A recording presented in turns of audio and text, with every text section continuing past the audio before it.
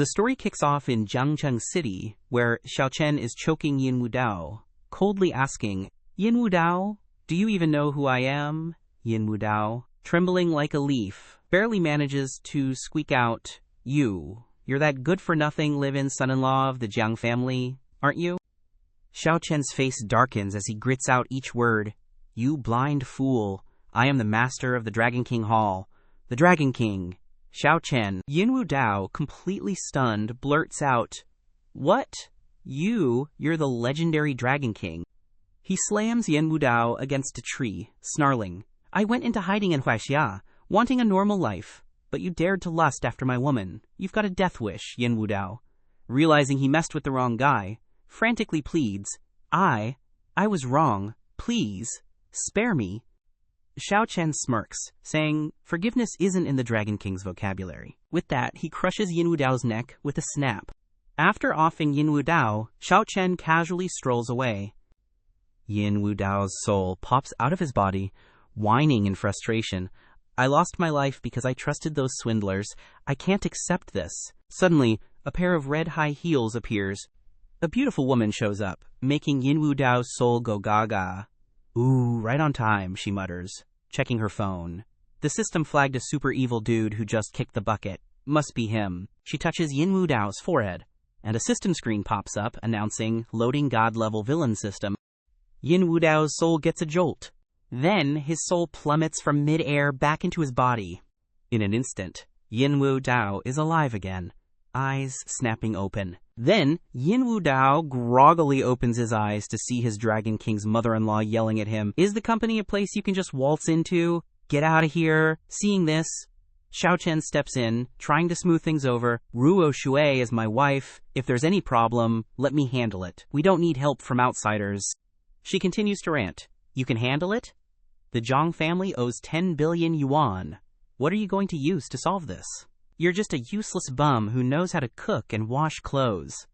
Ruo Shui must have been blind to bring you into this family as a son-in-law." Yin Wu Dao sits up, dazed, thinking, "What's going on? Am I not dead?" He clutches his face, realizing with a jolt, I've been reborn." Then Yin Wu Dao glances at the clock and realizes, no, he's just gone back half an hour before the Dragon King strangled him. Just then, a system screen appears before his eyes, displaying God-level villain system activated, system mission announced, survival mission. He stares at it, baffled. What is this? Then the system displays a countdown, 29 minutes 59 seconds. Yin Wu Dao quickly understands.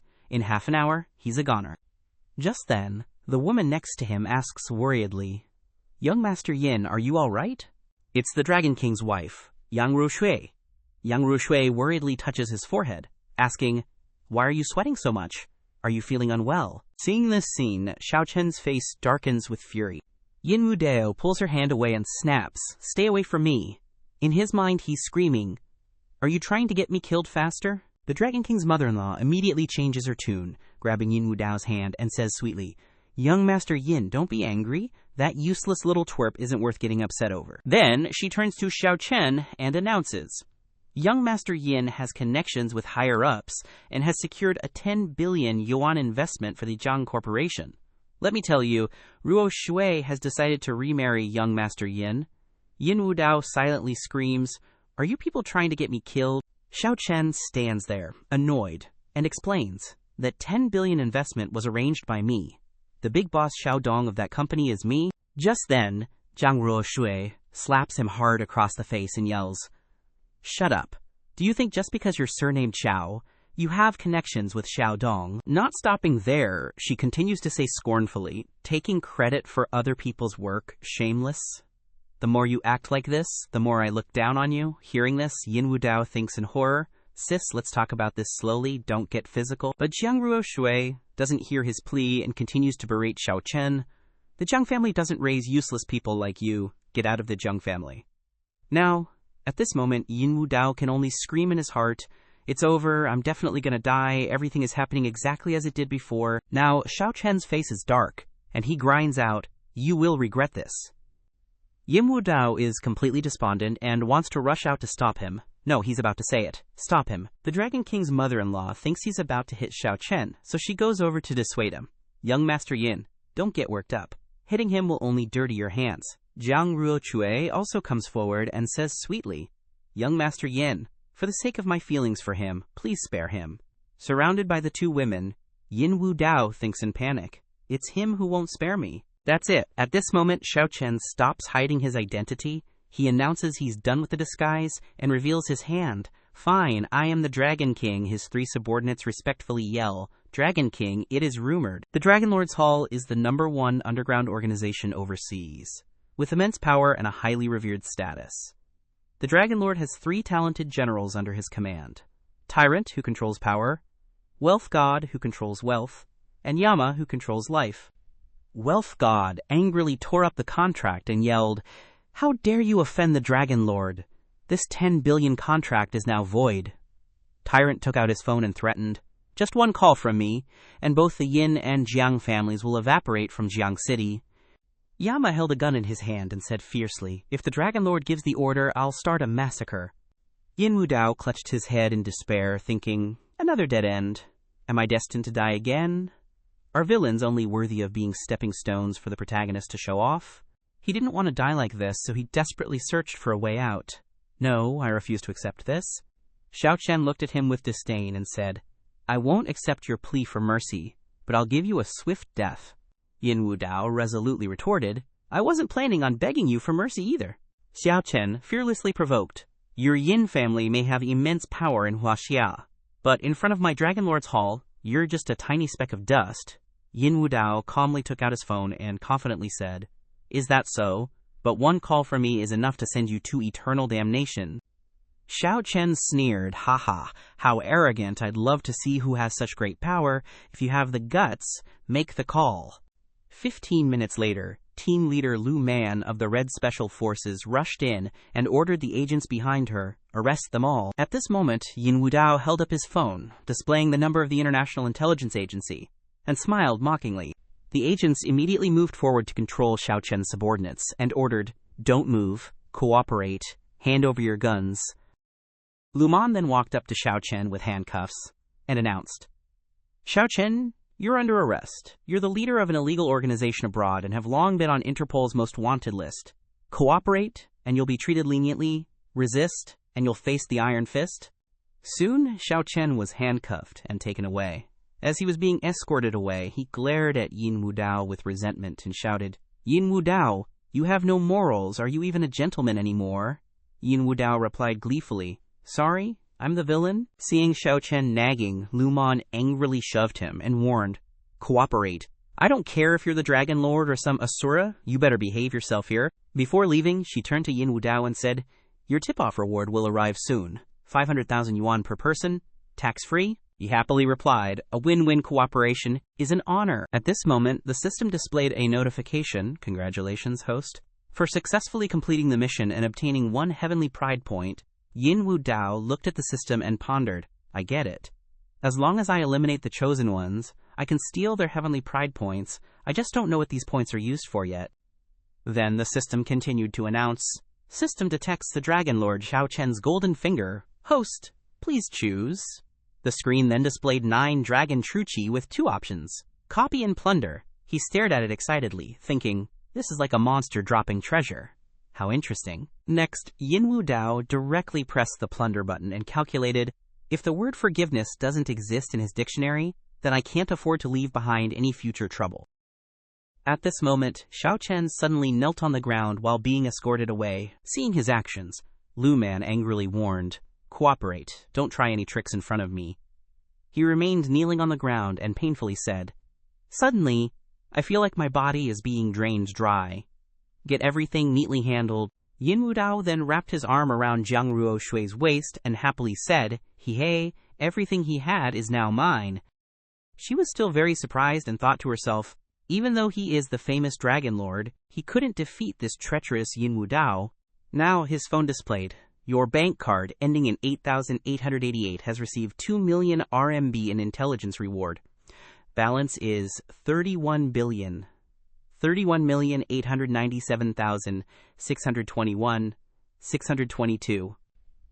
Looking at Jiang Ruoshui, he said with a meaningful tone, "That depends on Miss Jiang's attitude." Hearing this, Jiang Ruoshui began to calculate everything in her head. Since Xiao Chen came to our house, even though we're not a real couple, we haven't treated him badly. But he never revealed his true identity to me. What a deceiver! Today, to save the Jiang family, I can only rely on Yin Wu Dao. But she was still unwilling, gritting her teeth and thinking, but this man is a womanizer and domineering. If I sacrifice myself for the family, my life will be over. After careful consideration, Jiang Ruo Shui begged Yin Wu Dao, "Young Master Yin, please help the Jiang family," he chuckled and replied, "Saving the Jiang family is fine, but you know what I want, right?" At this moment, the information affection -100 extremely dislikes Yin Wu Dao appeared above her head. Seeing this, he was very curious and thought, "What's that?" The system issued a new task, side task, seduce the heavenly chosen daughter Jiang Ruo Shui. Task requirement, complete the task when the other party's affection reaches 90 points. Task reward, +1 genius business talent point. Seeing this, he panicked, thinking, no way, 90 points. But she's currently at negative values. At this moment, Jiang Rushui pouted, intending to kiss Yin Wu Dao, thinking, for the sake of the Jiang family, I'll just let myself be kissed. Unexpectedly, Yin Wu Dao suddenly said, "You hate me so much, but you still want to flatter me. How unpleasant, right?" Hearing this, she quickly denied in fear, "What? I don't hate you." Yin Wu Dao glared at Jiang Ruo Shui and coldly said, "HMPH, you know best in your heart whether you do or not. Do you think a 10 billion investment is a joke? I'm not going to be your live-in son-in-law. Business is business." Then he decisively proposed, "I'll invest 10 billion to buy the Jiang Group." Jiang Ruosui's mother couldn't believe her ears and exclaimed, "Buy it." She hated Yin Wu Dao even more, causing her affection to drop to -120. Then Yin Wu Dao turned his back and continued to state his conditions. "I know it's hard for you guys to agree for now, but it's your only option.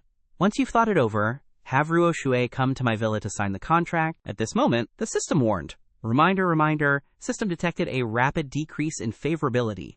Host, please change your strategy. Yin Wu Dao, seeing this, pushed the system screen aside and confidently said, "Dealing with women, I'm way better at it than you are." Not long after, at Jiang Bian Cottage, a red sports car sped inside, and then the car door slowly opened. The bodyguard respectfully bowed and shouted, "Young master!" Yin Wu Dao loosened his tie, grumbling in annoyance. "If I knew this would happen, I wouldn't have given you guys the day off. I almost flipped the car." Then he handed his glasses to the bodyguard and loudly called out, "Qingya, Qingya, come out here."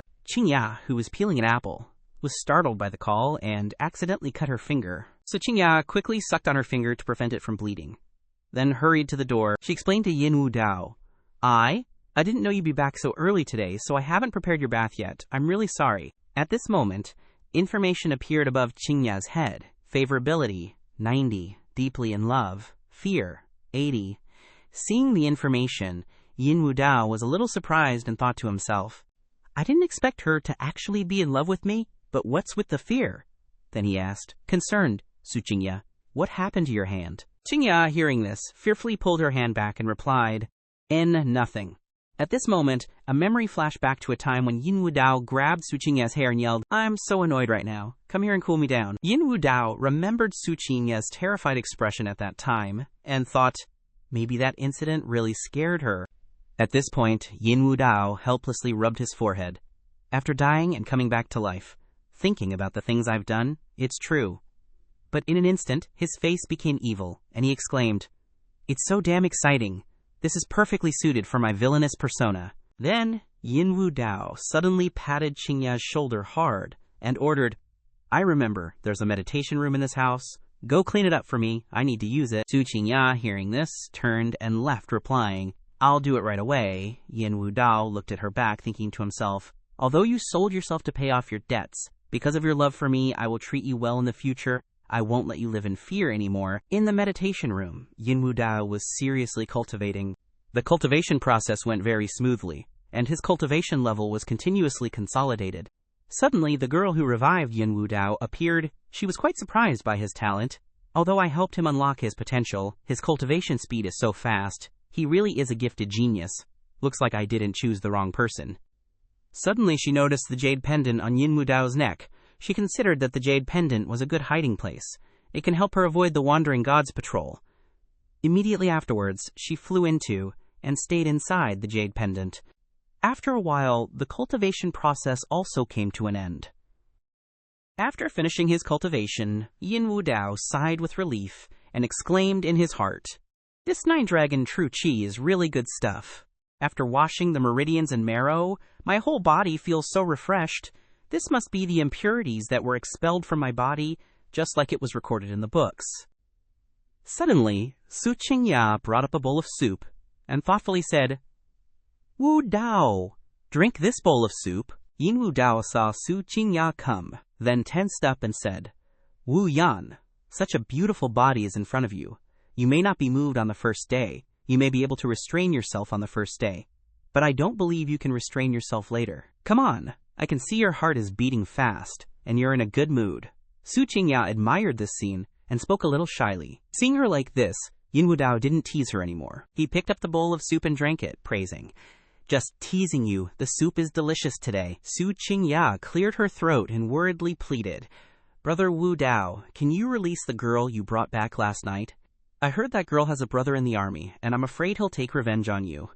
Hearing this, Yin Wu Dao asked in confusion, "Which girl? I don't remember anything. I was sweating too much. I'm going to take a bath." Seeing this, Su Qingya was a little worried and thought to herself, "I hope he doesn't make any more mistakes." After a while, Yin Wu Dao came out after taking a bath and was a little confused, thinking, "Which girl is Qingya talking about? Why don't I have any impression at all?" Suddenly, he noticed something and made a sound looking into the mirror. Yin Wu Dao exclaimed in horror, "What's going on?" After seeing the reflection in the mirror, Yin Wu Dao immediately turned around and saw the figure of a girl lying in the room. Xiao Chen immediately stepped forward and pulled open the curtain. And what greeted his eyes was a beautiful girl lying unconscious on the bed. It was then that Xiao Chen realized the problem with a jolt. "I get it." Now, Su Qingya was talking about this girl. His memories quickly returned. The girl who showed up at the nightclub that day. Xiao Chen gazed at her, then remarked, "This girl looks pure as can be. She shouldn't be in a place like this." One of Jiang Cheng's 4 young masters, Jiang Renji, chuckled in response, "So Wu Dao likes this type, huh? Then let your big bro here take her to your place then." Back in reality, Xiao Chen clutched his head in utter despair. Who knew that? That grandson Jiang Renji would actually send her here. He looked at the unconscious girl on the bed, utterly flustered. "I'm way too careless with my friends. This is literally digging my own grave." So, that danger warning that popped up on her bed earlier, it's all connected. Just then, the system announced, "Heavenly Chosen Soldier King detected approaching. New mission issued. Survival mission." Xiao Chen gnashed his teeth in fury. Upon seeing this, "Is it not over yet?" Then, Xiao Chen hastily dashed towards the surveillance screen. Looking at the monitor, he saw a man attacking the bodyguards, and he exclaimed in shock, "Someone really broke in." Very quickly, he had taken down all of Xiao Chen's bodyguards. Xiao Chen was terrified, thinking, "Holy crap, he hits like a truck." Then, the man grabbed a bodyguard by the hair and dragged him away, a chilling look of death in his eyes. Xiao Chen met that gaze and paled in fright. His aura is off the charts. This time, I'm probably screwed. Then, the man stepped inside and angrily roared, "Hey Xiao, get your ass out here!" It was none other than the Soldier King Lin Feng. Xiao Chen calmly walked down the stairs and calmly asked, "Who's the blind fool who dares to barge into my house?" Lin Feng pointed directly at his face and angrily snapped, "This daddy is Lin Feng. I'm here to find my little sister, Lin Yu Ru." He then gritted his teeth and continued, "If you dare lay a finger on her, I'll make you wish you were dead." Xiao Chen still calmly said, "Why are you barking like a stray dog here? Get lost." Lin Feng was even more enraged, stomping hard on the floor to gain momentum. As he threw a fist towards Xiao Chen, he yelled, "Call me handsome." Seeing this, Xiao Chen also threw a punch and thought, perfect timing to test out the 9-dragon true qi. In the very next second, their fists collided with tremendous force. However, Lin Feng's power was too great, sending Xiao Chen staggering backwards. Stumbling backward, Xiao Chen was slightly overwhelmed, thinking, "What domineering power! If it were me from before, I would have been killed by that one punch." Immediately after, Lin Feng rushed over and grabbed Xiao Chen by the neck, marveling, "I didn't expect you to take one of my punches. You're much stronger than those other rich second-generation punks, but you should never, ever have touched my little sister. With that, he put more force into his hand as the other person punched over. Just then, Lin Yuru rushed over and shouted to stop him. "Brothers, stop! You've misunderstood." "Xiao Xiao." Lin Feng stopped his movements and looked at her, asking, "Yuru, what exactly happened?" Xiao Chen brushed off Lin Feng's arm and annoyedly said, "Stupid." After a while, the group calmed down and sat on the chairs. Lin Yuru slowly explained everything. "Last night, I was bullied by bad guys, and it was Sister Qing Ya who saved me and brought me here. Xiao Xiao had nothing to do with it. Also, I just woke up in Sister Qing Ya's bed, and I'm perfectly fine, not even a scratch." Lin Feng still couldn't believe it was true, and said no way. Normally, people would be taken to the hospital after something like this. They wouldn't be brought home. Su Qingya glared at Lin Feng after hearing this, and said, "I'm a medical doctor, you know." He knew he was wrong, but he stubbornly complained, "TCH, you're rich, none of you are good people." Suddenly, Xiao Chen placed the wine glass in his hand down, then stood up abruptly and shouted, "Hey Lin, don't be such an ingrate. My grandfather was a founding hero. My grandfather fought alone to protect the border. My father works day and night to manage the East Sea territory. My mother pays hundreds of billions of yuan in taxes every year. 3 generations of my family have been working hard for the country and its people. Why are you cursing my family like that?" After hearing Xiao Chen's words, Lin Feng's face darkened, while Su Qingya and Lin Yuru looked at him with admiration. Then, Lin Yuru walked towards Lin Feng and reminded him, "Brother, hurry up and apologize to Xiao Xiao. He's not a bad person." He hesitated after hearing that. Dude, alright, Xiao Chen was kinda embarrassed, like, "My bad, okay, I messed up." Then, out of nowhere, Xiao Chen grabs Lin Yuru's hand, yanks her along, and blurts out, "We're out of here. Won't bother ya. Bye, Yin Wu Dao," all ice cold, goes, "Hold it." His face turned thunderous. He said, all ticked off, "Who said you two could leave?" "Huh?" Xiao Chen glances at Yin Wu Dao like, is there a prob?" Yin Wu Dao points at his guards all messed up in the back and fumes. "You beat my 4 bodyguards to a pulp and you think you can just walk away? Seriously." Xiao Chen, feeling awkward, quickly apologizes. "My bad. I spaced out. I'll cover their medical bills." Yin Wu Dao's like, pointing right at him. "The what now? You gonna pay how, exactly? Your sister's gotta be a dancer to make ends meet, so your family's strapped for cash, right?" Lin Yu-ru, busted, chimes in, "Bro, I'm sorry I saw you struggling with mom's surgery bills, so I wanted to help lighten the load." Xiao Chen clenches his fist and says through gritted teeth, 30 years on the East Bank? 30 years on the West Bank? Don't underestimate a poor dude." Before he can finish, Yin Wu Dao cuts him off. Okay, so next, it's don't underestimate a poor middle-aged dude, and then don't underestimate a poor old guy, right? Finally, dead people are the greatest, right? I've got a better deal. Free medical bills plus 1,000,000 yuan. Then Yin Wu Dao whips out a black card and says, "How about you become my bodyguard?" Lin Feng's eyes practically caught fire as he spat out, each word dripping with anger.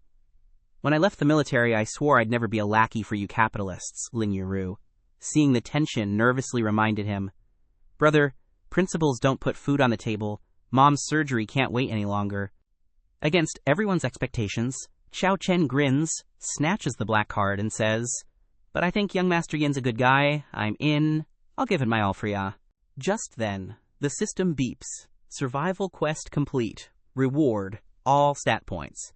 Tactics, combat, shooting, climbing, parachuting, driving, accuracy. System detects teammate loyalty at 20. Heavenly Destiny points unavailable. Reach 100 loyalty to claim Heavenly Destiny points. Feeling the power surge, Yin Wu Dao's thinking, 9 Dragon True Chi plus King of Soldier skills is straight up.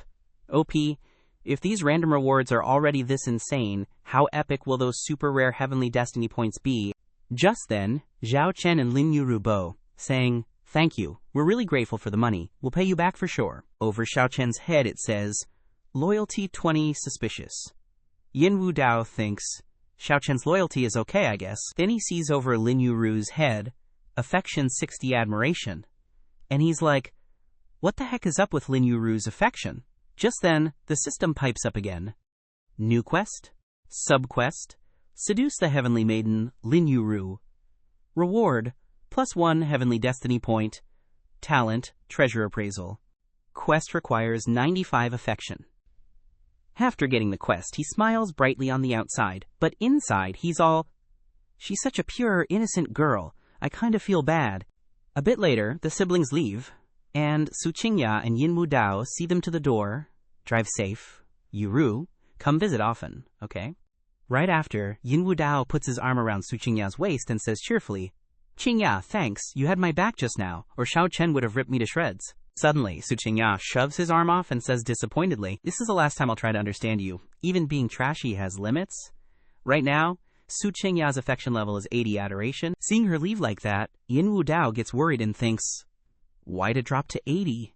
Does true love even exist? Yin Wu Dao internally wails in anguish. "Qingya, you've totally got the wrong idea this time."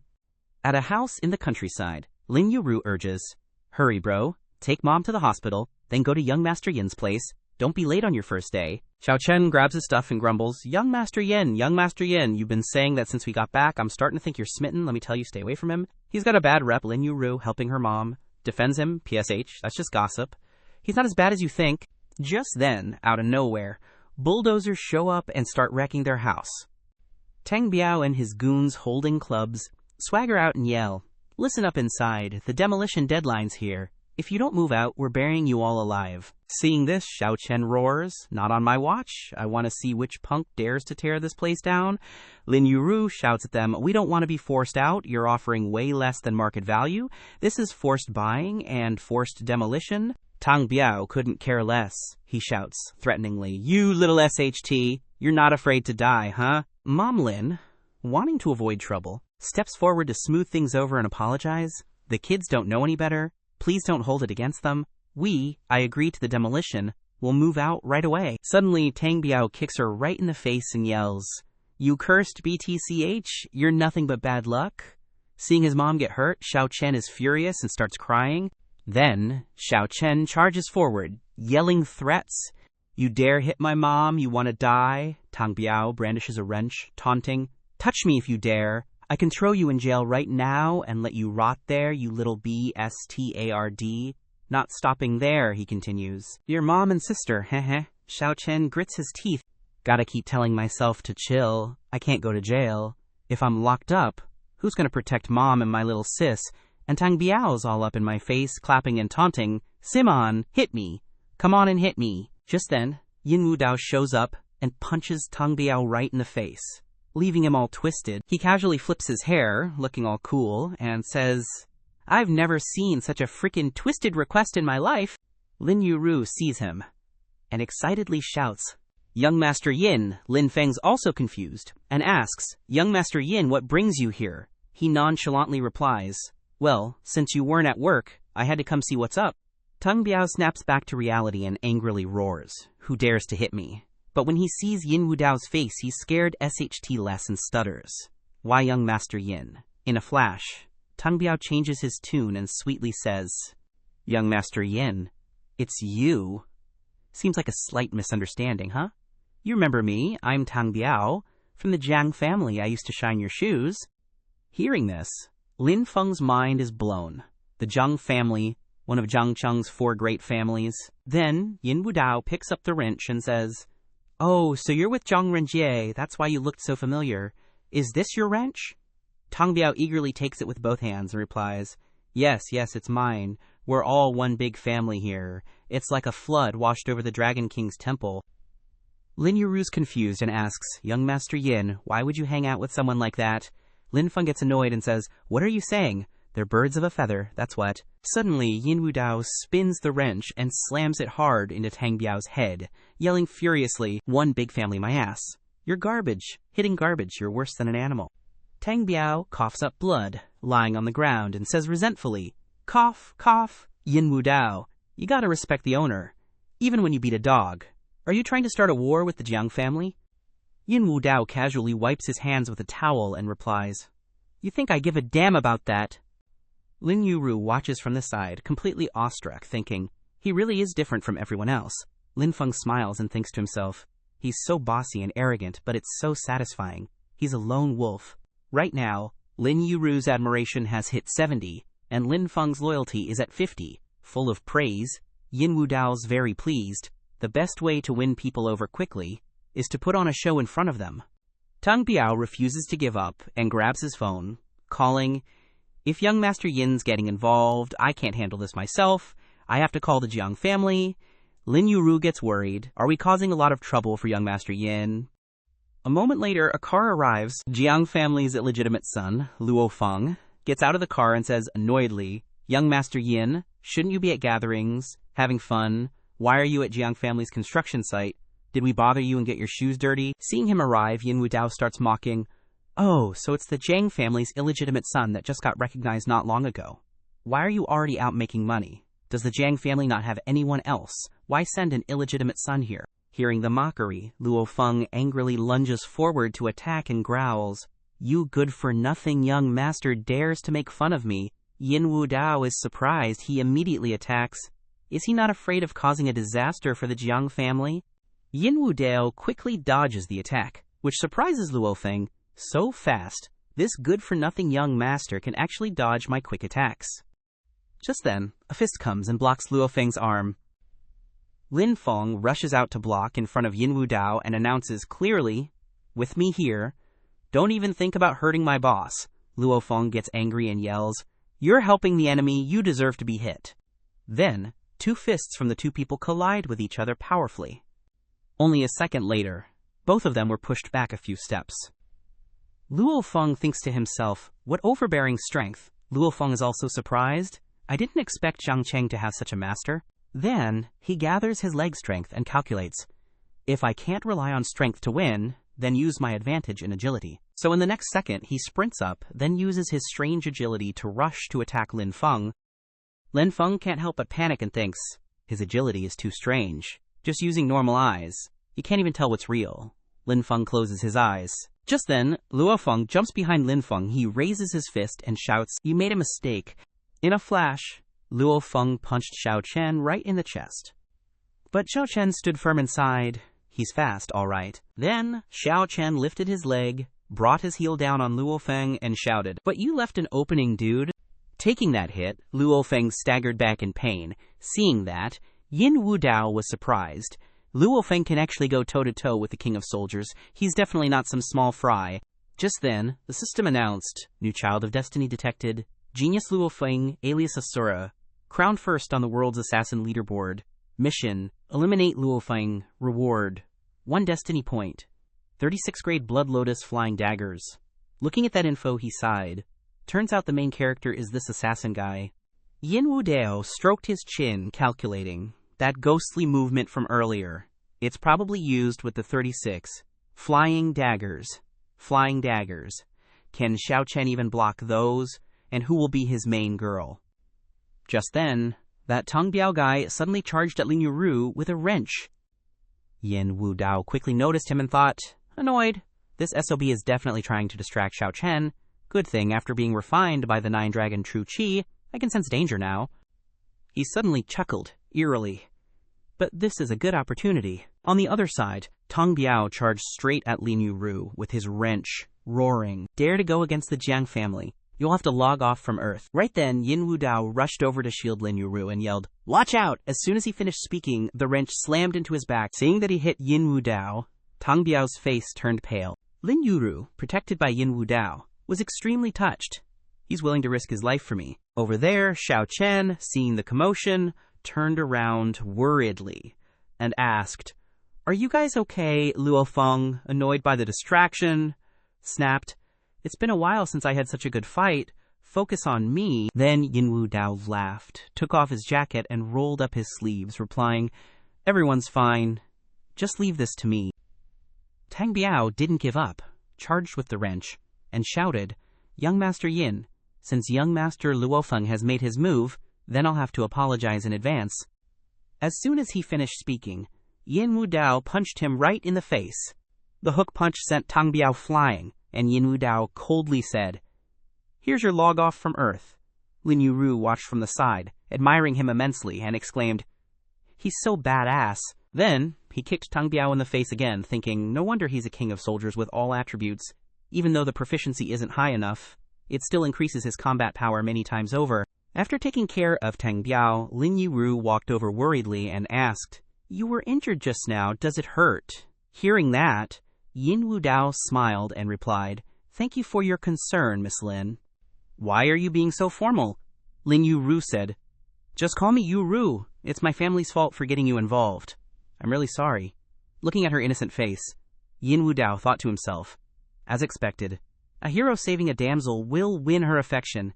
This is the perfect shortcut, my dudes. Next, Yin Wu Dao said heroically, "There's no need to apologize. Even if it wasn't your family having bad luck today, I wouldn't turn a blind eye. Bullying widows and orphans is worse than pigs and dogs, and illegally seizing homes. The Jiang family are devils in human skin, sucking the blood of this entire city. How could I just sit idly by?" Over there, Mother Lin desperately tried to stop them. "You two named Feng, stop fighting. Please stop fighting."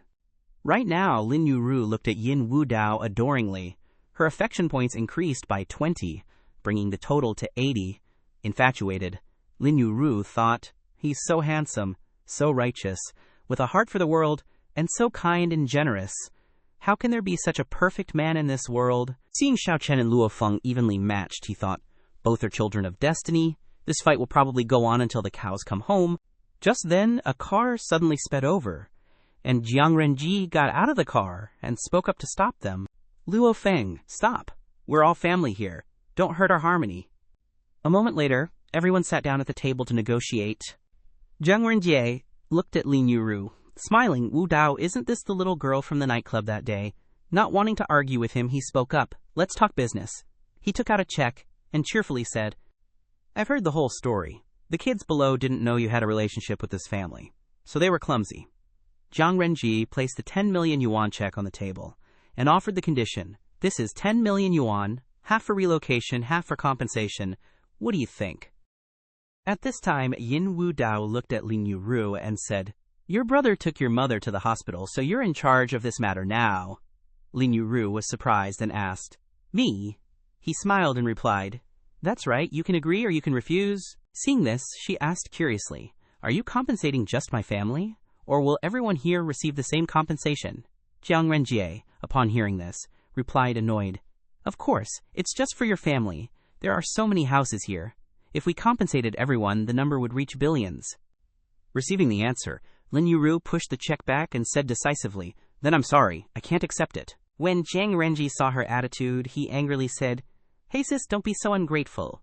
My bro already said, our resettlement compensation isn't lower than market price. The folks here just want to squeeze more money out of us. How much do you want? Just spit it out." Lin Yiru stood there firmly and said, "I don't want anything." Yin Wu Dao flicked a cigarette into his mouth and coldly said, "So, you're not agreeing then?" Then he kicked the table aside and angrily yelled, "If you're not agreeing, then there's nothing to talk about. Get the hell out of here." Jiang Renji, provoked, questioned Yin Wu Dao in anger. "You're turning against me for a girl. You're not even afraid of going against our Jiang family." Yin Wu Dao stood there calmly and replied, "That's right." Hearing this, Jiang Renji gritted his teeth. "All right, if you want to play hardball on the 1st, don't blame me when I go all out on the 15th. Jiang Renji pointed directly at Lin Yiru and said, "Sis, you really think Yin Wu Dao met you in such a romantic coincidence?" Then he stated the truth decisively. "Actually, he had his eye on you. He even told me to get you into his bed." Yin Wu Dao, not expecting this, was furious and thought, "This son of a BTCH, you really want to screw me over. I won't let you get your way." After that, Jiang Renji left, leaving him and Lin Yiru there. Now, Lin Yiru coldly interrogated Yin Wu Dao. "Is it true?" Tears fell like rain as she painfully asked, "Is what he said true?" Seeing the situation, Yin Wu Dao thought to himself, "Based on my romantic experience, she's gonna slap me, but as long as I don't dodge, I can make her fall in love with me in 10 seconds. To Lin Yiru's surprise, Yin Wu Dao calmly replied with one word, "True." Hearing this, she angrily slapped him hard on the cheek and shouted, "Shameless." Yin Wu Dao stood there motionless, calculating, starting the timer now. Then he looked at Lin Yiru with a deeply affectionate expression and said, "Gentle as a swan goose, peerless in independence, when I saw you that day, my soul never returned to my body." Yin Wu Dao continued regretfully, "I shouldn't have." I shouldn't have gone to the nightclub that day, and I shouldn't have met you. Otherwise, I wouldn't have sleepless nights, wouldn't have gotten involved in the demolition, wouldn't have been injured, and wouldn't have broken off my friendship of over 10 years. Hearing Yin Wu Dao's words, Lin Yuru was extremely surprised. Then Yin Wu Dao turned away sadly and continued, "If loving someone requires shamelessness, then I really want that shamelessness." When Yin Wu Dao finished these words, the jade on his neck glowed. Just then, Lin Yuru reached out and grabbed his arm from behind. Now, her affection reached 90, deeply in love. Lin Yuru looked at him apologetically and said, "I'm sorry." Yin Wu Dao was extremely satisfied with the result. Suddenly, Lin Feng returned and asked, "Have the Zhang family people all left?" Lin Yuru, seeing her brother, ran away shyly and said, "You guys talk, I have something at school, so I'll go first." Lin Feng, seeing this, asked in confusion, "Why is her face so red?" At this time, Yin Wu Dao gently stroked his chin and asked, "Yuru is still in school," Lin Feng replied. "She's a cultural relic appraisal major at Jiangcheng University. She's busy with her internship these days."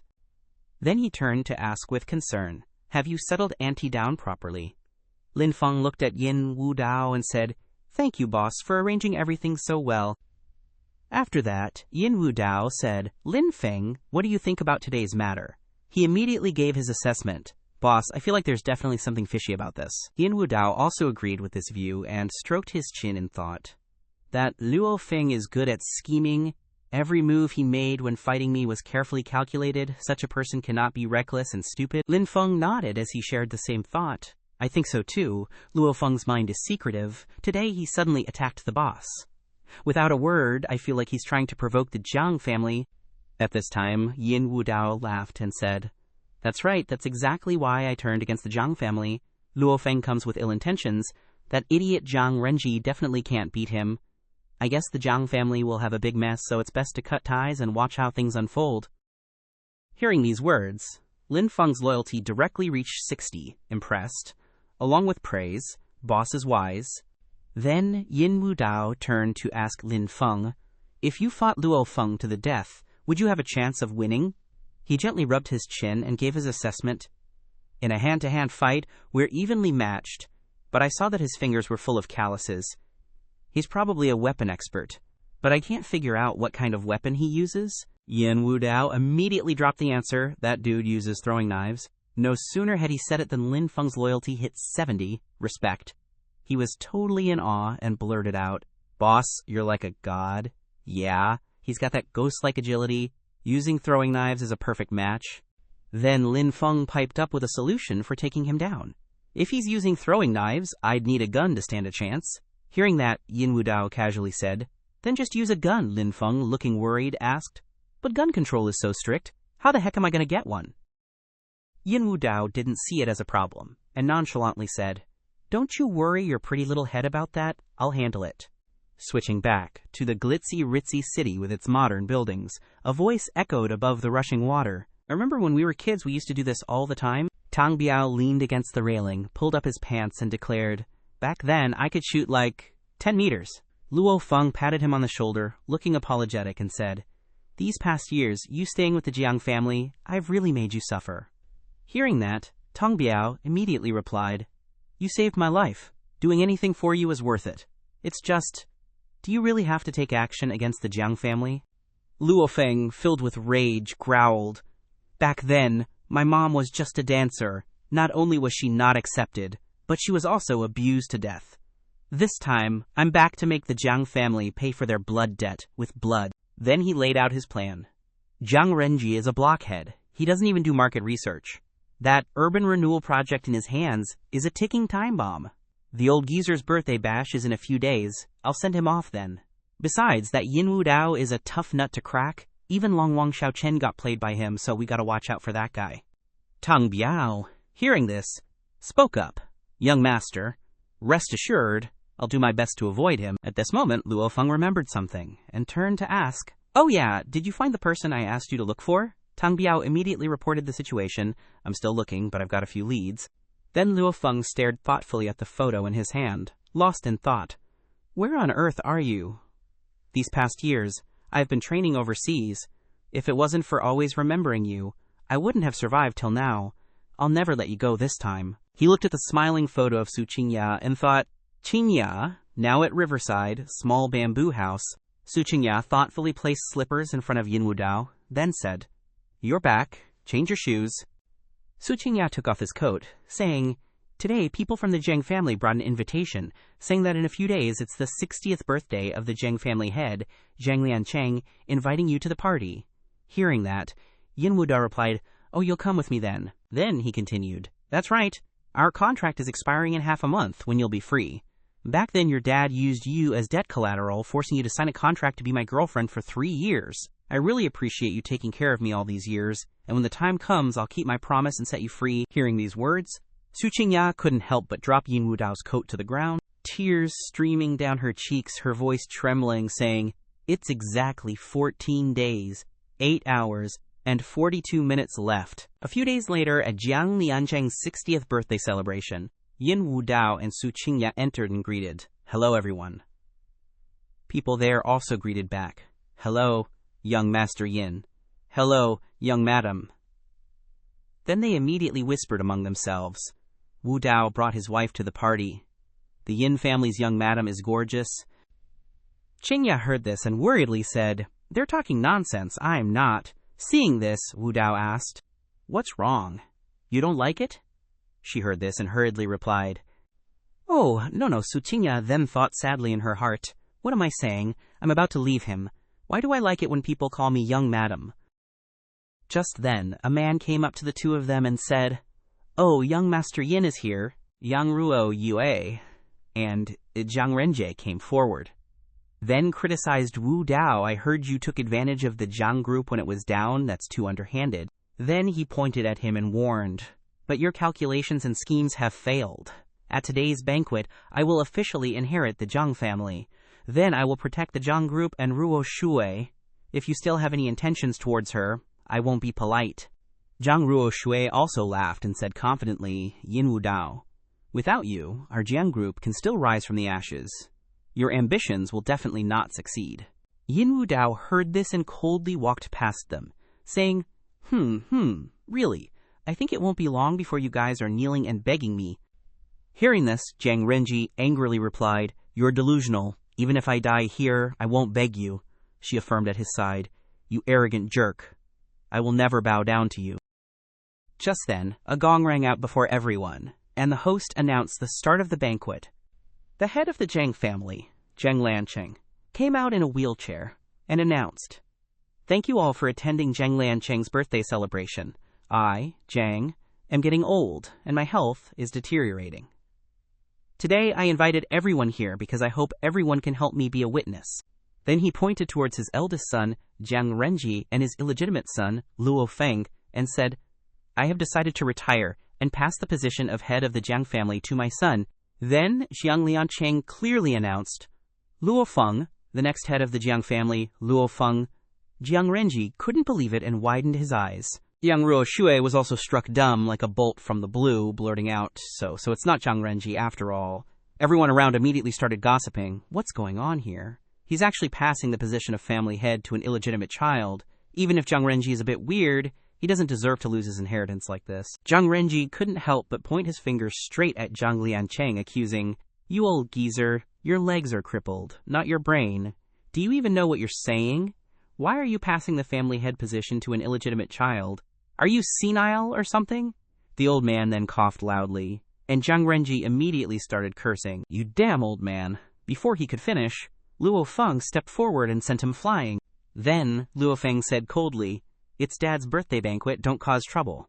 Witnessing everything, Yin Wu Dao just chuckled, saying, What an idiot. Su Qingya, on the other hand, was slightly shaken, exclaiming in surprise, Luo Feng, he's back, noticing Su Qingya's unusual attitude. Yin Wu Dao quickly picked up on something's not right here. Right at this moment, the system notification popped up. Side quest, win over the favored daughter of heaven, Su Qingya. Quest requirement, reach a favorability rating of 98 with the target to complete the quest. Quest reward, +1 point to heavenly talent in modern medicine. Now Yin Wu Dao realized the problem, so the female lead of Asura Luo Feng is Qingya. For a moment, he felt incredibly confused. So who's actually wearing this green hat? Seeing Luo Feng about to hit Jiang Renji, Aunt Shu rushed over, shouting, "You little bastard, let go of my son." Luo Feng coldly pushed her aside, then angrily retorted, "You're the bastard." Everyone who witnessed this scene couldn't help but be surprised, and started buzzing with discussion. The illegitimate child actually dares to hit an elder. That's way too disrespectful. Why would Jiang Liancheng let such an ill-mannered, illegitimate child be the heir? Seriously. Just then, Luo Feng clapped his hands lightly and ordered, "Bring them in." Seeing this, Yin Wu Dao thought, just as I expected, Luo Feng must have something up his sleeve. A voice rang out, and someone knelt on the ground.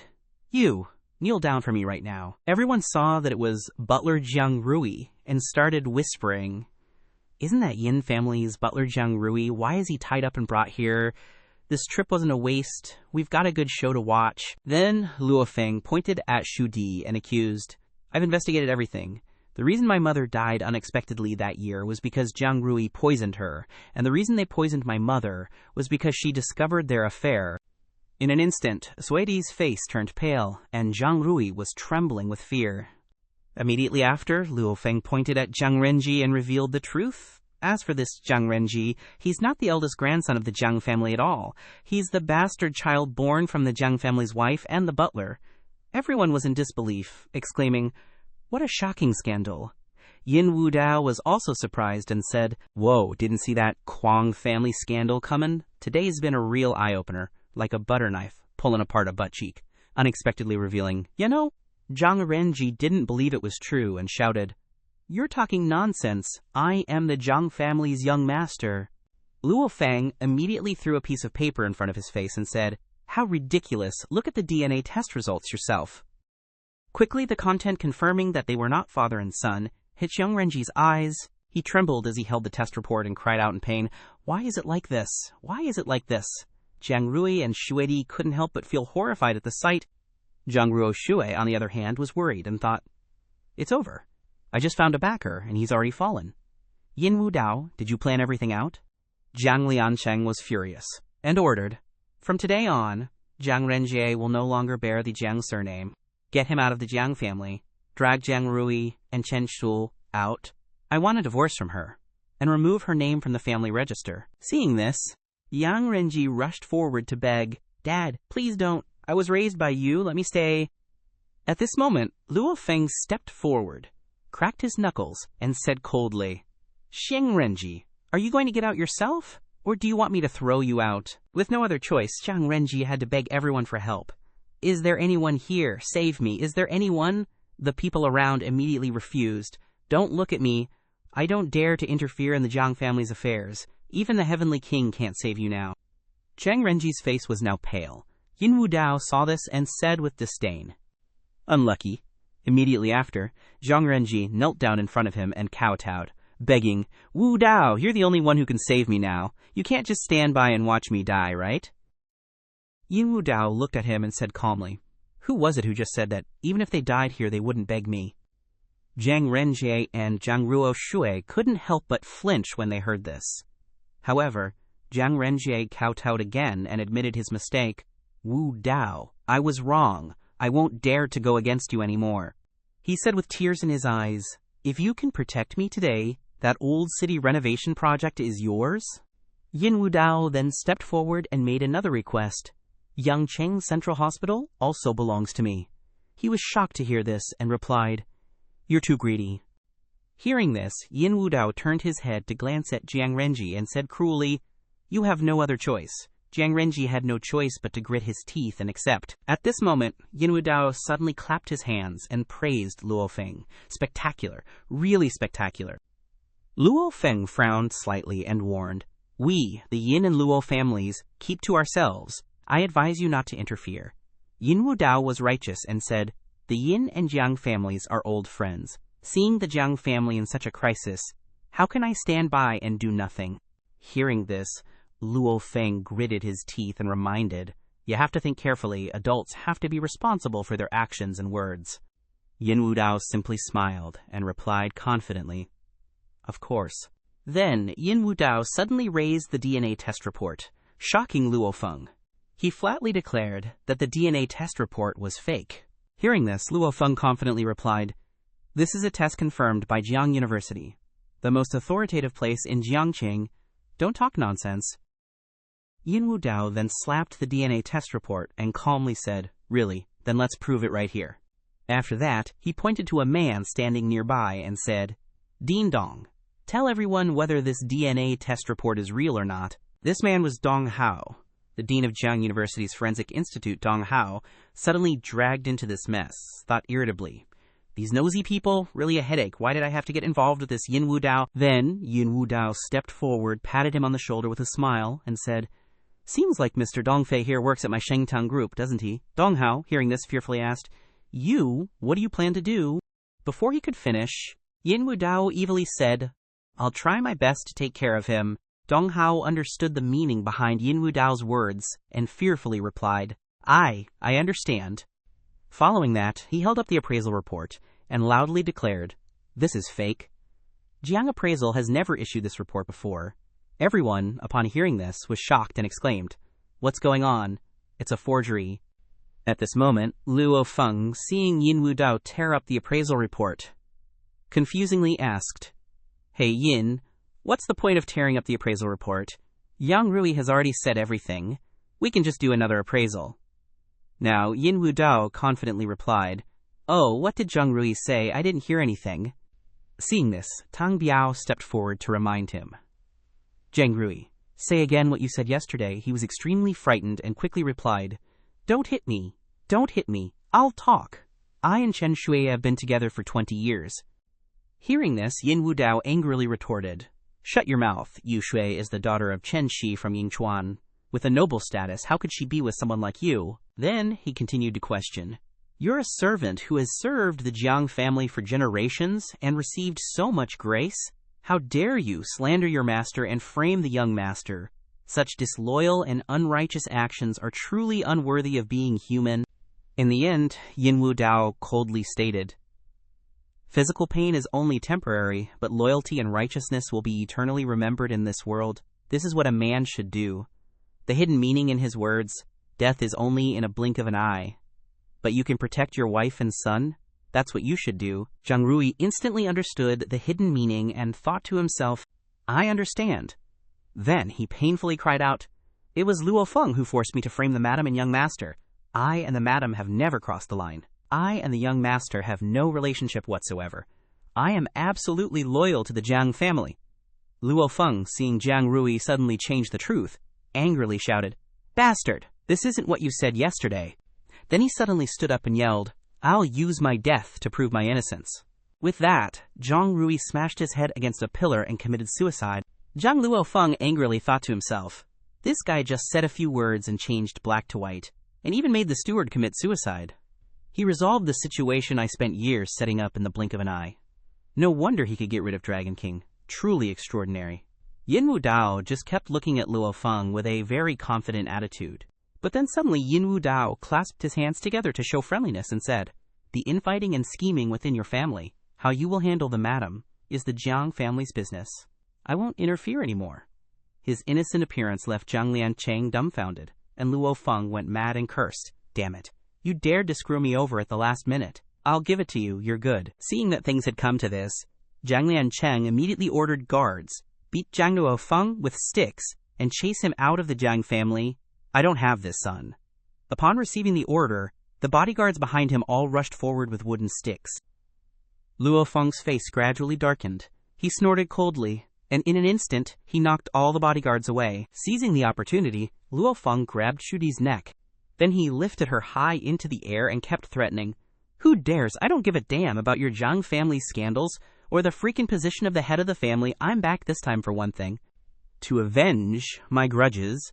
As soon as he finished speaking, Luo Feng broke Xuedi's neck. Yang Ren Jie, standing outside, cried out in panic, "Mom!"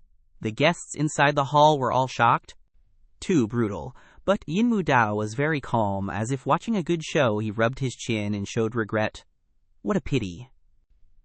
Zhang Miancheng, seeing the situation unfold like this, had a heart attack and grabbed his chest. Soon after, he went to meet his ancestors. Zhang Renji, seeing this, couldn't hold back his emotions and cried, "Dad, don't die." Looking at the old man slumped in his wheelchair, Luo Feng angrily said, "He died from just being scared. He really can't take a beating." Then he slowly walked towards Yin Wu Dao and provocatively said, "Next, it's your turn, you bastard. You made it so I can't legally inherit the Jiang family." Seeing him, Wu Dao just glanced at him with a contemptuous smile. "And you dare to say you came back to avenge your grudges? You're just greedy for the Jiang family's billions." Then Luo Feng, provoked, angrily rushed over and shouted, "It's useless what a dying man says. I'll use the special move I like to use to send you on your way." Suddenly, a look of surprise appeared in his eyes when he saw Su Qingya rush out to stop him. "I won't allow you to kill him?" Even Wu Dao behind him was equally surprised. Luo Feng quickly retracted his hand and asked, "Qingya, is that you?" While the three were confused, Tang Biao rushed in to report, "Boss, Luman has brought people here." Hearing this, Luo Feng worriedly said, "She came so fast." He and Tang Biao hurriedly jumped out the window, trying to escape. Before leaving, Luo Feng still threatened, "Yin Wu Dao, I'll come find you again." Yin Wu Dao looked at Su Qingya, thinking to himself, "I feel like he has another purpose." At the same time, Jiang Renji chased after Luo Feng with a knife. He cried and shouted, "You bastard, don't go! I must chop you to death." Wu Dao, standing on the side, put his hands in his pockets and casually said, "He ran away a long time ago." Jiang Renji helplessly dropped the knife in his hand, then knelt down and cried, "Alas, my family members are all dead. I'm an orphan." Seeing him in so much pain, Wu Dao comforted him. "Now is not the time to be sad. The Jiang family can't be in chaos. I'll send people to help you handle the funeral arrangements. You should take over the Jiang family soon." Hearing this, Jiang Renji couldn't help but pounce on him and hug him tightly while whimpering, "Wu Dao, you're still the best to me." Wu Dao quickly waved his hand, showing a disgusted expression. "Are you gay? Let go of me now." Then Wu Dao casually said while dusting off his clothes, "Because we're friends, we've been skinny dipping together since we were kids." Of course, I wouldn't just stand by and watch. Hearing this, Jiang Renji was extremely happy. Having a brother like you was so great. But suddenly, Wu Dao patted Jiang Renji's shoulder and said, "Oh right, remember to transfer the old urban renovation project and the central hospital over to my name as soon as possible. Okay, remember. Hearing these words, Renji froze stiff. The touching emotion he just felt was instantly blown away because of it. But real quick, Renji got his composure back and turned to Zhang Ruoshui, saying, "Miss Sheng, you saw what happened today. I can't afford to offend Wu Dao for your sake. If I do, our previous agreement is null and void. You gotta find another big shot." Ruoshui, understanding the sitch, replied with a hint of sadness, "I understand." Jiang Renji walked closer to Ruoshui and whispered in her ear, "I think you should just go with him. In Jiangcheng, no one dares to go against Yin Wu Dao. What he wants, he always gets. And you're the woman he wants." Hearing that, Ruoshu lowered her head, tears welling up. But then she straight up yelled at Wu Dao, "You use trickery for personal gain, call black white, don't you have any regrets?" Wu Dao just chuckled coldly at the accusation. "Call black white? You think everyone here can't see through it?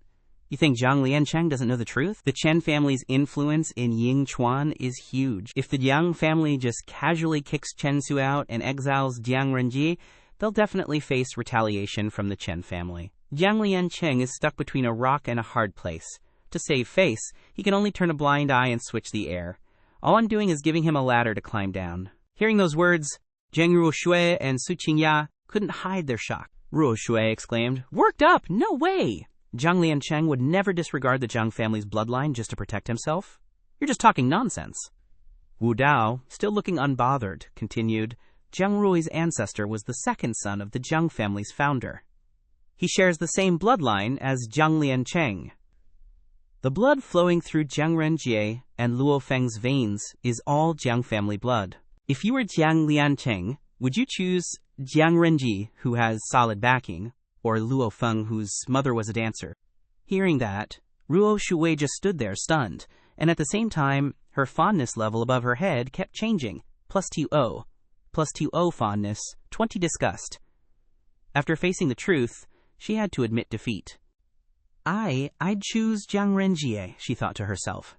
"Yin Wu Dao, how do you know so much?" Watching Wu Dao and Qingya happily leave, Ruo Shuwei thought with admiration, "What a monster."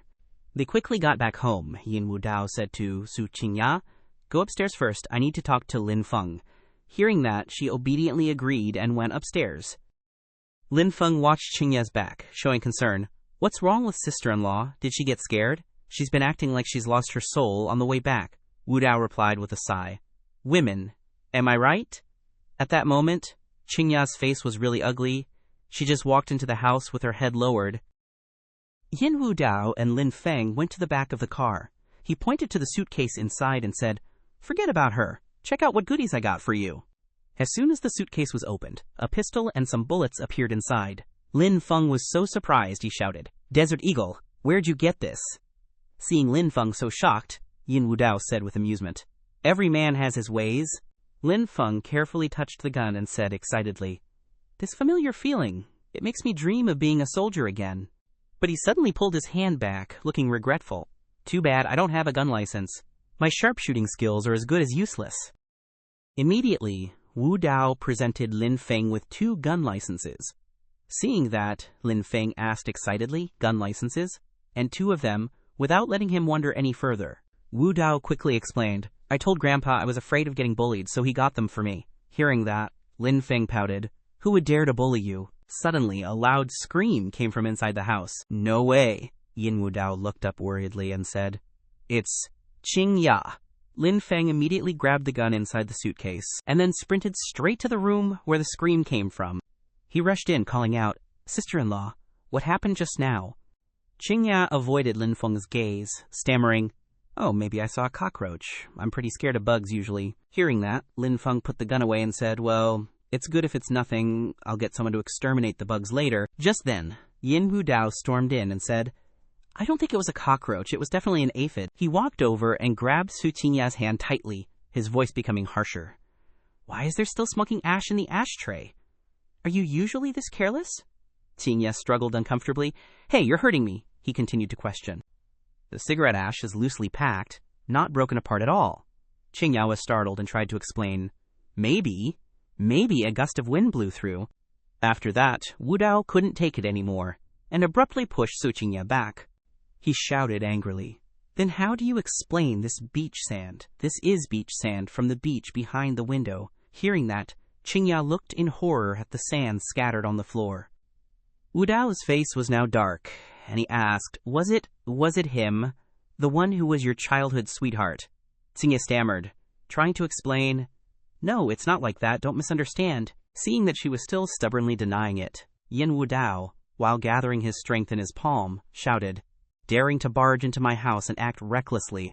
Are you all looking for death? As soon as he finished speaking, Yin Wu Dao swiftly launched an attack towards the glass display case. The display case immediately shattered, revealing Tang Biao hiding inside. Seeing his teammate killed, Luo Feng worriedly called out, Tang Biao. Then Tang Biao's entire body collapsed onto the floor, lying motionless. Luo Feng, who was hiding on the chandelier, screamed in anguish. Tang Biao, the system suddenly displayed a notification, Warning, Asura's Wrath. It is recommended that the host escape quickly. At this moment, Luo Feng angrily threw a throwing knife at Yin Wu Dao and shouted, Yin Wu Dao, I want you to pay with your life. Seeing the throwing knife about to hit him, Yin Wu Dao immediately gathered his strength for defense and said, So this is the rage of a heavenly chosen. It's nothing much. Last night, I broke through to the 2nd level of the 9 Dragons' True Chi. I'll use my protective chi to withstand your 36 grade throwing knives. As soon as he finished speaking, Yin Wu Dao's chi formed a shield, blocking all of Luo Feng's throwing knives. Luo Feng continued to rush forward, angrily shouting, You want to block it, huh? Then try blocking my ultimate technique. A stream of black energy from his hand shot straight at Yin Wu Dao, causing him to crash heavily into the wall. Yin Wu Dao struggled to get up and said, Cough.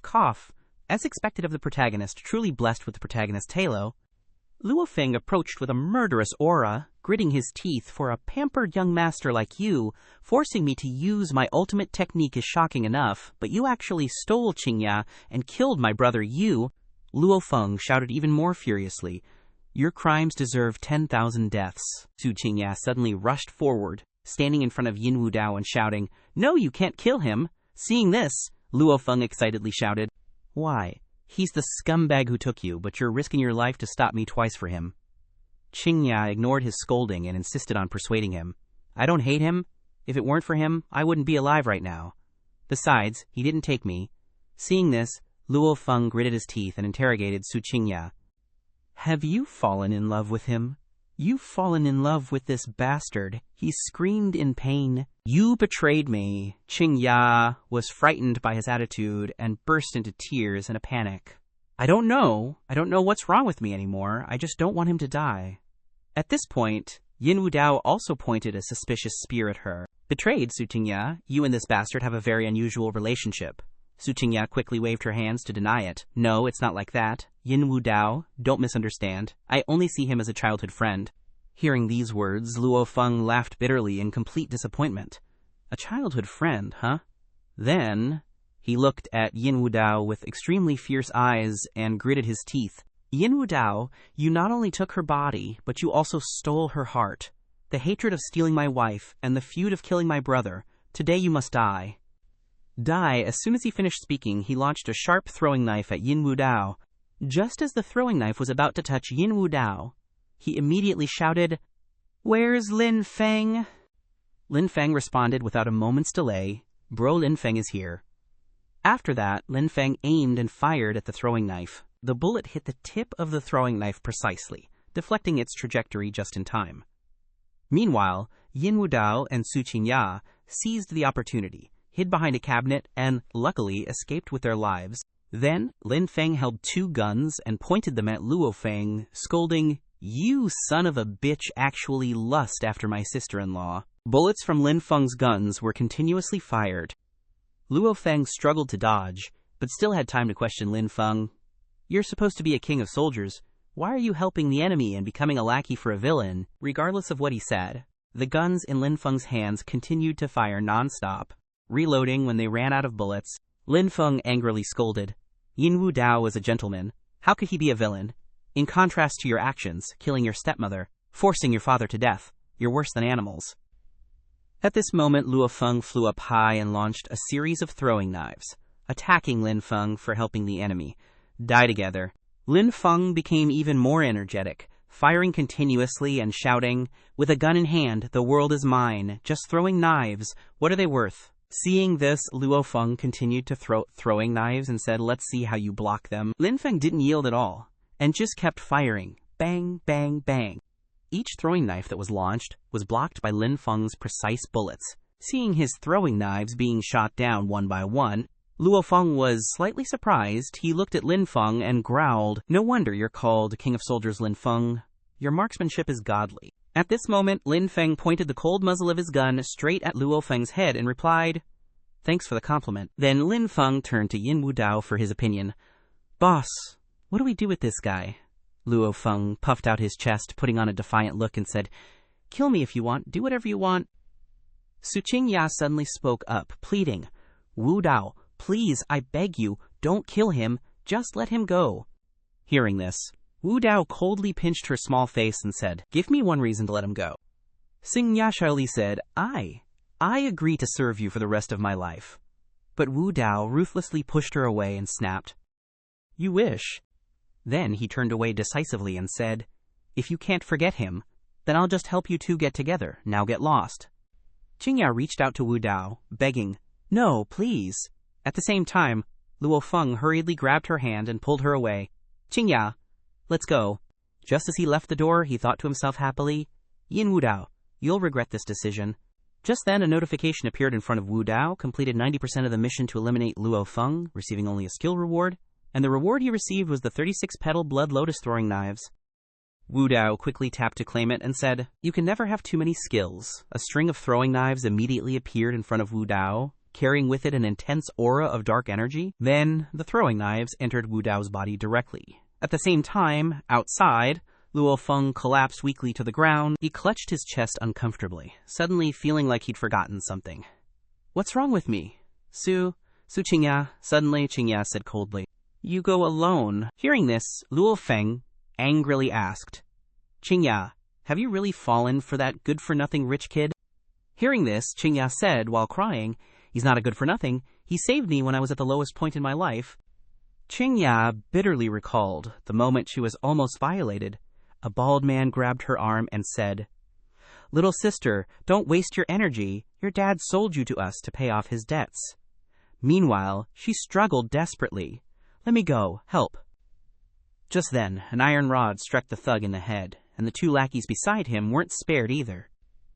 Yin Wu Dao appeared with an iron rod on his shoulder, looking incredibly dashing, and said, "Grown men bullying a weak woman, aren't you ashamed?" Thinking of this, Qin Ya angrily shouted, "What about you? Where were you then?" Faced with her questioning, Luo Feng stammered, unable to speak. He could only hang his head and stammer, "I'm sorry I didn't protect you well enough." Then he turned away in disappointment, but didn't forget to say, "Qin Ya, I'll be back. I'll win you back from him fair and square, and I'll make up for everything I've owed you over the years." Watching Luo Feng's back gradually disappear into the distance, Qin Ya sobbed to herself, "Luo Feng, we can't go back." At this moment, Yin Wu Dao suddenly appeared behind her. Qin Ya panicked and explained, "Wu Dao." "Yeah." But Wu Dao quickly interrupted her. "You didn't leave. Then come with me." Seeing that his attitude seemed more relaxed, Qin Ya clenched her fists and made up her mind, "Wu Dao, I didn't do anything to betray you. No matter what you ask me to do, I'm willing." A moment later, Qin Ya looked in surprise at what was happening before her. Watching Wu Dao pour that medicine into the drink, her heart couldn't help but panic. He's actually doing that right in front of me. In just a moment, Yin Wu Dao handed her the drink and ordered, "Drink it." Qin Ya's face turned red with embarrassment at his action. "Is this your punishment? Do you really have to do this to me? I definitely can't let it happen. I absolutely can't. Definitely can't let that kind of look show on my face." Thinking this, Qin Ya calmly finished the glass of water she was given. At this moment, her affection level had reached a staggering 95. She was head over heels. A strange feeling washed over her, making her wonder, "Why am I so dizzy then?" Qin Ya promptly fainted. Yin Wu Dao walked over with the blanket, saying, "A woman's heart is truly unfathomable. Too bad, just 3 more points, and the mission would have been complete." He carefully tucked her in, then whispered in her ear, "This is a matter between us men. It has nothing to do with you. Sleep well. When you wake up, everything will be all right." After taking care of everything, Wu Dao walked quickly forward, ordering, "Don't let the weeds regrow, or the spring breeze will bring them back to life." "Let's go, Lin Feng." Lin Feng followed behind, speechless, thinking, he really is a villain. Scene change. At a dock, Luo Feng stood quietly, thinking to himself, "Zheng Cheng, I'll be back. When that time comes, I will. I will take back everything that belongs to me, and kill anyone who dares to stand in my way. Just wait for me." In the distance, a boat approached. Seeing it, Luo Feng excitedly thought, "The boat's finally here." As soon as it docked, someone quickly stepped off, but surprisingly, it was Yin Wu Dao. The moment he saw him, Luo Feng couldn't hide his surprise and exclaimed, "Yin Wu Dao, why is it you? You promised Qin Ya you'd let me go." Wu Dao nonchalantly replied, "Relax. She'll never know I killed you." Luo Feng frantically stumbled backward, yelling, "Despicable!"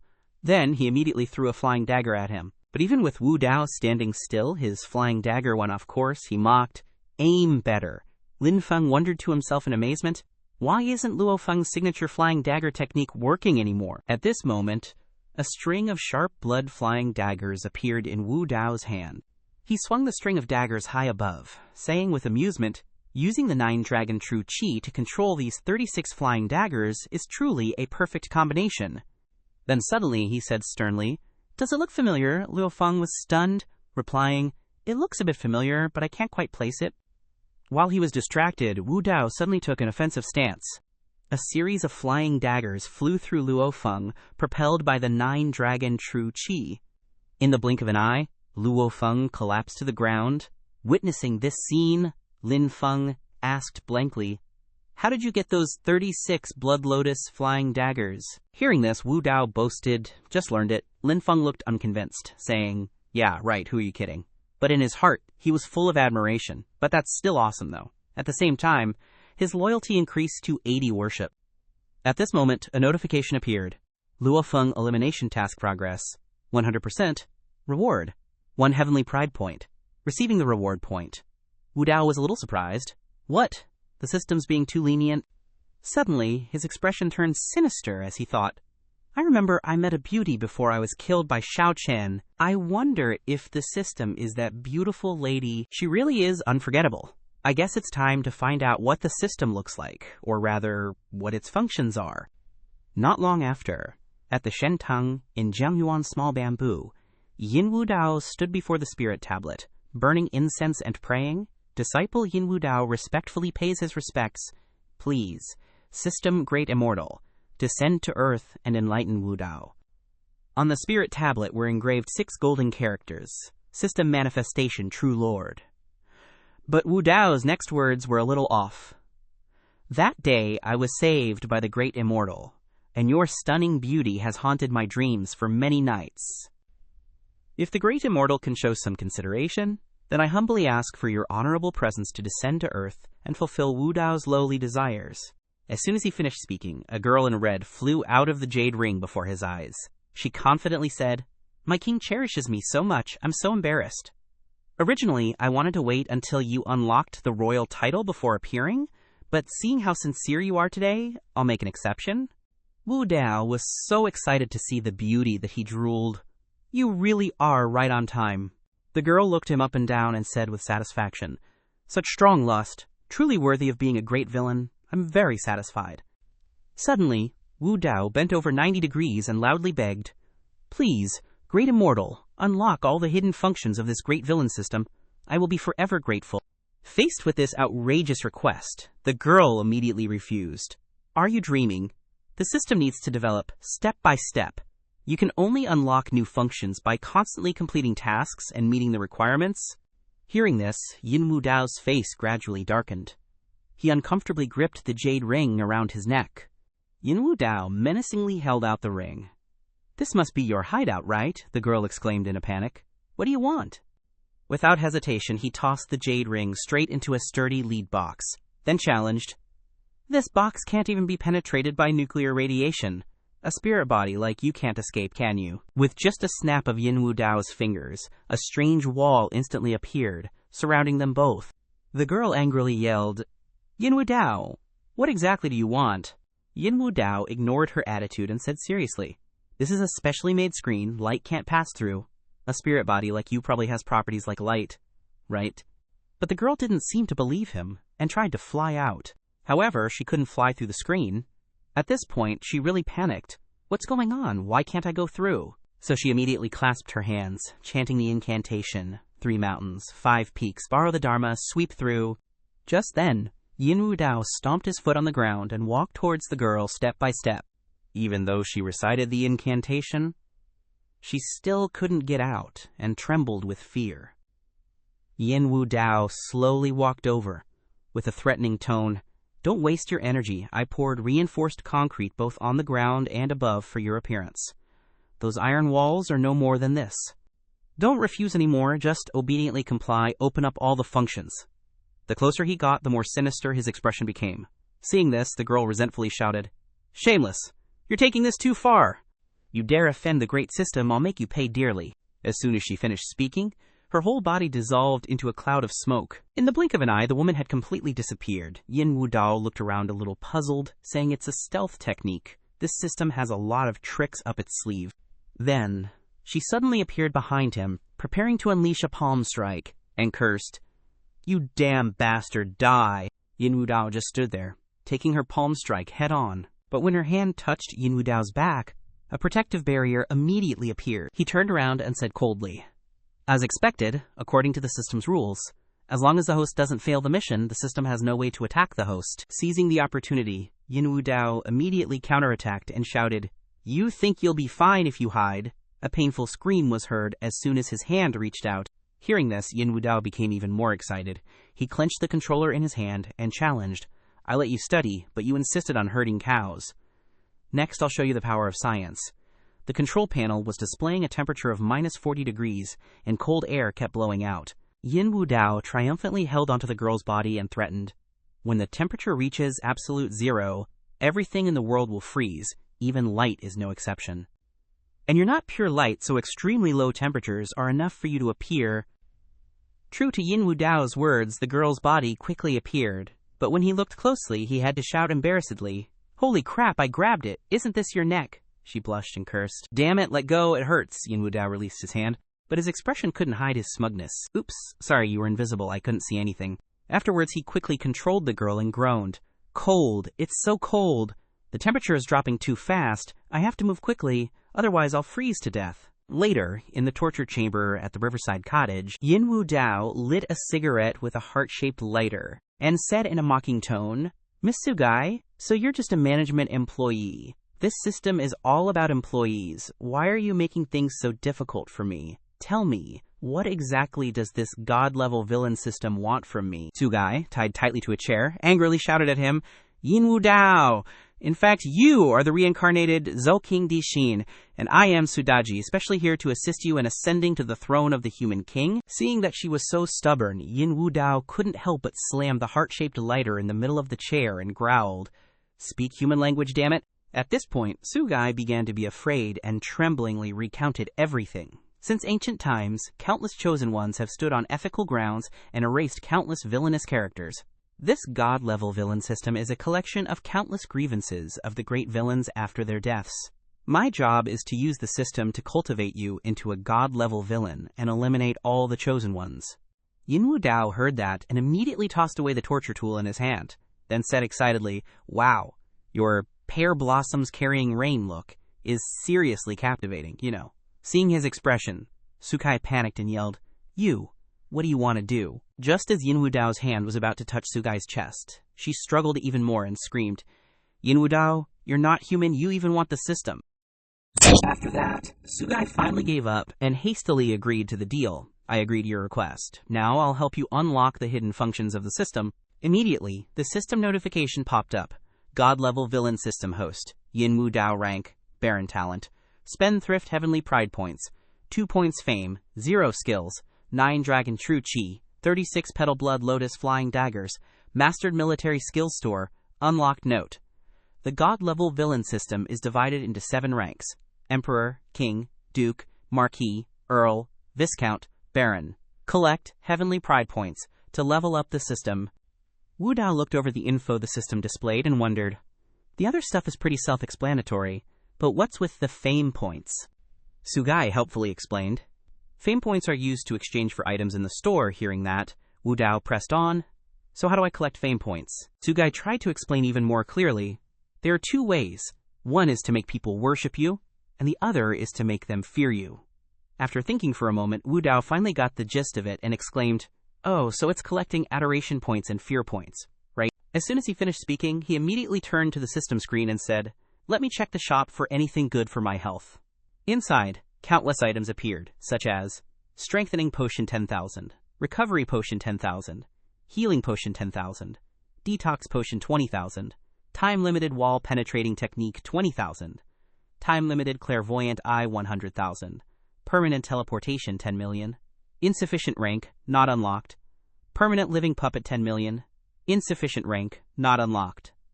Wu Dao was overwhelmed by the pile of items that had just appeared. He couldn't hide his satisfaction, and happily said, Not bad, these are all good stuff. And with this lifelike puppet, I can use it as a substitute in critical moments. It's practically a life-saving divine artifact. With that, he immediately untied Sugai and politely said, Miss Su, I apologize for what happened earlier. I hope we can be close, attached, and sincerely cooperate in the future. As soon as she was untied, Sugai decisively gave Wu Dao a stinging slap and angrily shouted, You bastard! Wu Dao didn't resist at all, but just stood silently and said, If doing this can make Miss Su feel better, then please continue. This attitude of his made Sugai feel both embarrassed and angry. The stats above her head showed anger 60, embarrassment 80, grievance 50, regret 30. After that, Sugai didn't say anything more, but ran straight into the jade pendant on Wu Dao's neck. Before disappearing, Sugai angrily scolded, You jerk, I'm not paying attention to you anymore. Wu Dao just gave her a disdainful look and smiled faintly. Oh, women. Back to Yin Wu Dao's luxurious villa. At this moment, he was leisurely sitting and listening to the phone. Hello. A hurried voice came from the other end. Brother Wu Dao? I broke an antique. They're asking me to pay for it. What should I do? Sniff. Sniff. Wu Dao calmly replied, If it's broken, then pay for it. But when he realized whose voice it was, Wu Dao panicked and said, "Wait, is that you, Ru? Don't be afraid. Tell me where you are now, and I'll be right there." At the same time, at Yungjijai, Li Bin, the owner of Yungjijai, angrily scolded, "You little brat! Are your hands and feet crippled or something? How could you not hold on to such an important antique? Tell me, what else can you do? Do you know how much this Chenhua Dukai chicken cup from the Ming Dynasty is worth? Can you even afford to pay for it?" Lin Yuru mustered all her courage and tried to explain, I didn't touch it. The Dukai chicken cup fell and broke. Because you let go of it." Hearing this, Li Bin became even more angry, grabbed her head tightly, and shouted, "You lowly thing, you dare to talk back." He raised his hand threateningly, "I'm going to beat you to death." Just then, an arm appeared in time to grab his hand tightly, shouting, "Stop." It was Wu Dao and Lin Feng who had arrived. Lin Feng cracked his knuckles aggressively and growled, "You bastard, let me beat him to death." But Yin Wu Dao turned to stop him. "Let me handle him." He pulled Lin Yuru to his side and asked caringly, "Yuru, tell me, what exactly happened?" Hearing this, Yuru seriously recounted. "Some time ago, someone came to the shop to pawn a Chenhua Dukai chicken cup from the Ming Dynasty. Today, the owner Li took it out to check the inventory and also conveniently showed it to me to study. It was a few hours ago when the owner Li held the cup and called out to Yuru. 'Yuru, haven't you always wanted to study Tsinghua porcelain? Come here and take a closer look.' At that time, Yuru sincerely reminded the owner Li, 'You can't hold it with one hand, be careful.' But when she got closer, this old man Li Hasa started to act inappropriately. He flirtatiously said to her, 'Yuru, your hands are so fair and smooth. What kind of cosmetics do you use to moisturize your skin?' Seeing this, Yuru fearfully pulled her hand back. Just then, he looked up at her, flashed a weird smile, and dropped the cup from his hand. As a result, he accidentally dropped it to the ground. Hearing Yuru say this, Li Bin angrily pointed at her face and cursed, 'You little bitch! You dare to spout nonsense! You broke the chicken cup, and you have to take responsibility for this, whether you want to or not.' Wu Dao gave him a contemptuous look and growled, 'You're so mighty. The more arrogant you are now, the more miserable you'll be later.' From beginning to end, the female streamer Ziyun Xiao stood in a corner witnessing everything. She was focused on observing, while live streaming to her viewers. Wow, the bullied girl has found two handsome guys to help her. Everyone. The situation is about to get out of control. Prepare for a fight. On the phone screen, the chat area was nearly exploding. Sister Feng. Wow, the handsome guy is definitely right because good looks represent justice. Ah, Power Rangers Gao. This handsome guy is too gentle. He doesn't even dare to fight back when his girlfriend is being bullied. Captain America is scared? If it were me, that nasty shop owner would be living in the hospital. Xiao Xiao's man is the most handsome. At the same time, a notification appeared before Yin Wu Dao's eyes. Received Sister Feng's favor, +1 fame point. He glanced at Xiao Xiao and thought, looks like the situation here is being live streamed. That's good. It's perfect for accumulating fame points. Thinking that, Wu Dao turned to confront Li Bin. Wasn't there a camera? Who broke it after all? Just watch the footage and you'll know. That Li Bin didn't even seem scared, still arguing loudly. Sorry, the camera just happened to be broken. But the young guy behind him was nervously hanging his head low. Seeing that, Wu Dao immediately ordered, "You, come here." The moment he was called out, the guy panicked and refused. I don't know anything. Don't ask me." Then Wu Dao approached, placed 2 stacks of money on the table, and said imposingly, "Tell me the truth, and this money is yours." This shocked the young guy and Li Bin, rendering them speechless. He anxiously instructed, "Xiaozhang, say what you should say. Don't talk nonsense. Don't go against your conscience for a bit of money." As soon as Li Bin finished speaking, 5 or 6 more stacks of money were tossed onto the table. Seeing so much money, Xiao Zhang's eyes lit up. Wu Dao continued loudly, "If you don't talk, I'll ask someone else." Lin Feng, who had been waiting impatiently, complained, "Boss, why not just take action directly? Isn't that your style?" Wu Dao didn't explain, but turned to remind him, "No need to rush. You'll have your chance later."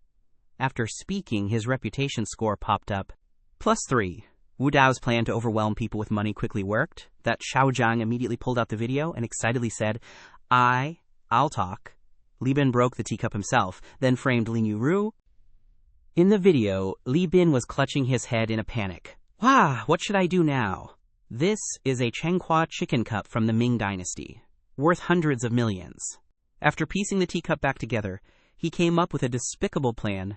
Got it? I'll frame that newbie. The livestream's chat box exploded once again, as expected. There's no such thing as absolute loyalty, only insufficient benefits, this money-using ability. Is this how rich people do things? Using money to solve everything, never forcing anyone? At this time, Wu Dao turned to Lin Feng and said, "Lin Feng, weren't you getting impatient? Smash everything for me." Wu Dao seriously ordered, "Smash everything."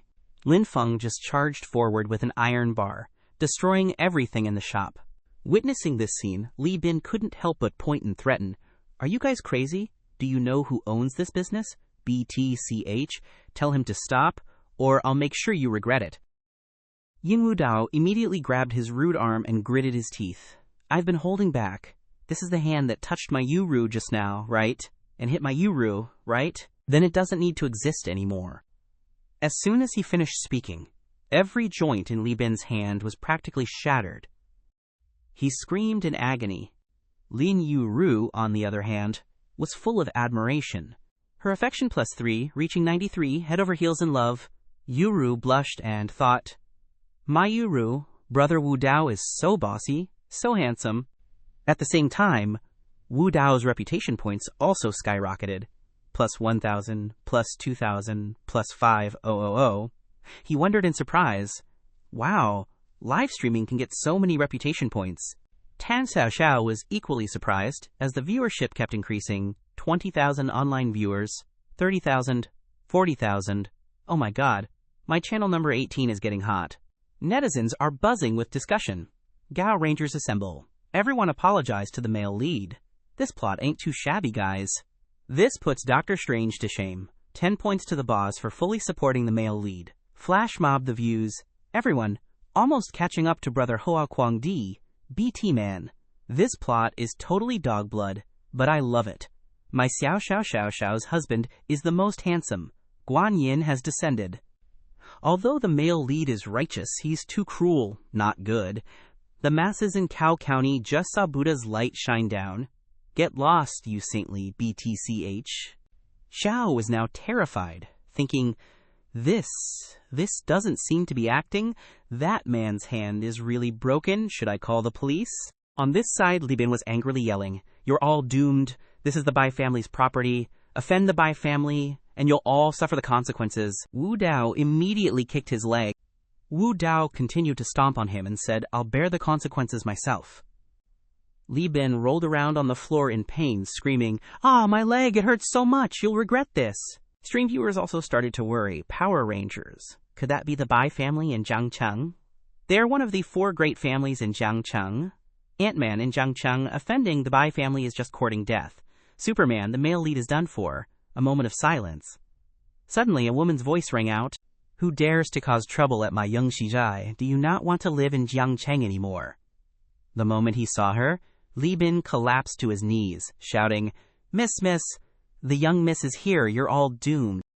Lin Yuru worriedly nudged Yin Wu Dao's shoulder, saying, "Wu Dao, hurry and go. The Baidong family is really powerful. I don't want to drag you into this. I caused this mess, so let me handle it alone."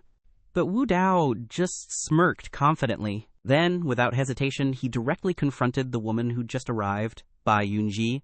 "Auntie's old man ain't even dead yet, and you're already running the show as director," to which she nonchalantly replied, "Yin Wu Dao, is your 4th Uncle Nan still not dead yet? That just ain't right. Now is it?" With that, Yunxi suddenly stepped closer. Placing her hand on Wu Dao's shoulder, the two playfully bantered, Wu Dao teasing first, "Auntie Yun, I thought you were a goner." Yunxi didn't back down, calling him out directly, "Spare me the act. Young Master Yin, you might be able to sweet-talk some little girl, but not this auntie." Witnessing the bizarre scene, Li Bin wondered, what in the world is going on here, young Master Yin?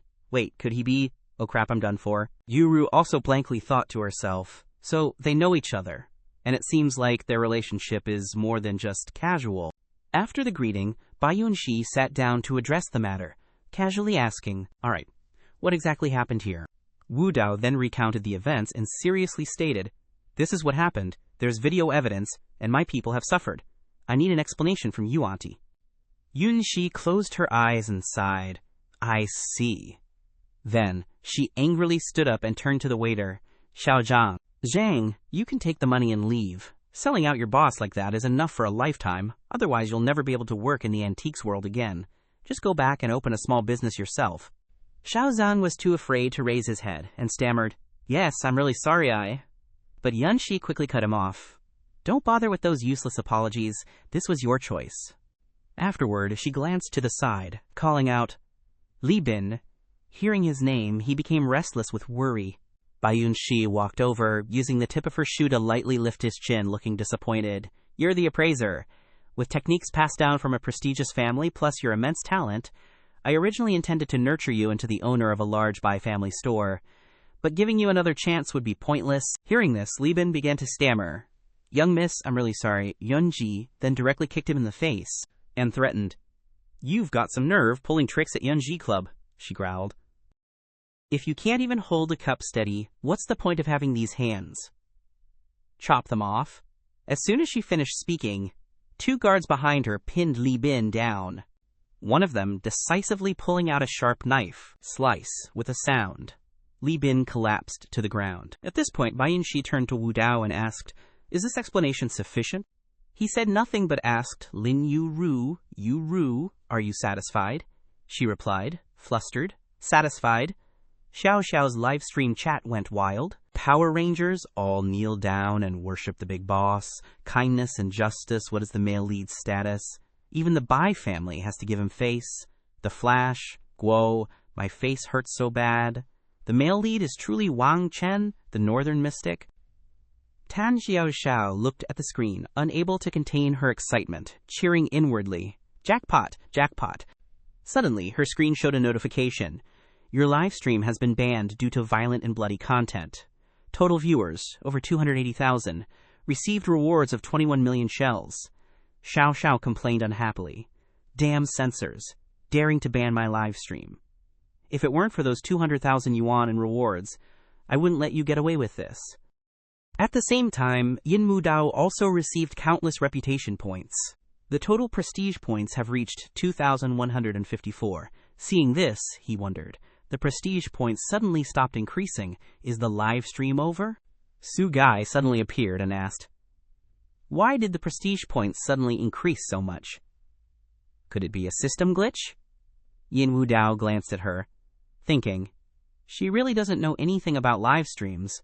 A moment later, Wu Dao turned to Bai Yunxi and asked, "Is this chicken cup thingy expensive?" She replied gloomily, "More than 10 years ago, this chicken cup was auctioned off for a sky-high price of 280 million yuan.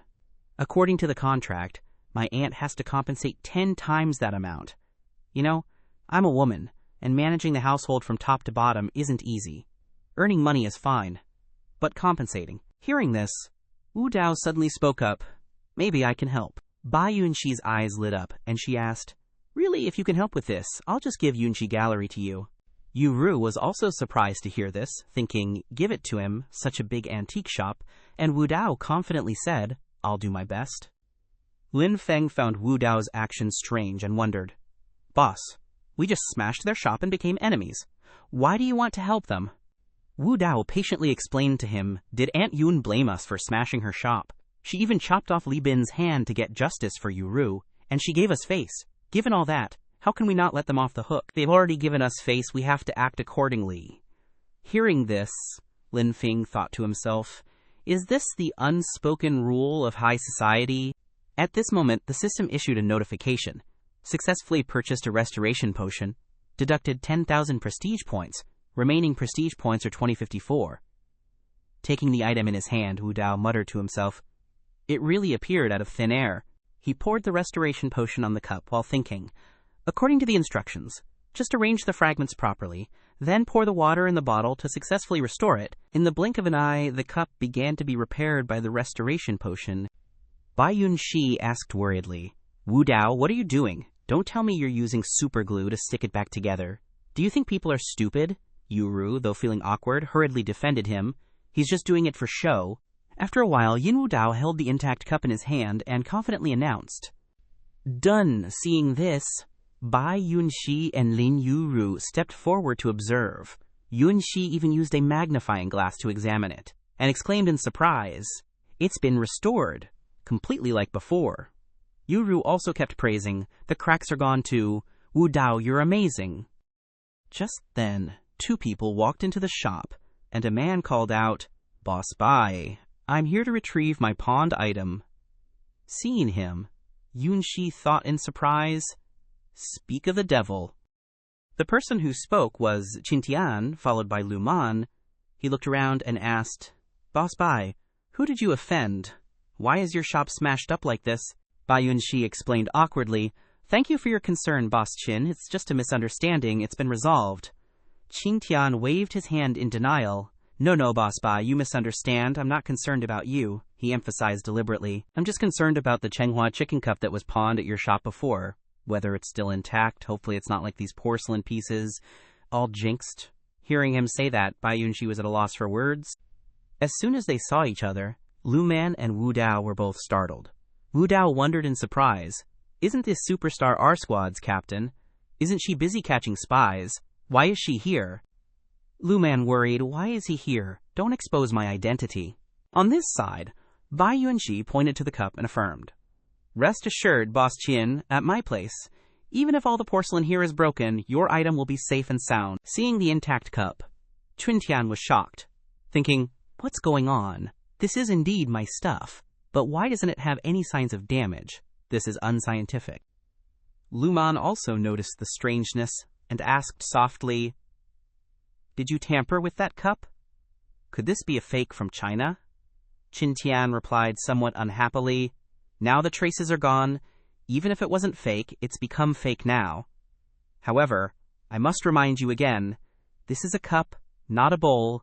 Then he stepped forward to pick up the cup to examine it, his voice mixed with some disdain, trying to pull a fast one on me. "You're trying to teach a fish how to swim?" He analyzed seriously. Qinghua porcelain that has gone through 500 years of wear and tear, although colorful, is not prominent, restrained, but elegant. The cup is covered with haze and bubbles can be seen everywhere.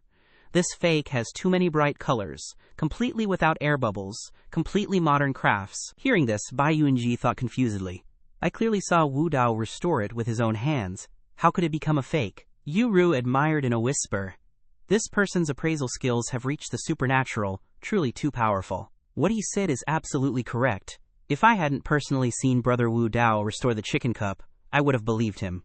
Yin Wu Dao scratched his head helplessly. "Oh crap, that restoration potion is too powerful, it even restores the flaws of antiques." At this time, Qintian leisurely sat down on the sofa and arrogantly suggested, "Boss Bai, you're too careless playing this game. According to the rules, you have to compensate me 10 times the value." Qintian has never made things difficult for women like this before. "Come on, transfer this shop to my name. Let's consider this matter closed." Doubts began to arise in Yunxi's heart. Could it be that he simply wants Yunxi Gallery? All the antiques in Yunxi Gallery have been smashed. The only valuable thing is this land. Even the Yunxi Gallery's signboard isn't worth billions. After thinking for a while, she made a decision. Giving it to Yin Wu Dao is the same as giving it to Xintian. Might as well know the current affairs, end this matter, just give it. So Yunxi stammered. Before she could say anything, Wu Dao interrupted. "That's right, this chicken cup is indeed fake." Xintian became more confident and said loudly, "You guys have admitted you made a fake. Then what's the point of talking more? Hurry up and give Yunxi to me." But Wu Dao said calmly, "I said this chicken cup is fake, but I didn't say we made a fake." Qintian stood up in shock and asked, "What do you mean?" Yin Wu Dao pointed right at Qintian's face, exposing him, "Because you're the one who faked it." Qintian immediately warned loudly, "Don't go around spouting nonsense. I'll sue you for slander." Yin Wu Dao didn't pay any attention to his attitude and went straight for the kill. There are a total of 19 Chenghua chicken cups in the world, and 4 of them are in private collections. Am I right? He frowned and confirmed. "That's right. Of those 4, only 3 are in private collections, and the whereabouts of the last one are unknown. And this cup of mine is the one with unknown whereabouts." Yin Wu Dao smirked mischievously. "Well, ain't that just like finding a needle in a haystack?" Then he ordered, "Lin Feng, go to the back of my villa and bring the bowl one usually feed the cats with." Lin Feng immediately responded respectfully, "Yes, sir." Hearing this, Qintian angrily shouted, "Cat food, are you trying to insult me? Even if you have a lot of money, you can't use that dirty money to feed cats with something worth hundreds of millions." At most, it's just some industrial spicy chicken worth 5 yuan sold all over the streets. While the two were arguing, Xun Xiaoxiao was hiding in a corner filming. She whispered to everyone in the live stream, "I've already explained the cause and effect. Now we're just waiting for the cat food bowl to arrive. This time there's no violence, so I probably won't get banned again." Countless suspicious comments appeared in the chat. 5 Power Rangers. "I absolutely don't believe that the cat food bowl is the chicken cup. That's clearly exaggerated." Tuoba Xiao Yao. "You can tell at a glance that this rich second gen is acting. The young master of a rich family is both rich and not stupid." Shiman Big Watermelon. "Are short clips so expensive to produce these days?" Suddenly, Xiao Xiao exclaimed, "Oh, they're back." A moment later, Lin Feng rushed in with something in his hands, shouting, "I brought it." After placing the bowl on the table, Yin Wu Dao confidently introduced, "I took this bowl from my old man's place. I thought it was pretty, so I used it as a cat food bowl. Please don't mind that it's dirty." Yu Ru took out a magnifying glass to observe. Even though it had quite a smell, she was surprised and exclaimed, "Sure enough, there's a hazy mist on the surface, and the color is restrained."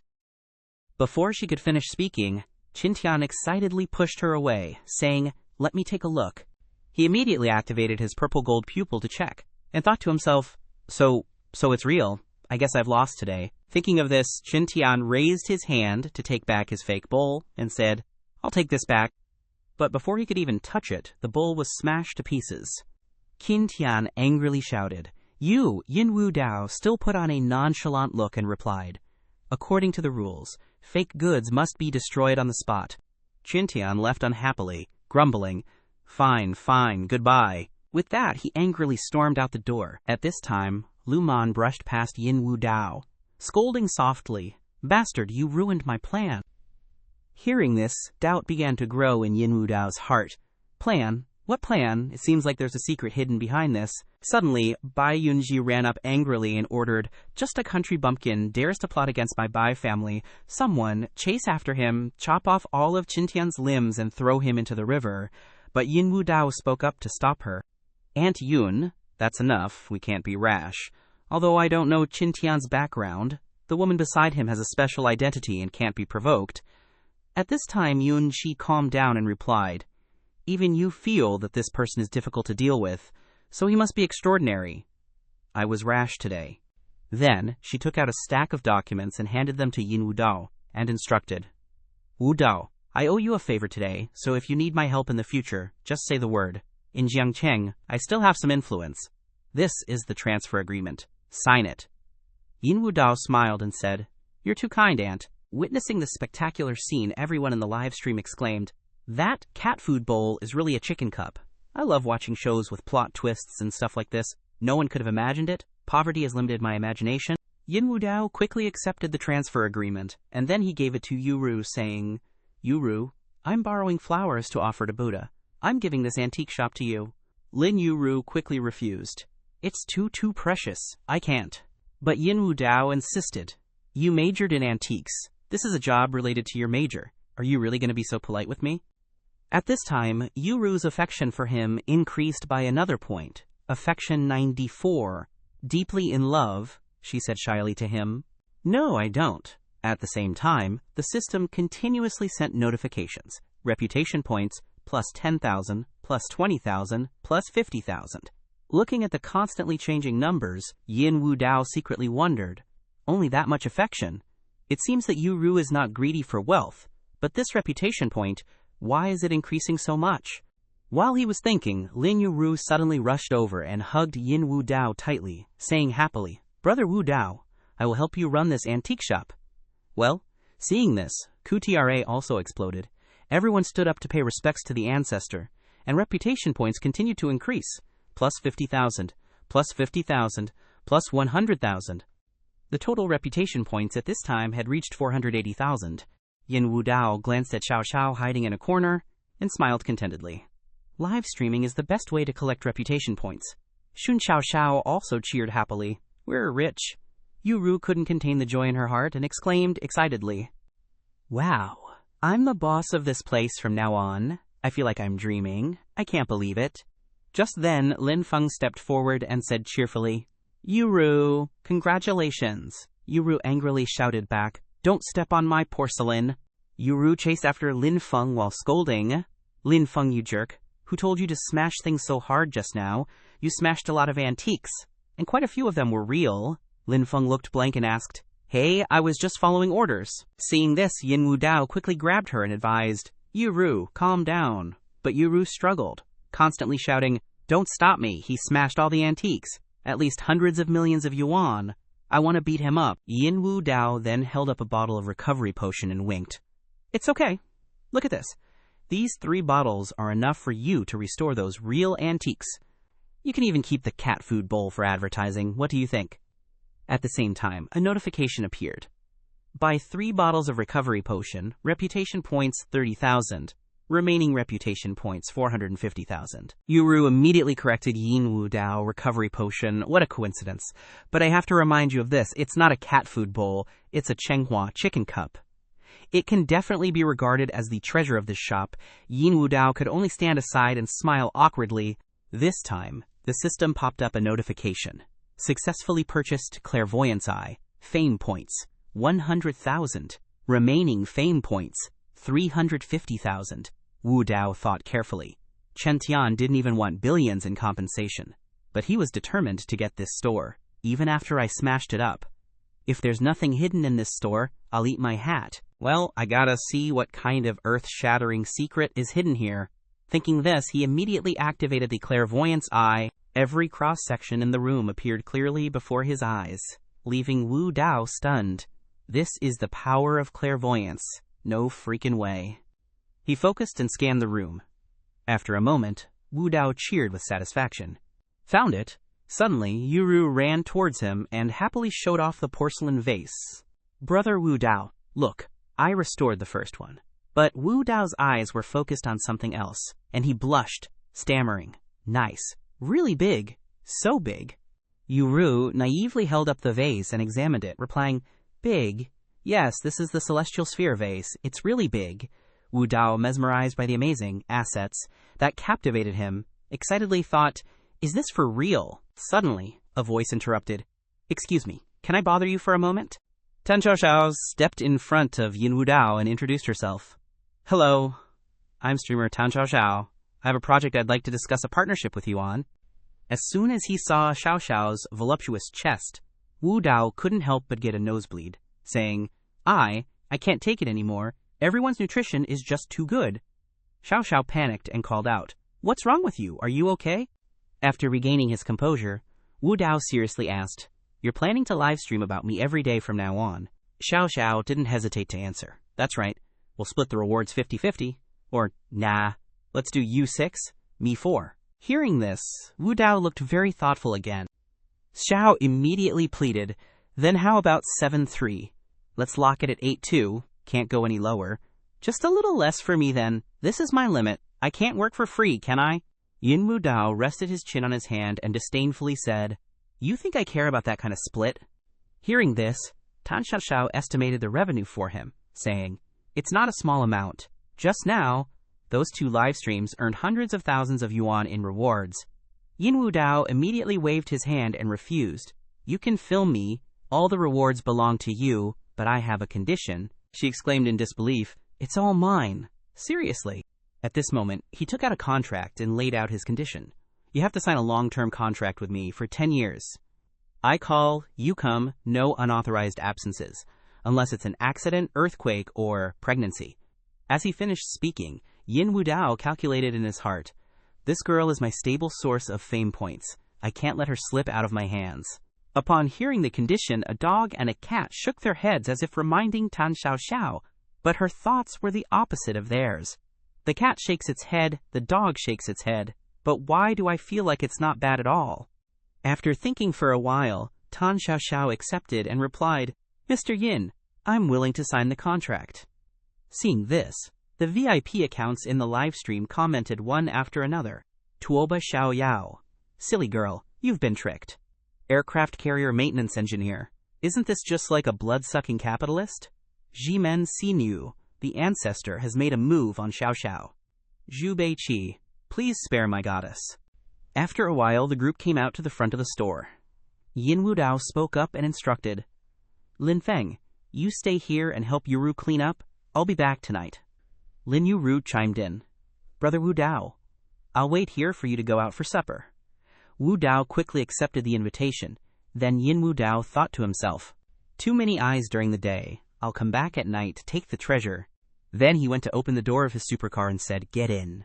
Seeing the supercar in front of her, Tan Xiao exclaimed, wow, this car is so beautiful. Witnessing this scene, the VIP accounts on the livestream commented one after another. Tuoba Zhao Yao. Holy crap, that's a Lamborghini Veneno. Maintenance engineer. I think it's a limited edition. It costs over 10 million yuan. Shimen Si Niu. Poverty has limited my imagination. Tan Xiao quickly sat upright in the car and sighed. Wow, the car is so luxurious. Suddenly, Yin Wu Dao opened the car door, causing her to exclaim in surprise, huh. Then Tan Xiao shouted in horror, no, don't, boss. I sell my talent, not my body. Yin Wu Dao was speechless at Tan Xiao's thoughts and replied, you're overthinking it. I'm just helping you fasten your seatbelt. Then Yin Wu Dao proceeded to fasten her seatbelt. The VIP accounts continued to comment. Tuoba Xiaoyao. Oh, this is the Lord of Love. Aircraft carrier maintenance engineer. The boss is online. Shimen Si Niu. The streamer took the initiative. Tan Xiao thought embarrassedly how embarrassing. Soon, Yin Wu Dao's supercar sped down the road, and the system kept notifying. Fame points plus 10,000, plus 20,000, and plus 50,000. As he drove, he calculated in his heart, the system would never have expected that fame points, which countless villains had to go through hell and back to earn, could be earned so easily in this entertainment era with just a live stream. After a while, the two arrived at the docks. Yin Wu Dao walked and introduced, I'll take you to meet my group of personal advisors. They happen to be gathering on this river. To Tan Xiao's surprise, several scantily clad women ran out from inside, shouting, sisters, the boss is here. Come out and greet him. Then, those women rushed to hug him and act coquettishly, saying in a sweet voice, boss, we miss you so much. This month we only lost 20 million RMB, so you have to double our bonuses at the end of the month. Sorry, boss. I lost a bit too much this month, like 80 million RMB. Being hugged and kissed by the beauties, Yin Wu Dao happily said, it doesn't matter if you lose a little or a lot, the bonuses will be doubled anyway. Hearing this, the women cheered excitedly, long live the boss. The VIP accounts on the livestream immediately commented, Taba Xiaoyao, whoa, so many beauties. Zhu Beiqi, the male lead is so happy, I'm so jealous. Tan Xiao looked at the comments on the livestream and said disdainfully, as soon as you guys see beauties, you're like wolves seeing blood. After being kissed and hugged for a while, Yin Wu Dao finally broke free and sighed in relief. Then he complained, oh man, I'm so tired I can barely breathe. Seeing this, Tan Xiao remained silent, but the VIP accounts were extremely active. Da Ba Xiaoyao, I really want to become the male lead. Zhu Beiqi, this isn't a consulting group at all. It's more like a harem group. Suddenly, a pair of high heels appeared. This girl was Yin Wu Dao's personal secretary, and she stepped forward to remind him, boss, can you please stop spoiling them so much? You just give them money to run the business randomly, and now the capital is losing a lot. Hearing this, Yin Wu Dao just smiled and reassured her. It's okay, we make profit, not losses, Xiao M. I was extremely annoyed and thought, prodigal son, idiot son of a landlord. Then she proceeded to report. One more thing. Zhang Ruoshui came to the company looking for you today, but you weren't here, so she went to your villa. Hearing this, he exclaimed, Zhang Ruoshui, she finally had to swallow her pride. However, Yin Wu Dao turned to Tan Xiao and ordered, let's go, take her to my house for a little tour.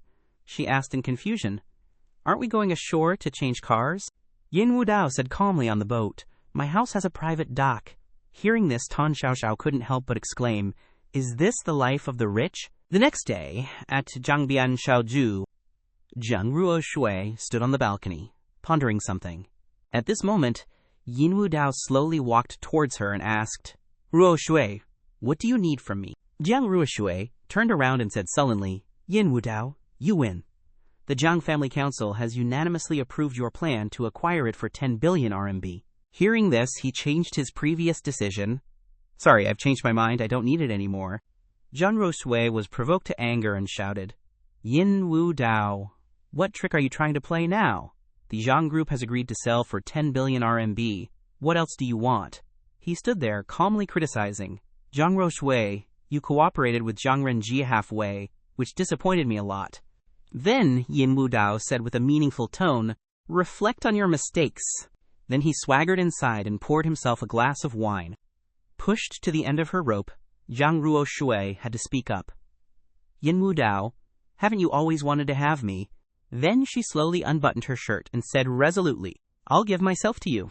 Yin Wu Dao held his glass of wine, looked at Zhang Ruoshui, and commanded, very good.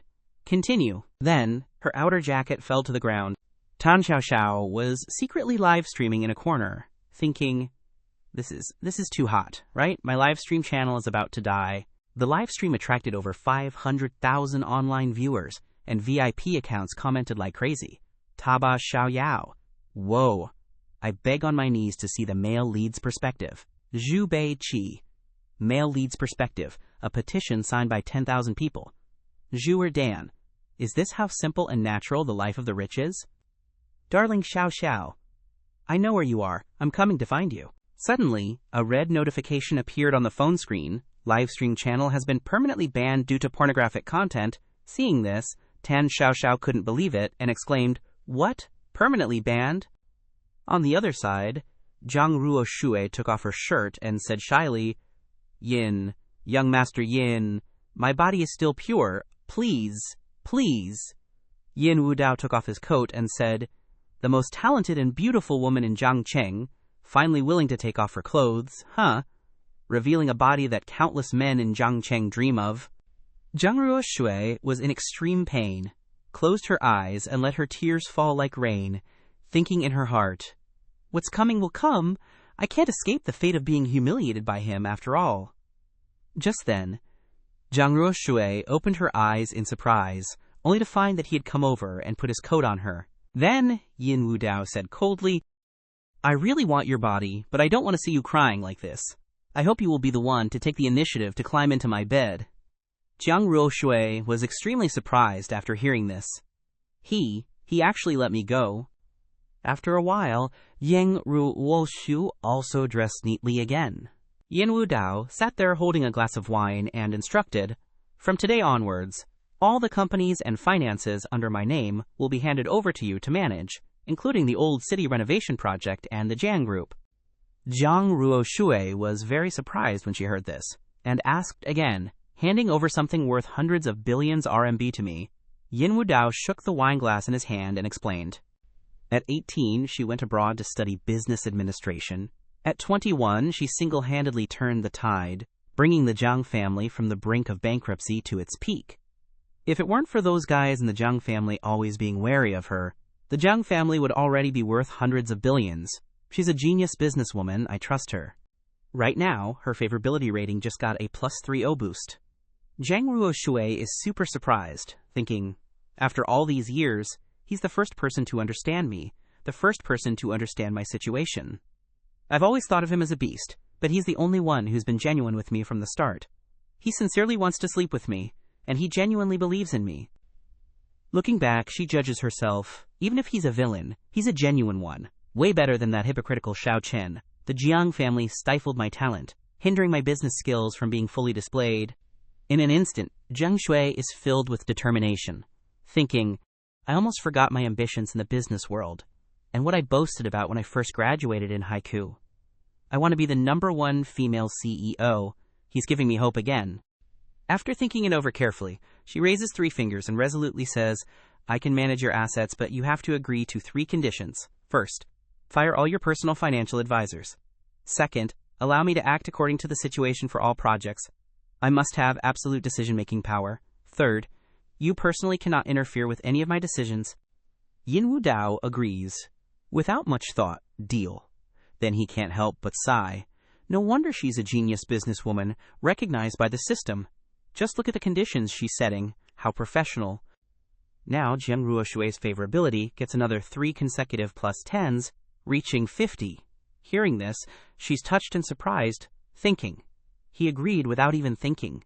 Why does he trust me unconditionally like that? Why is he being so good to me? Yin Wu Dao sits there, propping his chin, calculating in his heart. Holding back just now was the best decision. If I take advantage of her when she's down, I probably won't ever get my hands on her in this lifetime. I'm not interested in her business talent, but her arrogance today is so captivating. There are so many things in the shop that I need to level up to buy. Her arrogance today revealed something very important. At this time, Zhang Ruoshui picks up the contract and says, well, if there's nothing else, I'll head out first. Seeing this, Yin Wu Dao speaks up to remind her, oh, right, Xiao Mi in my advisory group is untouchable. As for the others, do whatever you want. She immediately agrees to this request.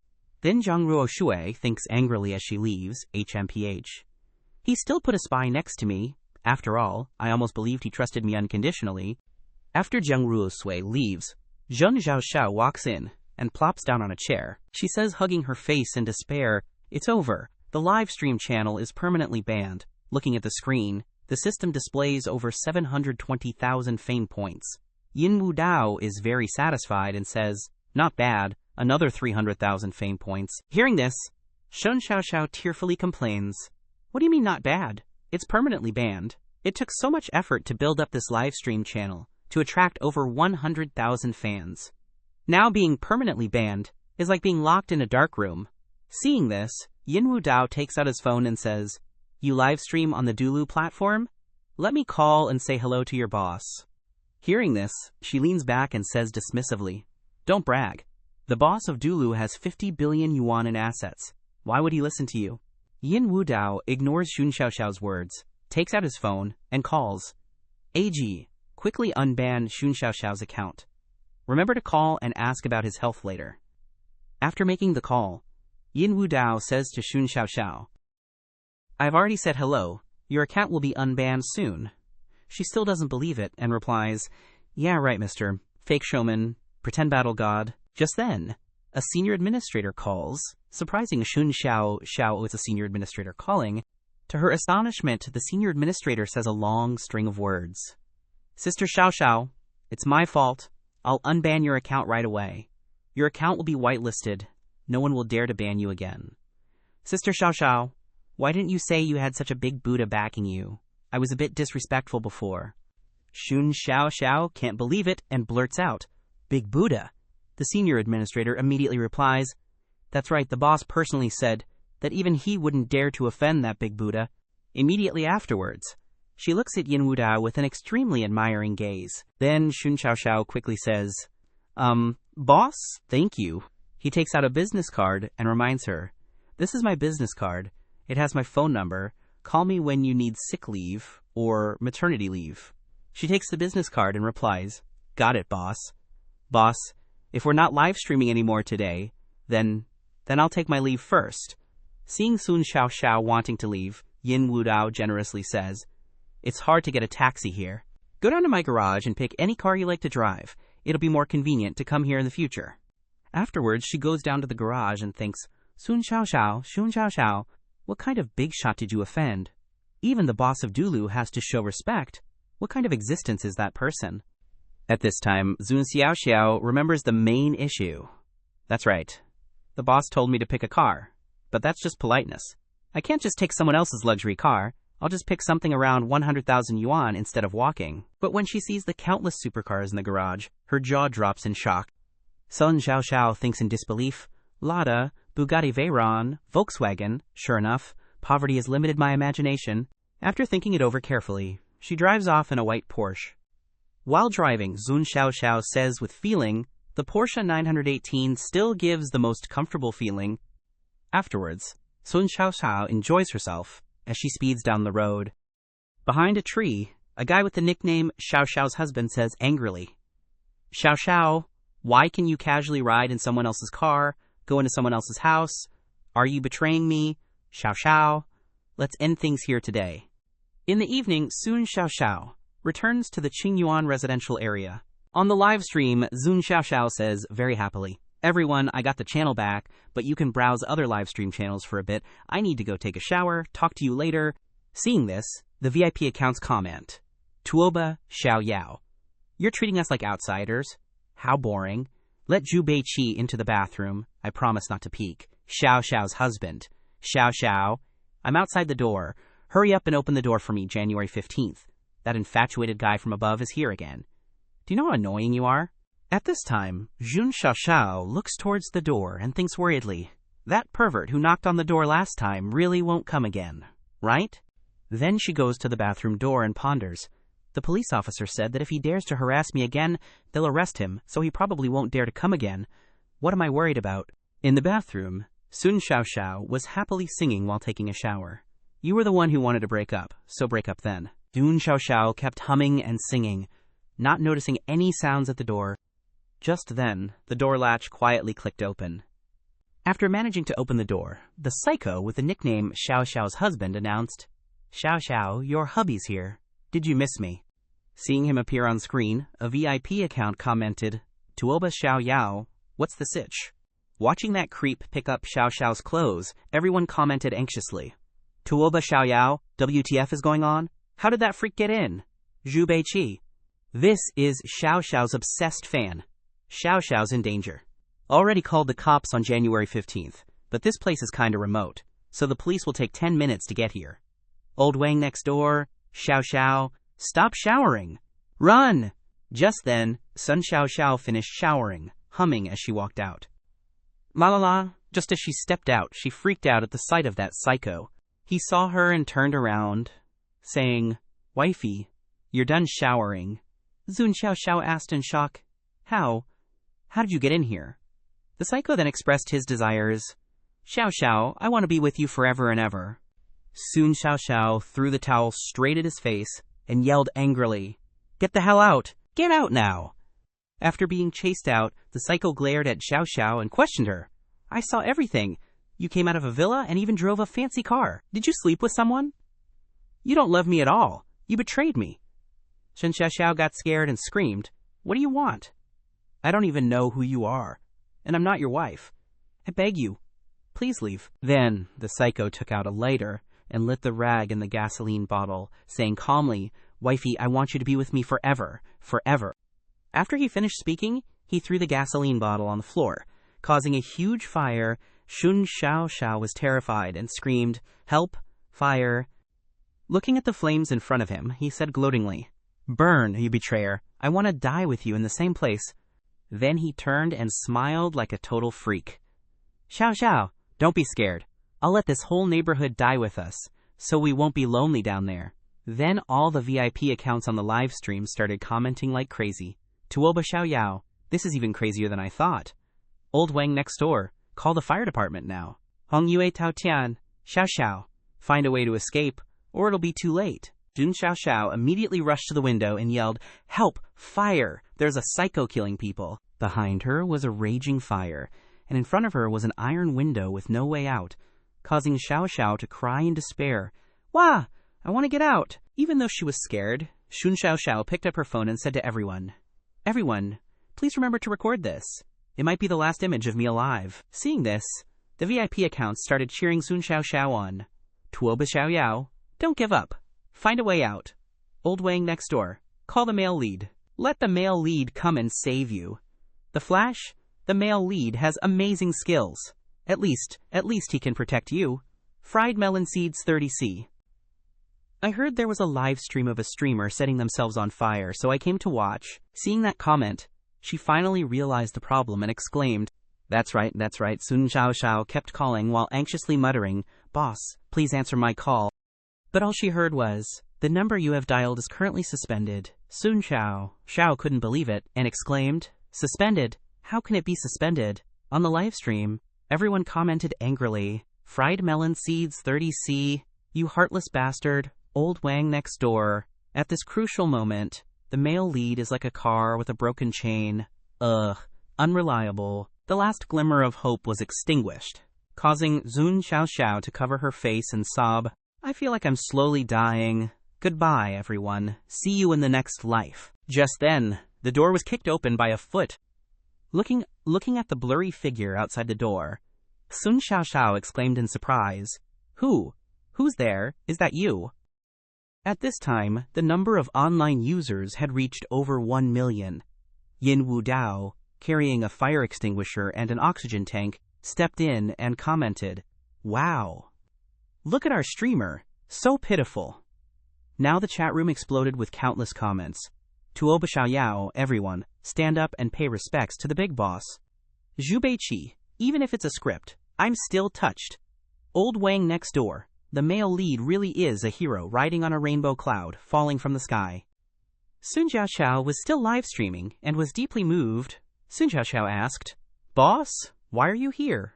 Yin Wu Dao thoughtfully put the oxygen tank in her mouth and explained, "I happened to be watching your live stream, and I was on the way just now. So, I hung up on your call." Then Yin Wu Dao picked up Sun Xiaoxiao to go outside.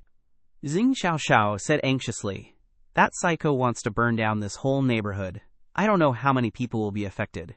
Now, the livestream has attracted 12 million online viewers. Seeing this, everyone started commenting, "Tuoba Xiaoyao.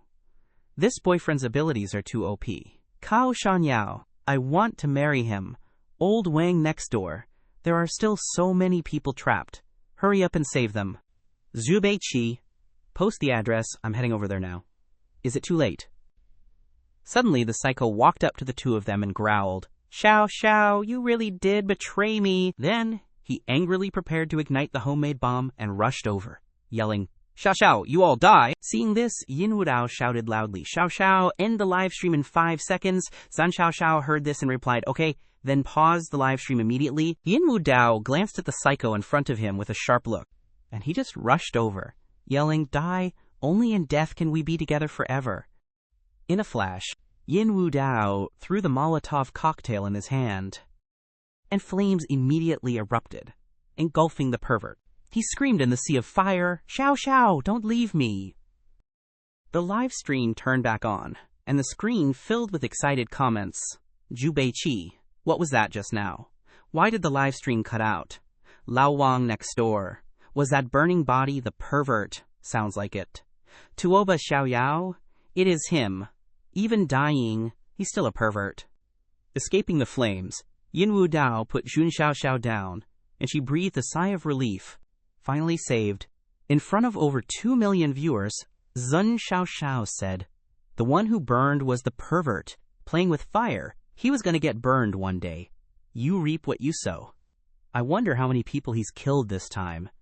What a karmic disaster." At this moment, VIP accounts started commenting like crazy. Zhu Beiqi, quick, someone say the male lead is saving people. Lao Wang next door, don't say nonsense. The male lead is just a normal guy. Saving Xiao Xiao is already heroic. Tuoba Xiaoyao, that place is so remote. By the time the fire department arrives, it'll be ashes. Suddenly, the system showed over 1 million reputation points received. Yin Wu Dao calculated in his head, "This is a good opportunity to do good deeds. Maybe I can use this chance to get even more reputation points." Then, he immediately grabbed a bucket of water nearby and, facing the fire, said, "Xiao Xiao, you're safe now, so I should go save people." Seeing this, she tried to stop him. "The fire is too big. It's too dangerous in there. If you go in, you might not come out. You don't need to be a hero." Yin Wu Dao poured the bucket of water over his head and said resolutely, "No, this world has never had heroes, only passionate hearts." Then he turned to look at Xiao Xiao and affirmed, "And I just happened to be bursting with passion." Just then, the system announced, received 100,000 reputation points, received 200,000 reputation points, received 500,000 reputation points. The viewers on the live stream were extremely impressed and commented, "Kao Shanyao, I kneel before you, master. Zhu Beiqi, no, you are a true hero. Tuoba Xiaoyao, bursting with passion. What a line, so manly. Smoking, drinking, anti-hero. The justice of this world has awakened once again. Lao Wang next door, this is a lone hero." As Yin Wu Dao ran straight into the flames, the system showed countless notifications. Received 500,000 reputation points. Received 200,000 reputation points. Received 100,000 reputation points. Received 200,000 reputation points. Received 500,000 reputation points. Received 400,000 reputation points. Received 300,000 reputation points. With Yin Wu Dao's help, many people were saved and rushed out. Seeing this, Sun Xiaoxiao happily said, "Boss, he's saved so many people. The people he saved are extremely grateful, saying it's an immeasurable good deed. The great hero hasn't come out yet. I hope nothing happens to him."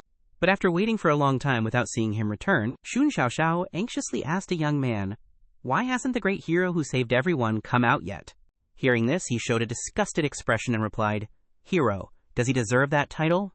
Just look at him. He's just saving other people.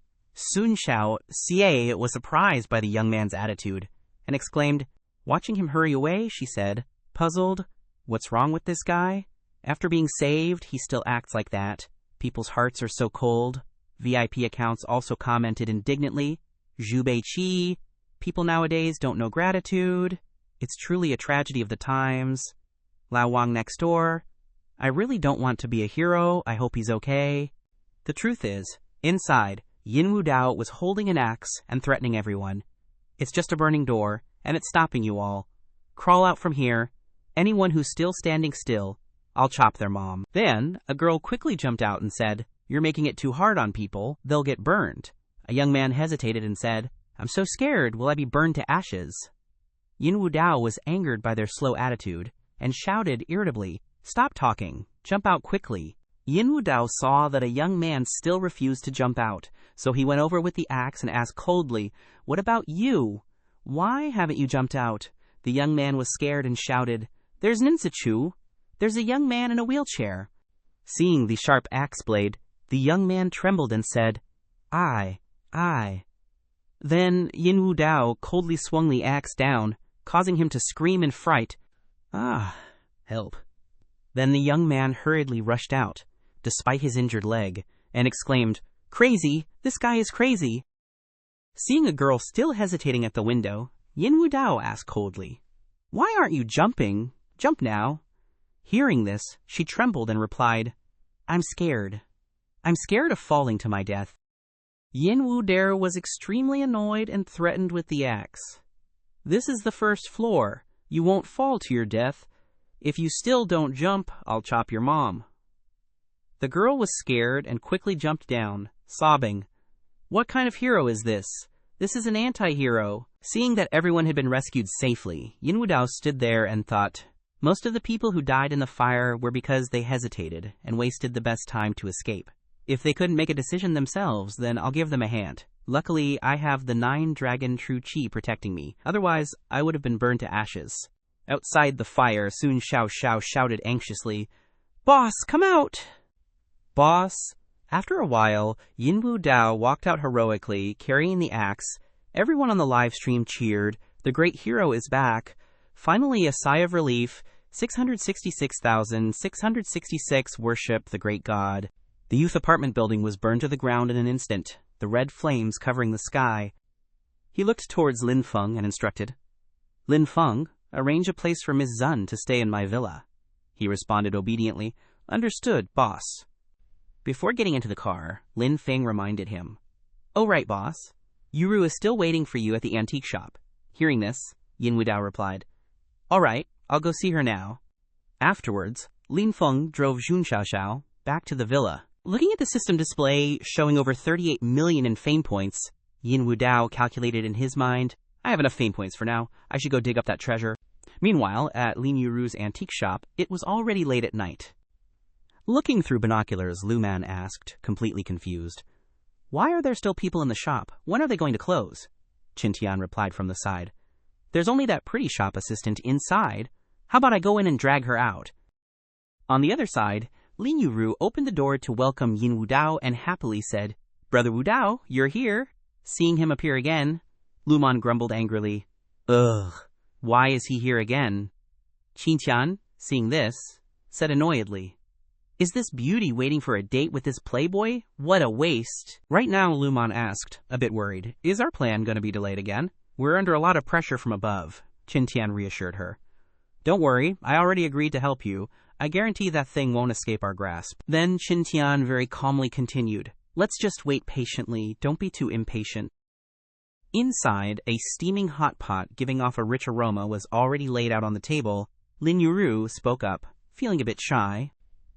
It's a bit simple today, and it's not really anything special, but I still wanted to invite Brother Wu Dao to have a meal. Yin Wu Dao didn't complain at all and happily said, that's great, I happen to be hungry.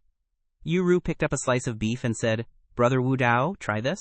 The beef was sent by relatives from the countryside, but it's very tender. He took it and praised, using the antique hot pot from the shop. Awesome. After speaking, Lin Yuru took out a bottle of wine and happily introduced it. Brother Wu Dao, look what I have. It's 100-year-old medicinal wine. I dug it up from behind the storage room, I tried it, and it's delicious.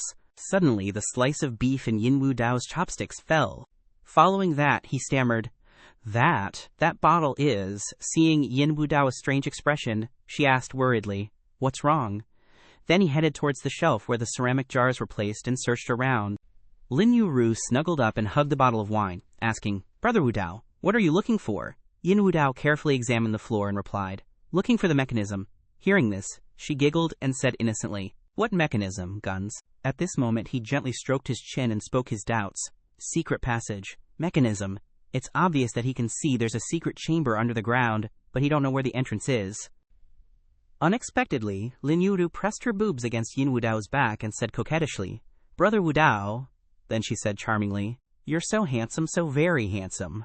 Yin Wu Dao was startled by Lin Yu's actions and thought, Such a beautiful, innocent, and kind girl, but when she's drunk, she becomes like this. Does her personality change so much after drinking?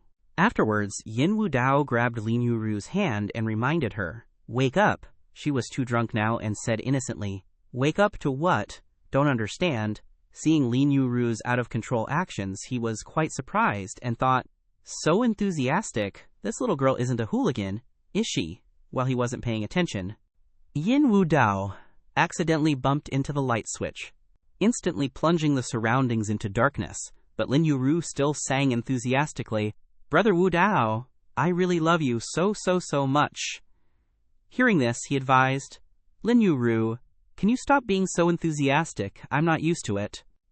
Just then, the window was opened, and Qin Tian jumped inside from the outside, grumbling. Finally, those two are gone. I almost fell asleep waiting. Yin Wu Dao was extremely surprised to see him and Lu Man enter, thinking, What's the situation? Did they think there was no one else in the shop, so they snuck in to steal something? Lu Man looked around the room and said, Qin Tian, I observed during the day. I didn't see any mechanisms. Do you know how to get the treasure? Hearing this, Qin Tian confidently replied, Simple. After that, he activated his golden pupil and calmly spoke, Just rely on my golden eye to see. In an instant, Qin Tian saw through the layers of brick walls. Seeing the mechanism inside, he exclaimed happily, Found it. This mechanism goes around a few times and is hidden on the ceiling. Then he gently pressed the mechanism opening button on the wall, immediately opening the secret chamber underground, surprising them both. The secret chamber opened, revealing a azure quillin and a dagger. Looking at the countless artifacts before her, Lu Man exclaimed excitedly, Wow, so many artifacts. We actually found them ourselves. Qin Tian, you're so awesome. Then she picked up the azure quillin ornament and commented, Not bad. This is the azure quillin ornament, exactly like in the picture, the very batch that was robbed not long ago. Qin Tian then grabbed the Shuofuren dagger and said, According to the agreement, I'll only take this, the rest is yours. Just then, Yin Wu Dao walked up behind them and said, Oh, are you two done dividing the spoils? Finders keepers, share with me too, yeah. Immediately, Qin Tian backed away and said warily, Yin Wu Dao, you're still here. He flung a throwing knife forward and said coldly, Daring to steal from my shop, you guys have a death wish. Qin Tian quickly waved his hand, easily blocking the throwing knife. But Yin Wu Dao summoned countless throwing knives and said confidently, The dagger is sharp, sure, but so what? Can you break through all 36 of my throwing knives in an instant? Qin Tian wasn't scared at all and said clearly, I'm a little surprised that a rich and handsome guy like you has skills like this, but too bad. The person you met is me. He gripped the dagger tightly in his hand and activated the purple golden pupils. In an instant, Qin Tian blocked all of Wu Dao's throwing knives and declared, I, Qin Master, Purple Golden Destroyer, the villain, Appraisal Grandmaster, the successor of Mi Bao Heaven. After deflecting all the throwing knives, he rushed forward with the dagger and said coldly, Young Master Yin, I've always been decisive in my actions. I never leave loose ends. In just a moment, he decisively stabbed the dagger into Yin Wu Dao's body and roared, So, go die. But he wasn't hurt at all. At this moment, Yin Wu Dao was mobilizing his energy and started evaluating. This dagger is indeed not bad, but you've underestimated me. The next second, he unleashed 9 dragon true qi, pushing Qin Tian away. Then, Yin Wu Dao gathered his power and shouted, Taste my 9 dragon true qi, as soon as he finished speaking. A punch with the power of 9-Dragon Truchi struck Qin Tian directly. He was immediately sent flying, crashing hard into the wall behind. As he flew, the Sui Friend dagger flew out, and Wu Dao quickly caught it. Yin Wu Dao looked at the dagger in his hand and was delighted. Thanks to the system for giving me the strength to fight. Even without Lin Feng's protection, I can defeat strong enemies. Looking at him sitting on the ground, coughing up blood, he thought with some regret, "It's a pity that this Qin Tian isn't a child of destiny, so I didn't get the purple golden pupil or destiny points." Just then, the system announced, "New child of destiny detected. Destiny's child, Qin Tian. Golden finger purple golden pupil. Achievement appraisal Grandmaster successor Mi Bao. Task kill Qin Tian. Reward 2 purple golden pupil destiny points." Seeing that information, Yin Wu Dao was very surprised. A new child of destiny, and he even has 2 destiny points. After understanding the situation, he thought annoyedly, "I get it now. These 2 destiny points must correspond to a difficult task. I can't underestimate the protagonist's halo." Just then, Luman pointed a gun at Yin Wu Dao and said loudly, "Mr. Yin, please calm down. There must be some misunderstanding in this matter. I'll explain it to you." He then angrily shouted, "You two broke in to steal, and he even tried to kill me. Do you think an explanation is even useful anymore?" Seeing this, Luman quickly explained, "I'm really sorry. Qin Tian was a little impulsive. The reason we came to get this batch of antiques is because these antiques are national treasures that were lost overseas after many years of overcoming numerous difficulties and obstacles. A great hero donated these artifacts back to the motherland without any compensation, but on the way back to the country, the national treasures were robbed." Qin Tian was coughing on the side while she continued to recount the events with great enthusiasm. "Later, we received intelligence that these artifacts had been seen in this antiques district, so I invited Qin Tian to find the treasures. He is the successor of Mi Bao. He can see the location of the treasures." Luman said with great annoyance, "Originally, we could have retrieved them during the day according to our plan, but unexpectedly, you ruined it." Hearing her words, Yin Wu Dao asked, "So it seems these items are very hot potatoes, huh?" Seeing this, she confirmed, "That's right. Moreover, we suspect that Bai Yunxi was the instigator. That's why we sneaked in to find evidence." Luman hugged the Azure-Quilin ornament tightly and continued, "Now that we've found the evidence, but the shop owner is you, now you might get implicated." Before she could finish speaking, the dagger fell to the ground, and he raised both hands in surrender. "If it's a misunderstanding, I'm willing to cooperate with you. Take the items." Hearing this, Qin Tian angrily used his purple golden pupils to cast a spell and thought, "Hehehe, too late." Just then, Lin Yuru walked over step by step. Seeing her strange behavior, Yin Wu Dao was confused and asked, "Yuru, what's wrong?" At this moment, Lin Yuru was already being controlled, tightly gripping the dagger as she rushed forward. Then, she stabbed the dagger deeply into Yin Wu Dao's stomach. He immediately shouted, "Yuru!" She seemed to react a little, then pulled the dagger out, blood splashing all over the floor. Clutching the wound on his stomach, he angrily yelled, "Damn it, you controlled Yuru!" Qin Tian, hearing this, laughed loudly. "Ha, that's right." Then, he pointed to his eyes and proudly announced, "My golden eyes can not only see through the aura and catch speed, but also launch soul control." Luman didn't expect things to escalate like this, and hurriedly said, "Mr. Yin, I'm really sorry. I didn't expect him to do this." Yin Wu Dao immediately slapped her arm away and angrily shouted, "Get away, you distracted me," so he could take the chance to control Yuru?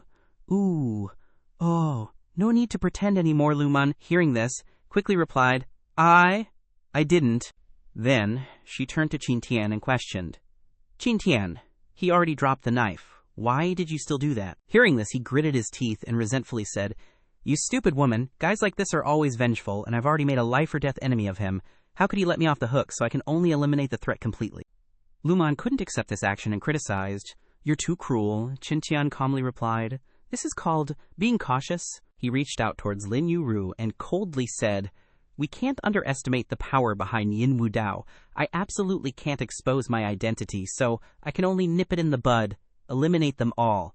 Seeing this, Luman screamed in horror. "What do you want to do?" Qin Tian used soul control, ordering Yuru, "Kill yourself, kill yourself." Lin Yuru, under control, brought the dagger to her neck and made a decisive slash. Lin Yuru fell just like that before Yin Wu Dao's horrified eyes. He shouted desperately, "No, Yin Wu Dao," now filled with hatred. Growled, "Kill Qin Tian, I'm gonna kill you, I'm gonna kill you." Qin Tian, hearing this, said disdainfully, "Haha, the dagger of a loyal wife is coated with deadly poison. Whoever is hit will die. If you want to kill me, wait for your next life." Lu Man could only sadly say, "I'm really sorry, so very sorry." Then she left with Qin Tian. Now, Yin Wu Dao was extremely angry and gritted his teeth. "Even if I become a ghost, I won't let you bastards go." After going outside, Qin Tian kept urging, "Hurry up, don't let people find out." Suddenly, Lu Man took out a gun and pointed it straight at him. Seeing this, Qin Tian coldly said, "Lu Man, are you planning to cross the river and burn the bridge?" Lu Man gripped the gun tightly and resolutely said, "Qin Tian, you killed someone. I have to arrest you." Hearing this, he calmly continued, "If you don't talk, I don't talk, then no one will know I did it."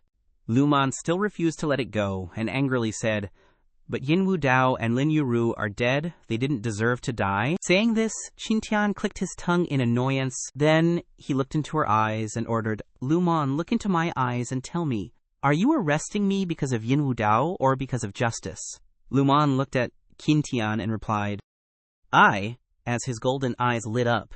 Qin Tian continued, "Lu Man, we just successfully retrieved what belonged to us, and we didn't meet anyone in the antique shop. Now you have to go arrest." Bai Yunqi, at this moment, Lu Man's eyes also changed. After a while, she replied, "Yes, there is evidence. Now I can go arrest the person." Qin Tian then turned and walked away, thinking with great satisfaction, "Who could have thought that my golden eyes could even alter memories?"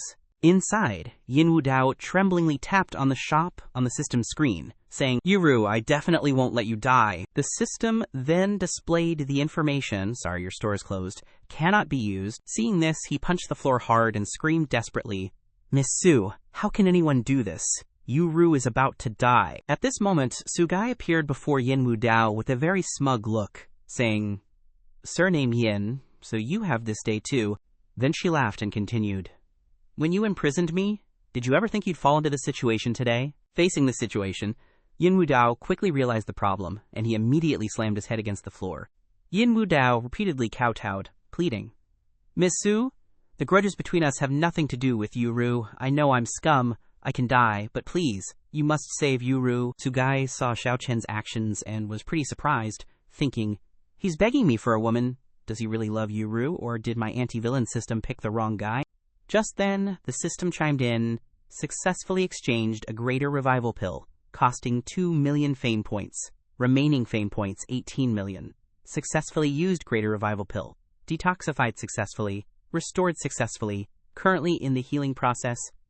Yin Wu Dao pondered, even though Sugai is the anti-villain manager, she's also hiding from the wandering gods, which means she can't escape the heavenly Dao either.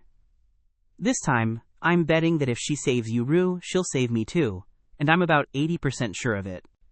Then the system announced again, exchanged greater revival pill, 2 successful exchanges, costing 2 million fame points, remaining fame points, 18 million, successfully used greater revival pill, detoxified successfully, restored successfully, currently in the healing process. The next day, at the hospital, in the hospital room, a drip bag was being administered. Lin Yuru recalled the image of herself injuring him. Then she suddenly sat up and anxiously exclaimed, Yin Wu Dao, who was next to her, reassured her. Lin Yuru, it's okay now, everything's past. Seeing him, she teared up and called out, Yin Wu Dao. Following that, Lin Yuru lunged into Yin Wu Dao's arms and sobbed, Yin Wu Dao, I'm so sorry. I really didn't want to hurt you, but I couldn't control myself. When that knife went into you, my heart shattered. It's so good, you're okay now. She looked up at him intently and said, Yin Wu Dao also looked at Lin Yuru affectionately. Call me Yuru. Just then, Lin Feng walked in and was stunned to see them kissing. What are you two doing then? He angrily roared. I treat you like a boss, and you're seducing my sister. Yin Wu Dao sat there calmly and said, Lin Feng, don't worry about such details. A second later, he returned to his serious demeanor and asked, Lin Feng, you rushed here. Is there something urgent? Lin Feng also remembered the matter and reported. That's right, someone from the Bai family came looking for you, saying that Lu Man led people to arrest Bai Yunqi, asking for your help. Hearing this, Yin Wu Dao gently stroked his chin and pondered. This matter is a bit tricky. Behind Lu Man is the R squad. If I interfere, the matter will escalate, and it will definitely alarm the old man. On the surface, Bai Yunxi seems polite, but she decided to give me Yunxi tea. At this moment, she wants to drag me down with her.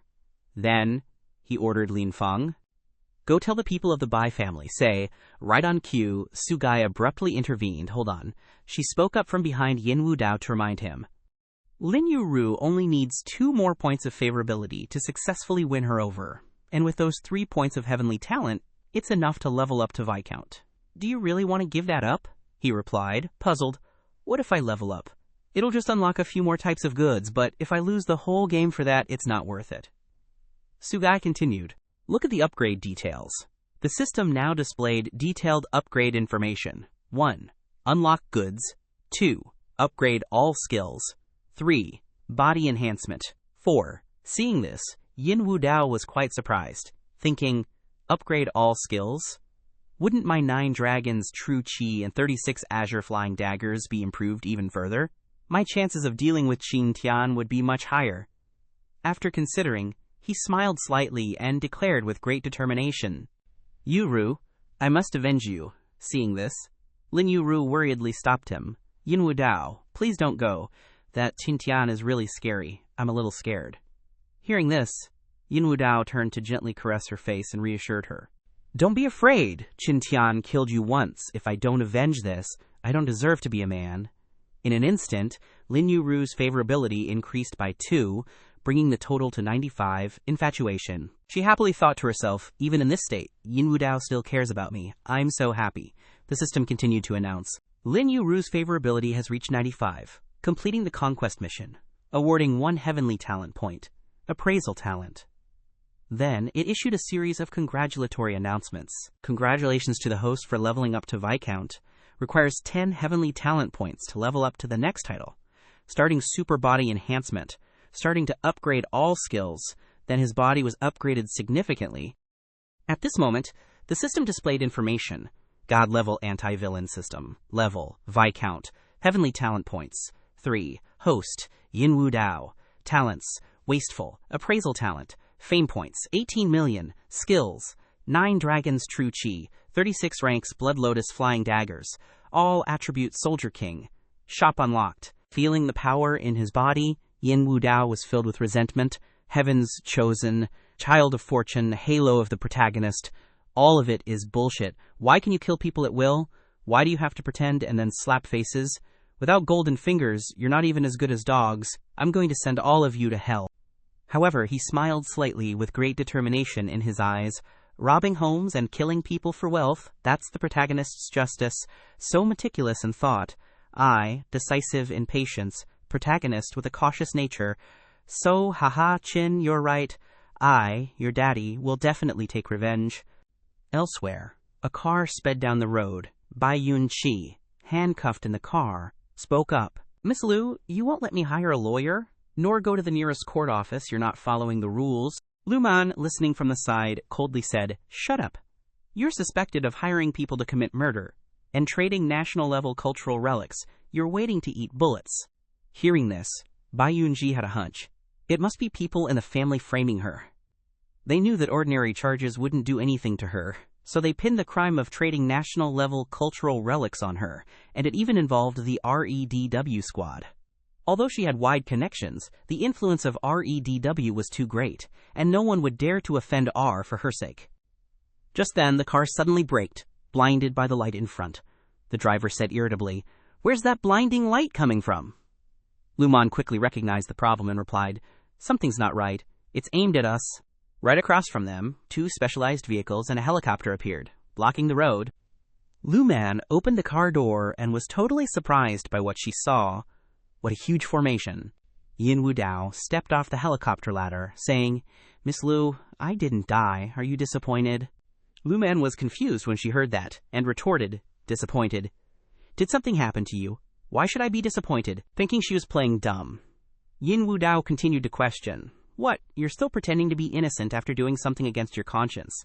Luman still didn't understand what was going on, so she asked, "What are you talking about? I don't understand." At this moment, he suddenly realized the problem and thought, Luman's expression doesn't seem like she's pretending. It seems Chen Tian has already made a move against her too. Not bad, that scary Jin tongue. Now, Yin Wu Dao went straight to the point. Stop talking nonsense. Hand over the person.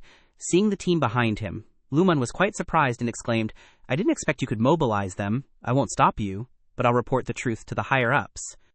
Hearing this, he secretly calculated in his mind, "It took a lot of effort to mobilize a portion of the old man's forces. Today, I have to cause a ruckus." After that, the handcuffs on Bai Yunji's hands were unlocked. Luman handed over the person and said, "The person you need is here." Bai Yunji was overjoyed to be rescued and said, "Wu Dao, a hero getting angry for a beauty, it's worth it for Auntie to be valued so much by someone like you in this life." After rescuing the person, Yin Wu Dao immediately asked, "Where's Qin Tian?" Luman replied, "He's not from Team R. We left after completing the mission." Just then, Bai Yunxi walked towards him curiously and asked, "Is it because you got emotional, Wu Dao? You didn't make a big deal out of this for Auntie, did you?" Yin Wu Dao was quite surprised by this statement. This Bai Yunxi is really sharp-eyed. She wants to get some favors from me right off the bat. He smiled and thought to himself, "Dream on. Qin Tian isn't here today, so you can enjoy this favor yourself." Then Yin Wu Dao immediately and decisively said, "Qin Tian is the mastermind behind harming Auntie Yun. I not only have to save Auntie Yun, but also make him pay a heavy price." She was so touched that tears welled up in her eyes. "Wu Dao, you've really touched Auntie a lot. You're the only one in this world who cares about Auntie so much. How could Auntie Bai Yunji be ungrateful? From now on, Bai Yunji's relationship is Wu Dao's relationship, and Bai Yunji's wealth is Wu Dao's wealth." Now he gently took Bai Yunji's hand and said affectionately, "Auntie Yun, although there's a difference in our status, there's not much difference in our age. I remember when we were in elementary school, we went to the same school. In school, I was bullied, and you protected me. Now that I've grown up, let me protect you." Remembering that line, her favorability points were doubled. Leveling up, Bai Yunxi stared at Yin Wu Dao, deeply moved. Then she leaned her head on Yin Wu Dao's chest and said with emotion, "Wu Dao, I felt like I was at the end of my rope just now. I thought my life was over. Thank you." Seeing that he was overdoing it a bit, he thought, "It's getting numb. I'm acting a bit too much. She seems to be getting emotional." Just then, his name was called from inside the car, and he was startled. Luman sat in the car, glanced at him, and reminded, "The Bai family's affairs are not as simple as you think. You'd better not get involved in this murky water." Yin Wu Dao said coldly without fear, "My affairs are none of your business. Tell Qin Tian to wash his neck and wait for me." Bai Yunxi didn't want him to be implicated and advised, "Wu Dao, she's right. The water in the Bai family is really deep. Thank you so much for protecting Auntie. Let Auntie handle the rest." Looking at the favorability rating of 50, grateful. Yin Wu Dao was surprised, thinking, based on past experience, she should be a female lead related to Qin Tian. Why is her favorability towards me so good? Could it be that they are the male and female leads in a love-hate relationship?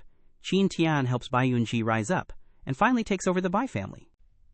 At this moment, he suddenly realized the problem. This Qin Tian is actually a demon. Unexpectedly, the system announced. New mission announcement. Win over the heavenly beauty Bai Yunji. The mission is completed when the other party's favorability reaches 98. Reward: 2 Tianjiao points, insight talent. Looking at the information on the system screen, Yin Wu Dao stroked his chin and calculated. It really came. Insight talent. This is good stuff. True or false, good or evil, right or wrong, I can see it clearly with one glance. In order to complete the mission and receive the reward, he looked at Bai Yunji and said, "What happened? With such a big thing, those family members who covet the position of head of the family will take advantage of this loophole to push you out of that position. How could they let you off? Can you really handle it?" Indeed, she wasn't sure of winning and hesitated. Not giving Bai Yunxi a chance to refuse, Yin Wu Dao said, "Forget it. I'll take you home. Might as well go all the way with you." She stared at his back in contemplation. "You know who your true friends are in times of trouble? At this moment, when my life is at rock bottom, only Yin Wu Dao, the person I've never paid attention to, is willing to help me. Moreover, he doesn't hesitate to use the family's power to help me with all his strength. How can I repay this favor?" Yin Wu Dao took out his phone and texted, Shun Xiao Xiao, come here quickly, followed by a location pin. She immediately replied, received. The next day, outside the council chamber, the guard standing outside the door said, Miss, the family rules stipulate that female relatives are not allowed to enter the council chamber. Only Bai family men are allowed to enter. Bai Yunji was very annoyed when she heard this and questioned. I was in there presiding over the meeting yesterday. Why can't I enter today? Hearing this, the guard replied, I don't know either. Anyway, second master just announced that all female relatives are not allowed to enter. Anyone who barges in. Before he could finish speaking, she slapped him hard in the face and scolded, You bastard, get lost. After that, the door of the conference room slowly opened, and then Bai Yunxi and Yin Wu Dao strode in to everyone's surprise. Bai Yaozong, the second master of the Bai family, was very surprised to see this, and asked, Bai Yunji, how did you get back? Hearing this, she laughed contemptuously. You're disappointed that I can come back here, aren't you? Seeing Bai Yunxi's fierce attitude, he became even more angry and criticized. Bai Yunxi, you secretly traded cultural relics, violating the family rules. I have convened a family meeting to remove you from the position of chairman. I am now the head of the Bai family. It's not your turn to be in charge here. At that moment, the old geezers of the Bai family grumbled, How can a woman show her face in public? It's a disgrace to the family. And secretly trading artifacts, that's a huge taboo for the Bai family. A woman as the head of the family will be the laughingstock. Only the second son can make everyone submit. Hearing them, Bai Yunxi snapped, I don't want to talk to you old fossils. Where's my grandpa? Hearing that, Bai Renzong flashed a sinister grin and said, Last night, the old man was so pissed off by you that he kicked the bucket. Bai Yunxi was stunned. No, I don't believe it. What about my brother? He wouldn't let you treat me like this. Just then, a figure walked in and said, Second uncle is right. It was Bai Yulong, the adopted son of the Bai family. He marched in, annoyed. You pissed off Grandpa so much he died. Just leave, get out of the Bai family. Bai Yunxi teared up, Bro, why are you helping them? Then, realizing something, she blurted out, I get it. And then, she angrily questioned, You betrayed me. Bai Yulong sneered. P-50, ha-ha-ha, took you long enough to figure it out, Bai Yunxi. Bet you never thought you'd fall from grace, huh? Then, with burning hatred, he continued, Years ago, when I proposed to you, you rejected me in front of everyone. Today, I'm returning all the humiliation you gave me back then. Bai Yunxi refused to give up, declaring, You think you can take down Bai Yunxi that easily? Think again. She looked at the bodyguards and announced, I, Bai Yunxi, haven't treated you guys badly, right? If you still remember my kindness, lend me a hand right now. If I make a comeback, I won't let you down. They started whispering, Madame Bai has always been good to us, we can't let her be bullied. Even though young Master Yulong is strong, I'm willing to risk it. Gotta have some loyalty. Madame Bai is the best. The bodyguards charged towards Bai Yulong, shouting, Young Master Yulong, just give up. He scoffed, with you guys. Bai Yulong grabbed a bodyguard's head and slammed it into the ground, coldly saying, A bunch of rats. He then took a step forward, mustered his strength, and with a series of punches, knocked down the charging bodyguards. Afterwards, Bai Yulong reached out to Bai Yunxi, saying, Bai Yunxi, you're next. Just then, Yin Wu Dao reached out and knocked his hand away. Then, he used the 9 dragons' true energy to send Bai Yulong flying. In disbelief, he exclaimed, Internal energy projection, you're a grandmaster. Yin Wu Dao stood in front of her, shielding her. The old fogies of the Bai family were furious, questioning, Yin brat, this is the Bai family's council chamber. How dare you, a nobody, act up? Do you know the consequences of your actions? Bai Yaozong joined in, yelling, Yin Wu Dao, the Bai and Yin families have always kept to themselves. Now you want to interfere in our family matters. Want to declare war on my Bai family. Yin Wu Dao chuckled. Declare war. Sounds interesting, he continued. Good suggestion. Let's declare war. Bai Yaozong got even angrier and shouted, Others might fear your Yin family, but my Bai family doesn't. If it's war you want, it's war you'll get. Then he hid behind a chair and called out, Yulong, get him. Bai Yulong was speechless. Soon, the two were trading blows. Both Yin Wu Dao and Bai Yulong were unrelenting, constantly attacking each other. Bai Yulong frowned, grinding his teeth, thinking, his internal force is strong. Is he really just a spoiled young master? Yin Wu Dao also thought cautiously, this Bai Yulong is relying solely on his physical strength to withstand my upgraded 9 dragons true energy. This ability is not like a dragon suit actor at all. Dragon suit actors refer to those who specialize in playing extras, and one dragon suit actor can play many roles in a film. At this moment, the system displayed information. System detected a minor villain, the adopted son, Bai Yulong.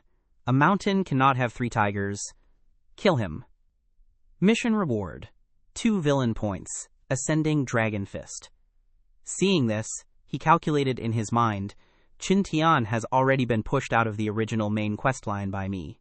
I will just take care of a minor villain who showed up pretending to be cool instead. In the next second, he flung a blood-throwing knife towards Bai Yulong and said coldly, "Come, taste my 36-petal blood lotus throwing knives." Countless throwing knives hurtled towards him.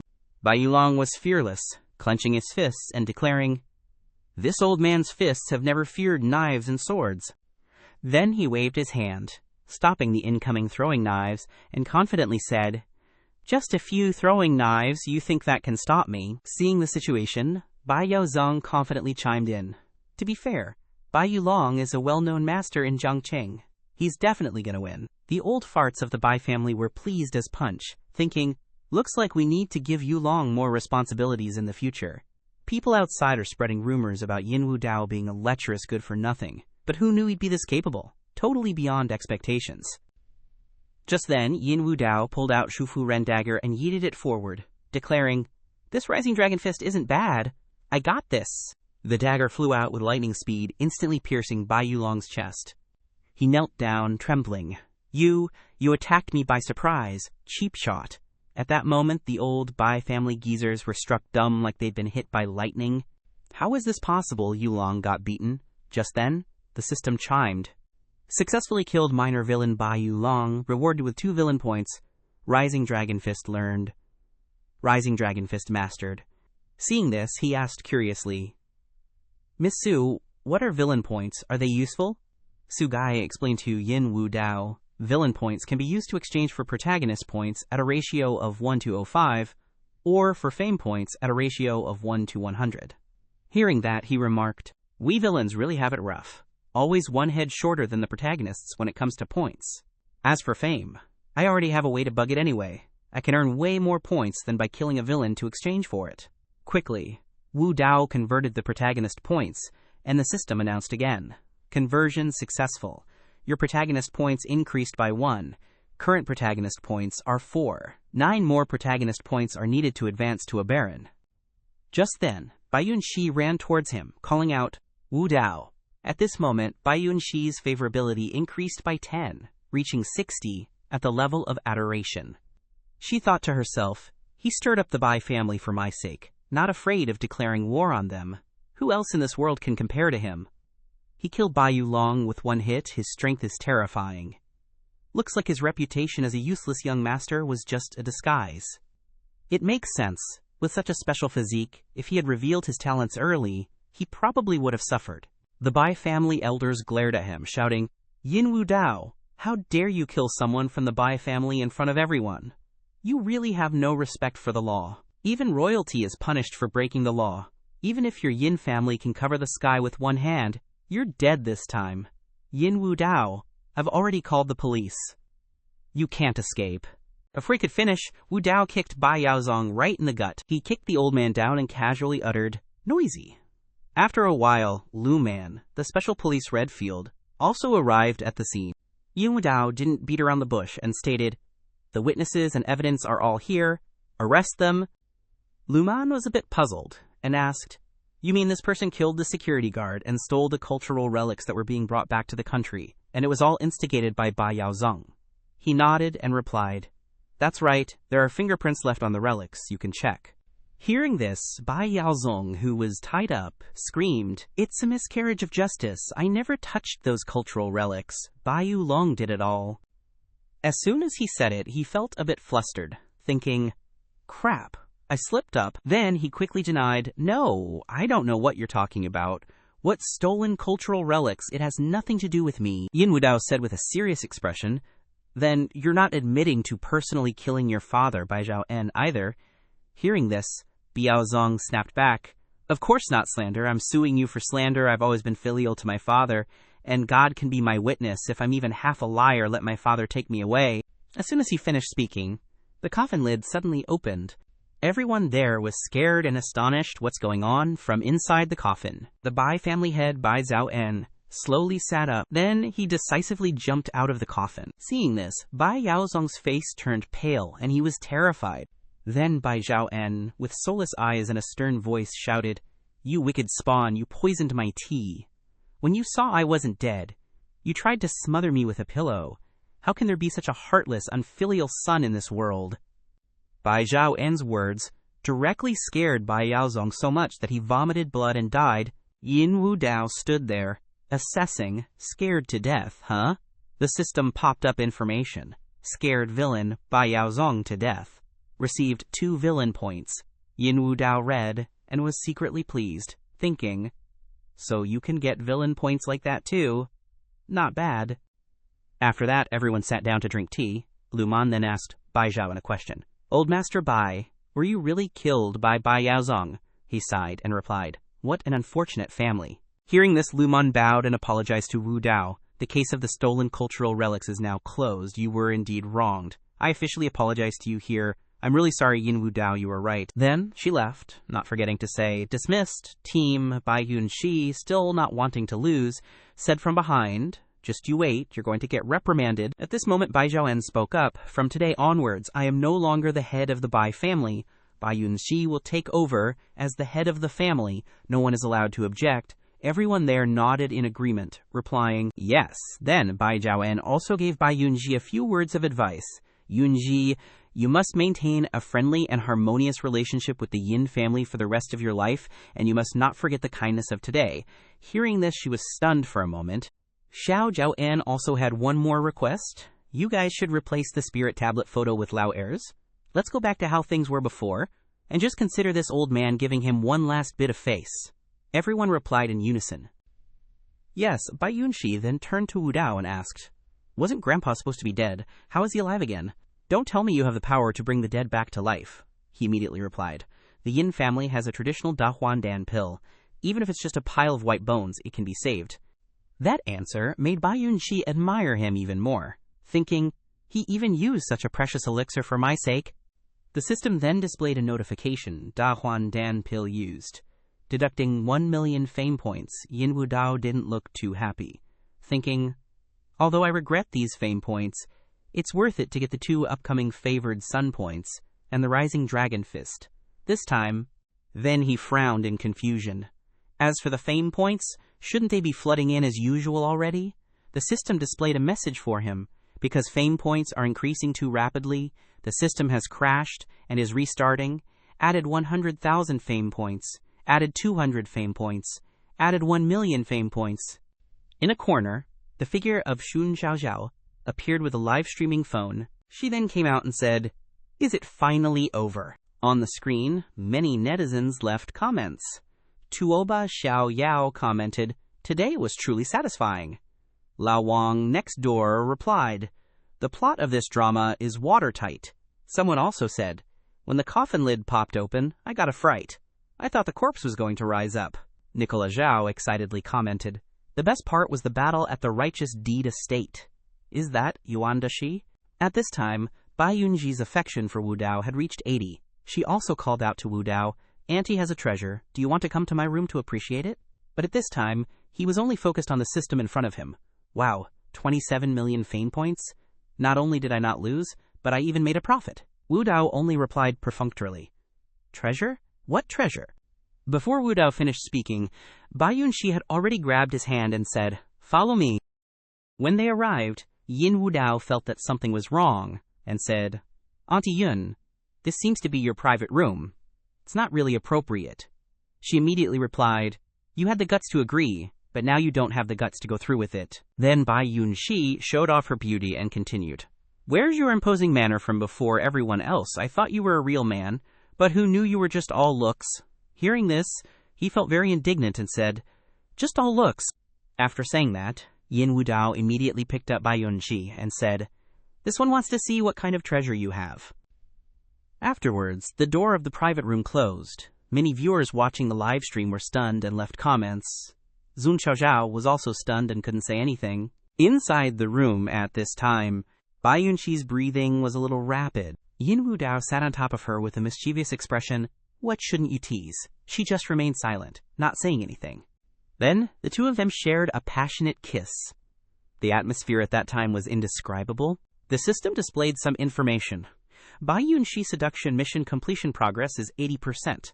Gained insightful eye talent because affection points are not enough. Favored sun point not received. The next morning started with a gentle and clear ray of sunlight. Bai Yunxi was standing on the balcony at this time, enjoying the bright morning sun. Suddenly, Yin Wu Dao came out wrapped in a towel and said, I didn't expect your first time to be so charming. Hearing this, Bai Yunxi replied, Don't worry, you don't need to take responsibility. This was my own free will. Then, she asked him a question. There's a jade trading fair today. There's a batch of good rough stones from Lao Long Chang. Do you want to go take a look with me? Hearing this, Yin Wu Dao thought for a moment. Today, I have the appraisal talent and insightful eye talent. It's the perfect time to try them out and make some big bucks. Afterwards, he agreed and replied, Sure, but I have to bring some people along. The scene shifts to the jade trading fair. As Bai Yunxi requested, Yin Wu Dao went with Bai Yunxi. In addition, Lin Yuru also made an appearance. She seemed very excited about this trip. As they walked, Bai Yunxi said, A few years ago, the jade mines were affected by the war, so production was stopped. After the war stopped, this is the first year that this trading fair has been reorganized. There's no shortage of good stuff here. Lin Yuru, who was walking ahead, also turned back and said, #1 Cut King is the biggest attraction this year. Jade tycoons from home and abroad have all come for it. Then, she went in front of a large stone and said with a happy smile, This is the #1 Cut King. Underneath the stone, the listed price tag shocked everyone who saw it. In addition, there was a note to contact Qintian. Yin Wu Dao was attracted by this. He went to look and said, Qintian's stone, It's true that some things you search high and low for but can't find, but when you see it, it takes no effort at all. After saying that, he thought, This guy really lives up to being the protagonist. He can get the Cut King right away. Then, the appearance of Lin Feng startled him. He came over and said, Boss, I found Qintian outside the door, but because he doesn't have an invitation, he's been blocked outside by security. Yin Wu Dao was still startled, so he just thought to himself, It's that old, cliché, face-slapping plot again. Afterwards, he thought for a moment. According to how the plot develops, someone will quickly give him a VIP invitation, so he can show off in front of the door, so why not just go along with it, and let him be smug and complacent? Then, Yin Wu Dao turned to Lin Feng and said, Go tell the management staff to give him a VIP invitation so he can come in. Lin Feng immediately replied, Yes, and left. Then, Yin Wu Dao stepped forward and said, Let's go to the monitoring room. Outside, there was the ear-splitting sound of Qintian cursing. This dog-eyed jerk is looking down on people. This Xiao Wang is mine. Got it. Why aren't you letting me in? The two embarrassed guards said. We're really sorry, sir. No invitation, no entry. That's the rule. Qintian, totally pissed, cursed bullshit. Just when things were getting heated, the market manager showed up and yelled, Step aside, everyone. Do you guys even know who this is? You dare stop even Mr. Qin. The market manager then rushed over, grinning like a Cheshire cat, handing him an invitation and saying, Mr. Qin, here's your invitation. As soon as he got that VIP invite, he slapped those two guards in the face with it. Qintian, holding the invitation high, arrogantly said, Didn't you talk about rules? Can I get in now, you sons of bitches, just guarding the door and you dare stop me? One of the guards immediately cowered and stammered, Really sorry, mister. Teen, we're blind as bats. Then, Qintian, putting on a show of arrogance, walked in, thinking to himself, Haven't shown off in a while, feels so good. Inside the Jade Fair, he went over to where the stones were displayed, calculating, First, I gotta find all the high-quality jade here. Then after I sell Xiao Wang, I'll buy up all these rough stones. Then 500 million RMB can multiply like crazy. That'll be my first pot of gold to make a splash in Jiangcheng. Right then and there, Qintian activated his purple golden eye. Scanning all the stones, he couldn't help but sigh. The purple golden eye drains so much, it's exhausting. Gotta take notes so I don't have to activate it again later. Then Qintian started secretly writing in his notebook. Number 23 is purple lavender. Number 28 is crystal. Number 41 is Mona Lisa. Number 48 is high ice emerald. Number 69 is emperor green. And number 77 is spring color. Not bad at all. Yin Wu Dao, watching on the screen, was secretly thrilled and ordered, Write down the entire list of stones that Qintian wrote down. No matter what anyone else bids, we have to buy them, no matter the cost. Lin Feng nodded and replied, "Yes." He looked at him with a smug smile, starting the plan to fleece the sheep. Bai Yunji, standing next to him, didn't understand and asked, "Wu Dao, isn't this too risky? Even if Qin Tian has appraisal skills, what if he's wrong?" Yin Wu Dao didn't care and replied, "I trust him." Then he thought to himself, what if he's wrong? He's the male lead, he has the purple golden eye, his eyes are like a freaking scope. Even if I'm wrong, he can't be wrong. Bai Yunxi, seeing his decisiveness and confidence, continued, "Wu Dao, how can I help? Over the years, because of international market reasons and the depletion of our jade mines, our Bai family's jewelry store hasn't been able to produce anything amazing for a long time. This time I came to the fair hoping to find something amazing to be the store's treasure." Bai Yunxi's face showed obvious worry, and she continued, "If I return empty-handed, not to mention the family, even the company will be hard to explain to." Yin Wu Dao, hearing this, pointed to Qin Tian's stone and said, "Aunt, buy that stone. It will definitely be a world-shattering jade." Yin Wu Dao pointed to the stone and said triumphantly, "That's Xiao Wang. I won't bid on it. I'll give it to you, Aunt." Bai Yun frowned slightly and replied, "The list price is 500 million RMB. And after the auction, it will probably fluctuate around 1 billion RMB. If you cut it open and it doesn't yield Emperor Green, it's all gone." Yin Wu Dao still insisted, "Trust me." Then he thought to himself that Qin Tian's stuff never loses money. Hearing this, Bai Yunxi made up her mind to trust him, and said loudly, "Okay, I'll buy Xiao Wang." Then she looked at Yin Wu Dao with eyes full of trust. "Yin Wu Dao, you are my first man. I trust you as much as I trust my own eyes. If I lose, consider my eyes blind." Then the host officially started selling the Xiao Wang stone, officially opening the auction. Starting price 500 million RMB. As soon as it was announced, people below started fighting over it. 520 million, 530 million, 580 million. Yin Wu Dao, standing below, couldn't help but sigh. The competition for Xiao Wang is fierce this time. It's probably got to be over 800 million RMB. Zhang Renji, standing next to him, also nodded. "That's right. I heard that representatives of the four great families are all here, so of course a battle is inevitable."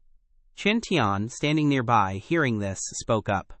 "The four great families? The representatives of the four great families this time are, in order, the good-for-nothing young master Yin Wu Dao of the Yin family, Zhang Renji, the newly appointed head of the Zhang family, Bai Yunji, the heir of the Bai family, and Ji Wuji, the eldest young master of the Ji family." Qin Tian, after hearing this, revealed a look of disdain, thinking to himself, "The four great families are bullshit. I'll stomp all of them under my feet sooner or later." Zhang Renji, getting angry, stood up and shouted, "Stop bidding! Stop raising the price! That Xiao Wang has to belong to my Zhang family today."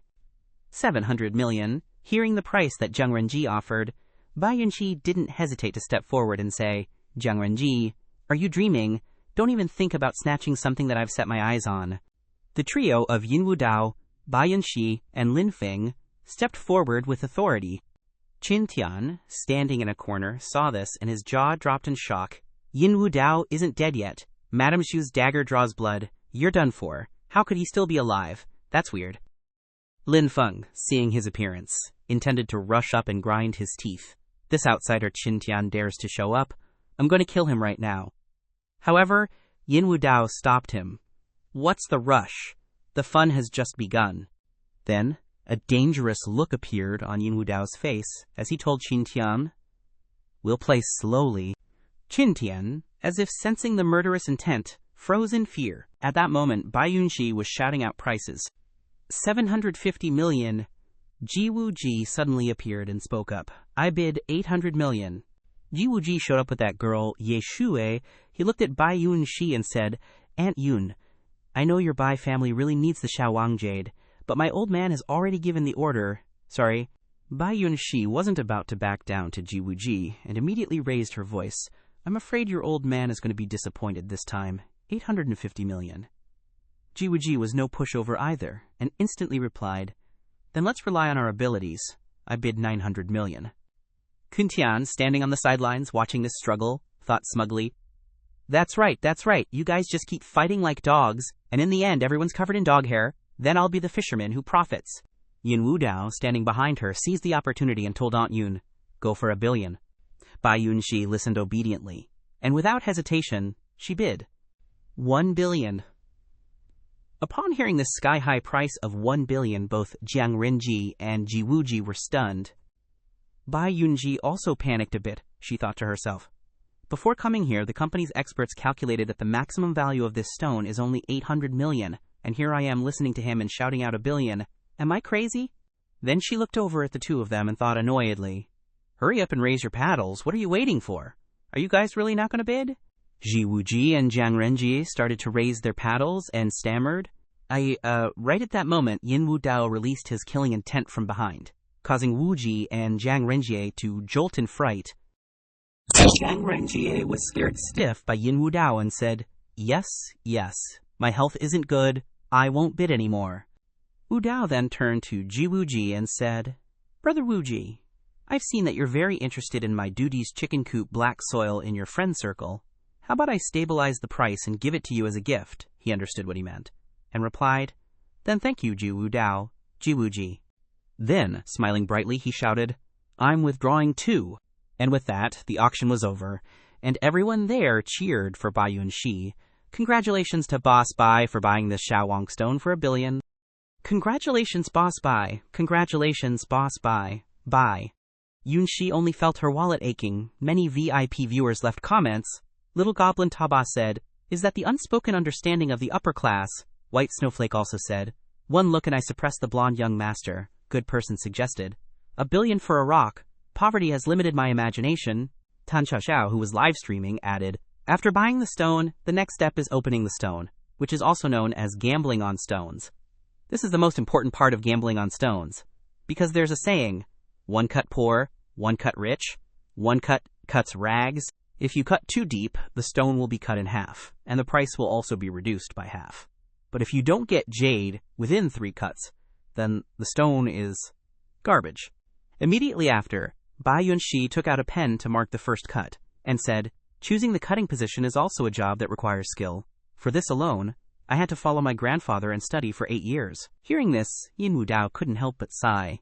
So it seems that ants' penetrating vision comes from these things. Very quickly, Bai Yunxi had drawn a line on the Xiaowang stone, and she directed the stone cutter, cut from this position, cut vertically down.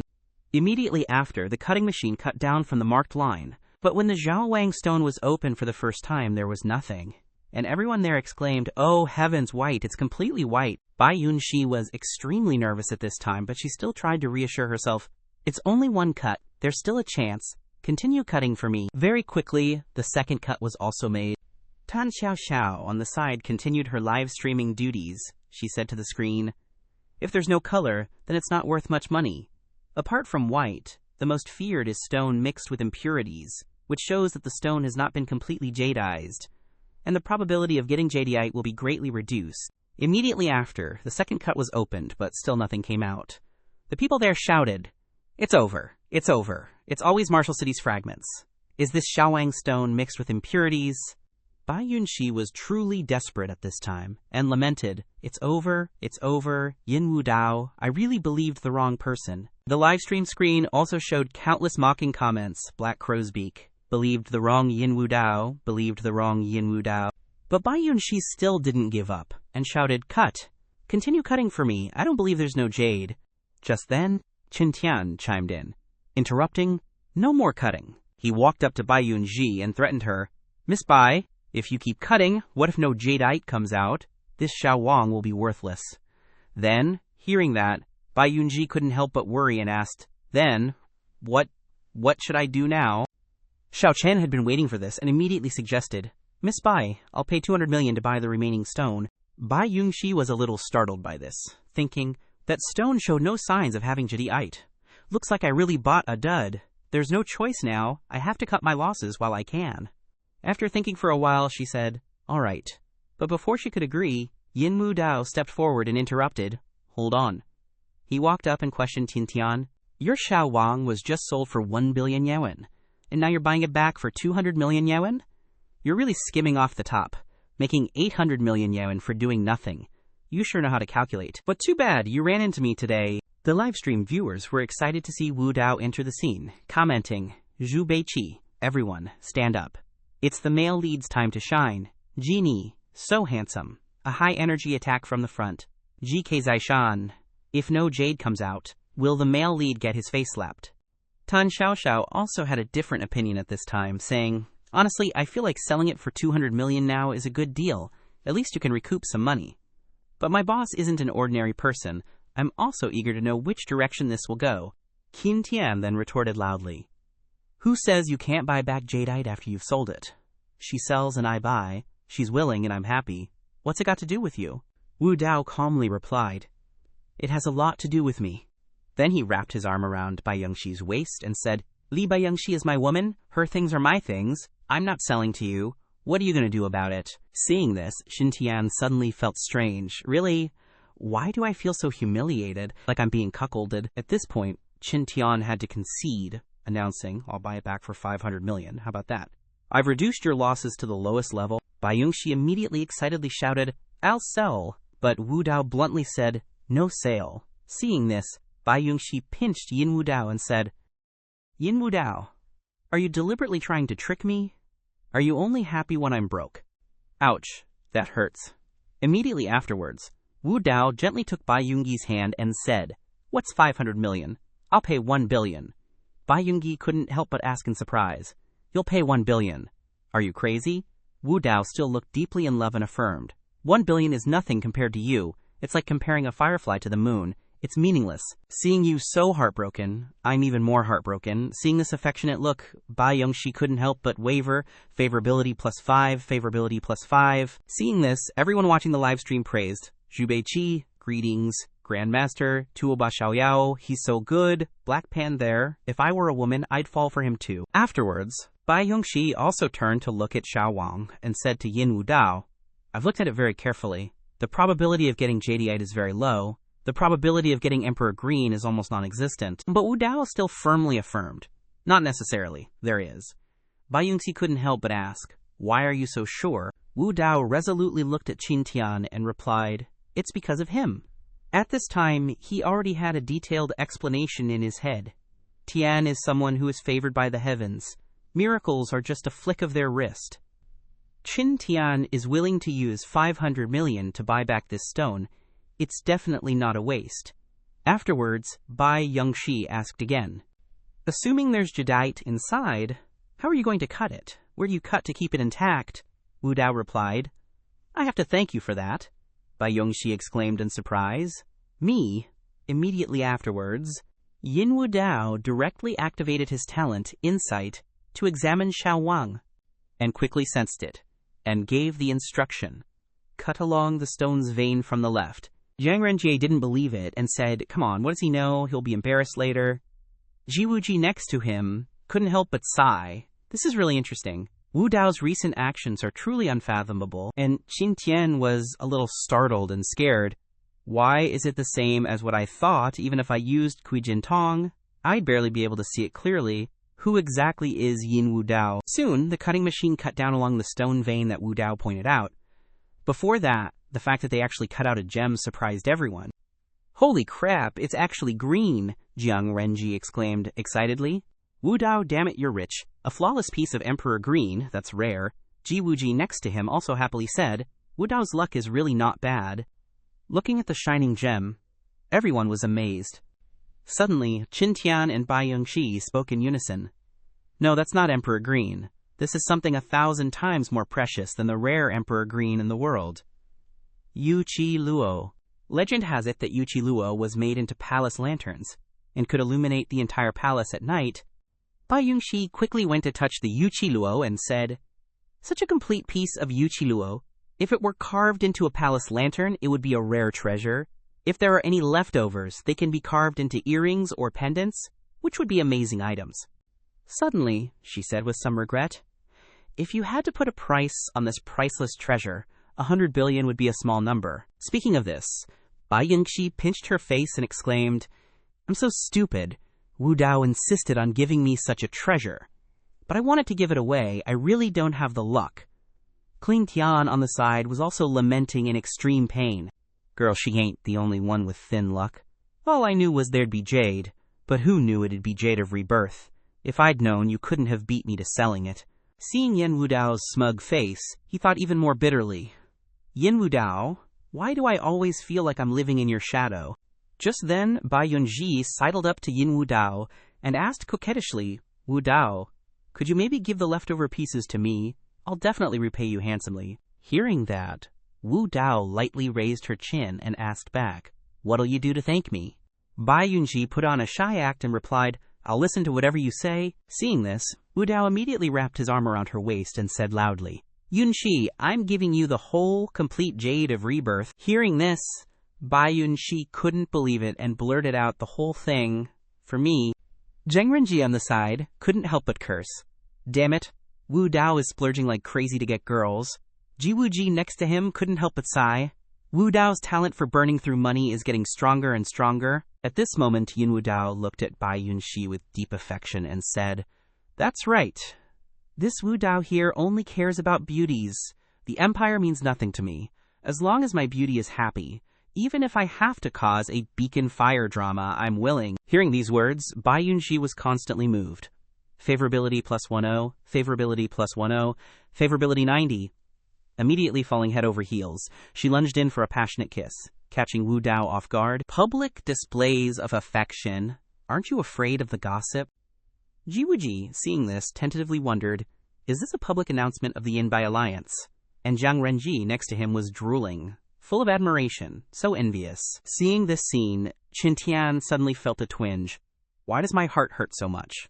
I clearly don't have any relationship with Bai Yunji, but I feel like my wife is being stolen. This is ridiculous. Just then, Lin Yuru ran over with gemstones, calling him, Wu Dao, all the stones you bought are top-grade jadeite, worth over 1 billion. Suddenly, she stopped short when she saw what Yin Wu Dao and Bai Yunshi were doing. At this moment, the Prince Charming image of Yin Wu Dao in Yuru's heart completely collapsed. She said angrily, Cheater!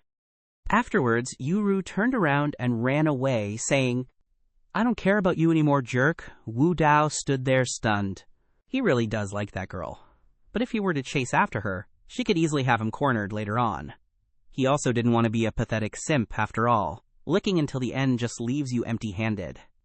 At this moment, the system also displayed a notification. Fame points settlement complete. Fame points plus 1 million.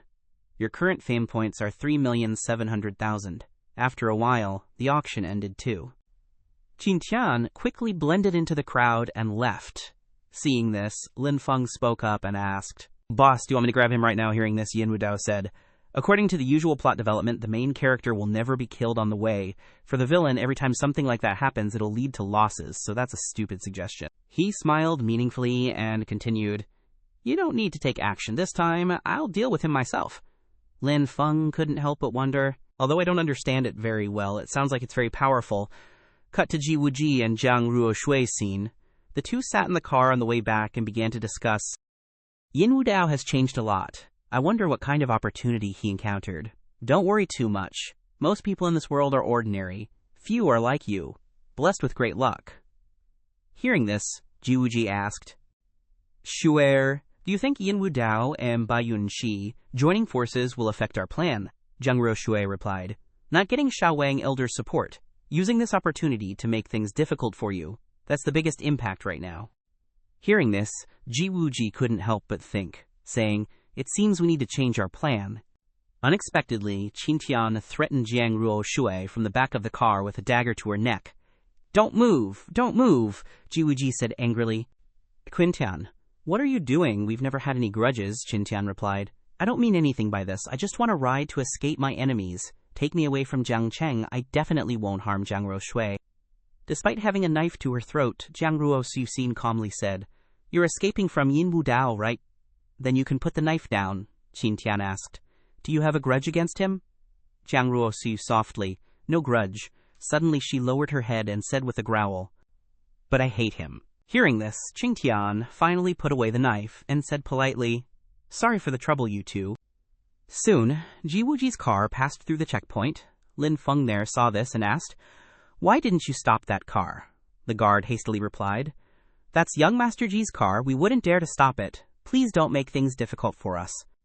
Soon, Ji Wuji and Jiang Ruoshui took Qin Tian out of the city. Qin Tian said gratefully, Thank you for saving my life. When I make a comeback, I will definitely repay your great kindness today.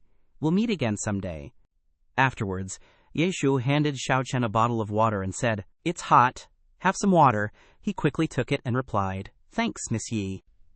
Yi put on a look of trust, saying, "Xiao Chen, I believe you'll definitely make a comeback. I'll be waiting for the day you return the favor." Okay. Hearing this, Xiao Chen secretly pondered, even though I'm super handsome and often get girls trying to win me over, I gotta be careful, gotta see what they're thinking. He immediately activated his purple golden eye to check him out. After activating it, Xiao Chen immediately read Ji Wuji's thoughts. If I wasn't forced, I wouldn't want to offend Yin Wu Dao for the likes of you, but Yi Shui's mind is crystal clear. At this point, Xiao Chen felt relieved and drank the water, thinking, she really is a kind beauty. Even after using mind reading, there's nothing there. Her soul's like a blank sheet of paper. Right after taking a sip, Xiao Chen quickly fainted. Seeing Xiao Chen fall, Ji Wuji couldn't help but be suspicious. "Zhuhair, what's wrong? What did you do?" Yi Sui calmly replied, "This Xiao Chen is really as Yin Wu Dao predicted. Very cautious." Then she took off her contact lenses and continued. "Luckily, I used the special contact lenses Yin Wu Dao prepared for me beforehand, otherwise it would have been difficult to get through today's hurdle." Seeing this, Ji Wuji was upset and asked, "Since when did you start making deals with Yin Wu Dao behind my back? That guy's no good either. You better stay away from him." Suddenly, Yin Wu Dao appeared, interrupting. Hey, young Master Ji, I don't like what you just said. Ye Shui did all this for you." Ji Wuji was surprised to see him, Yin Wu Dao. Then he reached out to Ye Shui, saying, "Happy cooperation." But she didn't take his hand, only saying, "The thing I agreed to do for you is done. Now you should fulfill what you promised me."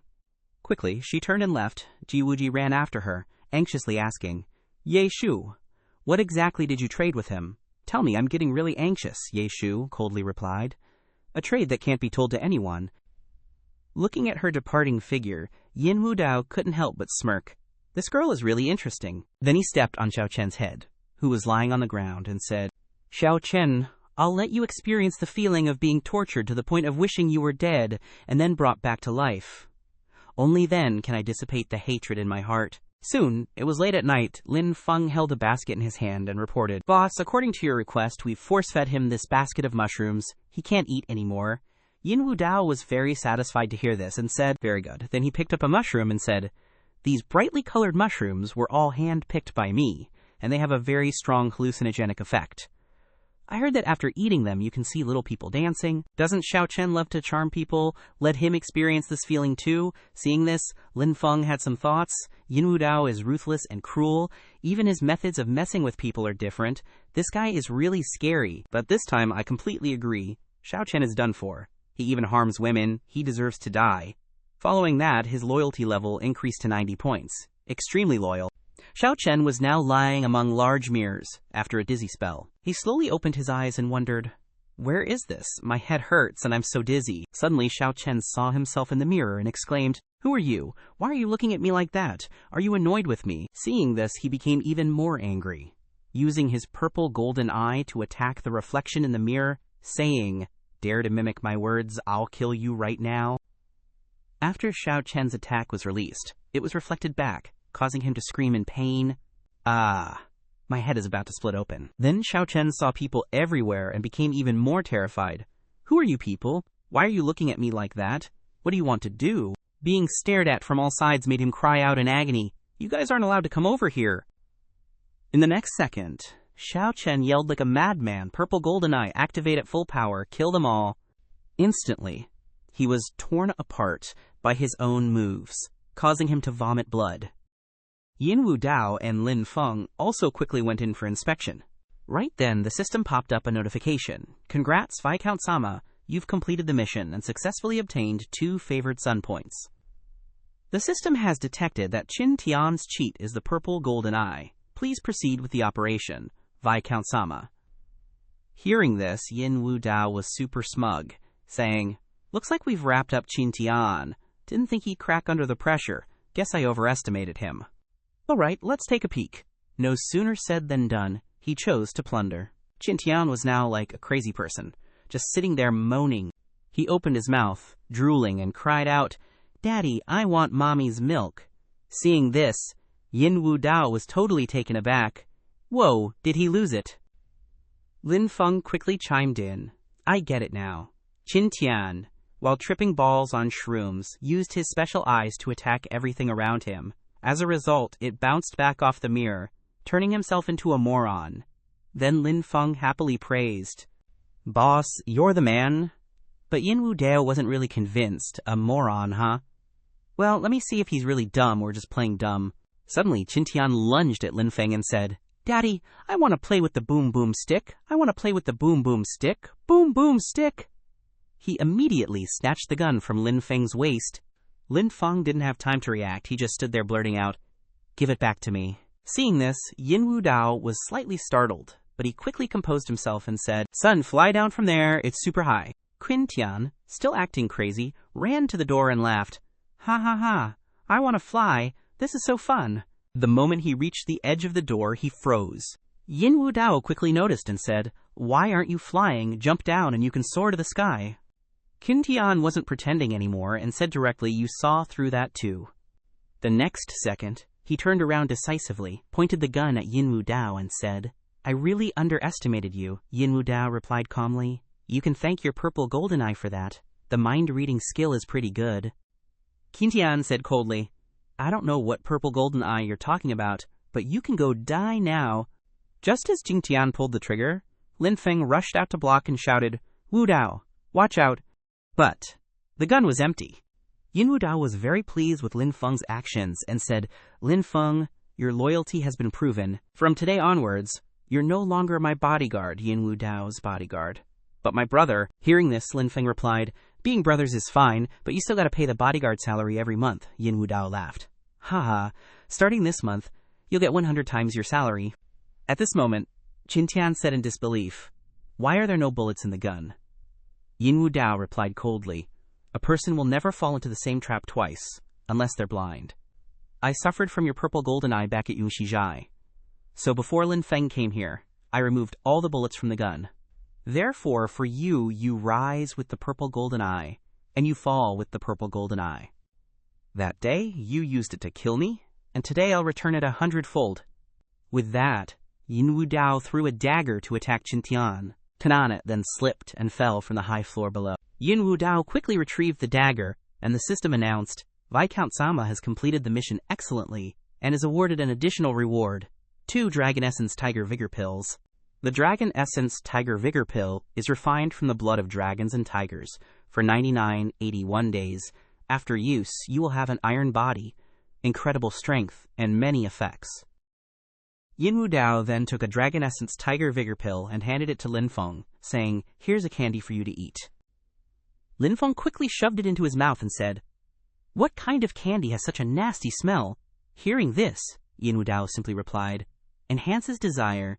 Lin Feng immediately felt a chill and was wary. Wu Dao, I'm not good at this. Don't go overboard.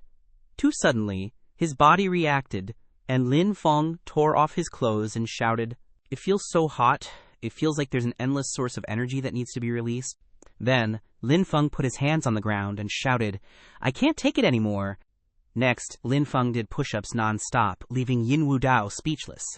Seconds later, Yin Wu Dao casually left, saying, What a miserable single guy. With so much energy and nowhere to release it, what a waste. Oh right, remember to get back that billion I gave Qin Tian. It's wasted on a dead man. Lin Feng, still doing push-ups, replied, Got it. The next morning came quickly, and Bai Yunji hurriedly rushed out of the company, asking, Wu Dao, why did you call me so urgently? I'm busy dealing with Xiao Wang's affairs. Before she could say anything more, Yin Wu Dao decisively pulled Bai Yunji into the car, causing her to exclaim in surprise, Ah, what are you doing? It's daytime. Yin Wu Dao then pinned Bai Yunji down and said, You said you'd thank me properly. Right now I'm going to make that happen. Bai Yunji, upon hearing this, responded, This is by the side of the road. You're too lewd. Yin Wu Dao casually said, I am Wu Dao, and Wu Dao is me. Immediately after, the two began their deed in the car. Bai Yunji couldn't take it and yelled, Wu Dao, why are you taking those pills at such a young age? Are you trying to kill me? Yin Wu Dao, full of vigor, replied, No, I want to give you an orgasm. After a long while, the two finally finished. Bai Yunxi, looking wronged, stepped out of the car, saying, "You're too much. I won't let you take that pill again. My legs are all wobbly." Yin Wu Dao, very pleased, replied, "Let's do it again sometime." Then Bai Yunxi said goodbye and went back into the company. But in the nearby bushes, a paparazzi was lurking. He happily said, "From the start of the Jade Stone deal, I predicted he wouldn't be able to hold back. Not a waste of time waiting here. The heirs of two major families dating in a car, this will be the hottest and most sensational news of the year." Suddenly, a voice came from behind him. "Delete all the photos in your camera now." It was Su Qingya, threatening with a bank card. "I'll give you 10,000 RMB. Delete all the pictures now." The paparazzi immediately turned around and said, "So it's Yin Wu Dao's little girlfriend, how interesting. Want to delete the pictures? Okay, but Yin Wu Dao doesn't care about you. How about I show you some love and affection?" Su Qingya didn't waste any time and sent the guy's little buddy to heaven. Then she directly snatched his camera, saying, "Give it to me." After that, Qingya quickly took out the memory card and threw the camera back to the paparazzi, saying, "Next time you dare to take pictures of Wu Dao, I'll find someone to bury you alive." The paparazzi, clutching his crotch in pain, groaned, "My goddess, I was wrong. I won't do it again." Qingya then turned and left, thinking, "Wu Dao, you can fool around however you want outside, but you can't not come home. Did you spend the night at her place last night? Is she that good?" Ugh. After a while, Su Qingya also returned to the riverside cottage. When she arrived, she saw Wu Dao's car here, guessing he was back for lunch. At this moment, Qingya sadly thought, "Wu Dao likes tolerant and generous girls. I can't show negative emotions. I have to maintain my elegance." As soon as she opened the door and stepped into the house, Qingya exclaimed in surprise. "You two," seeing Wu Dao and Xiao Xiao happily eating, Qingya spoke up, "You're having lunch?" Wu Dao immediately put on a displeased face, saying, "Oh, you're back. The food's cold. Heat it up yourself." Qingya quickly sat down next to Wu Dao, replying, "It's okay. I can eat cold food." Hearing this, Wu Dao hesitated for a moment and then spoke again. "Xiao Xiao, quickly sit on my lap and feed me." Xiao Xiao immediately waved her hand in refusal. "Boss, I sell my skills, not my body. Please don't do that." Wu Dao, seeing her like this, irritably said, "Are you such an ungrateful person? Have you forgotten about that fire?" Immediately after, he pulled her onto his lap and happily said, "Come on, let me feed you." Xiao Xiao said with resistance, "I can't eat." A second later, Wu Dao turned to Su Qingya and said, "Oh right, today you move to the living room. Leave the bedroom for Xiao Xiao. That way she'll be closer to me, and I can keep an eye on her at work too." Hearing this, Qingya's face clearly showed sadness. Xiao Xiao then left Pei Ling's side and spoke up.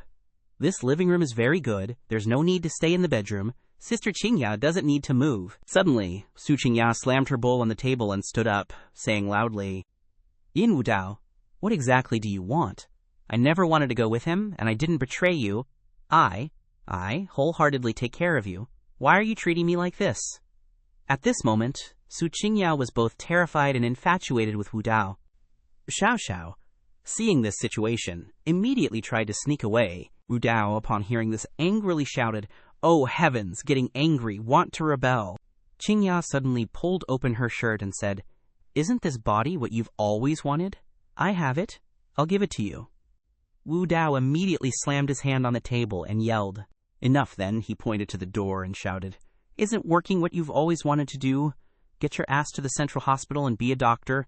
Don't come back until you know you're wrong." Hearing these words, Qingya couldn't hold back anymore, and tears welled up in her eyes. Immediately after, she ran out sobbing. Wu Dao then held his head and slumped wearily into the chair.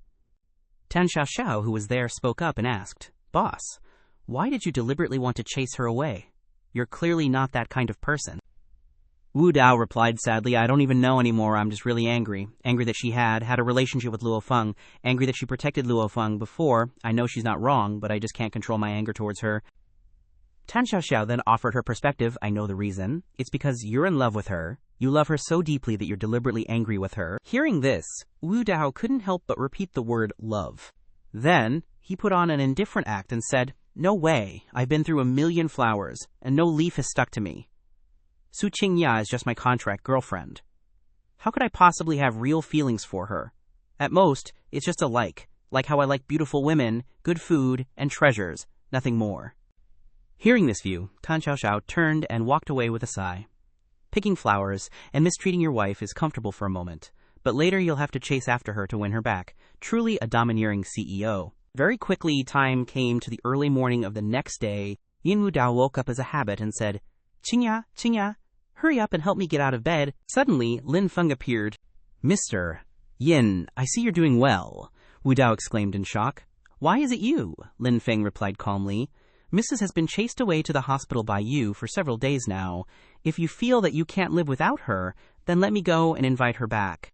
Wu Dao then frowned and asked, Qingya, has she admitted her mistake? Lin Feng cleared his throat and replied, Not at all. She has now become the director of the central hospital, and she's managing the hospital in an orderly manner. In fact, she's even fallen for a young doctor. Hearing these words, Wu Dao panicked and blurted out. What? Lin Feng said happily. I'm just kidding with you. Look at how anxious you are, and you say you don't need her anymore. However, she's very close with her senior from college. Whether they will develop further is not certain. Hearing this, Wu Dao couldn't help but say, Looks like I need to make a trip to the hospital. Very quickly, Wu Dao and Lin Feng drove to Jiangcheng Central Hospital.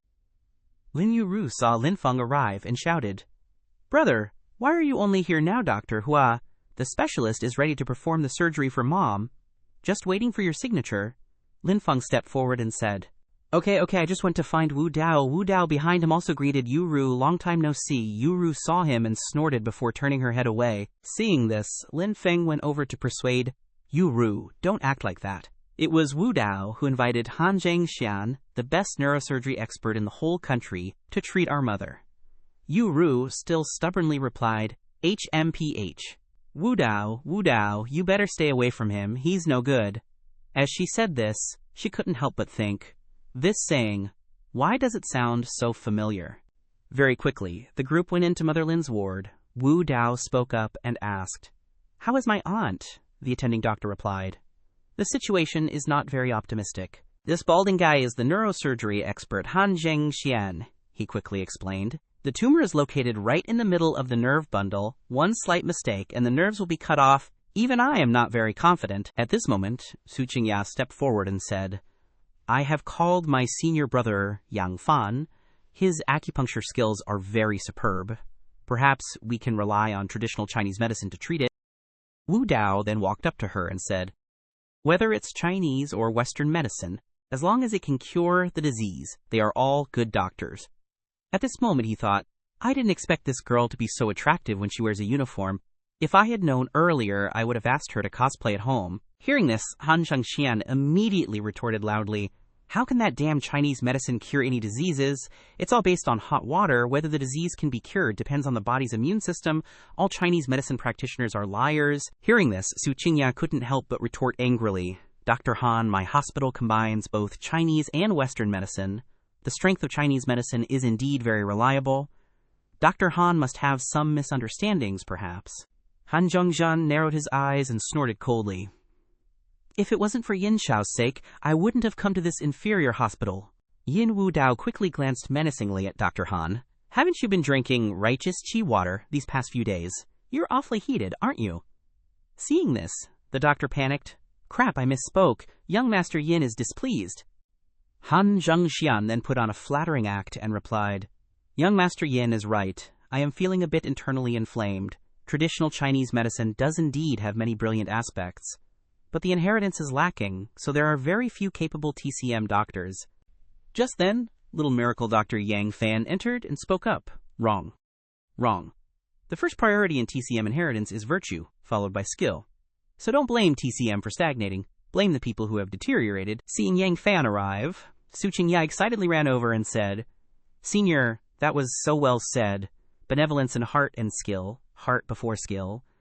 That's why medical ethics are even more important, she thought to herself. You stinky Yin Wu Dao, who told you to bully me. Today, I'll make you seethe. Then the two of them chatted happily. Junior, you've gotten even more beautiful after all these years. No way. Senior is also the type of handsome that isn't flashy. Seeing this, Yin Wu Dao looked visibly uncomfortable and immediately raised his voice. Frogs at the bottom of a well, biased words. Only with the so-called education for all can we find gold in the great wave. If we establish more TCM universities, increase communication between all parties, put aside ancestral opinions, and have masters willingly instruct, then apply science to the analysis of acupoints. In less than 10 years, every corner of Huaxia will have miracle doctors. Su Qingya was quickly drawn in by Wu Dao and thought, his views are still the same. I completely agree with him. No, I must continue to maintain the status quo. Yang Fan, looking displeased, stepped forward and asked, "Who are you, daring to spout such arrogant words?" Seeing this, Han Zhengshan loudly scolded, "Presumptuous." This is the eldest young master of the Yin family, Yin Wu Dao. Suddenly, Mother Lin on the side coughed laboriously. Seeing this, Yu Ru urgently called out, "Everyone, please stop arguing. My mother can't take it anymore. Quickly, think of a solution." Han Zhengxian hurriedly said, "Although I'm not entirely confident, for young Master Yin's sake, I'm willing to take a gamble, but you must sign the consent form first before surgery can be performed." At this moment, Wu Dao looked towards Yang Fan, calculating, usually times like these are when the main character, the miracle doctor, puts on a show of his abilities. This Yang Fan is indeed a heavenly gifted doctor. Yang Fan quickly took center stage and confidently said, "It's too late to take her to the operating room. I'll open your eyes to something." He then swiftly used the 13 ghost needles to treat Mother Lin. Everyone was shocked and exclaimed, "Heavens, that's the 13 ghost needles that have been lost for many years." Han Zhengxian, however, sneered contemptuously. "Superstitious nonsense. Just poking in a few needles like that can cure a patient." Wu Dao glanced at him and thought, daring to mock the main character, the miracle doctor, while he's showing off his skills is just asking for a beating. Suddenly, Mother Lin sat up and said, "Oh dear, how long have I been asleep? Did I miss lunch?" Han Zhengxian was dumbfounded and exclaimed, So she actually woke up." Yang Fan said smugly, "It's just a small illness, nothing much." A nurse admiringly said, "Wow, so amazing, so handsome." Very quickly, a system notification appeared. Discovered a new child of heaven, Heavenly Pride Yang Fan. Title, Golden Hand Miracle Doctor. 13 ghost needles. Mission, ruin Yang Fan's reputation and cause him to be disgraced. Reward, 3 Heavenly Pride points. 13 ghost needles, ancient medical talent. Wu Dao looked at the system panel and couldn't help but think, ruin his reputation and cause him to be disgraced? Although it's a bit immoral, it's something I'm very familiar with. Immediately after, Lin Yuru's voice rang out, "Yin Wu Dao, where are you taking my mother?" Wu Dao was already pushing Mother Lin and said, "Although she's awake, we don't know if there's still a tumor in her brain. I'm taking Auntie for a CT scan to confirm it." Hearing this, Lin Feng and Yu Ru were relieved and said, "As expected of the boss, you think of everything." Quickly, Wu Dao brought Mother Lin to the CT scan room. He stood outside and said, "Auntie, just slowly do the CT scan in there. No need to rush. I'll wait for you out here." Mother Lin also reassuredly replied, "Sorry for the trouble, Wu Dao." As soon as the door closed, Wu Dao touched the jade pendant around his neck and called out, "Xiaogai, buy a realistic human puppet."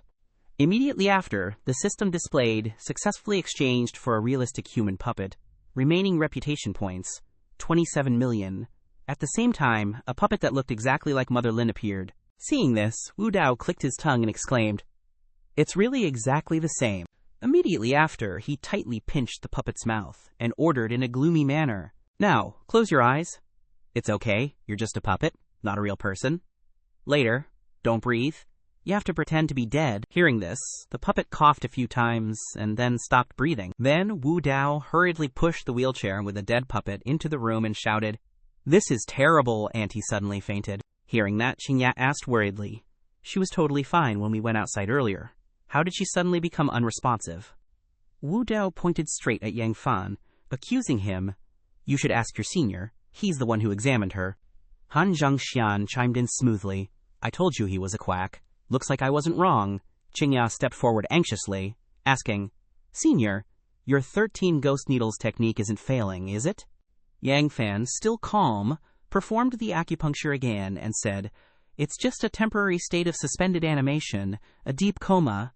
Let me use a little trick, and she'll wake up in no time." But when the needles were inserted into her head, they didn't elicit any response from Mother Lin. At this point, he frantically cried out in his mind, "No way, why is she still so stiff?"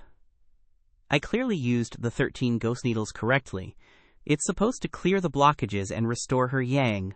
Immediately, Lin Feng rushed over, grabbed Yang Fan by the collar, and yelled, "You damn charlatan, you've killed my mother." With that, Lin Feng's fist landed squarely on Yang Fan's face. Yang Fan cried out in anguish, "Junior, you have to believe me. The problem isn't really with me. He immediately pointed at Wu Dao, shifting the blame. "It's him. He was the last one to be in contact with the patient. He must have done something," Xingya said coldly. "Shut up." Then, she angrily exclaimed, "I really misjudged you, and I'm truly sorry, Uncle Lin, that such a big problem happened during treatment. Just wait to be punished." With the situation having reached this point, Yang Fan had nothing to deny and could only silently accept the blame. Lin Yuru knelt down in front of Yin Wu Dao, pleading tearfully, "Brother Wu Dao, I was wrong before. Please don't be mad at me anymore. I won't be childish anymore. Please save my mother." Lin Feng also lowered his head and begged, "Wu Dao, for the sake of our brotherhood, please help. I know you have a miraculous elixir that can revive the dead." Seeing this scene, Yin Wu Dao squatted down, helped them both up, and said, "Stand up. Actually, whether one of you asked me or not, I would do my best, let alone now that you're both begging me together." After agreeing, he leaned in and whispered to Lin Yuru, "But Yuru, you have to keep your word." Hearing this, Lin Yuru blushed and agreed, "Yeah, I won't be jealous anymore." But Yang Fan, standing beside him, sneered, "There's no such thing as a resurrection drug under the heavens. Even the most heaven-defying Xiaoxiahuandan only gathers qi and condenses spirit to extend one's lifespan. Anyone can tell who the swindler is just by looking." Yin Wu Dao stood up and retorted, "Then what about a great circulation pill? My family's heirloom. Great circulation pill isn't something I can just show everyone. Everyone here, wait up, I'm just stepping out for a sec and I'll be right back." With that, he pushed the Mother Lin puppet away, leaving Yang Fan stunned. Could it be that there really is a Dahuan in this world that can revive the dead? When he reached a deserted corridor, Yin Wu Dao calmly said, "You can retract the puppet now." As soon as he finished speaking, the puppet in the wheelchair disappeared. Yin Wu Dao then went to the CT room to pick up Mother Lin and said politely, "Auntie Lin, I'm sorry. I went to the restroom and kept you waiting." Mother Lin smiled kindly and comforted him. It's okay. I just finished too. Thanks for the trouble, Wu Dao." Mother Lin was pushed back to the ward by Yin Wu Dao, and as they walked, she praised, "Wu Dao is really a good boy. You ruin my family. If she could find a son-in-law like you, I would die happy." Hearing these words, Wu Dao fell silent and didn't say anything more. After a while, the two of them returned to the ward with smiles. "We're back." Seeing Mother Lin safe and sound, Yang Fan was completely shocked, so she really came back to life. The rest clutched their chests and breathed a sigh of relief. As soon as Yang Fan finished speaking, Wu Dao kicked him to the ground. Yin Wu Dao stood tall, looking down at Yang Fan with disdain, and said scornfully, "Get lost. You're not allowed to come to the central hospital again, or I'll break your dog legs." Being driven away, Yang Fan also turned around and left. Before leaving, he didn't forget to say arrogantly, "If this place doesn't keep me, there will be other places that will. You treat me badly today, and one day I'll make sure you can't even reach me." Not long after Yang Fan left, a large explosion suddenly occurred on the road. A very serious car accident happened right in front of Yang Fan. In the next second, the car that caused the accident quickly fled the scene. Witnessing the whole thing, Yang Fan spoke up in indignation. "Hey, you hit someone, why are you running away? Are you intentionally killing someone?" Then, Yang Fan's attention fell on the girl lying unconscious in the car. Yang Fan hurriedly ran to the side of the car and shouted, "This is bad. This person can't hold on any longer. We need to treat her immediately." After saying that, Yang Fan put the girl down on the ground and quickly performed the 13 ghost needles and life-seizing ghost gate technique with nimble hands. After a bit of treatment, the girl started showing signs of waking up. She quickly sat up, rubbed her eyes, and asked, "Yang Fan, you saved me, right?" The person who was just saved was none other than the CEO of the Azure Dragon Group. Hong Yi smiled gently at Yang Fan and said, "Thank you, I'll repay you." Meanwhile, at the Riverside Bamboo residence, Su Qingya was packing her things, getting ready to leave. Yin Wu Dao, sitting on the sofa, ordered Su Qingya, "Pour me a glass of water." Hearing this, Su Qingya retorted, leaning against the table, "Tell Jun Xiao Xiao to pour it for you. Today's the last day of our love contract, and it expires in 10 minutes. Saying this, Su Qingya's tone turned somber. I'll never come to this house again. Take good care of yourself from now on. Have a good morning, a peaceful afternoon, and a good night's sleep. Wu Dao quickly grabbed Qingya's hand, then abruptly turned her around and said coldly, Girl, whether you're deliberately trying to provoke me or trying to get my attention, you've succeeded. Hearing these words, Su Qingya avoided his gaze and said, Childish, pointless. This made Yin Wu Dao angry, and he threw Su Qingya onto the bed and yelled, Look at me when I'm talking to you. Then he raised her chin and suggested, Even though you're getting more and more outrageous, as long as you admit your mistake, I'll forgive you. To these words, Su Qingya pushed Yin Wu Dao away forcefully, placed her hands in front of her chest, and retorted, Why should I admit my mistake? What did I do wrong? As Su Qingya spoke, she got even more agitated. I didn't betray you, I didn't. I never did. This resistance made Yin Wu Dao very displeased, and he yelled at her. You dare disobey me? No one has ever dared to raise their voice at me. Finishing his sentence, he pointed at the door and shouted, Get out! Get out of here! I don't want to see you again. Being kicked out, Su Qingya resolutely stood up, grabbed her suitcase, and said, Fine, I'll go. I'll never step through this door, not even halfway. Although she left resolutely, Su Qingya's heart sank. Why is he so heartless? Even though Yin Wu Dao was the one who kicked her out, his heart was in turmoil. Why is she suddenly listening to me? Wasn't she trying to go against me before? Su Qingya took a few steps, and he whispered a plea. Don't. Then Yin Wu Dao shouted abruptly, Don't go. Hearing this plea, Su Qingya's eyes were filled with tears. Finally, Su Qingya decided to stop and didn't continue walking. Then, Su Qingya turned around and threw herself into his arms, sobbing, Wu Dao, I can't leave you. I don't know how to live without you. Su Qingya took the opportunity to express all her feelings. Wu Dao, I've always been waiting for you to tell me to stay, because after today, after the contract expires, I'll have no reason to stay. At this moment, Su Qingya's favorability reached 99 points. Determined, Yin Wu Dao raised Su Qingya's chin and gently affirmed, I don't want you to leave. I want you to be by my side forever. After saying that, the two shared a passionate kiss. Then, Yin Wu Dao tightly embraced Su Qingya's waist, causing her to startle and yell, Are you crazy? This is the living room? Let's go upstairs? Hearing Su Qingya's resistance, he gently retorted, I'll be wherever I want to be. No one can control Yin Wu Dao. Finally, Su Qingya had to agree. Don't be so hasty.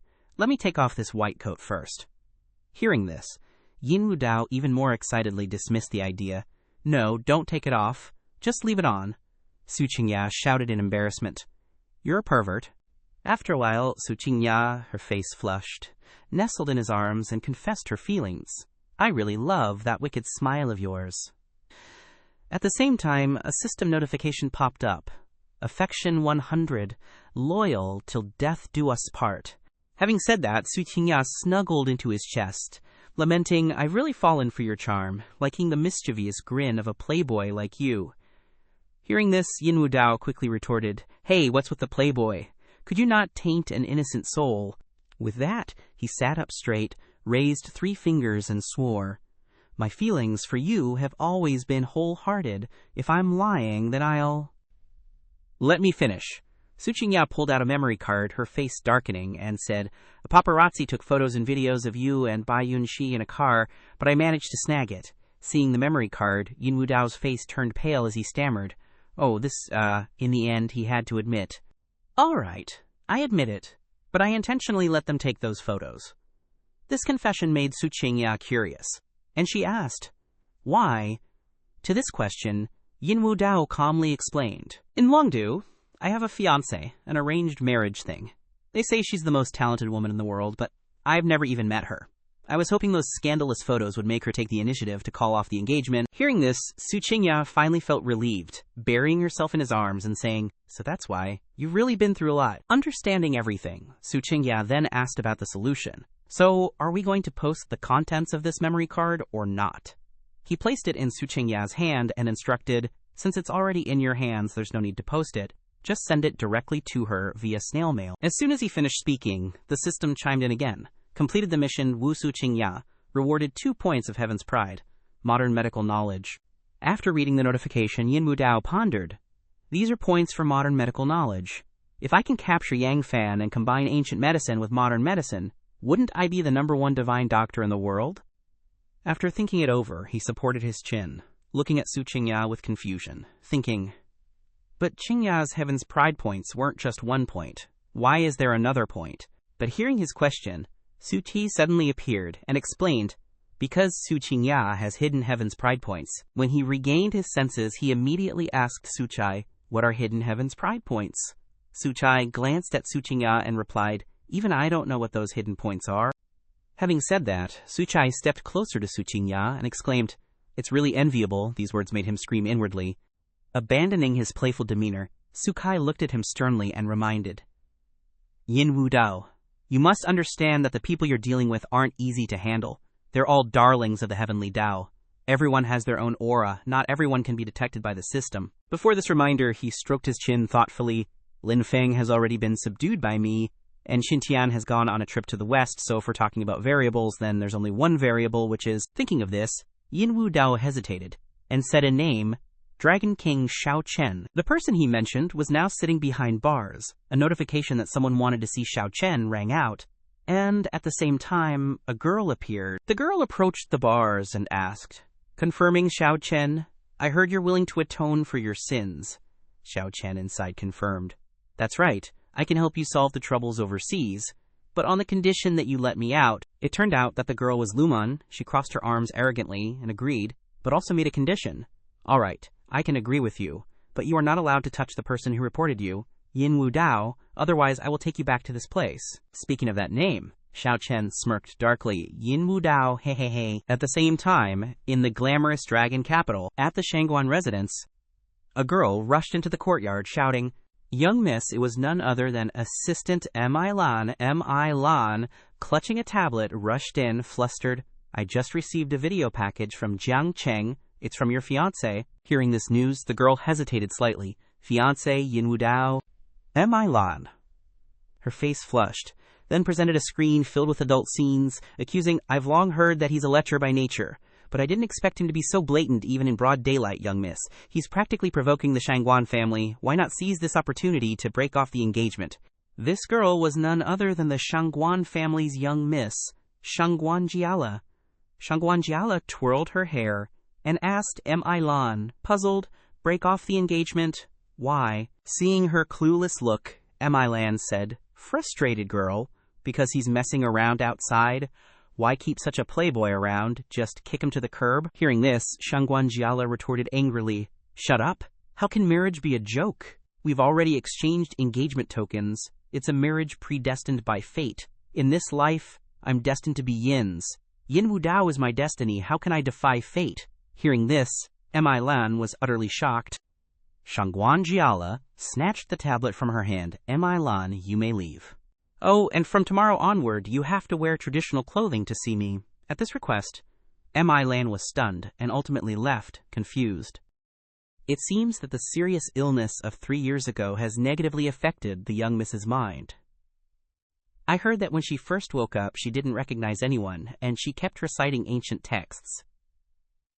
Then she started wearing hanfu, and now she spends every day here practicing calligraphy, chess, painting, and music.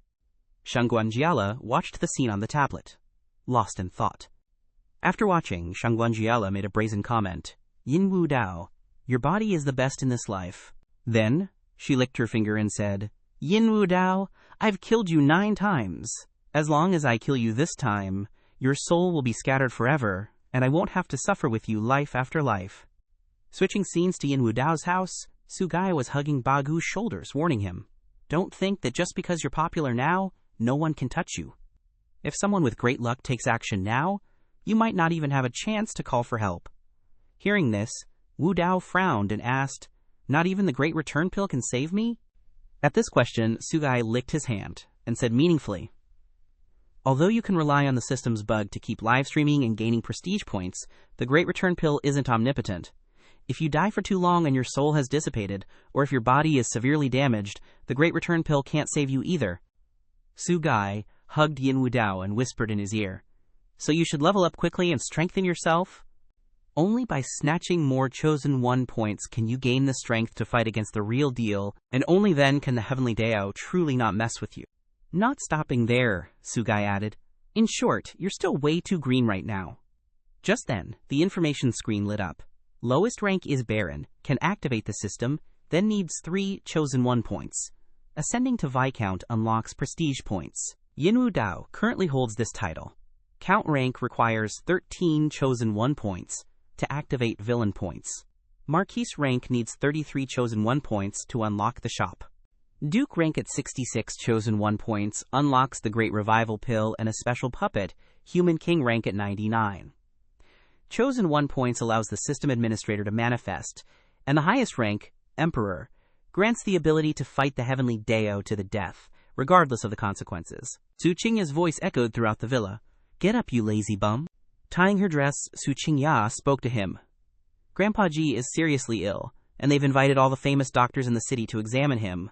I want to go too, so I won't be able to keep you company. Hearing this, Yin Wu Dao scrambled up and asked, Grandpa Ji is seriously ill. Su Qingya put on her clothes and turned to reply, Yeah, I heard it's a strange illness. Yin Wu Dao then sat up, wrapped his arms around her waist, and whispered, Yang Fan, your senior, is going there too. Su Qingya replied with a bit of embarrassment. Are you jealous? Yang Fan successfully treated a few cases at the central hospital, attracting the Ji family's attention, and they specifically invited him to treat him. He's probably going there. Hearing her answer, Yin Wu Dao rested his chin on her shoulder and said, Then I'll go with you. Maybe I can help you somehow. Su Qingya didn't refuse but smiled brightly. Okay. Stop fooling around, it's almost late. At the Ji residence, Jiwuji gestured towards the pile of money behind him and announced, Everyone, if anyone can cure my grandfather's strange illness, this money is theirs. Faced with this proposal, the doctors there, along with Han Zhengxian, didn't know what to do and said, All of the old master's body indicators are very normal, so there shouldn't be any problems. I really don't understand. Just then, Yin Wu Dao and Su Qingya appeared, shouting, I want to give it a try. Without another word, the two of them stepped in seriously. Seeing him arrive, Han Zhangxian turned to flatter him. Now that divine Dr. Yin has arrived, it will definitely be a piece of cake. But Jiwuji was a little unhappy. What is Yin Wu Dao doing here? Every time I meet him, everything is out of control. Not letting Jiwuji wait long, Yin Wu Dao appeared in front of him, asking urgently, Young Master Ji, what's wrong with the old master? Why didn't I know anything about it? Faced with this question, Jiwuji hesitated to answer. He suddenly had a headache some time ago, a headache that was so painful he was practically dying. Hearing this answer, Yin Wu Dao joked, There's a saying that a headache means you're possessed, and a stomachache means you're constipated. Why don't you find a great shaman to dance and exorcise the demons? Su Qingya behind him laughed helplessly, while Jiwuji was speechless. Just then, Grandpa Ji's scream rang out. Ah, it hurts so much. My head is about to split open. Su Qingya began to panic. Not good. The patient is having an attack. Immediately afterwards, everyone rushed into the room to see what was happening. Everyone was shocked by the scene before them. Yang Fan was sitting on the bed, sticking needles into the middle of Grandpa Ji's forehead. Unable to watch any longer, Jiwuji shouted, Stop! At this request, Yang Fan turned his head and explained sternly, The patient has a strange wind entering his brain, and it must be let out with silver needles, otherwise he will definitely die. At this time, Han Zhengxian came to his senses and warned, Young Master Ji, don't believe his nonsense. Yesterday, he had a serious accident while treating a patient at the central hospital, turning a living person into a dead one. I was there on the scene. Hearing this, Jiwuji was stunned. What? Then, in Yang Fan's stunned eyes, Jiwuji shouted an order. Damn it. How dare a fake doctor come to my Ji family and show off? Throw him out of the Ji family immediately? These words made Yang Fan narrow his eyes unhappily, not knowing what to think. After that, Yang Fan took the initiative to stand up and warned, No need to trouble you, I'll leave myself. You better not pull out the 3 silver needles on your father's forehead, otherwise you'll bear the consequences yourself. Then he looked at Su Qingya and reminded her seriously. Qingya, whether you believe it or not, I still have to say this. Yin Wu Dao is not a good person. You should stay away from him. To avoid being implicated by him, Su Qingya replied immediately. This is none of your business, senior. Seeing Su Qingya's stubborn look, Yang Fan looked up to the sky and laughed loudly, leaving. How can I be willing to be an ordinary person hiding in the countryside? Just wait. There will be a time when you come begging me. Only I can cure this kind of disease in the world. Watching Yang Fan leave, Han Zhengxian went to Grandpaji's bedside, pulled out the needles, and said unhappily, "What is a fake ghost in God to ask for?" As soon as the needles were pulled out, Grandpaji screamed, "Ah, it hurts so much. My head is about to split open." This movement startled Han Zhengxian, and Su Qingya, seeing this, grabbed a syringe and ran over, shouting, "Quick, everyone, help me hold him down, give him a sedative immediately." Before Su Qingya could do anything, Grandpa Ji held his head with one hand and knocked the syringe away with the other. Just then, Yin Wu Dao went over and gently comforted Su Qingya. "Leave it to me," after saying that. He went over and pressed Grandpa Ji's head down, activating his power. Transferring power into Grandpa Ji's head, Yin Wu Dao threatened with a dark face, "Settle down for me, old man, or I'll directly break your head." After threatening and giving him a power boost, Old Man Ji plopped down on the bed and drifted off. Watching Old Man Ji settled on the bed, he secretly gloated. Hey, Yang Fan's methods might be crude, but they're super effective. Looks like tons of divine physician books use this trick, but as he analyzed the situation, the smile faded from his face. He used silver needles to temporarily block the acupoints, which can keep the patient quiet for a short time. If someone pulls out the needles, the patient will immediately have a fit. When they do, the family will have no choice but to beg for help. No wonder he was so confident that someone would beg him. At this moment, Ji Wuji stood to the side, holding his head in distress.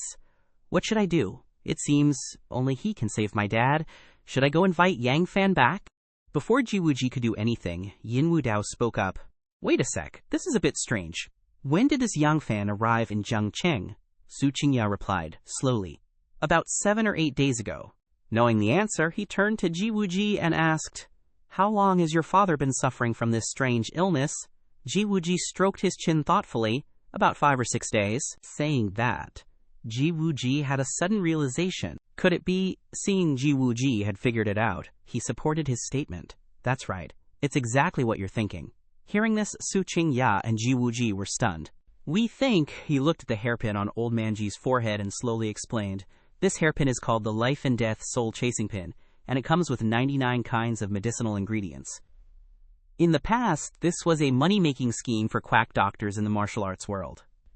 Afraid the two wouldn't understand, Yin Wu Dao clarified. First, they use the death pin to stab people, and when the person is in so much pain they can't bear it, then they use the life pin to cure them. This way, the victim not only willingly pays a lot of money, but is also moved to tears. After speaking, he looked at the two of them seriously and asked, "By the way, have you guys heard of the Life and Death Soul Chasing Pin?" Before, Su Qingya and Ji Wuji looked curious and replied in unison, "Never heard of it, and we don't know its origins." Receiving this answer, he thought smugly, "It'd be weird if you had heard of it because I made it all up."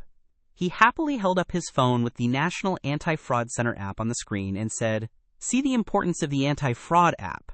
Now everyone remember to download it. Hearing this, Ji Wuji hurriedly asked, "Wu Dao, you've said so much, but do you have a way to save my dad? I can't just leave that pin stuck in his forehead like that." Yin Wu Dao sighed. "I'm not a doctor, so of course I can't cure him, but there is someone who can." Seeing a glimmer of hope, Ji Wuji quickly asked, "Who is it just waiting for this moment?" He gestured towards Su Qingya and introduced her. The director of the central hospital, Su Qingya. Su Qingya quickly refused. I can't." Before she could say more, he leaned in and whispered, "Qingya, this is a great opportunity for you to make a name for yourself. Just go ahead and treat him. I'll help you." Su Qingya reluctantly agreed. Afterward, Su Qingya went to Old Man Ji's bedside and said, "Let's start with buprofen to relieve the pain, and then I'll come up with a treatment plan." Yin Wu Dao, standing next to her, agreed. Okay, Su Qingya finished the prescription, and Yin Wu Dao used force, then said, "Leave the rest to me." At this moment, he couldn't help but think, Yang Fan said the patient was infected with strange wind in the brain, so he must be right. Firmly believing in the chosen one is the strongest way to win. Seeing Old Man Ji wrinkling his face because of the spiritual energy flowing through his body, he commented silently, "Like this, you only need to use 9 dragons' true energy to remove the evil aura, and this disease will definitely be cured." After a while, Old Man Ji exhaled a strange breath. Seeing this scene, he doubted his existence. How can it be so simple? but I am also very curious what is the cause of the old man's illness. Hearing Wu Dao's question, Sugai appeared and answered. The cause of the disease has been found, because there has recently been a space-time confusion in this place. Seeing the strange term, he asked suspiciously, space-time confusion, magnetic field disorder, what is that? Sugai described it in detail. The disorder of the magnetic field leads to an imbalance between righteousness and evil, and the patient is accidentally invaded by evil. Explaining a lot, Sugai went straight to the point. Simply put, someone has been reborn recently. This information surprised him. Rebirth? Thinking of something, Yin Wu Dao looked at his hand and smiled sinisterly. Isn't that the main character's motif? It seems like there will be more chosen ones soon. After calculating, he instructed Su Qingya, it can be withdrawn. Su Qingya approached Old Man Ji's bed and agreed. Okay, as soon as the needle was pulled out, Old Man Ji shouted, "Ah, my head feels like it's about to explode." Ji Wu Ji standing beside him panicked. Not good, it's happening again. Old Man Ji sat up, hugged his head, and groaned in pain. Ugh, ugh, ugh. Seeing this, the people in the room were tense. After a while, Old Man Ji smiled and looked at everyone. It's okay, I feel much better now. It doesn't hurt anymore. That's it. That's the old routine. This scene made Su Qingya vomit blood. Han Xian, next to him, bowed his head helplessly. On the way back, Yin Wu Dao smiled and reminded. Young Master Ji, Yang Fan plotted and planned, causing the old man to suffer so much. Are you planning to keep such a doctor, with no morals around for the new year? Ji Wu Ji walked and said angrily, This Yang Fan dares to act presumptuously on my Ji family's territory. If I don't teach him a lesson, won't people laugh at my Ji family for being incompetent? How will my Ji family be able to gain a foothold in Jiangcheng in the future? Saying that, Ji Wu Ji clenched his fist and ordered, Someone, listen to my orders. Break Yang Fan's arms and legs and throw him out of Jiangcheng, the bodyguards replied in unison. Yes, hearing this order, Su Qingya was a little reluctant and spoke up that Yin Wu Dao looked at Su Qingya sternly and asked, What's wrong, Can't bear it. Before this question, Su Qingya hurriedly explained, No, it's just that I didn't expect Senior to be so dedicated to traditional Chinese medicine. How could he become such a greedy villain? Hearing this sigh, he smiled sinisterly and explained, The world is bustling for profit. The world is bustling towards profit. Just for a small amount of money, there are always people who despise reason and trample on human ethics. Ji Wuji's heart was full of determination after listening. I will never let that kind of immoral scammer be comfortable. I will inform the whole country, expose this person's crimes, and let the traditional Chinese medicine community eliminate this scum. The more Ji Wuji spoke, the more the veins on his forehead twitched. I must make him discredited. At this time, outside the city, Yang Fan was walking on the road when he heard Ji Wuji's bodyguard shouting, Stop right there, don't go. Hearing the voice calling him, Yang Fan glanced back and grinned smugly. I walked slowly on purpose, just waiting for you guys to come beg me. And you really came to beg me for treatment. I'm dying to see how you'll kneel down and beg me. But before any begging could happen, Yang Fan was immediately knocked flying by the bodyguards with baseball bats. While Yang Fan was rolling on the ground, the crowd rushed up and started beating him black and blue. One person even stomped on Yang Fan's hand and growled, Young Master gave the order, we gotta cripple your hands and feet. With that, the person raised the baseball bat, ready to finish off Yang Fan's legs. Suddenly, a bat came flying out of nowhere, hitting the bodyguard away, accompanied by an angry voice. Stop! Seeing someone come to help, Yang Fan looked visibly happy. You're here. It was none other than Hong Ye. Leaning her sword on the ground, Hong Ye threatened loudly. Let's see who dares touch my benefactor. Hong Ye's benefactor. Those people immediately recognized the Azure Dragon group.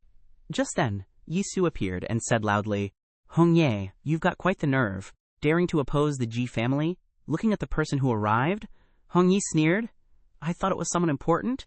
Turns out it's Yisui, the Ji family's adopted daughter they raised from childhood. What's up? Since when did the Ji family become yours to command? As soon as Hong Ye finished speaking, Ji Wuji walked up from behind and confirmed she can command it. Seeing Ji Wuji arrive, Hong Ye raised her sword, clasped her hands in greeting, and asked, Could the two of you do me a favor, Hong Ye, and spare Yang Fan? Before she could finish this request, Yang Fan yelled loudly, Hong Ye, don't beg them. I had good intentions trying to cure them, and instead of being grateful, they repay kindness with enmity. Hearing this, Ji Wuji decisively grabbed a baseball bat, swung it, and roared, "You despicable lowlife, completely devoid of medical ethics. Even now you don't know how to repent. You're practically asking for death." Hong Ye, on the other side, had already reached for the hilt of her sword. Before Jiwuji could even make a move, Hong Ye slashed and cut the bat in his hand in half. Hong Ye quickly held the sword to Jiwuji's neck and threatened, "Wanna die?"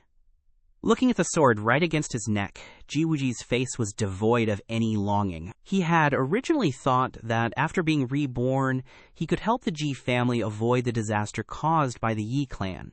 But unexpectedly, he still couldn't avoid it.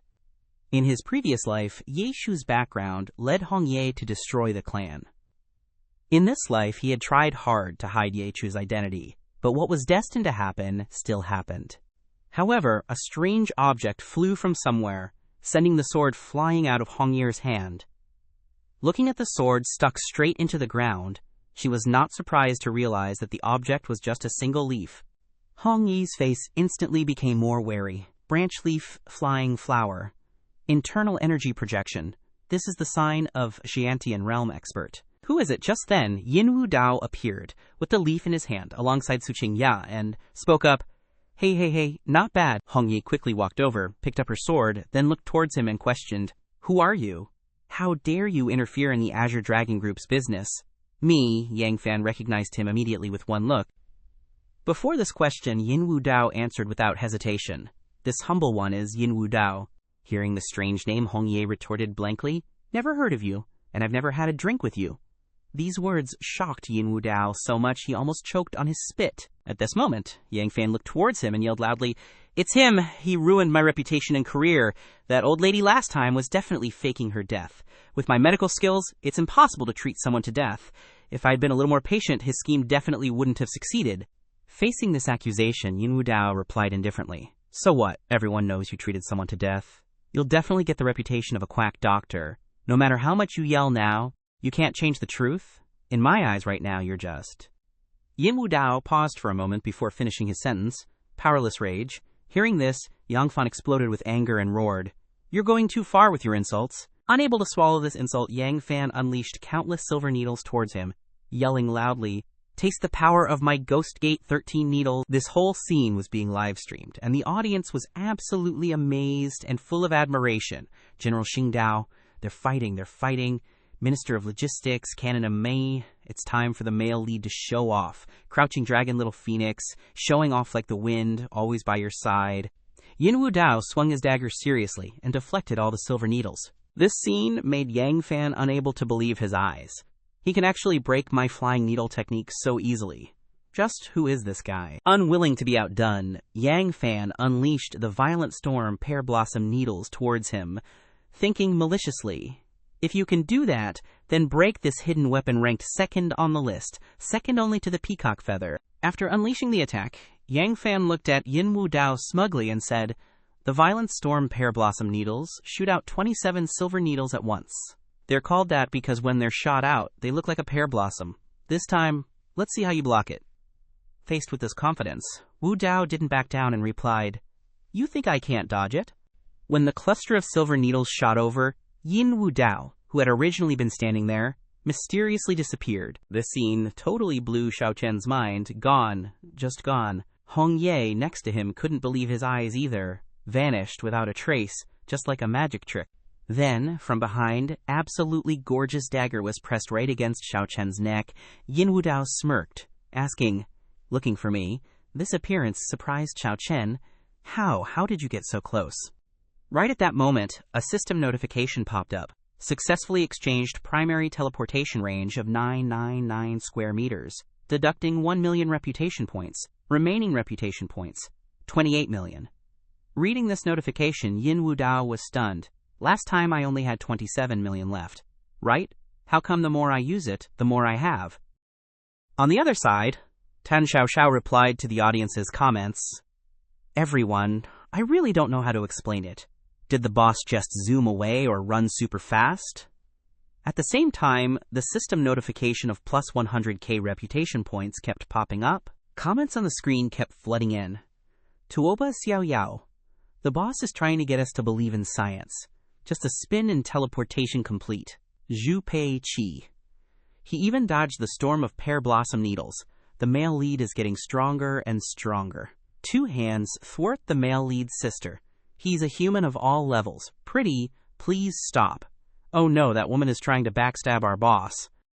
At the same time, Hong Ye rushed up from behind. She quickly grabbed her sword and slashed straight at him, warning, "You want to touch him?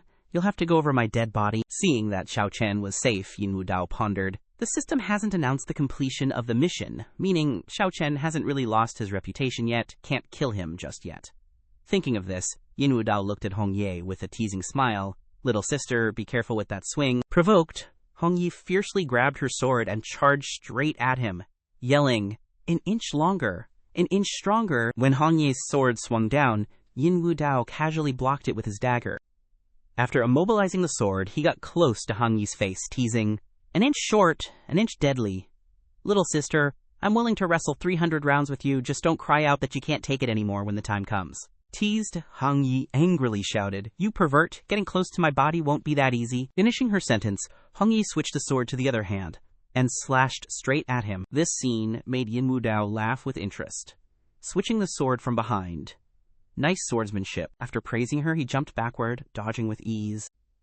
Stepping back, Yin Wu Dao took out a blood-red flying dagger and smiled sinisterly. "Then take this move of mine."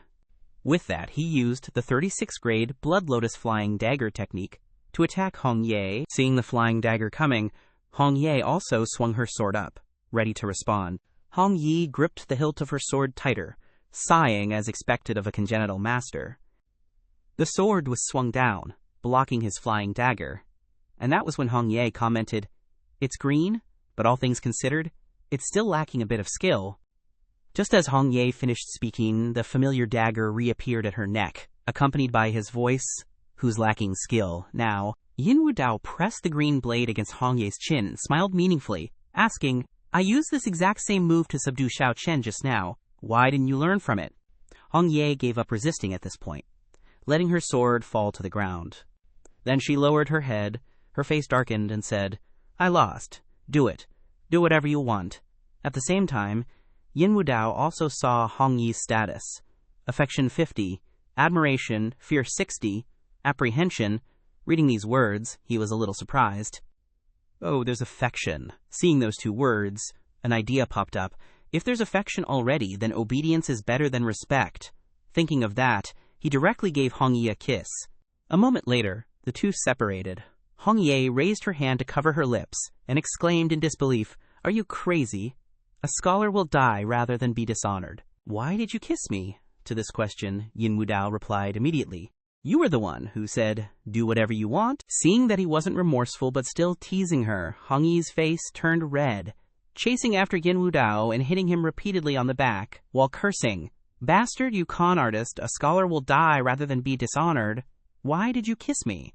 Regardless of Hong Ye's angry appearance, he was still smiling brightly. Yin Wu Dao turned his head to look at Hong Ye, winking playfully, so fragrant and sweet too. "From now on, I'll kiss you every time I see you." So Qingya, standing on the side, could only hold her head helplessly. "Here we go again. Based on my experience, she can't escape. Does this mean I'm getting another sister?" Hearing him say that, Hong Ye angrily retorted, "I won't let you kiss me. Why are you doing this to me, bastard?" Being scolded. He smiled gleefully, while Xiao Chen on the other side was speechless. Right at that moment, the system showed Hong Ye's status, affection 70, moved. Fear 10, wary. On the other side, someone stepped forward to pat Xiao Chen on the shoulder, comforting him, "Brother Chen, stay strong." Xiao Chen helplessly put on the green hat of forgiveness and had no choice but to accept it. "What else can I do, of course? I choose to forgive her." After scolding him, Hong Ye pointed her finger and demanded, "I can let this matter slide, but Xiao Chen saved my life. Today I have to take him with me. If you don't agree, Hong Ye is giving you the final warning. Or else we'll go down together, fish and net both broken." At this point, Yin Wu Dao happily agreed, inviting Yang Fan along. Behind them, Hong Ye thought glumly, "I can't believe I, a dignified divine doctor, have to rely on a woman to survive. What an utter humiliation." Halfway there, Yang Fan suddenly turned around, then a thin string appeared out of nowhere, wrapping around Yi Sou's wrist. "Master, this string is..." Yang Fan looked at Yi Shu, Speaking seriously, the autumn wind stirs the heart. Is this what Sister Hong has been searching for all this time? Yang Fan placed 2 fingers on the string, saying with a knowing smile. The Xuan Tichen Meridian, with a Tai Yin physique, hearing this. Ye Shui's face twitched, so I was still discovered. Ji Wuji on the other side was equally shocked. I really couldn't change anything after all. Seeing Ye Shu remain silent, Yang Fan retracted the string, turning to Hong Ye. Sister Hong, she's the one you've been looking for. Receiving confirmation, Hong Ye gritted her teeth. I didn't expect that murderous star to be you, and right in front of me. I almost missed her. Immediately, Hong Yi charged at Yi Shui with her sword, shouting, Heaven-cursed star, remember not to be reborn into the Yi family in the next life. Ji Wuji, witnessing this scene, cried out in alarm. No. Hearing this, Yeshua's face darkened, and she laughed. A murderous star, haha. After laughing for a while, Yishu lifted her head and shouted, Yin Wu Dao, carry out the deal. As soon as the words left her mouth, Yin Wu Dao rushed forward, blocking Hong Ye's sword, and said, Miss Yi had foreseen this. Yin is truly impressed. With that, he recalled their conversation from the previous day. On the day of the jade auction, Ye Shui had proactively offered to help him deal with Qin Tian, on the condition that he would help save the Ji family once. At that time, there were no signs of trouble, but she had predicted that the Ji family would face disaster in the future, which was obviously counterintuitive. Thinking of this, Yin Wu Dao smirked, realizing everything. Unless she, or Ji Wuji, is the one who broke through space-time to be reborn. Seeing his sword blocked, Hong Yi was furious. What does me killing her have to do with you? Did she give you a kiss too? Hearing this, he couldn't help but be interested. Oh, that's not a bad suggestion, I'll consider it. At this moment, on the other side, both Ji Wuji and Yang Fan simultaneously put on a green hat. Yang Fan even adjusted the hat for the other. Your hat is crooked, let me fix it for you. Hearing his response, Hong Ye resolutely swung her sword down, declaring, I must kill her today. Whether you agree or not, Yin Wu Dao easily blocked both the attack and the words. Letting Yang Fan go was already a concession. If you keep causing trouble, you're slapping me in the face. Not stopping there, he glared at Hong Ye, but Yin Wu Dao's reputation, you don't deserve to touch it. With that, he put more force into his dagger, and Hong Ye was sent flying backward. Gripping the sword tightly in her hand, Hong Ye angrily ordered her subordinates. Qinglong group, listen up. Hong Ye pointed her sword at him, shouting her order, kill them for me. Witnessing this scene, Su Qingya panicked. Don't tell me you guys are planning to let Wu Dao fight 1 against 100. Are you trying to kill him? Ji Wuji, having nothing left to lose, said, the Qinglong group are all battle-hardened and extremely brave. We can't stop them. Yi Sui then spoke up, Yin Wu Dao. I asked you to save the Ji family, not to save. Ye Sui, you can withdraw now. If someone has to die today, then Ye Sui alone is enough. Despite these words, Yin Wu Dao remained unconcerned.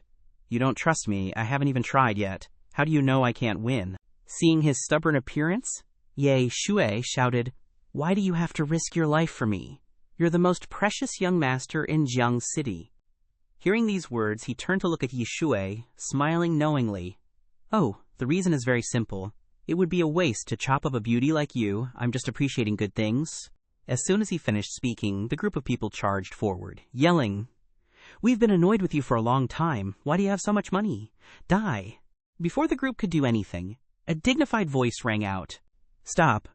The group, hearing the familiar voice, were stunned. Wang Han Liu, Wang Dichin is here. After exclaiming, the group stood in 2 lines, respectfully greeting, Welcome Han Liu Wang.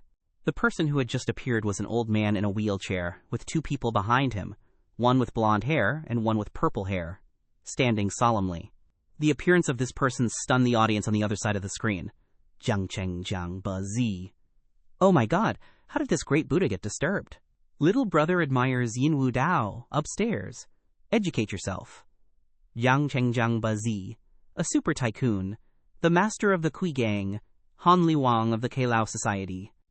The 2 people standing behind him, the one with purple hair is called Xuan Wu, and the one with blonde hair is called Bai Hu, and that old man is Han Liu Prince, Long Wu Zheng. Long Wu Zheng glared at Hong Ye and shouted angrily, Vermilion Bird, what are you doing? Seeing that it was Long Wu Zheng, Hong Ye, the Vermilion Bird, was overjoyed and rushed over to complain, Godfather, you've come at the perfect time. There is an incredibly arrogant bastard named Yin Wu Dao, and it seems like he has quite the background. Please, Godfather, lend me a hand." Hearing Hong Ye's words, Yin Wu Dao scratched his head helplessly. "Godfather, isn't this getting our relationships mixed up?" Contrary to Hong Ye's expectations, Long Wu Zhang's forehead was covered in bulging veins as he roared furiously. Outrageous. Suddenly scolded, Hong Yi stepped back, confused. What did I do wrong, Godfather? I'm carrying out a mission for the family. You promised me you wouldn't get involved." Hearing this, Long Wu Zhang didn't retort. "That's right, I promised you I wouldn't interfere." Saying this, Long Wu Zhang pointed at Hong Ye and shouted, "But I didn't agree to let you kill my grandson." This answer left Hong Ye completely dumbfounded. "Huh? Grandson?" Before Hong Yi could recover, Yin Wu Dao stepped forward and hugged Long Wu Zhang, whining, "Grandpa, I missed you so much. You haven't visited me lately." Seeing his grandson taking the initiative to hug him, Long Wu Zhang replied with a smile, oh my, my little ancestor. Grandpa's old illness flared up these past few days, and it's been difficult for me to walk around. Otherwise, I would have come to see my grandson a long time ago." Hearing this conversation, Hong Ye and Yang Fan couldn't help but be stunned. "Grandpa, little ancestor, Hanliu Prince Long Wu Zhang is Yin Wu Dao's grandpa. This is a backer as big as the sky." Standing beside them, witnessing this shock, Jiuji delivered a cutting remark, HMPH. "If you knew who his grandfather and great-grandfather were, you'd know he has even bigger backers." Yang Fan was completely petrified. "What?" Hong Yi was kneeling on the ground at this point, pitifully begging Long Wu Zhang, "Godfather, this is a misunderstanding. I didn't know he was your grandson. Please forgive me." Hearing these words, Long Wu Zhang said seriously, "The country has national laws, and the sect has sect rules. Even though you're the eldest daughter of the Yi family in Longcheng, you've become my disciple. How can I allow you to attack my grandson?" Then Long Wu Zhang threw a dagger down and said meaningfully, "You know the rules, I don't need to remind you, right?" Hong Yi picked up the dagger with a terrified expression, biting her lip as she replied, "I know. 3 stabs and 6 cuts, banishment from the Kalau Society." After saying that, Hong Ye raised the knife, closed her eyes, and shouted, "Vermilion Bird accepts the punishment." Then she was about to stab herself, but he grabbed her hand, stopping her. Ignoring the blood flowing down his hand, Yin Wu Dao still tried to turn his head to explain, "Grandpa, you've misunderstood." His actions made Hong Ye panic. Are you crazy?" Ignoring her question, he explained with a bright smile, "Grandpa, Hong Ye was just playing around with me. You're making a bit of a big deal out of it." Seeing the blood flowing down his grandson's hand, Long Wu Zhang said worriedly, "Wu Dao, you're injured. Let Grandpa take a look." Yin Wu Dao stood still and replied, "It's just a small wound. Nothing to worry about." Seeing his stubborn appearance, Long Wu Zhang was angry. "You're saying you two were just playing around? Do you think I'm that easy to fool? She was trying to push you to your death." After saying that, Long Wu Zhang looked at his bloody hand and gritted his teeth. "Little brat, not bad. Bleeding so much and not crying out in pain. You've got some manliness in you." Hearing that Long Wu Zhang didn't believe him, Yin Wu Dao wiped his hand and winked at Hong Ye, adding, "We really were just playing around. We even kissed just now. How could she turn around and try to kill me?" "Right?" Hong Yi blushed and reluctantly said, "Sure, let's say that." Hearing this, Long Wu Zhang's face was full of disbelief as he said, "Kissed? I don't believe it. Kiss again for me to see." This request made Hong Ye hesitate. "This." Then he wrapped his arm around Hong Ye's waist and asked with a smile, "Sis Hong, you don't want to get 3 stabs and 6 cuts, right?" Hong Yi didn't know how to answer, and in the end the two exchanged a passionate kiss. On the other side, Jiwu Ji grabbed Yang Fan's shoulder and smiled brightly. Look, they're kissing. My brother, you're about to turn into the Hulk." Yang Fan angrily waved him away. Get out! Don't touch me." A moment later, the two separated. Hong Yi blushed and wiped her lips, and a favorability rating of 79 appeared above her head. Stunned, reading this information, he was puzzled. The favorability has been appearing for a while now. Why isn't there a mission yet? As soon as he mentioned it, the system issued a notification. New mission. Win over the heavenly daughter Yi Hong, aka Hong Yi. The mission is completed when the opponent's favorability reaches 98. The reward is 5 heavenly pride points and mastery of 18 types of weapons. Reading this, he was stunned. 5 heavenly pride points? Just how many opportunities does this woman hold? It's a bit unusual. Moreover, Hong Ye's real name is Ye Hong, and they share the same surname, Yi, and there's only one major family in Longcheng with the surname Yi, the Yi family.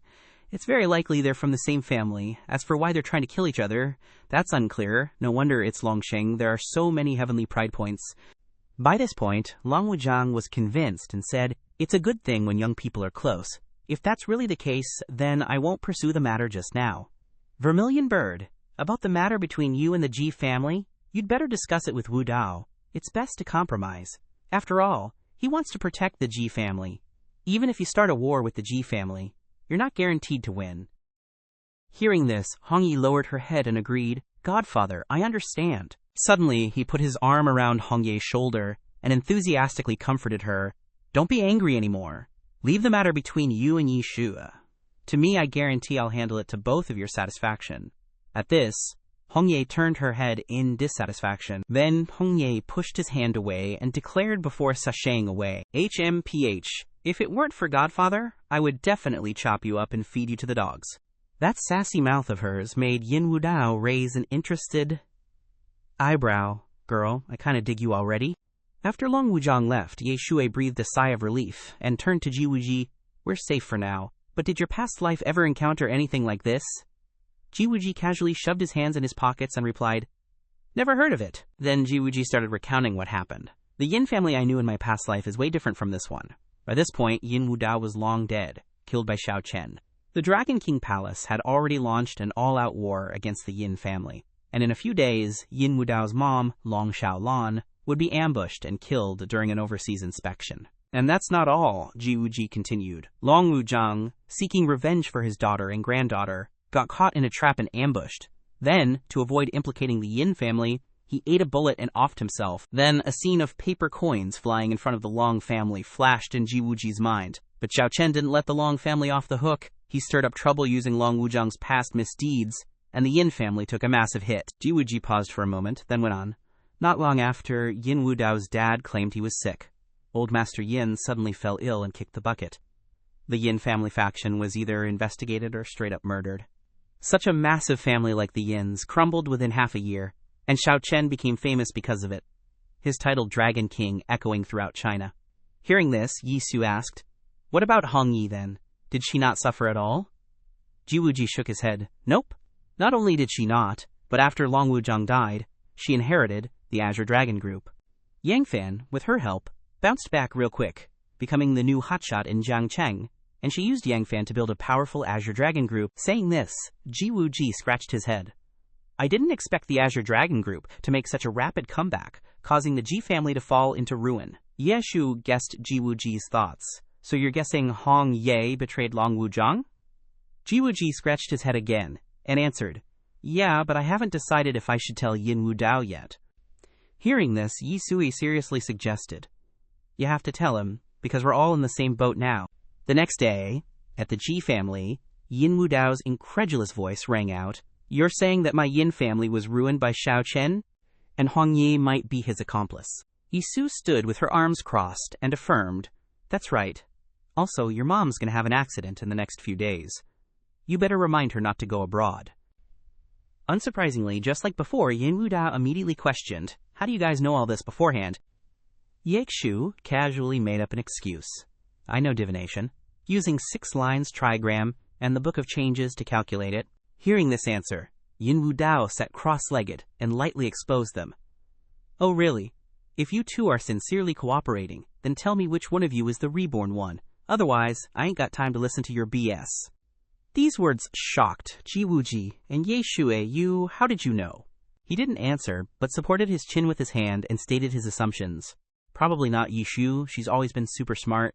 If she was reborn, she wouldn't have let the Ji family get pushed around like that. Finishing his sentence, he looked straight at Ji Wuji and pointed at him. "It's you, isn't it? Ji Wuji." This question shocked Ji Wuji. Finally, Ji Wuji had no choice but to rub his forehead, and glumly admitted, "Yeah, I was reborn from 10 years in the future." Unable to hide it anymore, Ji Wuji told everything. "In October of this year, after your grandpa offed himself, Hong Yi took over the Azure Dragon Group.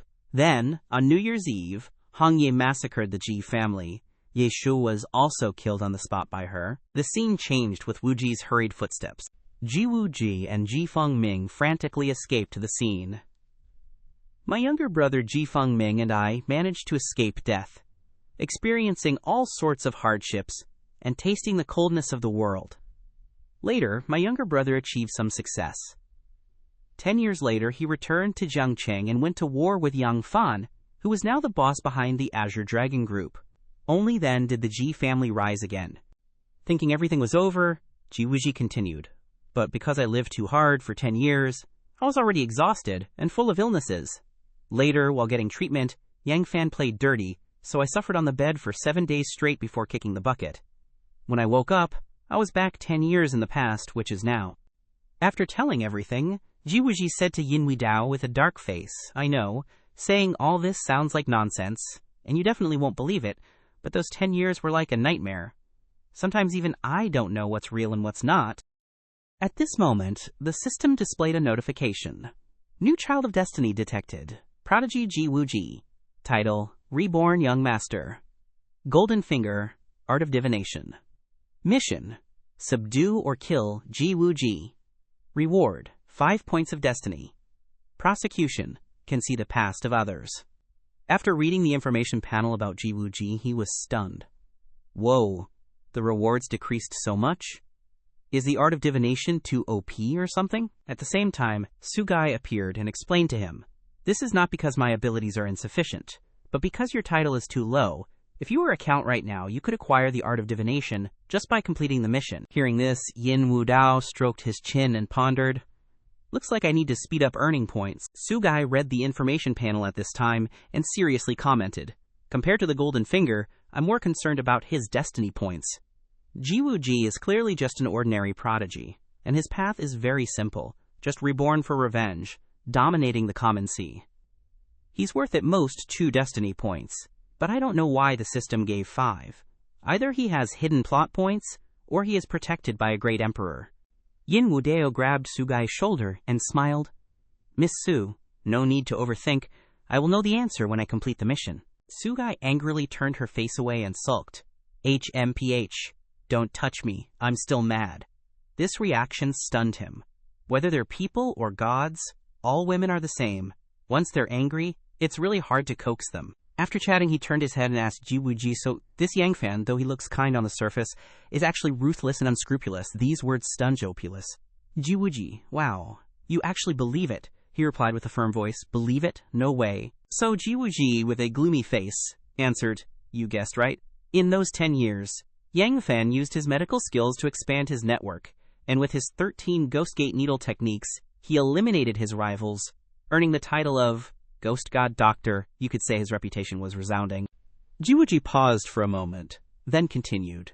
Yang Fan's personality is, let's just say he's quite the ladies' man. He's got red confidants everywhere, a harem of beauties like clouds. Makes a guy envious, you know. Hearing this story, Yin Wu Dao scratched his ear and asked, so what about Su Qingya? Which number wife was she? Faced with this question, Ji Wu Ji replied helplessly, at your funeral, Su Qingya committed suicide to be with you.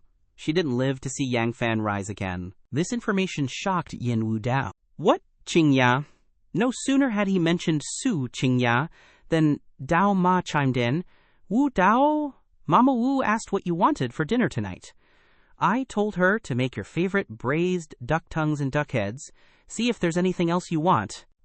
Before answering the question, Yin Wu Dao rushed over to Su Qingya. Yin Wu Dao didn't say anything, just embraced Su Qingya tightly. This action confused Su Qingya, and she asked, what's wrong? He didn't answer, just gently affirmed, Qingya, I'll treat you well. This made Su Qingya blush. Oh, why so sudden? You're making me blush. After a moment, he held Su Qingya's shoulders and said firmly, Qingya, in this life, I can wrong anyone, but I can't wrong you. Whatever you want, I'll give it to you. If you want the stars in the sky, I'll collect all the meteorites in the world. Hearing these words, Su Qingya smiled contentedly. I just want to be with you forever. Then the two shared a passionate kiss, becoming a light bulb for the poor singletons. Ye Shu and Ji Wu Ji were speechless, glancing away. After a while, Ji Wuji hesitantly said, "This Yin Wu Dao is going too far. He knows there are two single people here, and he's deliberately showing affection." Yi Sui immediately retorted, "I don't think so. He's just expressing his true feelings." At the same time, Ji Wuji edged closer, intending to hold Ye Shui's hand, and said, "Daughter, I didn't protect you well in the previous life. In this life, I will definitely." But Ye Shui snatched her hand away.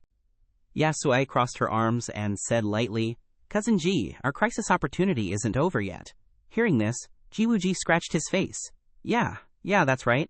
Deal with the current crisis first, then we'll talk." Afterwards, Ji Wuji was frowning in discomfort.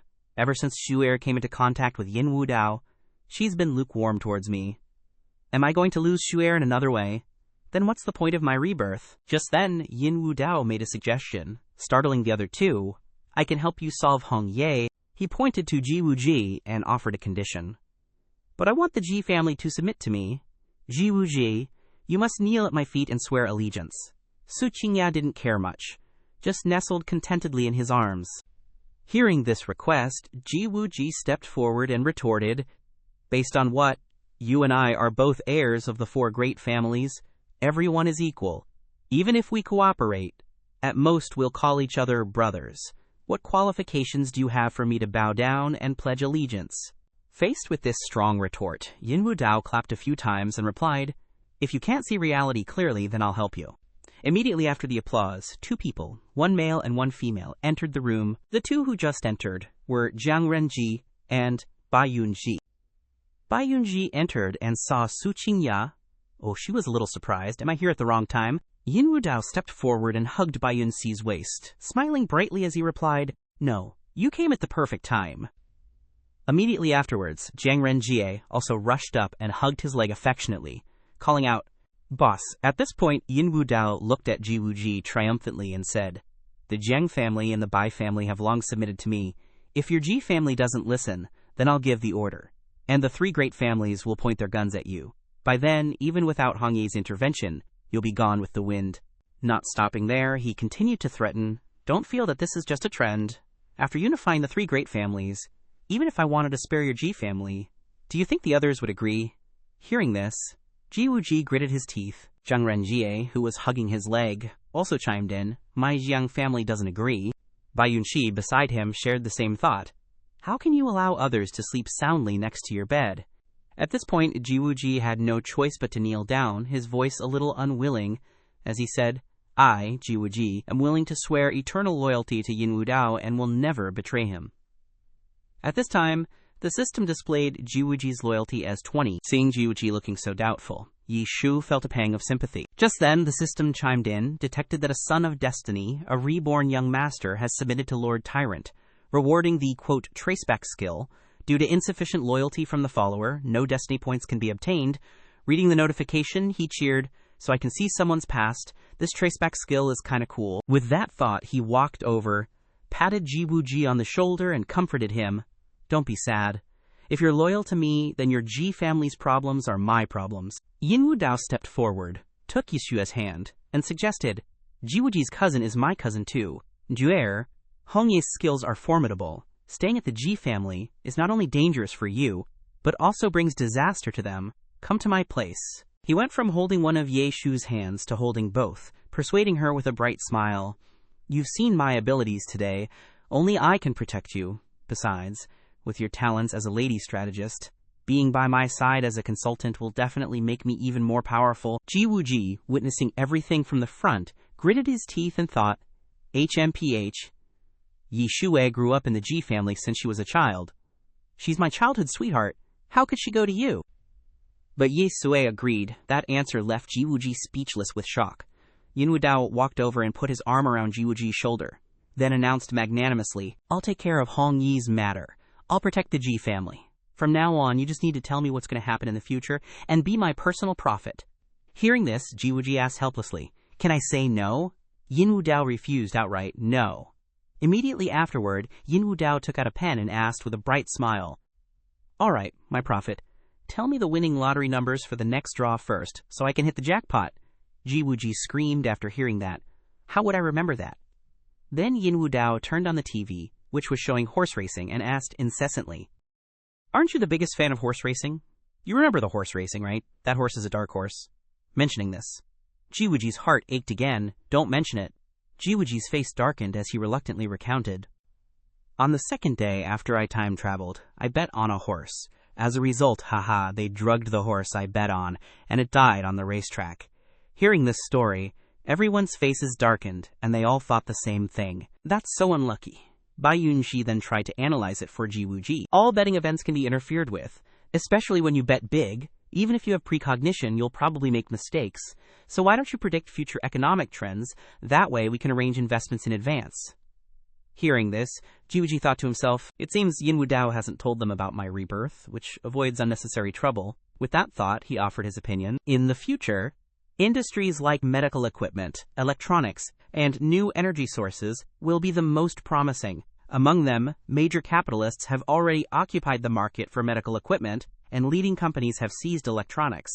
I'm more optimistic about manufacturing new energy vehicles and batteries. But at this moment, Yin Wu Dao impatiently demanded, get to the main point, so Wuji seriously said a key word. Lithium. The more Wu Dao listened, the more annoyed he became, thinking, I haven't gotten Zhang Ruo Shui yet, and I don't have a talent for business. Just thinking about it gives me a headache.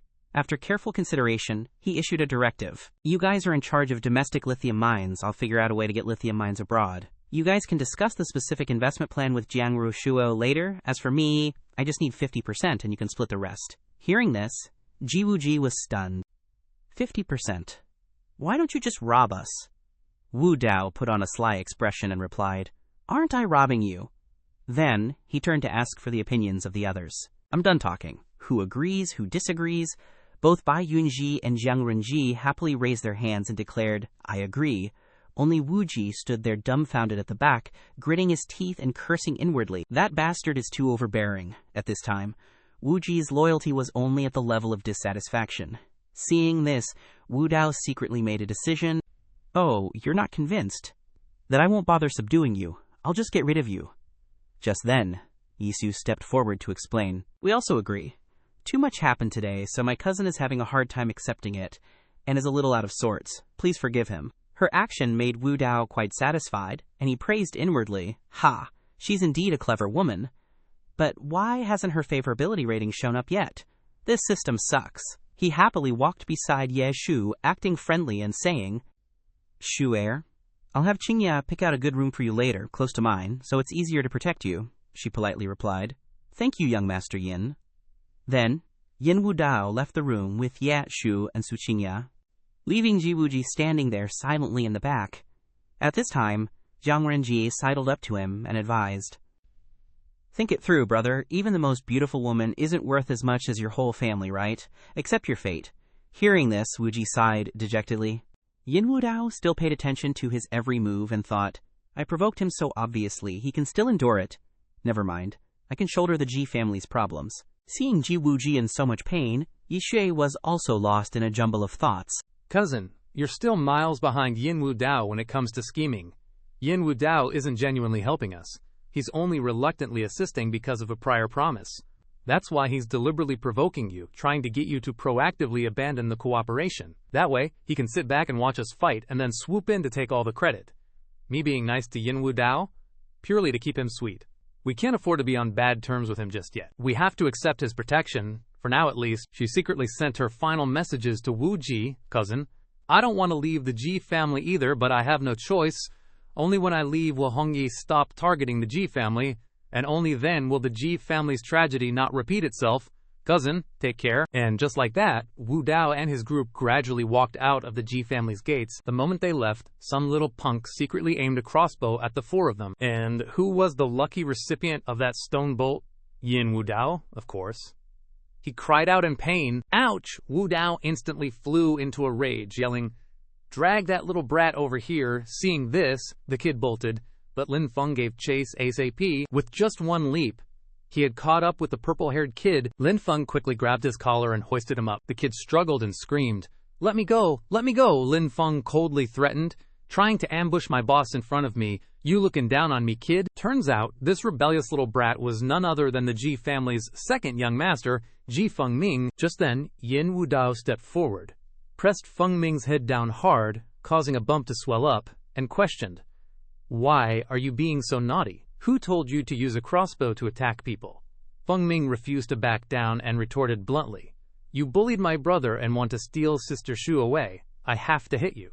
Wu Dao rubbed his head forcefully, scolding, "Little devil, if you want revenge, you have to become strong. Right now, even if I gave you the chance, you'd be useless." Seeing this, Yeshu anxiously pleaded, "Young Master Yin, he's still just a child," Yin Wu Dao immediately retorted. "But he's a mischievous one," Sukai suddenly appeared, shouting. "Kill him," Wu Dao asked in surprise. "Huh? Is he a high-level prodigy? How many prodigy points does he have?" Sukai answered him with a serious expression. "I can't see it, but just now when he appeared, the system froze."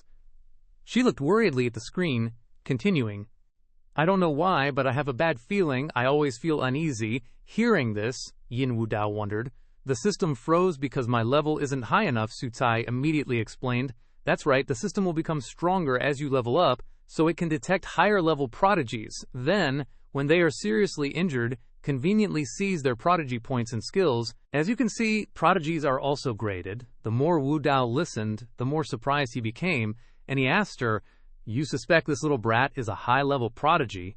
His brother did say that he would become a powerhouse in 10 years. At this time, Sukai could no longer remain calm and shouted in panic, "Although the system can't be used anymore, I can see the aura of a king on him. Kill him, kill him." Suddenly, Yesue unexpectedly knelt down and sobbed, begging, "Young Master Yin, I beg you to spare him. He hasn't grown up yet." Ji Fengming still stubbornly resisted. "Sister Shui, there's no need to beg him. Even if he doesn't kill me today, when I grow up, I will definitely kill him." Yin Wu Dao didn't say anything more but pondered deeply. This little brat is clearly a high-level prodigy, and he hasn't grown up yet. If my guess is correct, that good-for-nothing Ji Wu Ji got his 5 prodigy points thanks to him. And Yeshua's inability to unlock her power probably has something to do with him too. When looking at Ji Fengming, a strange thought flashed through Wu Dao's mind. This little devil, looking at him head-on, he's definitely a menace. But looking at him from behind, what I see is a fat lamb. The amount of fleece on this lamb is enough for me to squeeze out a bit of power. Thinking of this, Wu Dao smirked cunningly and gently helped Yisu up and said with a friendly expression, "Look how scared you are. I was just kidding with him. I'm so old. Why would I haggle with a child? It doesn't sound good for my reputation, but I still have some decency." This action of his touched Yirahu, thinking to herself, "It seems I had many misunderstandings about him before. He's not as bad as the rumors say." Leaving behind the 2 people who were still dumbfounded, Wu Dao happily called out as he walked, "Let's go." Sutai anxiously followed and asked, "Why didn't you make a move?" Wu Dao said very casually, "A society of laws. Don't force me to commit a crime. I'm a good citizen, abiding by the law." Hearing this, Sukai put on an incredulous look and asked, "You abide by the law?" "Yeah." But Yin Wu Dao replied with a very confident tone, "All right, of course, I have my plans. In short, you can rest assured. Even if he's a dragon, I'll make sure he doesn't get a chance to enter the sea." Sukai didn't discuss this matter further, but flew over and tapped him on the head, instructing, "It's fine if you don't kill him, but you must promise me to quickly upgrade the system. Otherwise, even if I risk being detected by the heavenly laws, I will personally take action." Wu Dao also cooperated and replied, "Okay, I'll definitely upgrade to Baron in 7 days." At this time, Sukai's anger subsided, and she replied, "Promise." Outside, warm sunlight shone through the leaves, looking very peaceful. On the way, Wu Dao spoke up and asked, "We've left the Ji family for a while. Check if the system has recovered yet." After checking, Sukai replied, "It's recovered." Hearing this, Wu Dao immediately ordered, "Adjust the attribute interface. Let me see how many prodigy points are still missing." Immediately, an information screen appeared. DOD level villain system title. Viscount prodigy points, 88 130th host, Yin Wu Dao talents. Talent extraction, treasure appraisal, reputation detection over 32 million skills, 9 dragons true chi, 36th grade blood lotus flying daggers, king of soldiers full attributes, soaring dragon fist, purple gold pupil, ghost gate 13 needles, tracing store opened.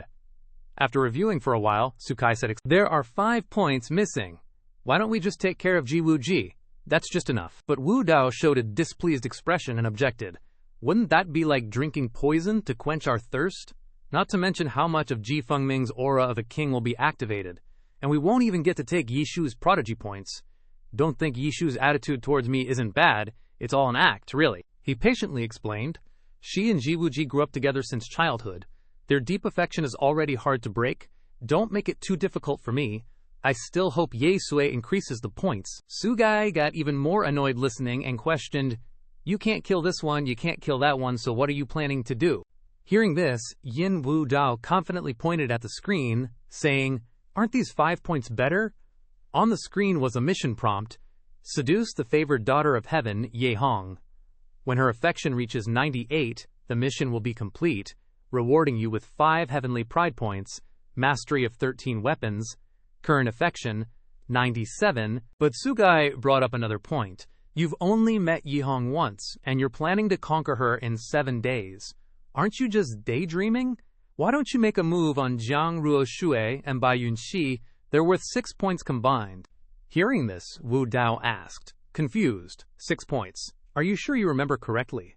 Jiang Ruoshui is only 1 point. Bai Yunxi is only 2. Sugai didn't say anything more, but directly pulled up the missions. Here, take a look yourself. Mission 1. Seduce the favored daughter of heaven, Jiang Ruoshui. When her affection reaches 99, the mission will be complete, rewarding you with 4 heavenly pride points and the business talent. Current affection, 68. Mission 2. Seduce the favored daughter of heaven, Bai Yunxi. When her affection reaches 98, the mission will be complete, rewarding you with 2 heavenly pride points and the talent for discovery. Current affection, 90. Talent already acquired. After reading it, Wu Dao fell into contemplation. Changes in affection are normal, because people's hearts are unpredictable, especially women's hearts. But why did Jiang Ruoshui's heavenly pride points suddenly increase? I already put her husband away. What's the basis for the sudden increase? Unless, suddenly, a scary thought flashed in his mind. Jiwuji said that my mom was assassinated by Xiao Chen when she was inspecting work abroad. That was on day M. Immediately, Yin Wu Dao thought in fear, could it be that Xiao Chen is out of prison? As soon as he thought of this, he hurriedly ordered, Lin Feng, change course. Then Wu Dao shouted. To Yin Manor, Lin Feng immediately turned the car around, replying, understood. Sitting in the car, Yin Wu Dao's heart was filled with unease. Hopefully, I'm still in time. In front of the Yin Manor, the subordinates all greeted in unison. Young Master Yin Wu Dao slowly walked in, Sugai happily flying along, asking, so you're finally listening to me, you want to go and seduce Bai Yunxi and Jiang Ruoshui, but he flatly denied it. No, it can only be Hong Ye. Seeing Wu Dao constantly rejecting her good intentions, Sugai angrily shouted, why, am I not good enough for you? Why are you always going against me? But suddenly, Wu Dao wrapped his arm around Sugai's waist and leaned in to coax her. Of course, I know how good you are, and I don't want to go against you. Sugai pouted and said, talk properly, keep your hands to yourself. In the eyes of the others, Wu Dao was just talking to himself, acting very strangely, but he didn't care, and still said with a big smile, okay, then I'll tell you the reason. Wu Dao began to analyze. Jiang Ruoshui is inherently proud and difficult to subdue. She already hates me to the bone. Now that there's finally a change, if I'm too aggressive, it'll only backfire. When dealing with her, slow burn is the best. As for Bai Yunxi, she's cold on the outside but warm on the inside, rational and calm. Her association with me is either to repay a debt or to form an alliance. Don't be fooled by her current affection of 90. Getting it higher than that is up to fate. After all, we've already broken through that thin layer of paper. There's nothing left to break. And the romantic gestures of young people have no effect on her. She values practical benefits more. The more Wu Dao spoke, the more confident he became, declaring, if it weren't for seeing blood that day, I would have dumped her already at this moment. Sugai said admiringly, even though I'm a girl, I'm not even a tenth as good as you at understanding girls. In her heart, she was extremely proud, thinking, no wonder he is my treasure host. Just then, a voice rang out, attracting Yin Wu Dao's attention. My son finally remembers his old mother at home. The person who spoke was Long Xiaolan, Yin Wu Dao's mother. As soon as he saw his mother, Wu Dao ran over to fawn over her. Mom, you're not old at all. You're forever young and beautiful, forever 18 years old.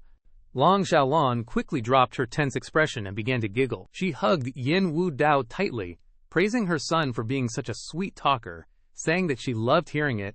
Wu Dao said shyly, Mom, don't be like that. I'm all grown up. Wu Dao looked at his mother's happy smile and secretly made a decision. Mom, In my previous life, I implicated you and you were harmed by Xiao Chen.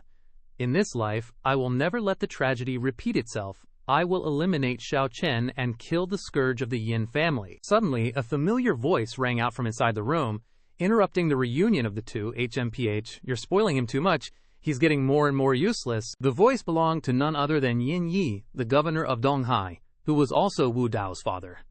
He said sternly, "Come to my study. I have something to say to you." Looking at Yin Yi's cold back as he left, Wu Dao turned to Long Xiaolan and whined, "Mom, I'm scared." Seeing this, she immediately scolded angrily. "What are you afraid of? If he dares to scold my son, he's going to be in trouble." Then, she turned to comfort Yin Wu Dao. "Don't be afraid. If your dad dares to hit you, shout for Mom, and I'll find your grandpa to beat him up. You've got Mom to protect you." So Wu Dao confidently replied, "Thank you, Mom." A moment later, in the study, Yin Yi coldly ordered, "Sit down, let's talk." Wu Dao also sat down very naturally, asking, "What rumors have you heard again lately, Dad? Are you preparing a critique or a warning?" As he spoke, he thought to himself, "I don't know why, but I always like to deliberately put on a show of being a playboy in front of my dad. It's almost become a habit. Maybe this is rebellion from the bones." Seeing Wu Dao's flippant attitude, Yin Yi shouted loudly, "Talk to me properly." Hearing this, Wu Dao was startled and sat up straight, thinking to himself, "Oh, bloodline suppression, I submit." Yin Yi slammed the newspaper on the table and angrily asked, "Aren't you going to explain?" Wu Dao picked up the newspaper, looking bewildered, and asked, "Dad, do you like reading tabloids too?" Hearing this, Yin Yi helplessly warned, "Be serious." At this moment, he hesitated and said, "Yunji and I are indeed an item, but she also knows that business marriages are a no-go, so she doesn't need me to take responsibility." But Yin Yi continued to question, "Just because she doesn't need you to take responsibility, you're not going to. Yunxi isn't young anymore. If you ruin her, how will I face the elders of the Bai family?" Seeing this, Yin Wu Dao said seriously, "Dad, I hope you don't interfere. In my personal life, because of unspeakable reasons, it's the system. I'll probably be surrounded by beauties in the future. I really have no choice, otherwise, I'll die a horrible death." As soon as he said that, Yin Yi was fuming. He roared angrily, What are you saying? You will die without women. How can you say such shameless, immoral things?" Yin Yi directly crumpled the newspaper and shouted, "You, get out of here then." He threw the newspaper at him, chasing him away. "I don't have a son like you. Get out." So Wu Dao immediately scurried away. After Wu Dao left, Yin Yi panted and scolded. What karma did Tang Yi create to give birth to such an incompetent son? The more Yin Yi spoke, the more helpless he felt, blaming himself. The good genes of the Yin family are ruined in the hands of this rebellious son. I'm ashamed to face our ancestors. Having escaped his father's wrath, Wu Dao strolled downstairs leisurely. Long Xiaolan was already waiting below. Seeing him, she asked, "Did he hit you?" Wu Dao scratched his head awkwardly, replying, "No, but he seemed really angry." As soon as she heard that he wasn't beaten, she happily said, "He can be angry all he wants, ignore him, as long as my son isn't hit." Then Long Xiaolan excitedly asked, "Quick, tell me, who are you planning to choose as your wife?" This made Yin Wu Dao exclaim in surprise.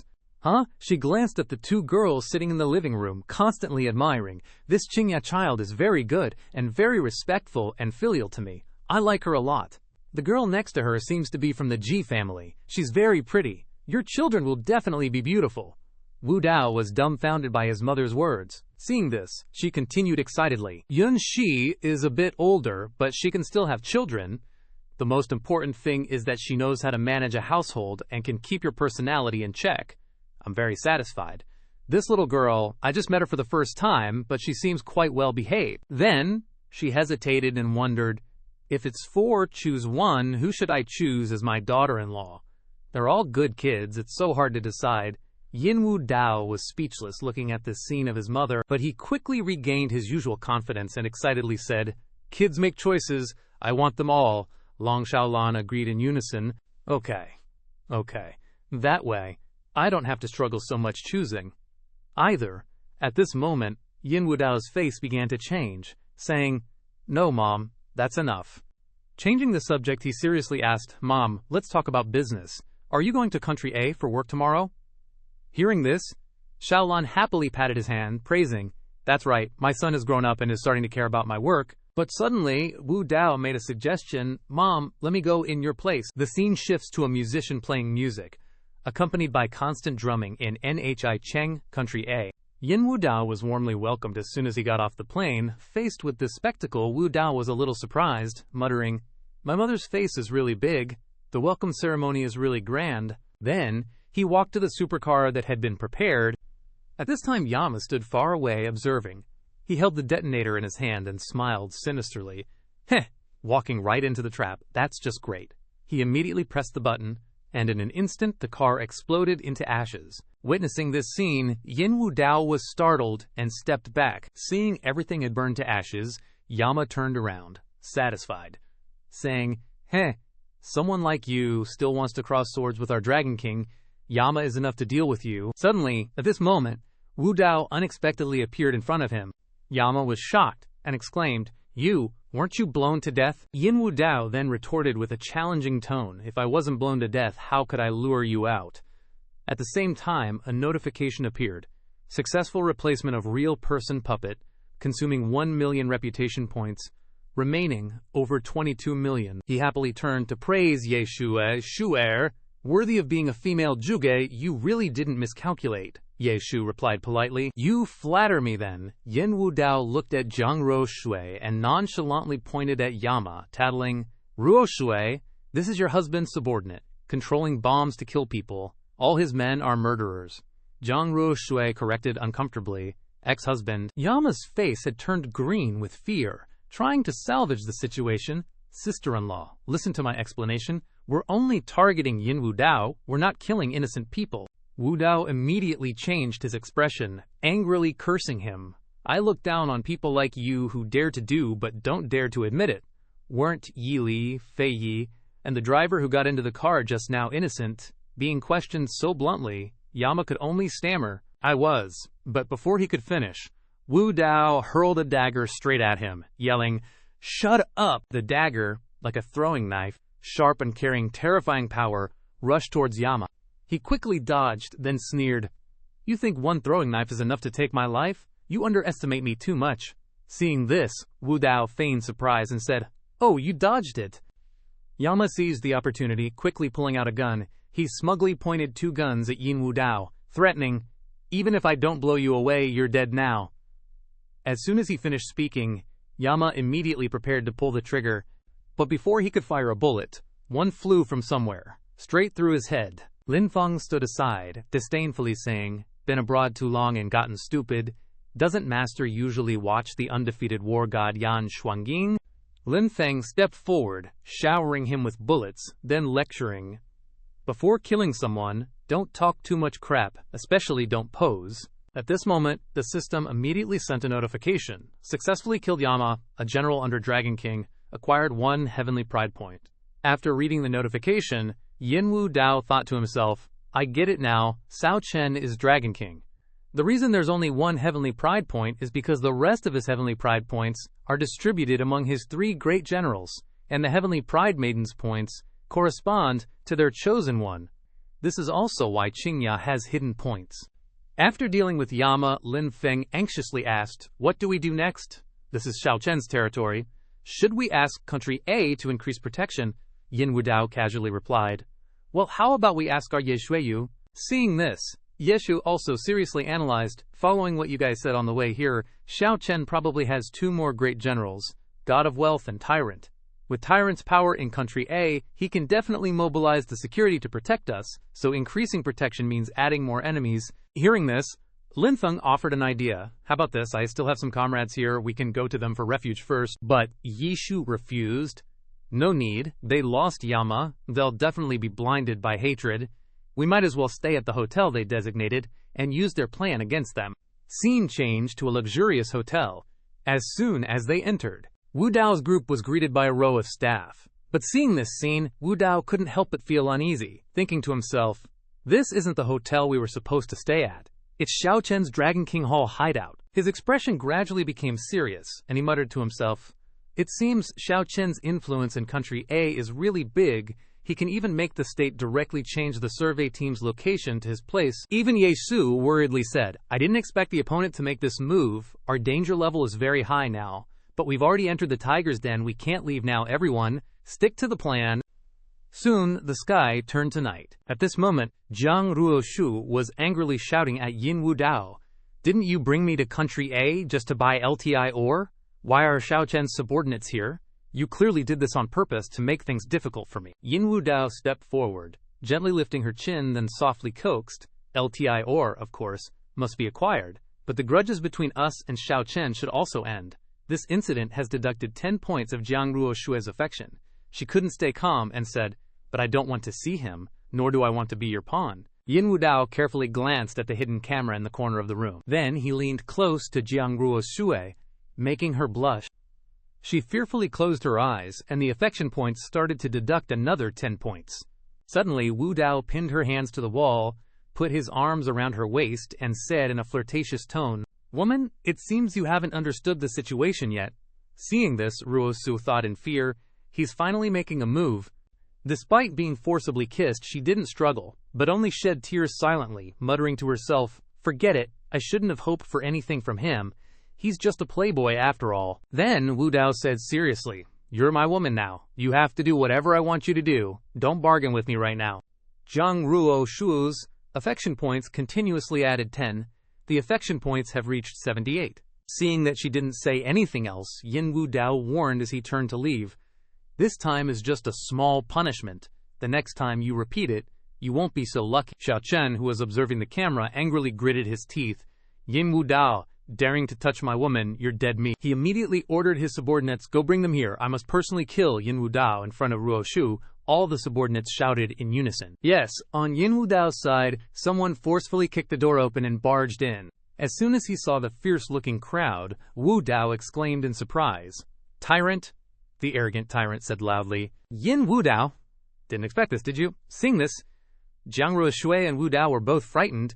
Wu Dao quickly shouted for help. "Someone, there's an enemy attack." Tyrant and his gang immediately pulled out their guns, threatening, "Don't bother calling. Your survey team's security team has long been replaced by my people." So Yin Wu Dao got tied up by these guys, and then the tyrant ordered his goons, "Take them to meet Dragon Lord."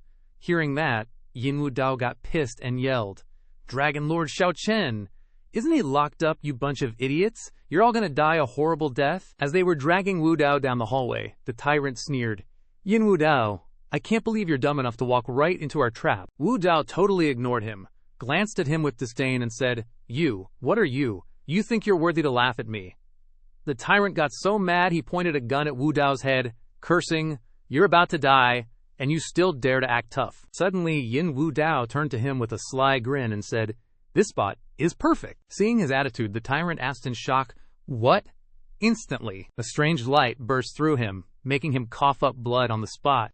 Wu Dao casually strolled past, leaving behind dozens of fatal slashes on those stupid goons. The tyrant, barely clinging to life, asked, Weren't your hands tied?" Wu Dao gave him a quick glance, sneering, 3 days apart, and you should look at me with different eyes. You think I'm still the same. Yin Wu Dao you could just squash whenever you wanted." Then he turned to Lin Feng and said, "It's all yours." Lin Feng replied, "Got it." The tyrant kneeled, trembling on the floor, thinking to himself, "Boss, be careful of Yin Wu Dao," and then he completely collapsed. Wu Dao walked over and picked up his gun, saying, "Sorry, just borrowing this for a sec." At the same time, a notification popped up, "Successfully killed General Tyrant under Dragon Lord, acquired 1 point of Heavenly Pride." A while later, Wu Dao and Zhang Ruoshui were taken to Xiao Chen's room, while Lin Feng, disguised as the tyrant, ordered his subordinates, "No matter what happens inside later, don't come in. Dragon Lord and I can handle it." The surrounding subordinates replied in unison, "Yes, sir." After the three entered, the door slowly closed. Lin Feng, still in his tyrant disguise, immediately reported, "Dragon Lord, I brought the people. This kid's still as weak as ever, can't even take one hit." Hearing this, Xiao Chen turned and gently called out, "Ruo Shui," but Zhang Ruoshui stepped forward to defend Yin Wu Dao, saying, "Xiao Chen, Yin Wu Dao is now the head of the Zhang family. You can't kill him or you'll hurt the Zhang family." Seeing this, Xiao Chen said smugly, "A few billion. Just say the word, and I can give you 10 times that." And then, he quickly changed his expression, pointing his finger directly at Yin Wu Dao and shouting, "Yin Wu Dao must die today." At this moment, the tyrant cocked his gun and volunteered. "Dragon Lord, let me execute Yin Wu Dao," Xiao Chen replied with satisfaction. Alright. Upon receiving the order, Lin Feng immediately raised his gun, excitedly saying, "Die." Seeing the muzzle pointed straight at him, Xiao Chen exclaimed in shock, "Tyrant, what are you doing?" The god of wealth flew out to block the shot.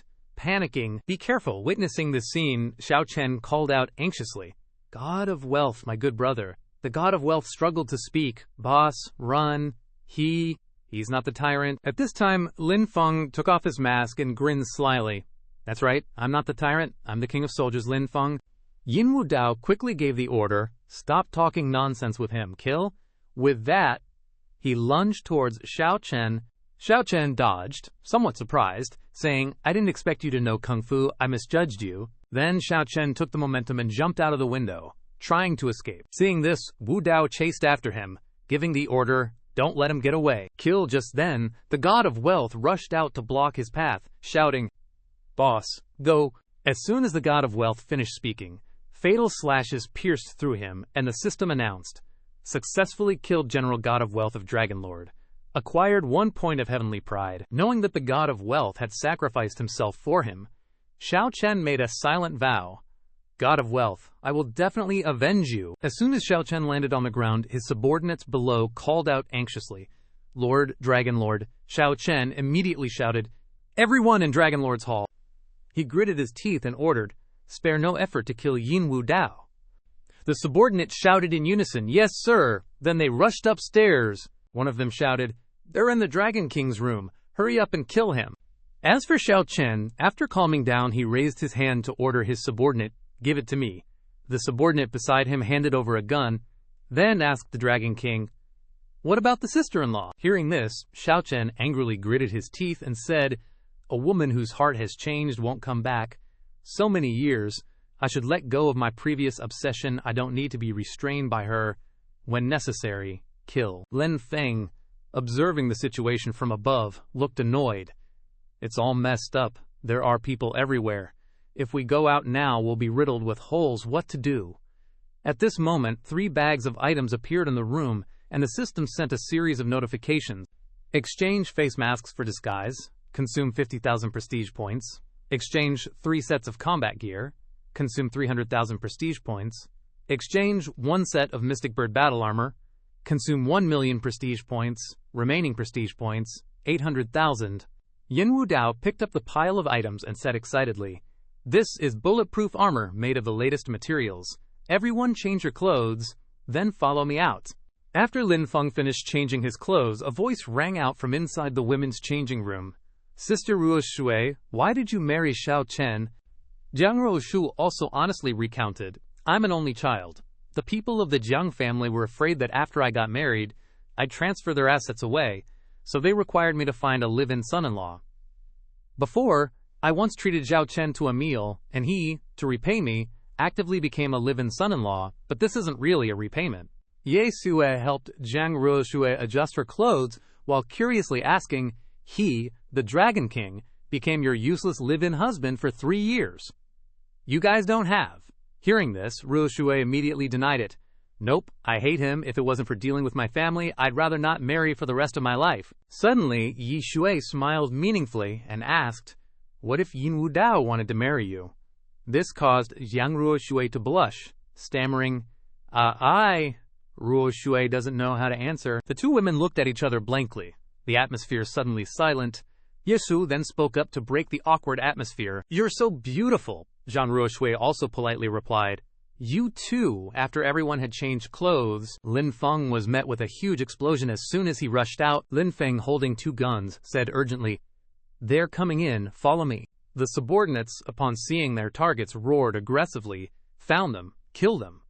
As soon as they finished speaking, they were blown away by an explosion. Lin Feng cast a sparkling gaze towards Wu Dao, admiringly saying, "Boss, you're divinely brave and invincible."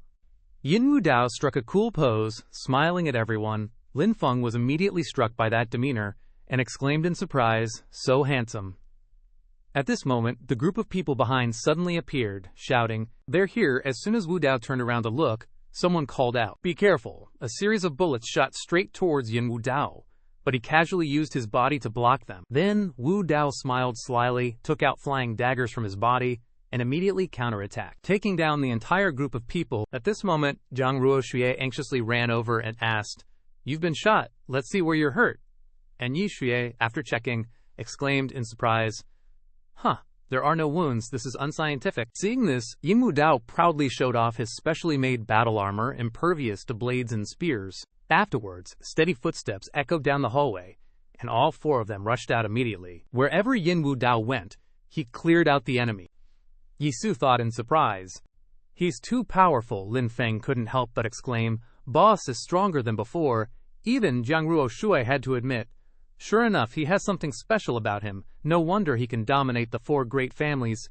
The four of them successfully escaped, leaving the enemies lying all over the ground. The sky was already dark at this time. The four of them ran to a small alley. At this time, Yin Wu Dao still calmly said, "We finally got out. I almost died in there."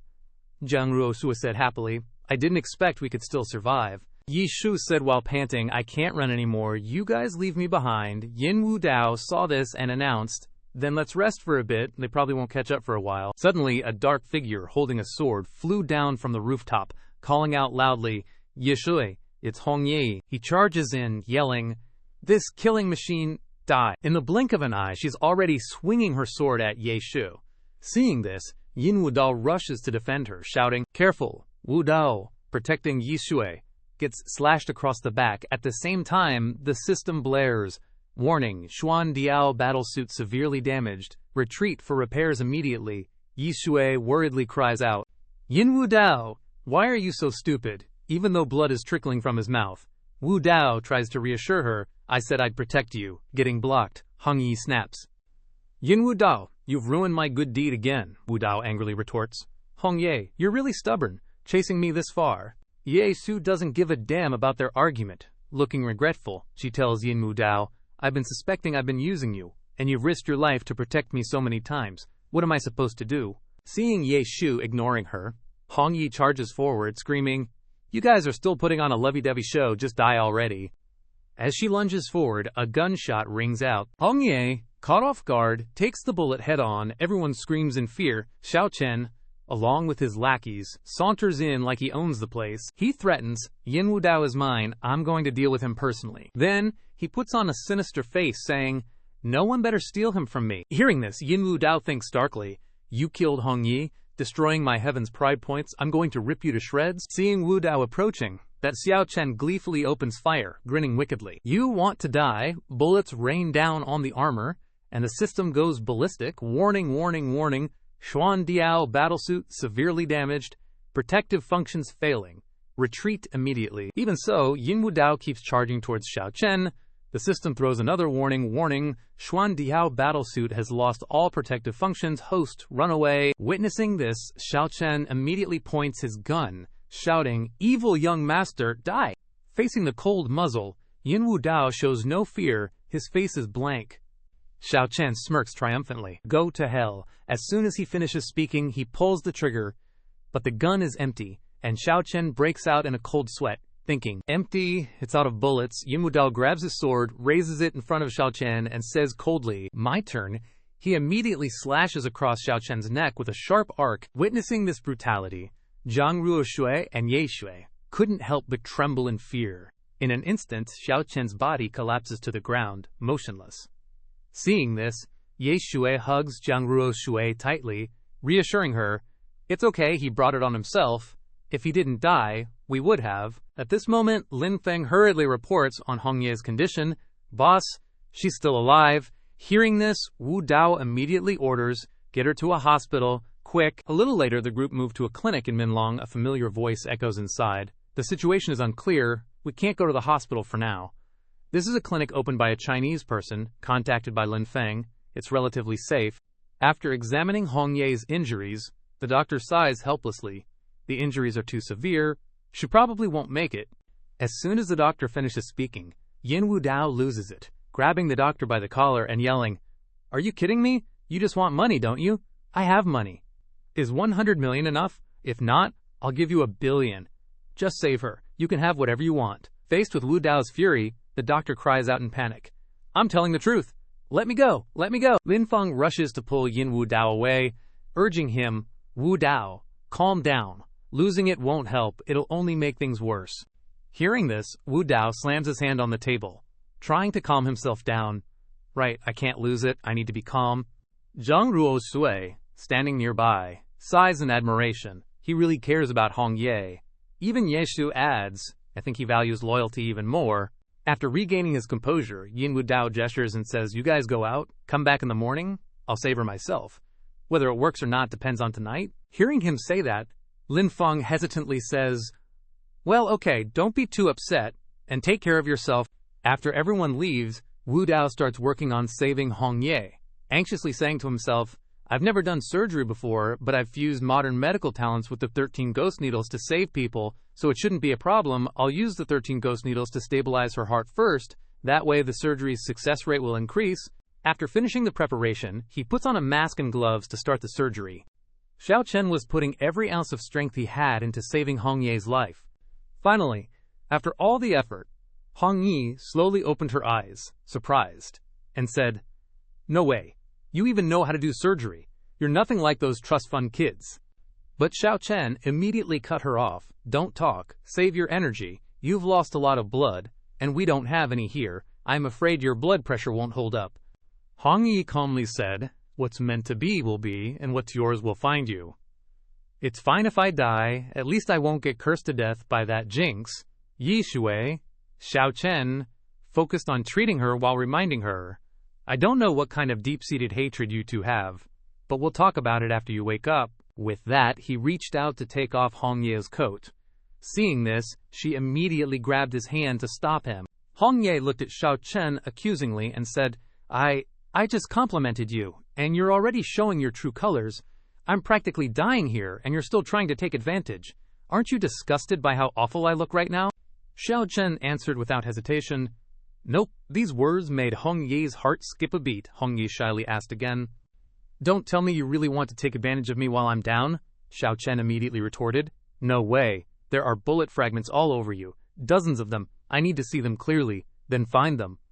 After a while of surgery, Xiao Chen let out a sigh of relief and said to Hong Yi, all right, got all the bullets out, but what happened next made his eyes widen in shock. Hong Ye had completely fainted, her face devoid of any life. Seeing this, Xiao Chen anxiously shouted, this is bad, she lost too much blood and passed out. We need to get blood into her. Stat. The night of crisis passed, Hong Yi slowly opened her eyes, looking around, wondering, am I not dead? I lost so much blood, I thought I was a goner. Oh, so I got a blood transfusion, but I thought yesterday I came to a small clinic. Where does the blood come from? As she widened her eyes to see more clearly, Hong Ye was startled by Xiao Chen's gaunt, zombie-like face and thought, it's him. He used his own blood. She hurriedly reached out to shake Xiao Chen, calling out, Xiao Chen, go to bed and get some sleep. Xiao Chen was quickly awakened by Hong Ye's voice, and he slowly opened his eyes to look at the person standing beside him. As soon as he looked at her, the system popped up a notification. Favorability 93. Infatuated. Seeing this, Xiao Chen happily cheered inwardly. Awesome. I spent the whole night operating and giving blood. It was totally worth it. With that thought, he immediately lunged toward the bed, excitedly saying, go to bed, sleep. You said it, right? A confused Hong Yi looked at him, not understanding what he meant. Xiao Chen reached out and grabbed Hong Yi's hand, causing her to exclaim in surprise. Xiao Chen, what do you want? Don't come any closer. Xiao Chen put on a shameless expression. You know exactly what I want to do.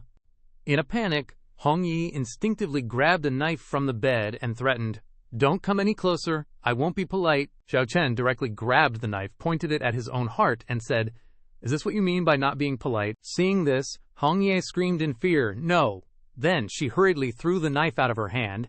Xiao Chen smiled in satisfaction. Suddenly, he moved forward and gave Hong Ye a passionate kiss, making her eyes widen in shock. But then, Hong Ye also indulged in the kiss, thinking to herself, damn it, not giving a girl any time to prepare.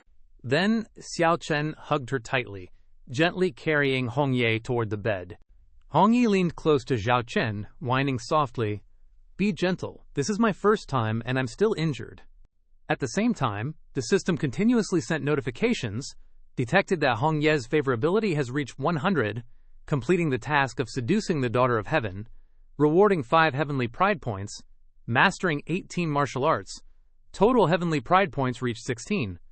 Satisfying the conditions for upgrading to Baron, the system is starting to automatically upgrade. Outside the clinic, a rainstorm rolled in, and thunder and lightning began to rumble. At the same time, in Huaxia, Mount Shu, within the Yunzhong Temple, a Taoist priest was sitting in quiet meditation before the statues of the Taoist founders. He was none other than the abbot of Yunzhong Temple, Yun Shaozi. Suddenly, at this moment, the statues shed 2 lines of tears of blood. Yun Shaozi cried out in fear, "This is bad. The Taoist founders are weeping. Surely a fiend has appeared, about to bring disaster to the world." He quickly calculated with his fingers. "This person has an overwhelming evil aura, unseen in thousands of years. I fear they have come to seize the chi luck of heaven. This fiend appeared by Longwei Lake. It shouldn't have such momentum. But how can they possess this heaven-piercing aura?" As he spoke, he suddenly coughed up a mouthful of blood. Yun Shaozi clutched his chest in fear, saying, "This is terrifying. This old Taoist can't suppress the evil energy of this fiend." So he turned to his disciple beside him and said, "Disciple, you possess great destiny and are blessed by the heavens. You can surely subdue demons and monsters. Now is the time for you to descend the mountain." At this moment, the little celestial master Li Dao Ye was still listening attentively. The old man continued to carefully remind him, "But remember not to be attached to the mortal world, not to break the rules, to act on behalf of heaven, and to eliminate demons." Hearing this, Li Dao Yi respectfully clasped his hands and replied, "Master, I remember." Yun Shaozi kept instructing, "Disciple, you must remember, beauty is like wolves and tigers, dissolving a person's will. Don't even think about touching it, not even thinking about it." Li Daoye bowed his head sincerely and said, "Master is right. I will definitely remember." But when he raised his face, he couldn't hide the shock in the depths of his eyes. His master was now holding beauties in both arms, still lecturing calmly. "Beauty is the greatest evil thought.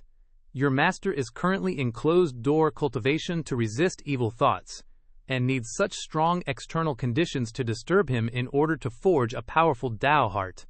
You are young and must never listen to your master carelessly." Li Dao quickly packed his luggage and set off down the mountain. In his mind, he still heard Yun Shaozi's instructions, "Disciple, your fate is surrounded by demonic tribulations. If you cannot avoid this tribulation, you will become a demon with one thought and be forever damned. If you can smoothly overcome this tribulation, subdue demons and monsters, return immediately as the promising young immortal." Scene changed to the magnificent country A. At the Minlong clinic, Wu Dao and Hong Ye sat side by side, their fingers intertwined. Hong Yi leaned happily on Yin Wu Dao, smiling shyly. Witnessing this scene, Zhang Ruoxue helplessly said, "Hong Ye's wounds are healed, but is her brain broken? She's been smiling ever since I walked in." Ye Shu, standing beside her, wondered, "What's so funny?" At this moment, Yin Wu Dao stood up and said, "Never mind her." Hong Ye continued to follow him closely, Wu Dao explained a bit helplessly. "In short, she won't attack Ye Sue anymore. As for other things, we'll talk about them after we return to the country. The urgent matter now is to quickly discuss the acquisition of Li Ti mines," Jiang Ruosui said worriedly. "The Li Ti mine issue is a breakthrough point, but I don't know how to make a decision." Seeing this, Yin Wu Dao casually asked, "Is it an inheritance from the Dragon King Palace?" Jiang Ruosui looked embarrassed and said, "Yes, I didn't expect the Dragon King Palace to have assets worth hundreds of billions, and now I've become the sole heir. The lawyer has called several times, and I don't know what to do." Hearing this, Ye Su exclaimed in surprise, "Sis Ruoshui, you've directly become a Huaxia female billionaire." Yin Wu Dao asked with some doubt, "But what does this have to do with the Li Ti mines?" Hong Ye was still immersed in happiness, not paying attention to the conversation at all. Hearing him ask, Ruo Chuo immediately explained, "The Dragon King Palace has half the shares of the Li Ti Mining Alliance, and the Li Ti Mining Alliance holds several of the largest Li Ti mines in our country. If we get these, we won't have to go around acquiring them, saving us trouble." At this time, Wu Dao smiled slyly and said, "What are you hesitating about then? Wouldn't it be great to directly inherit the Dragon King Palace?" Seeing his attitude, Jiang Ruoshui exploded and shouted, "If it weren't for your appearance, I might have really inherited it. But now I'm on your side and I saw him die with my own eyes last night.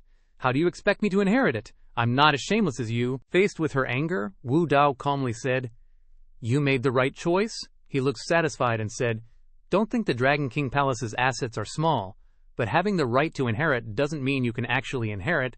and even if you have the life to inherit, you don't necessarily have the life to enjoy it. Then Wu Dao analyzed seriously. The Dragon King Palace operates between the white and black, built from the form of mercenaries, and the financial backers behind it are very complex, with complex relationships in our country, even holding secrets of many important figures. Such an organization, once a sole figure like Xiao Chen disappears, will disintegrate soon if no one else stands up to guard it. Lin Feng also confirmed from the side, "That's right, boss is right. I've also heard comrades tell stories about the Dragon King Palace." Zhang Ruoshui also began to realize the danger of this matter and was a little scared, thinking, "That's right, I was still hesitating this morning. If I accepted it, I'd probably die on the street tomorrow. It's still more reliable to follow this bastard Yin Wu Dao." Thinking of this, she asked worriedly, "Yin Wu Dao, so what should I do?" Seeing this, Wu Dao decisively gave an idea, handed over to the state. Upon hearing this, all three of them couldn't hide their surprise. The scene quickly switched to Kate Beach, where Lu Man led a group of people and strode over aggressively. She handed Zhang Ruoshui a suitcase and said, "These are the 3 largest lithium mines in the country. As a reward for you." Zhang Ruoshui was a bit surprised and asked again, 3 lithium mines? Lu Man immediately chimed in, "Thank you very much for your contribution. The relevant departments won't forget you. If you have any difficulties in the future, you can come to us." Zhang Ruoshui excitedly looked at the suitcase in her hand, muttering, "Is this a life-saving charm bought with hundreds of billions?" After a while, the sunlight gradually rose, shining on the beautiful sea. At this time, Yin Wu Dao and Lu Man stood chatting by the beach. Lu Man gratefully said, "Yin Wu Dao, thank you for setting up this event. You are indeed the grandson of the old leader. I used to have prejudices against you." Hearing this, Yin Wu Dao immediately showed a generous expression, saying, "Let bygones be bygones, just be nice to me in the future." Lu Man glanced at him and replied shyly, "Okay, see you back in the country." With that, she turned and left. At this moment, Lin Feng approached Wu Dao and asked, "Why didn't you tell her about Xiao Chen? Her negligence almost killed you." Wu Dao didn't explain, but just smiled knowingly and said, "What's the rush? The mountain naturally has wine." He secretly pondered. Lu Man experienced everything, but the male lead didn't regress at all. She must have some special qualities, and definitely not just a few. I'll indulge her, let her owe me, and then I'll help her recall the events of Qin Tian and Xiao Chen, and see what she'll use to repay me. Then, Wu Dao strolled away, chuckling softly. "Ah, women." Seeing this, Zhang Ruoshui quickly stepped forward and handed the suitcase to Yin Wu Dao. She sincerely said, "Young Master Yin, these 3 lithium mines belong to you." But Wu Dao waved his hand in refusal. "Belong to me? No," he boasted smugly. "From the moment I was born, I've had endless money to spend. Money is just a string of numbers to me. I only feel happier earning money from those foreign devils when I'm abroad, acquiring lithium mines. What I want is fun, not money." At the same time, a notification appeared above Zhang Ruoshui's head. Affection +1. Affection 79. Shaken. She thought in confusion. Fun. He wants fun, not money. If he doesn't love money, then why did he bring Xiao Mi by my side? Looking at the familiar man standing in front of her, Ruoshui couldn't stop the random thoughts in her head. I really can't figure this out. On the other side of the beach, a group of people were gathered competing in a boxing match. Lin Feng glanced at them and began to explain. Up ahead, the major shareholder of the Lithium Mine Alliance is over there boxing. He comes to this beach every week to engage in wild boxing. No one can beat him. The blonde guy completely dominates every match, his opponents always defeated by that iron fist. That's Ani, the shareholder of the Lithium Mine Alliance. After finishing a match, ONY said a little bored, "He's the 10th guy I've beaten today. You guys are too weak." Then, he roared aggressively, "Come on, is there anyone else willing to fight me? Beat me and get a reward of 10 million? And just drawing with me counts as winning." But the surrounding people all raised their hands in surrender. Just then, Yin Wu Dao stepped forward and challenged, "The money's too little, not interested." Hearing his voice, ONY turned around in surprise. He put on a smug look and said, "You mean, if I raise the reward to 100 million, you'll dare to challenge me?" Yin Wu Dao also confidently replied, "Of course I wouldn't dare." As soon as he said this, he immediately changed his expression, saying cheerfully, "I'll send Lin Feng, but my bodyguard can beat all your teeth out." At this time, Lin Feng was cracking his knuckles. Seeing this, Oni took a fighting stance. He also didn't forget to mock. "Oh, I'll see. I'll raise the reward to 100 million. I want to beat you until you kneel down and beg for mercy." As soon as he finished speaking, Lin Feng took the initiative to rush forward. ONY rushed up even more excitedly and shouted triumphantly, "You boastful people, I'll let you know what real kung fu is." Then, the two people's fists collided violently. The first contact with this Oni surprised Lin Feng a little, thinking, his strength is so strong, even Yin Wu Dao, who was watching from the sidelines, began to feel a little apprehensive. ONY is known as the Human Sandbag, a well-known champion in Country A's boxing ring. It seems to be true, although Lin Feng is strong, I'm afraid his strength alone can't compete with him forever. The surrounding people saw Oni gaining the upper hand and couldn't stop discussing, "Look, it's Oni's signature wind fist. No one can withstand a wind fist. It seems that the skinny golden monkey is about to be beaten by the European guy." As for Lin Feng, just when he was about to fail, he quickly blocked Oni's attack. Seeing this, someone shouted excitedly he blocked it. Immediately, Lin Feng counterattacked, punching Oni hard in the chest, causing him to spit out blood. The surrounding crowd couldn't contain their excitement and shouted, "And he found Oni's weakness," they repeatedly exclaimed. "Oh my god, it's a draw." Although he managed to turn the situation around in the end, Lin Feng was also a little worried, thinking, "Luckily, Wu Dao gave me Longjing Humeng Yuan last time, otherwise I really wouldn't have been able to block it." The upset Oni snarled angrily. Just then, Yin Wu Dao jumped out and interrupted the fight. He deliberately provoked, "All right, you drew, so take the money. You wouldn't go back on your word. Right, you country guys? Don't you keep your promises?" As he spoke, he schemingly thought, "I'll blame you first." Giving him an inch, Yin Wu Dao kept the taunting coming. "That's it. That's all you got. After setting up this arena, I thought you were some kind of king of fighters. Turns out you're made of paper. Hee hee." This move of Yin Wu Dao's totally got ONY steaming mad, and he blew his top. "I got plenty of cash, but I ain't satisfied today. I want to keep going." Then he straight up pointed at Yin Wu Dao and challenged him, I want to fight you." Seeing that, Yin Wu Dao put on this clueless act and said, "Me? Don't be silly. I can't fight." But Ani was stubborn as hell, throwing a punch as he charged in, saying, "Name your price. I just want to fight you now." Yin Wu Dao smoothly dodged his punch, then chimed in with glee, "All right then, if I can beat you, you gotta sell me all your LTI Mining Alliance shares." ONY didn't even think twice before agreeing, "Deal, I promise." Seeing that he got what he wanted, Yin Wu Dao's expression changed, flashing a cunning grin and saying, "Just waiting for you to say that?" As soon as he finished, he threw a punch right back. Oni might be a big dude, but facing Yin Wu Dao's soaring dragon fist, he was totally sent flying. Witnessing this scene, not just the crowd, but even Lin Feng gasped in shock. Soaring dragon fist. Ani was now slumped on the ground, complaining, You're so shady, you pretended to be weak." Hearing that, Yin Wu Dao just flicked his wrist, deliberately provoking him. "If I didn't pretend, could you even beat me?" Hit where it hurts, Oni was completely silenced. Not daring to retort, he lowered his head and stammered, I couldn't block that kind of punch." Yin Wu Dao immediately cut him off. "If I wasn't holding back, that one punch could have killed you. You know that." Ani, knowing his place, replied, "Thanks." Then, he willingly signed the papers to sell his Mining Alliance shares. Ani handed Yin Wu Dao the signed papers and sincerely said, "My shares in the Alliance ain't much. The real tough one is the Duchess. She doesn't like fighting." Getting some useful info, Yin Wu Dao was happy to give Ani a pill and advised, "This is a healing pill. Give it a try." Ani took the pill and popped it in his mouth. The moment he swallowed it, he felt something strange in his body. Ani was now bursting with energy, making him excitedly shout, "Oh my god! Is this the mysterious power from the east? It's so magical." Soon, Yin Wu Dao's group followed Ani to the Duchess's mansion. Ani stood with his hands behind his back and said, "Please, everyone.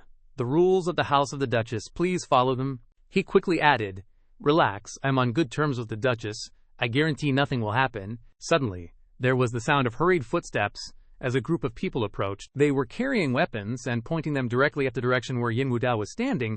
Yin Wu Dao's group quickly raised their hands in surrender. He asked Ani, confused, "Are you sure nothing will happen?" Then there were footsteps of someone else approaching. It was Yilin. She entered with a grumpy attitude and loudly said, "Ani, don't blame me for not giving you face. These people killed Xiao Chen, who I love the most. I want them to pay." The moment Lin Feng saw her, he was struck by a bolt of love. He felt his heart pounding and mumbled, "So beautiful." Yin Wu Dao noticed this detail and pondered, "Lin Feng's smitten. Guess I gotta help my good bro out." Oni then rushed to Yilin and said, Yilin, Mr. Yin Wu Dao is a very powerful man. I've tested his strength. He's qualified to replace Xiao Chen's position. Don't act rashly. Think carefully. Hearing these flattering words about him, Yilin still didn't change her decision. Even if he can replace Xiao Chen's social status, he can't replace Xiao Chen's position in my heart. Hearing this, Yin Wu Dao opened his purple golden eyes and said, Oh, well, that's not necessarily true. Yilin pointed straight at him and scolded, You bastard, I must kill you now. Suddenly, she felt strange and muttered, So dizzy. Feels like something's been added to my head taking this chance. Yin Wu Dao walked over and put his hand on her shoulder and said in a serious tone, I'm your dad, so great, raising a kid this big, and you still don't listen, always out playing. Yilin heard this and asked blankly, You, Dad? Then she took out a toy gun and pointed it straight at Yin Wu Dao and shouted, Dad, why did you kill Xiao Chen? You always prevented us from being together. Why? He didn't expect this sudden move and could only sigh. Oh God, I've met a filial daughter who is crazy in love. Yin Wu Dao, a second later, cranked up his purple golden eyes to the max and yelled at Yilin, The person you've always liked isn't Xiao Chen, but the king of soldiers, Lin Feng. You guys had a romantic encounter, danced around the campfire, partied like crazy in the vineyard, and rode horses to watch the sunrise. Saying that, his eyes were throbbing in pain from overusing his powers, while Yilin glanced over at Lin Feng. Then she ran over and snuggled up to Lin Feng, whining, Lin Feng, my love, my prince on a white goat. Lin Feng felt a bit awkward hugging Yilin, miserably thinking to himself, Wu Dao, please, just be a decent human being. Yin Wu Dao then ran over and whispered loudly to him, Bro, I'm making you suffer. Lin Feng awkwardly replied, It's not exactly suffering, just a little sudden. Soon, Yilin agreed to sign the transfer contract. Lin Feng then whispered to Wu Dao, Isn't her transformation a little too extreme? He nonchalantly replied, This is just temporary. Ultimately, whether you can capture Yilin's heart depends on you. If things get dicey, bail quickly. The Yi family isn't easy to mess with. Yilin then excitedly raised the contract and cheered. It's signed. Wu Dao quickly took the contract and instructed Lin Feng, Lin Feng, you stay here and enjoy yourself for a few days, and help Ruo Shui with the Lithium Mine Alliance. Lin Feng then awkwardly and anxiously confessed, Yilin, I don't know if you believe in love at first sight. Anyway, I feel like an electric power station around you. Yilin smiled brightly and replied, I believe it. I'm in love with you. At that moment, Yin Wu Dao whispered behind Lin Feng's ear, I'm channeling power to you. Of course there's electric current. Lin Feng was startled and asked, Soaring Dragon Fist? He replied, That's right, but unfortunately your physique isn't suitable for other techniques. Next time I find one that fits, I'll pass on the internal cultivation method to you. Scene changed to the next morning. A beautiful sunny day with blue skies and white clouds. Everything perfect. From afar they saw Lin Feng hugging Yilin and waving goodbye to Wu Dao. You little rascal, take care, he enthusiastically replied. You too, Oni, who was following him, felt a little moved and kept praising, So cool, you're the most powerful hypnotist I've ever met. The mysterious power of the East truly lives up to its reputation. Yin Wu Dao quickly realized his mistake and said, I was negligent. How could I let an outsider know about this? He then used his purple golden eyes on Ani and hypnotized him. The Duchess and Lin Feng fell in love at first sight.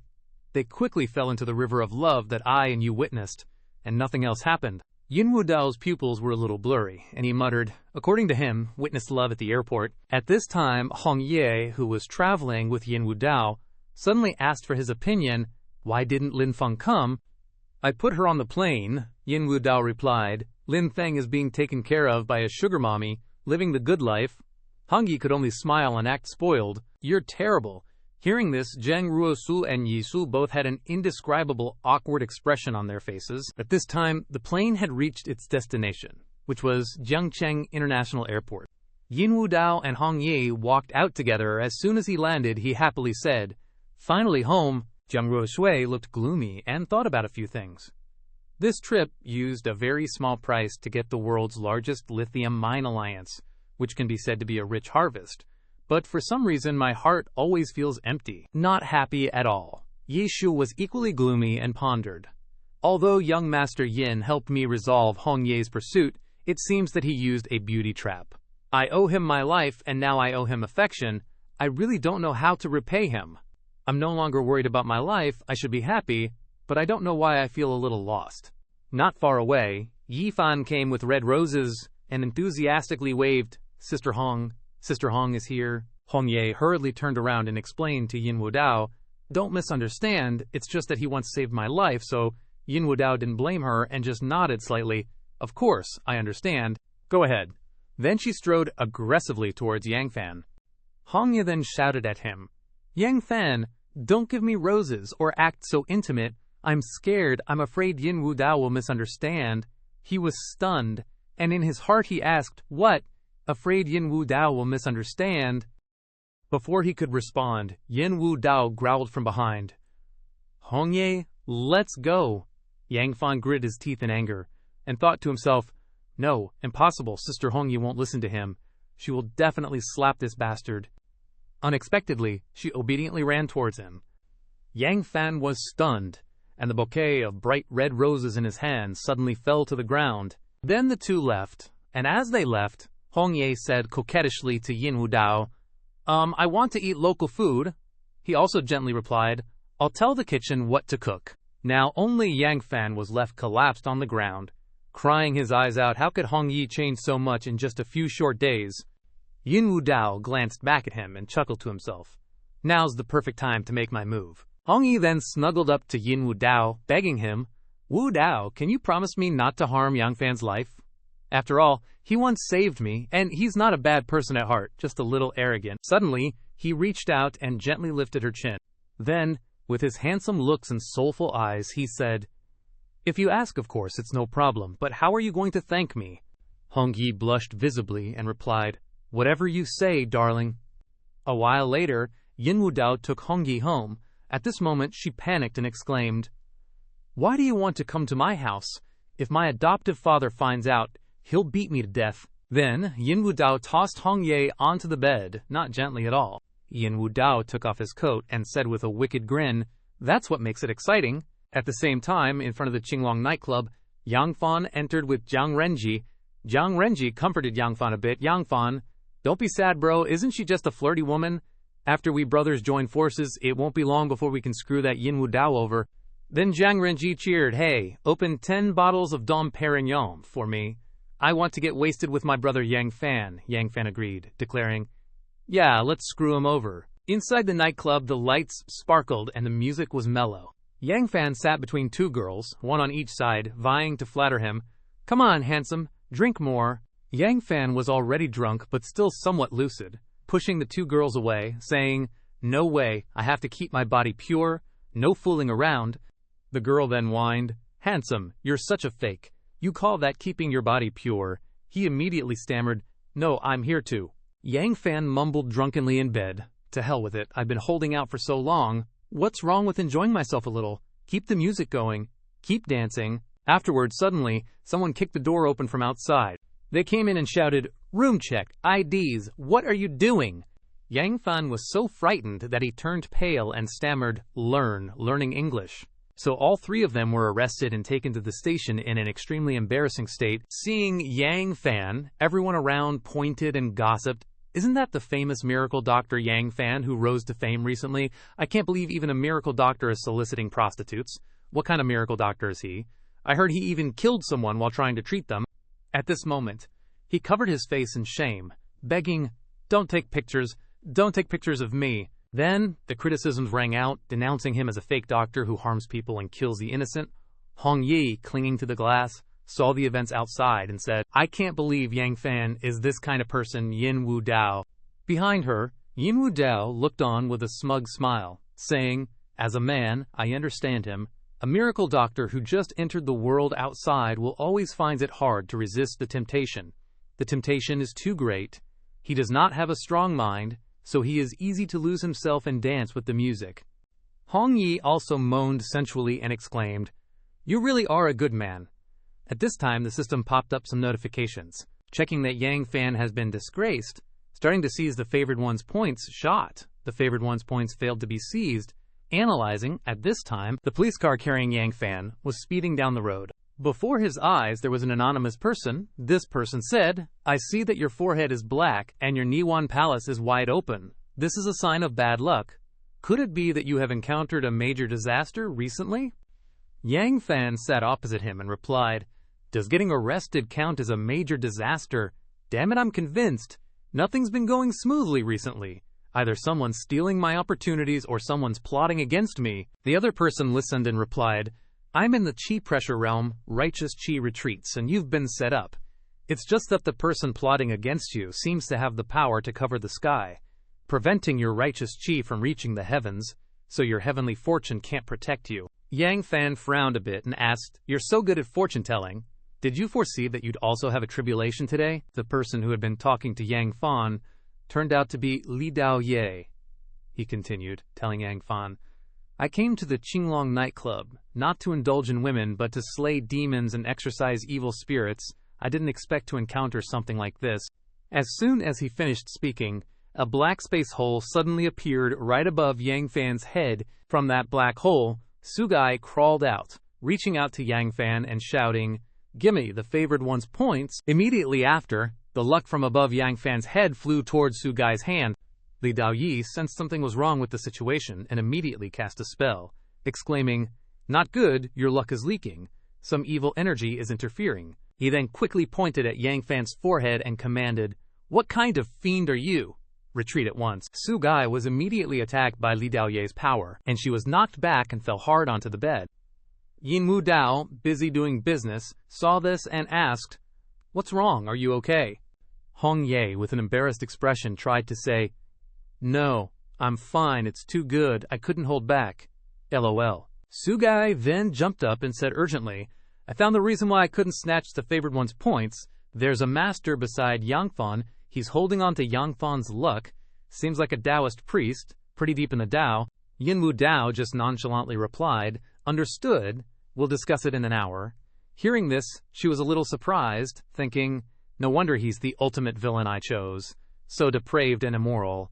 OMG. Scene change. The handcuffs on Li Dao Ye had been removed. Yang Fan was also freed and thanked Li Dao Ye. "Dao brother, thank you for your help today," he laughed politely in response. "Wasn't it also thanks to brother Yang that I avoided prison?" Then Yang Fan looked at another man and said, "The one who bailed us out today is Chairman Ma Fu. I treated Chairman Ma before, so I know Ma Fu, the chairman of the Jiangtan Chamber of Commerce." He greeted, "Hello, little Taoist priest." Li Daoye politely replied, "Immeasurable heavenly lord." Ma Fu looked at him and pleaded, "I've heard that master has great Tao practice. I've been having some trouble lately, and inviting famous monks and Taoists from all over Jiangnan hasn't yielded any results. I hope master can help me." Li Daoye confidently said, "Chairman Ma's sun and moon corners aren't balanced. The sun is deficient and the moon is full, meaning you lost your father early. Now, a green light is appearing where the sun is deficient, so the trouble must be related to your late father, right?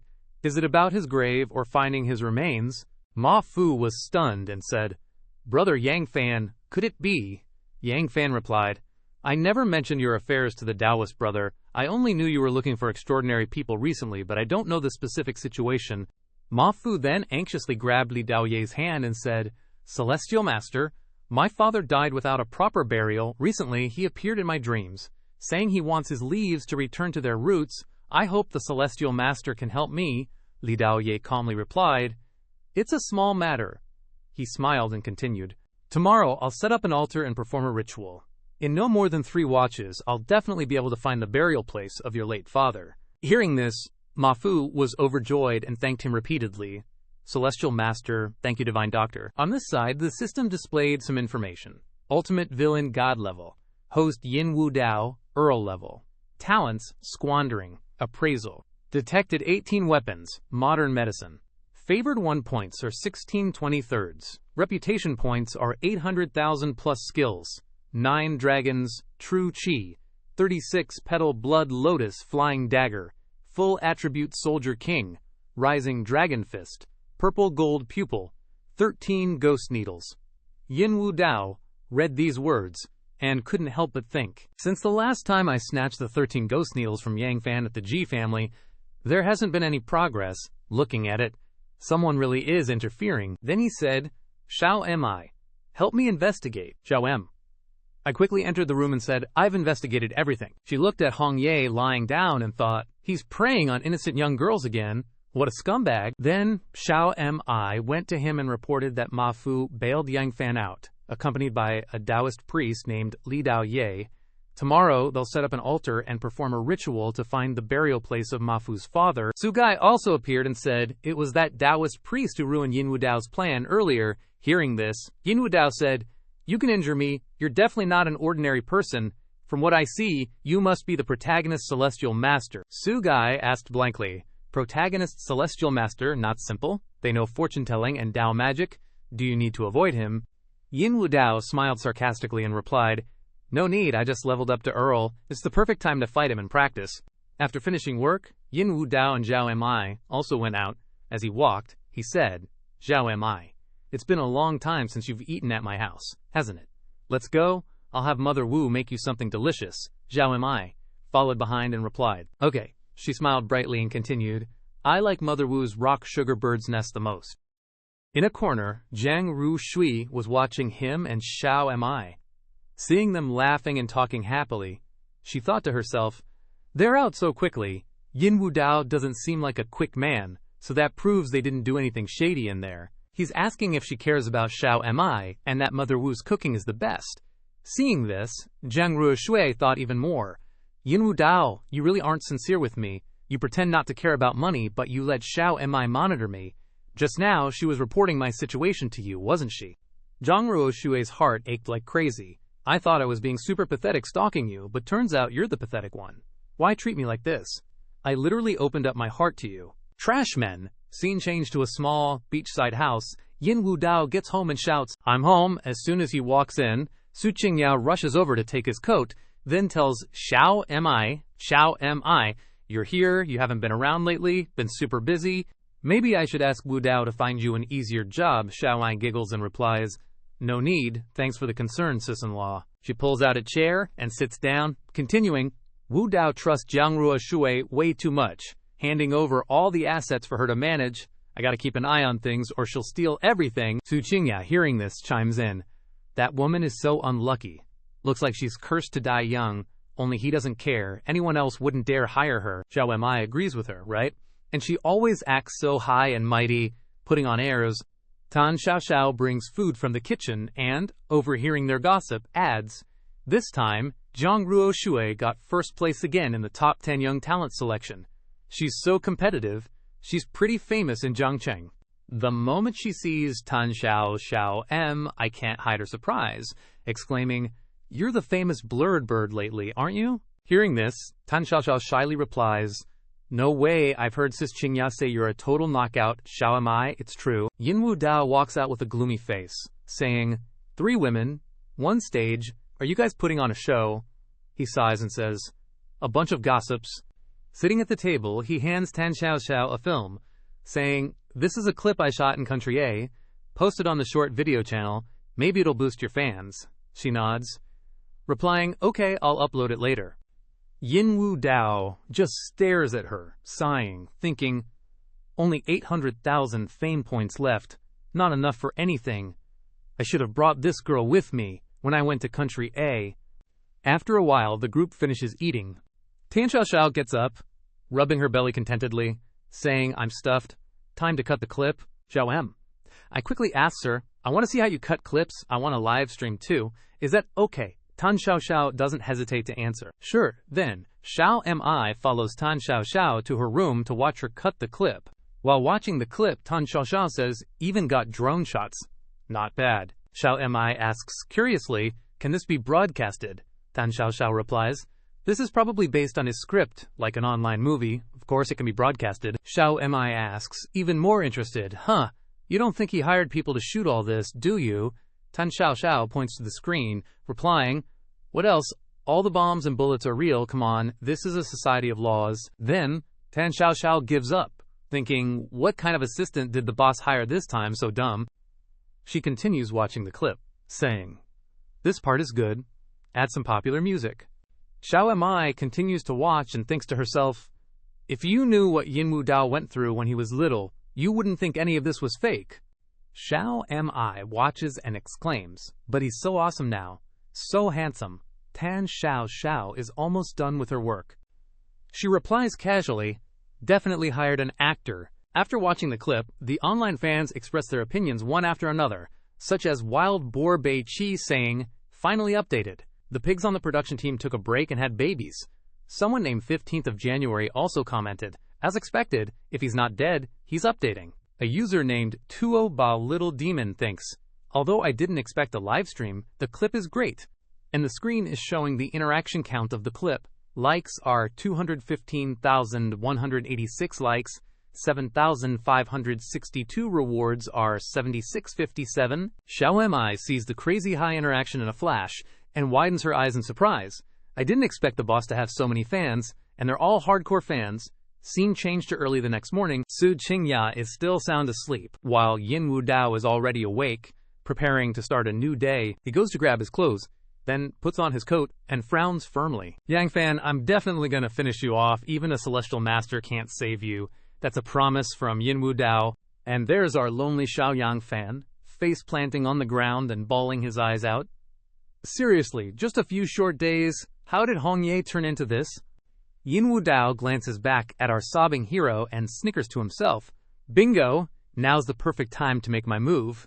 Hong Yi then bats her eyelashes and sweetly pleads with, Yin Wu Dao, honey.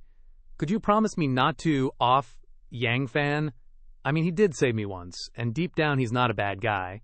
Just a tad on the arrogant side. Suddenly, he reaches out and gently lifts her chin. Then, with that killer handsome look and eyes full of passion, yeah, right, he purrs, since you asked so nicely, babe, no problem at all.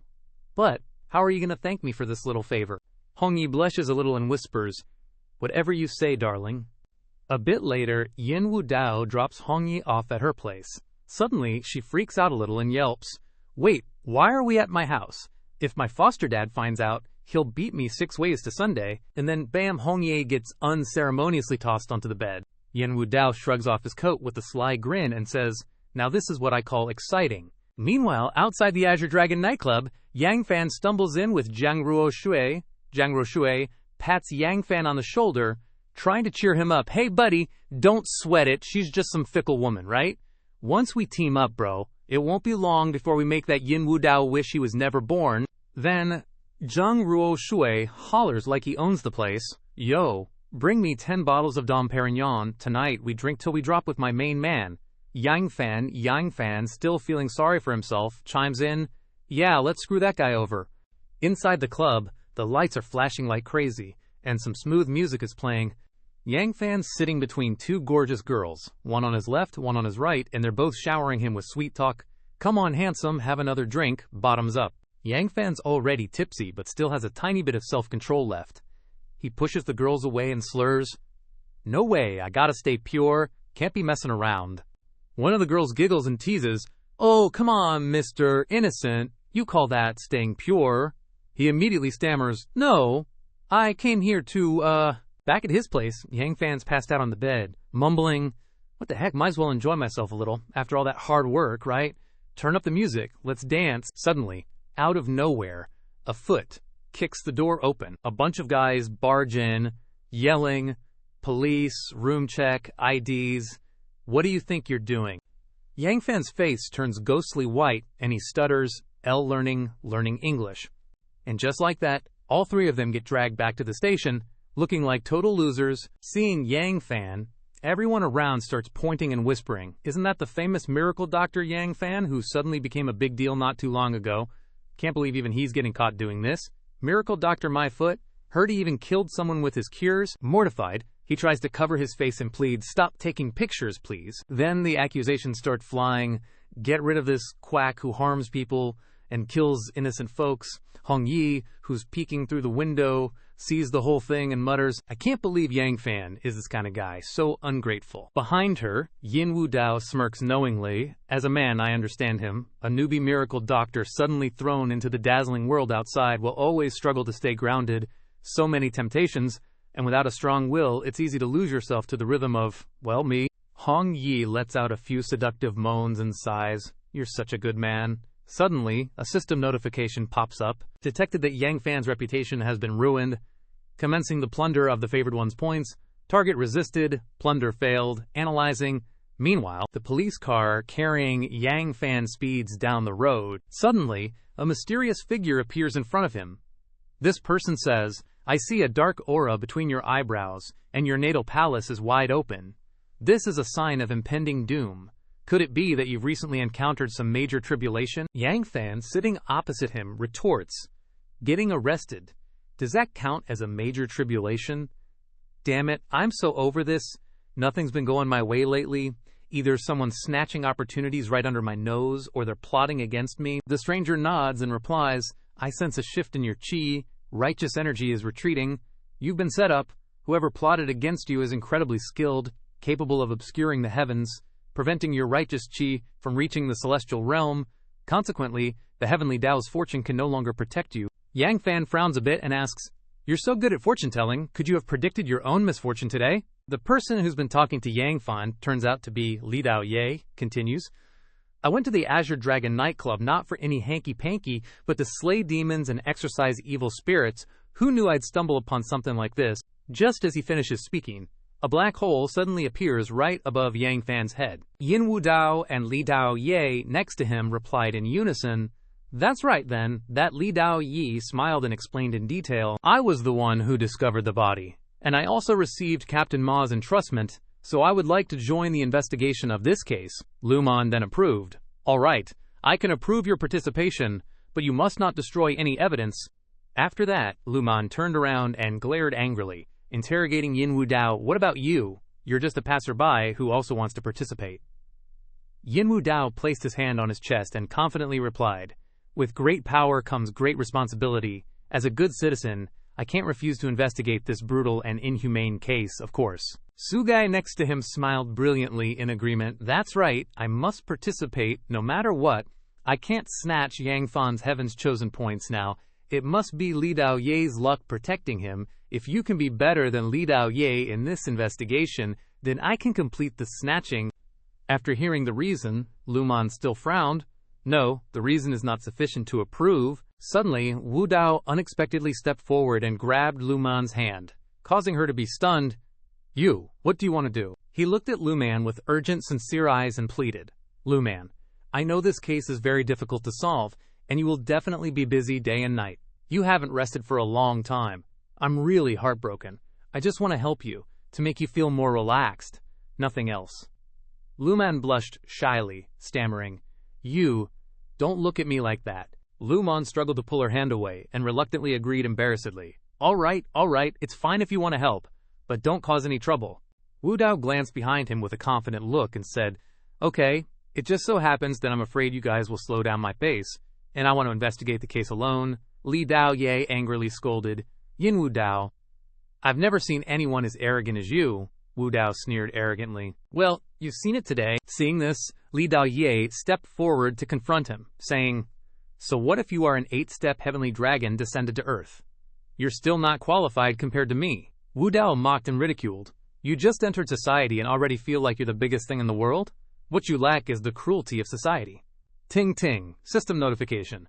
Detected a new Heavens Chosen. Heavens Chosen Li Dao Yi. Title Golden Finger Heavenly Master. 5 Thunder True Scripture. Mission Destroy Golden Body. 7 Heavens Chosen points for 5 Thunder True Energy. Li Dao Ye then suddenly took out a talisman, then closed his eyes and seriously chanted, "Essence returns to the heavens, spirit returns to the earth, flesh returns to the soil, blood returns to the water, bone returns to stone, hair returns to grass." Then he stuck it on while pointing out, "This is the soul-chasing mother-child talisman. With it, I can sense the person who is tainted with karma and committed this bloody crime." Wu Dao gaped, "Heavens, there really is a soul-chasing mother-child." Finally, it was Wu Dao's turn to investigate the case. He used a hammer to hit the inspection barrel hard. Yang Fan stood behind and laughed loudly. "Young Master Yin, I didn't expect you to know about forensic examination, but this is my specialty. Do you need my help?" Yin Wu Dao, hearing the babbling, turned around irritably. "Get lost." As soon as he finished speaking, the oil barrel suddenly popped open, releasing an unpleasant foul smell. From inside the oil barrel, a skull suddenly appeared, causing Wu Dao to exclaim in horror, "Heavens!" After calming down, he frowned and lamented, scared the hell out of me. Then Yin Wu Dao gritted his teeth and pondered. On the Chidu path related to life and death, if I'm not ruthless enough, I might as well die early. Then he reached out and touched the skull. The three people around him couldn't help but be surprised when they saw this. Wu Dao quickly gathered his strength and used tracing to investigate the truth. Ma Fugi's past tracing memories quickly appeared before his eyes. It started with images of Ma Fugui, Long Wu Zhang, and Ji Zhong happily lying on a pile of money. This time we went south to play stocks. We made a huge profit. 100 points played up to 1,000 points. Of course we made a profit. Once again, I directly became a billionaire. Long Wu Zhang said in a serious voice, "Brothers, united we live, divided we die. The money we have together now can make us Jiangcheng billionaires. If we divide it, I'm afraid none of us will have a good future. Why don't we continue to cooperate and not divide?" Ji Zong's face lit up, his eyes blazing with agreement.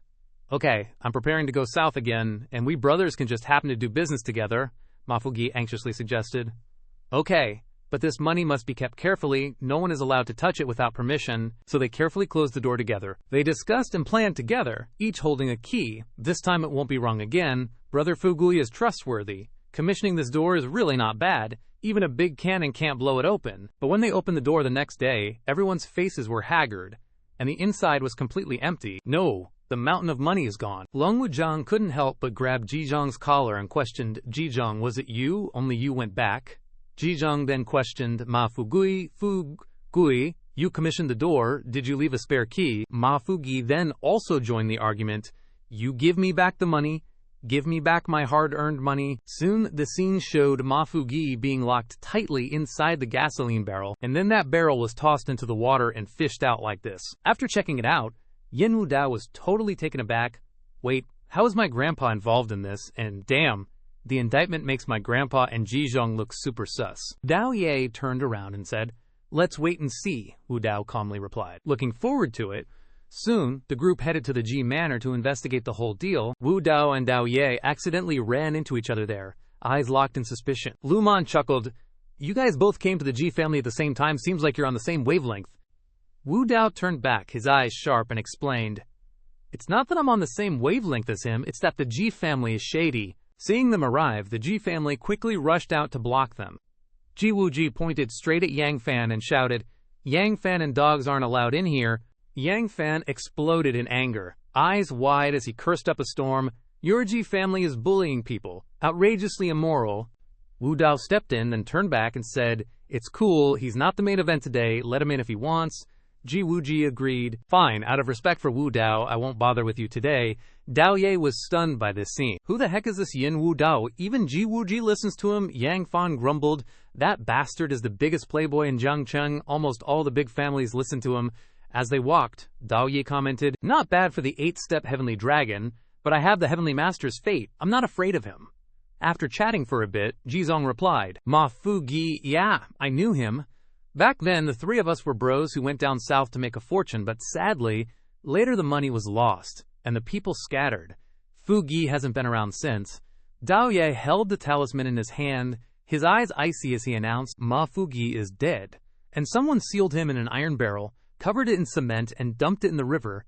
Ji Zong was shocked and shouted, "What?" Tears welled up in his eyes as he cried out in sorrow, "Fugui, what the heck happened? Why did you end up like this?" At this moment, Dao Yi quickly stood up. He looked at Wu Dao and said, "I've used my heavenly eye to take a look, and I'm sure Ji Zong isn't the murderer. I'm going to find the next person involved in this case." Dao Ye smirked. "Alrighty then, Wu Dao, you better hurry up." Wu Dao watched Dao Ye's group leave, deep in thought. "Even though I trust that the protagonist won't misjudge, I still want to confirm Ji Zhong's situation." So he approached, grabbed Ji Zhong's hand, and said, "Mr. Ji, my condolences. I'll definitely find the killer." Using the excuse of offering condolences, he quickly used source tracing to check Ji Chong's memories. At that moment, Ji Chong rushed back anxiously. "The key? I think I forgot to grab it." Seeing Long Wu Zhang and Ma Fugi arguing back and forth, he wondered, why haven't they left yet? Long Wu Zhang then slapped Ma Fugi hard in the face and shouted angrily, "No way!" He got pissed and warned Fugi, "You're absolutely not allowed to mention that kind of thing again. Don't even think about it." Ma Fugi panicked and replied, Yes, don't hit me." The recollection made him angrily shake Wu Dao's hand off, cursing, "Your grandpa definitely killed Ma Fugui. I saw him beating Fugui back then. Zhizhong's eyes were sharp with hatred. If you want to find the killer, go ask him, Wu Dao then left, deep in speculation. No way, his mind was in a mess. Tormented. Grandpa isn't exactly a saint, but he would never scheme for money and kill someone, stab a brother in the back. He's got too much pride for that. At this moment, at the magnificent Shenglong group, Yin Ye's group arrived and were stopped at the door. Yang Fan smiled brightly and said, "I know you're President Hong Yi, let me in." But all he got in return was an angry shout. Get lost. Suddenly, Yin Wu Dao stepped up and said, "So what if you guys got here early?" Yin Wu Dao smirked smugly and said disdainfully, "Isn't it that you can't even get in the door, Dao Ye?" Clueless as ever, just muttered, "I've asked around. The owner of this mansion isn't anyone ordinary. No matter how big a shot you are, you can't just waltz in. You're acting so cocky you think you can get in." Yang Fan, looking miserable, tried to stop him. "Just stop talking." Yin Wu Dao confidently brushed past him and casually walked forward. Seeing him, the guards loudly greeted, "Welcome home, young master." Dao Ye was embarrassed and flustered. "Well, that's a slap in the face. Why didn't you stop him?" Yang Fan, looking aggrieved, protested. "I tried to stop him." Suddenly, Lu Man ran out to stop him. "Yin Wu Dao, because this case involves your relatives, I'm asking you to recuse yourself." Without hesitation, he brushed her hand away. Yin Wu Dao continued walking without forgetting to turn around and say, "Too late." Seeing this, Lu Man just stood there silently, frozen. He walked in. Then she immediately ordered her subordinates, "You guys keep watch outside, I'll text you. Once the culprit is identified, immediately rush in and arrest them. If you encounter someone resisting arrest with a weapon, you can open fire." At this time, Yin Wu Dao and Dao Ye had quickly entered the mansion, investigating Long Wuzhang, calmly confirming Ma Fugi is dead. He didn't even flinch. "Oh, I see." Dao Yi's eyes widened in surprise. "You're not surprised at all." Wu Zhang mused. Ma Fugui loved his family very much. When he went down south, he complained all day about wanting to go home.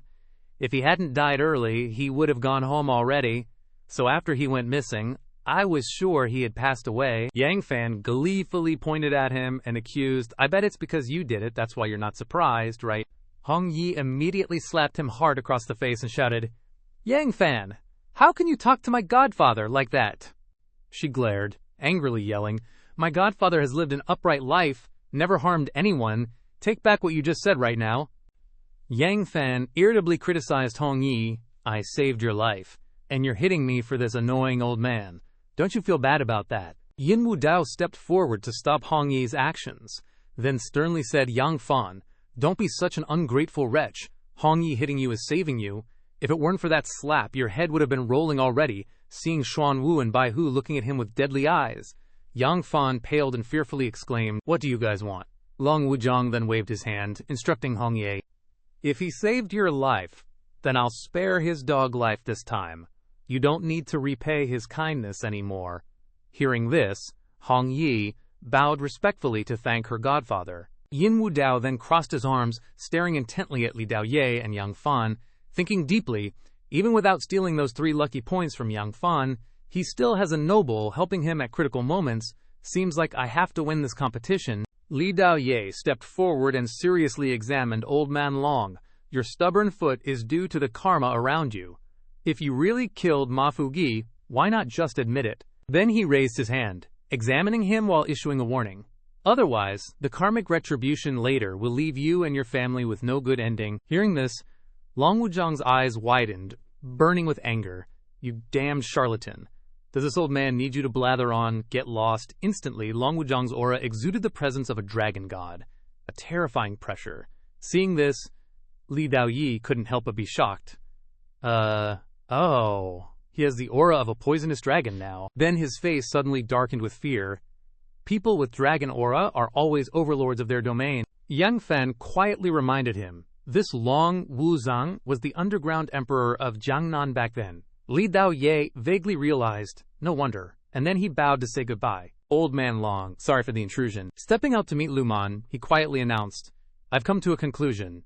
Although my heavenly eye can't see through his heart, the killing intent around him, along with the karma, is what's causing his foot to never heal. Therefore, I'm certain the culprit is Long Wuzhang." Hearing this, Lu Man rested her chin and thought, "Looks like I'll have to request reinforcements." On the other side, Yin Wu Dao finally spoke up. "Old man, I haven't." Before he could finish, Long Wuzhang scolded, "You brat, don't tell me you've come to investigate your old man too," he seriously questioned. "Grandpa, I just need you to tell me straight, yes or no. Long Wu Zhang was silent for a long time, wrestling with his inner turmoil, and then he answered honestly, yes. Hearing this, Yin Wu Dao scratched his head in frustration. Let me think about how to deal with this situation. Then, a mischievous smile spread across his lips. Got it. Now that the truth is out, everyone who suspected can shut their traps forever. Immediately, Wu Dao got a smack on the head as a reminder. Long Wu Zhang then scolded sternly, "You little brat, what are you thinking? Want to silence them permanently? Who taught you to think so dangerously?" Wu Dao rubbed the huge bump on his head, protesting with a grimace. "It's your fault for not telling the truth." Long Wu Zhang sighed, and had no choice but to recount the entire incident that day. "I met Ma Fugi again. There's a reason I didn't say anything." That day, Ma Fugi came to him, pouring out his heart. "Wu Zhang, I don't want to go down to the south anymore. The risks are too high. I could lose everything.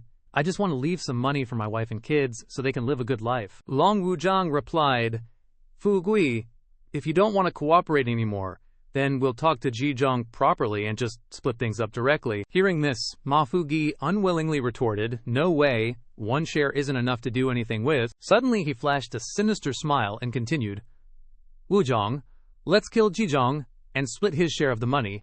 Long Wu Zhang was furious and yelled, "Are you crazy?" Ma Fugi gritted his teeth, finally voicing the grievances he had kept hidden for so long.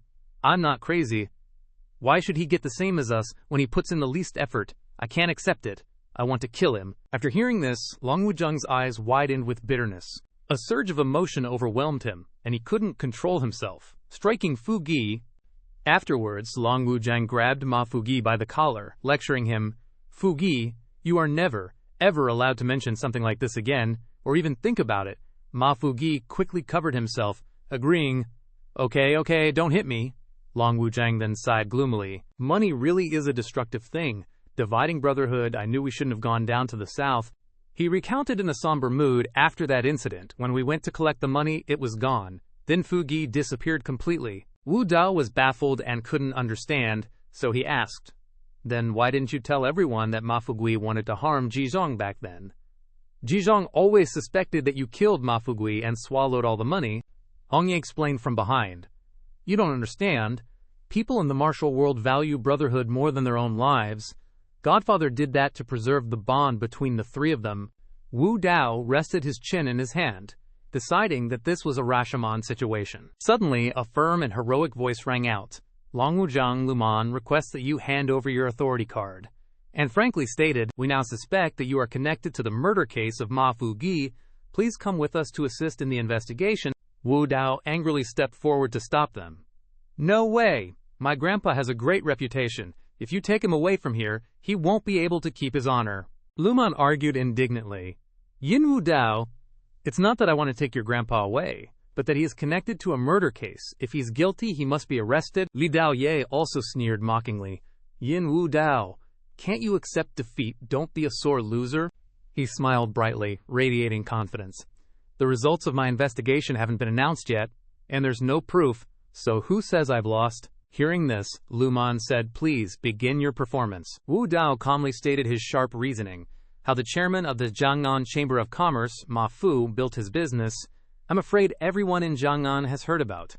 18 years ago, the mother and son got a sum of money, and under the help of my grandpa and Ji Zhong thrived like a fish in water. So, where did this money come from? Wu Dao concluded bluntly, "That's right, Ma Fugi buried it himself." He continued to explain. Ma Fugi knew that even if he took the money, he wouldn't have the life to spend it, so he used a suicide scheme. He drowned himself in the river, never to be seen alive or dead, so that my grandpa and Ji Zhong would suspect each other. He knew that his brothers valued loyalty and reputation, and the two of them would definitely compete to take care of his family. Ma Fugi really understood you. He was sure that even if you suspected him of taking the money, you would definitely not implicate his family, and even because of his death, the two of you would start guessing at each other. In this way, you cannot form a strength to compete with the Ma family." Long Wu Zhang sighed wearily when he heard him say, "So now the chairman of the Jiangnan Chamber of Commerce is Ma Fu, not Long Wu Zhang, nor Ji Zhong." After hearing this, Li Dao Ye clapped his hands and laughed, expressing his praise. "The logic is very detailed. Reasonable. Your speculation is really good." Then, he immediately changed his tune, pointing right at my face and grilling me. since when do we solve cases based on deduction? Isn't it all about the evidence? That's when Luman chimed in, exactly. Without evidence, even your most perfect deduction won't hold up. Yin Wu Dao, I hope you understand, a nation has its laws. Hearing that, Yin Wu Dao calmly said, you want evidence? Fine. Bring out the gas tank and cut it open right here. After that, the criminal investigation team grabbed a power saw and started cutting into the gas tank. In a flash, the gas tank was sliced in half. Seeing Ma Fugi's body tied up inside the tank, someone was totally taken by surprise and asked, what's with this rope? Why is it connected to the lid? Now, Yin Wu Dao explained, Ma Fugi added 7 parts clay to the oil in the tank, then jumped inside. Then, I channeled my inner detective and laid out my deduction. After that, he pulled the rope to tie himself to death inside the gas tank. Yang Fan still felt like something was off, and said, hold on, he could have just reached out and closed the lid. Why use a rope? Li Dao Ye, all puffed up, reached out to question Yin Wu Dao. Exactly, that's the biggest flaw. I stood there calmly, giving them my answer. It takes courage to die. Yin Wu Dao adjusted his glasses and recounted the whole process. He was afraid he couldn't resist opening the lid, so he used that method to kill himself. Luman, Li Dao Ye, and Yang Fan all shouted out in unison in surprise. Right. At that moment, I flung the talismans into the air. Watching the talismans flutter across the sky, Li Dao Ye couldn't believe it and blurted out, how is this possible? Shouldn't the karma around him be? How could it be gone? Li Dao Ye, pale-faced and dazed, muttered, Ancestral Master, could I have misjudged things? Just then, Yang Fan went over and grabbed his shoulder, encouraging him. Dao, brother, the world is impermanent. Your calculations can't beat fate. You're new to society. You don't know how dangerous Jiang Cheng is. Remember to watch out for people. Opportunity strikes. Yin Wu Dao immediately directed Su Gai. Good chance, go get it. Obeying my command, she immediately shot out. Su Gai reaching straight for Yang Fan. At this moment, no one could stop her anymore. The plan was about to succeed, making Su Gai gleefully exclaim. Yang Fan suddenly cried out, as his chi was being sucked out by Su Gai. At this moment, Li Dao Ye painfully clutched his head. This Jiang Cheng is filled with evil chi. The evil chi soars to the heavens. I bear a heavy responsibility but don't know where to start. Good heavens. Just then, the system displayed information, plundered 3 points of heavenly pride, ancient medical talent. Seeing this, Yin Wu Dao was very satisfied and said, grasping everything has answers. Yang Fan walked over to his side and said, Dao, brother, let's go. Hearing this, Li Dao Ye sadly replied, all right. On the other side, Yin Wu Dao squatted in front of Long Wu Zhang and resolutely said, old man, I specifically studied acupuncture for your legs. I will definitely make you stand up. The old man listened and replied very gratefully, Wu Dao, you have a good heart. And then Long Wu Zhang gently stroked Yin Wu Dao's head and said sadly, it's just that my legs have been broken for many years. I no longer have any hope. Suddenly, I waved my hand, unleashing countless gold needles. To his astonishment, those gold needles pierced firmly into his 2 knees. Yang Fan, witnessing the scene, admired it very much, saying, wow, that acupuncture skill is so powerful, so admirable then? He sighed and sadly said, if only I knew it too. At the entrance of the Qing Long group, a voice rang out, brother, where are you planning to go work next? Hearing this, Yang Fan gently stroked his chin and replied, work, I don't have any special skills, and I've seen through the cunning in the city. I'm planning to go back to my hometown to plant a garden. There's still land at home. I won't starve. At this time, Li Dao Ye asked with some curiosity, I see everyone calling you a divine doctor. Why not go save people and create blessings for the people? Hearing these words, Yang Fan was startled and awkwardly replied, medical skills, I don't know any. They're probably just teasing me. Yang Fan then raised the ticket in his hand and said with a smile, I've already bought the ticket. We're leaving tonight. Before leaving, he didn't forget to remind him, remember what I told you, watch out for Yin Wu Dao. After examining Yang Fan carefully, Li Dao Ye was completely confused and thought, why did the luck on Brother Yang's body suddenly disappear? Jiang Cheng is truly full of danger. On the other side, Long Wu Zhang slowly stood up from his wheelchair. This surprised him so much that he exclaimed, hey grandson, my legs actually have feeling again. But the next second, Long Wu Zhang's legs lost sensation, causing him to sit back in his wheelchair. He was furious and punched his leg. Long Wu Zhang looked at his leg and said sadly, hi, false alarm, it seems like these legs of mine are beyond saving. At this moment, Yin Wu Dao sensed something strange and raised his hand to gather his strength and calculate in his heart. With the violet golden pupils, combined with my medical talent, there's no disease I can't cure. After seeing countless chains wrapped around his legs with the help of his violet golden pupils, he thought Li Daoye was right. It really is karmic burden clinging to him. After discovering the cause, Yin Wu Dao left with great determination. "Grandpa, I will find a way to help you stand up." Elsewhere, Hong Ye explained to him, "Wu Dao, thank you for letting Yang Fan off, but I also hope you understand. Me protecting Yang Fan really isn't because I have something with him." Yin Wu Dao listened and replied, "I know." Then he looked at her and continued with a smile. "You value loyalty and righteousness? A life-saving grace is greater than heaven? It's only right that you repay him many times. It's just that now you've paid it all back, you don't need to feel any more burden." Seeing that Yin Wu Dao understood her feelings, Hong Ye's face flushed slightly, and she exclaimed, Right now, he was secretly calculating in his heart, Yang Fan's prodigy points and talent are all gone. From now on, all that's left is his gardening skills. Of course, I won't bother arguing with a farmer. After all, farmers are respectable. At this moment, she praised, "Wu Dao, you're so amazing. You actually deduced that Ma Fugui committed suicide, which is so mind-blowing. No one even thought of that possibility. It's so unbelievable." Yin Wu Dao listened and calmly replied, "Because it wasn't suicide in the first place." Hong Ye was surprised to hear that and asked, "What do you mean then?" He calmly spoke the truth. Li Daoye's calculation was correct. She was frightened by this fact and exclaimed, "Could it be that this person really was?" Yin Wu Dao coldly said, "The truth doesn't matter anymore. Ma Fugui plotted against his brother. He's worse than a beast. This kind of person is better off dead." Putting that aside, he looked at Hong Ye and asked, "You came all the way to see Grandpa. Do you have any ideas? If you really do, remember to tell me. Don't act recklessly."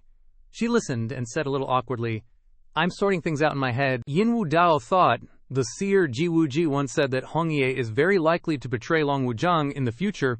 There must be some inside story that I don't know. Seeing her hesitation, Yin Wu Dao didn't press her further and said, "There's no rush. Tell me after you've thought it through." And Hong Ye was there pondering over something. Right now, a red car was speeding down the road. Sugai, sitting in the passenger seat, asked curiously, "How are you planning to deal with Li Daoye?" He drove while replying, "No rush, I won't even have to make a move. He'll come to me himself." Hearing this, Hong Ye was very puzzled and asked, "Oh, why?" Yin Wu Dao glanced at her and explained, "Ma Fu doesn't believe his father committed suicide, and he definitely won't let it go. And Li Daoye has a prejudice against my grandpa. He will definitely help Ma Fu deal with my grandpa. I just need to wait." Then, unexpectedly, his hand touched Sugai's thigh. Sugai glared at him and warned, "Drive properly, don't get any funny ideas." Yin Wu Dao withdrew his hand and reminded, "I want you to sit properly. It's very dangerous like that."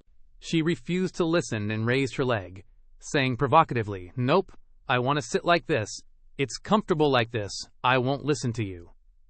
Seeing this, he remained silent. Suddenly, Yin Wu Dao slammed on the brakes, causing Sugai to lunge forward. At this moment, her legs went straight out the window, and she shouted, "Yin Wu Dao, you bastard." At this time, at the Riverside building, Xiao Mi led 3 people into the room and reported, "Boss, the special talents you asked for are here. First is Fuhu Dashi. The second is Shengshu Zhenren, and the third is Miaoji." After sizing them up, Yin Wu Dao asked curiously, "They're definitely unique. Where did you find these weirdos?" Xiao Mi replied, "The Sanhei talent market." Hearing that, he sighed. "So they're Sanhei legends." In the distance, Fuhu Dashi reached out, cracking a glass, and grumbled, "If I hadn't been sentenced to rebuild my golden body, why would I have come down the mountain to beg for alms?" Yin Wu Dao assessed. "Breaking objects from afar, not bad." Just then, Shengshu Zhenren channeled his energy and projected his soul, saying something. Seeing this, he exclaimed in surprise, "Astral projection." Then, Yin Wu Dao reached out and wrapped his arm around Miaoji's waist. Staring at her, he asked curiously, "Beauty, those two are definitely experts, so your abilities must be impressive too. Let me see what you've got." Miaoji waved her hand, releasing some kind of fragrance, and said, "Young Master Yin, people say I'm a rose with thorns. You have to be careful." At that moment, Yin Wu Dao's face paled slightly as he thought, "Why am I so dizzy?" Then he looked at her seductive figure and happily exclaimed, "A proactive woman is so lewd." Yin Wu Dao pushed Xiao Mi onto the bed and said excitedly, "Beauty, I'm coming." He pinned Xiao Mi down and puckered his lips. "Let me give you a kiss, and another one." So fragrant. Fuhu Dashi, Shengshu Zhenren, and Miaoji stared wide-eyed at the scene unfolding before them. Next, Yin Wu Dao was slapped twice on both cheeks. Only then did he realize the problem and exclaimed, "Oh crap, I fell for it." Xiao Mi lay underneath, looking resentfully at Yin Wu Dao. He quickly sat up, scratching his head, and explained, Sorry, Miaoji's illusion is too strong." She stood up, clutching herself, and angrily shouted, "Jerk! Screw you!" At this moment, Yi Shui walked over and angrily accused, "Even rabbits don't eat grass near their burrows, young Master Yin. How could you lay your hands on someone by your side?" Yin Wu Dao stroked his chin and said, "If there's grass near the burrow, why bother running all over the mountain?" Then he looked at her and asked suspiciously, "Hong Yi promised not to hurt you anymore. Why didn't you go back to the Yi family and instead came to my house? Are you in love with me?" Hearing this, Yi Shui took out a bagua mirror and said annoyedly, "Yeah, in your dreams." She held up the bagua mirror and explained, "He said Ma Fu will definitely take revenge on your grandpa Long Wu Zhang and told me to bring this over." Yin Wu Dao picked up the bagua mirror and thought, those two old geezers, on the surface they hate each other to the bone, but in reality they're as close as brothers. After so many years, they still haven't given up on their brotherhood. Then he looked at the three of them and said, "Let's go, I'll take you guys to King Long Courtyard for dinner. They have the best stir-fried snails there." Hearing that, Yi Shu spoke up, "I'm going too." Yin Wu Dao turned to look at her and reminded, "Don't follow me, I'm not going on vacation, it's dangerous," Yi Shu stubbornly continued. "No, I want to follow you." Then she grabbed his hand and said fearfully, "I'm safest when I'm with you. Besides, Yi Hong, there are others who want to hurt me. You can't break your promise, you have to protect me." Hearing Yi Shu's words, Yin Wu Dao sighed without saying anything. In the end, he had to accept her request and said, Fine, troublesome." That evening, at Qinglong Courtyard, suddenly there were countless footsteps. At the entrance of Qinglong Courtyard were two guards standing watch. The two of them said to each other, somewhat frightened, "Why do I feel gusts of cold wind? I also feel a chill down my spine." Just then, a group of people carrying a sedan appeared, and they walked step by step towards Qinglong Courtyard. Seeing this, Yin Wu Dao reached out and ordered, "Want to come in? Stop them for me." Seeing this, Sheng Shu Zhenren took out a porcelain bottle and sprinkled water out while saying, "Totally easy peasy then." Bam, that water just splashed all over those palanquin bearers, and guess what? After getting soaked, those guys carrying the palanquin started changing a bit. They literally turned into paper dolls, which totally caught him off guard. Seeing this, Holy Void True Man strokes his beard all wise and says, "Just ghost palanquin bearers, basically paper doll charms." These days, from inside the palanquin, someone says, "Jiangcheng is really full of hidden dragons and crouching tigers." Li Dao Ye, chilling in the palanquin, calmly continues, "Someone recognizes my heavenly master Taoism spells." Seeing him show up, Wu Dao chimes in, "Li Dao Ye, the competition's already decided. You're bullying people just because you got some Taoist skills. Isn't that against the natural order?" Li Dao Ye hears this and coolly replies, "Long Wu Zhang has karma for murder written all over him. Me taking him out is acting on behalf of the heavens." In a flash, Wu Dao's eyes are full of killer intent. Then there's nothing more to say.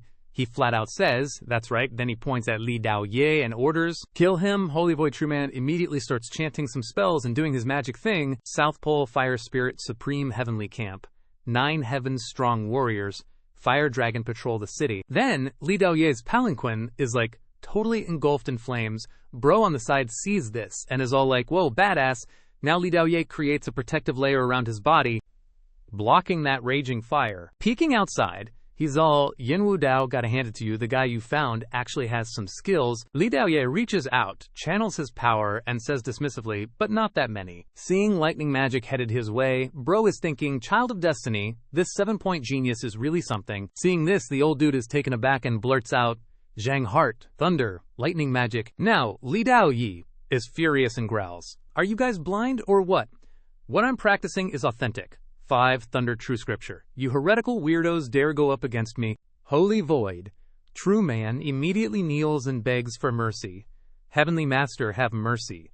This disciple didn't recognize your greatness. I won't dare again. Please show mercy and let me off." Over there, Yin Wu Dao is seething and thinking, "Damn it, what a show-off."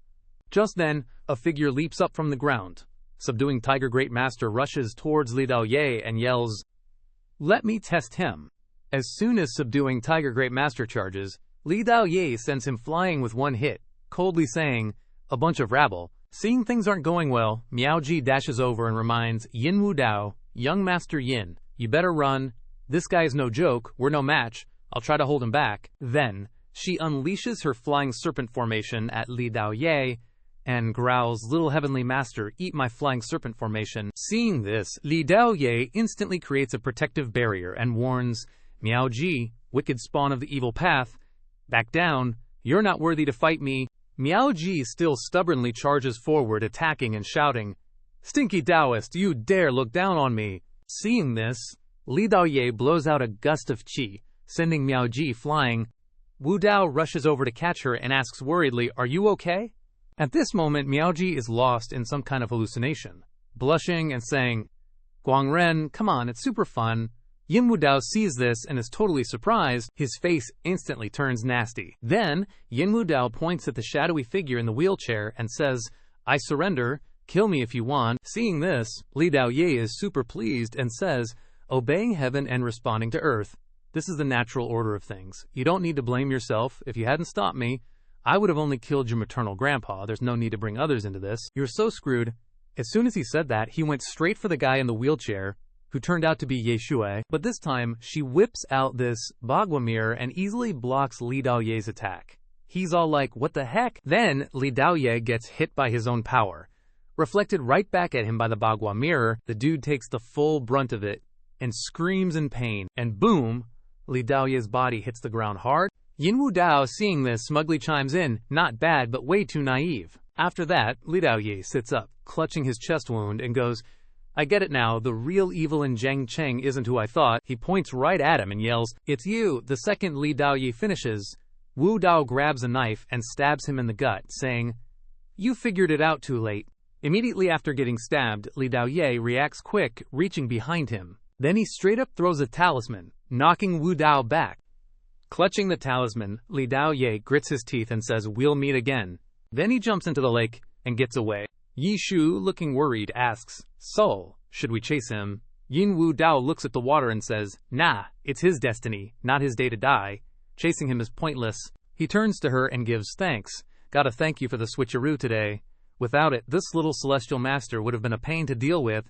Yi Shu smiles and says, "It's only because you trust me completely that I was useful." Standing by the lake, Yin Wu Dao wonders, is this little celestial master good or bad? Talks about doing heaven's work, but then goes around killing people for no reason. She jumps in with her thoughts. Yang Fan lost his way with Hong Yi's help, and this little celestial master is hanging with Ma Fu. How could he not be influenced? But Yi Shu adds with a bit of worry, "The thing is, when he goes to the dark side, he loses all moral constraints. I'm afraid you'll have an even harder time dealing with him." He agrees, stroking his chin as he thinks, "Good point. Looks like I need to set up some stuff beforehand."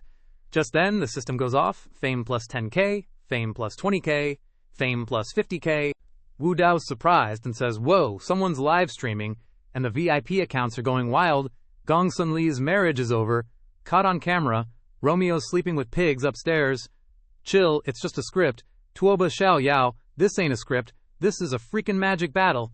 Ten Xiao Xiao is stoked that her boss noticed her. She quickly walks up to him. He asks, "How long have you been here?" Tan Xiao smiles and says, "I've been here the whole time." Wu Dao's face turns white, and he says, "Crap, this is going to be hard to explain." Just then, Yi Shu walks over and says, "I told her to come. If you want to build a hero image, you can't miss a single chance to shine." Seeing how it is, he sighs and says, "Fine, if I can't explain it, I won't.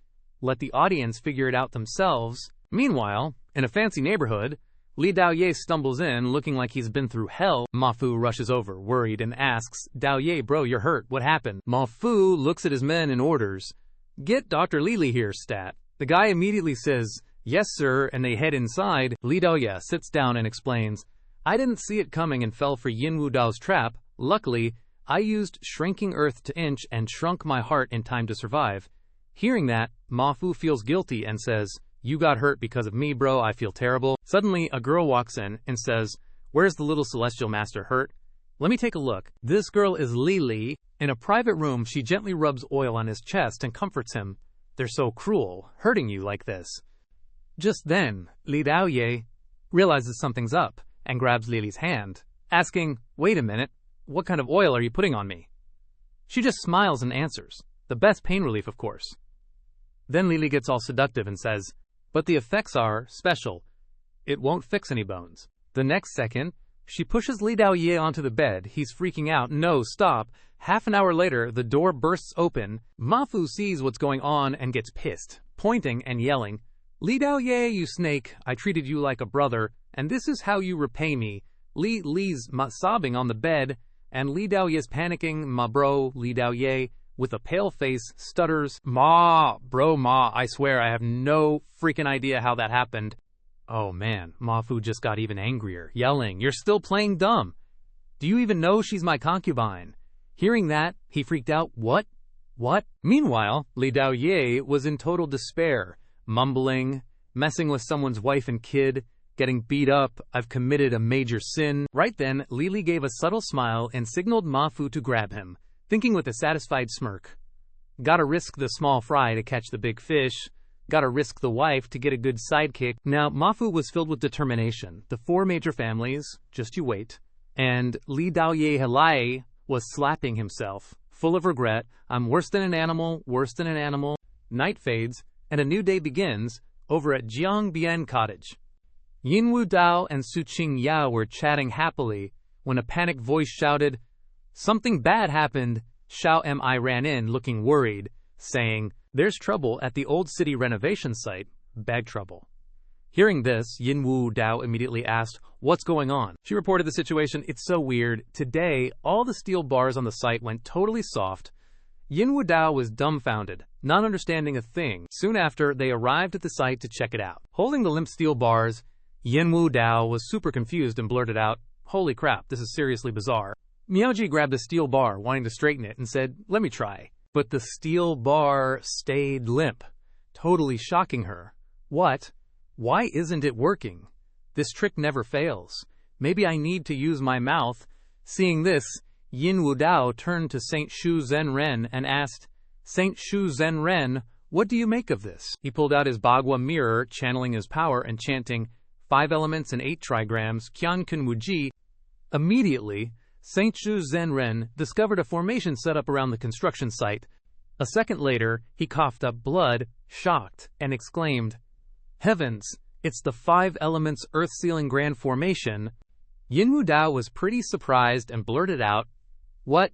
The earth-sealing grand formation?" Saint Shu Zhenren coughed a few times, walked closer to him, and then started explaining, "This formation is originally only for imperial tombs, initially used to seal off the earth's qi, so tomb raiders and feng shui masters can't find the imperial tomb. Using the earth-sealing grand formation at a yang-style construction site has no imperial qi. The middle fire attribute of the earth is almost completely cut off, and according to the 5 elements, earth creates metal, but without earth qi, the metal qi dissipates, so of course it can't stand up."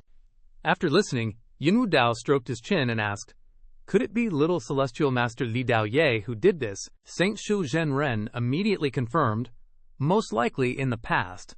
This earth-sealing grand formation was a skill only possessed by the national teacher, and in this world, the only one with this skill is the celestial master." At this moment, Yin Wu Dao sounded a bit worried. "Do you have any Taoist techniques that can break this formation?" Saint Shu Zhenren immediately coughed up blood and hastily refused. This poor Taoist skills aren't up to par. I hope Yin Chanshan can invite someone else.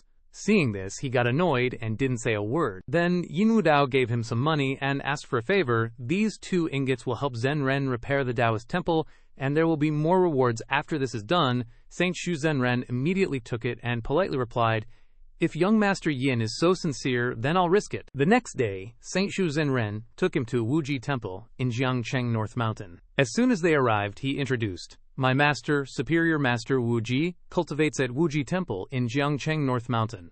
My master once won 3rd place in the Luo Tian Grand Competition. His knife skills are divine.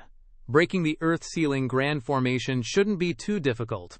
Just as they were about to enter, 2 security guards spoke up to stop them. "This place has been renovated into a tourist area. You have to buy tickets to enter." Qingshu Zhenren got super angry, pointing his finger and scolding, "This old man has been down the mountain for half a year, and I can't even go home. Seriously, why do I have to buy a ticket to go home?" "I'd rather be buying you tickets for the next life. Give us 5 tickets so we can enter," Saint Shu Zhenren muttered as he walked in. "Just you wait.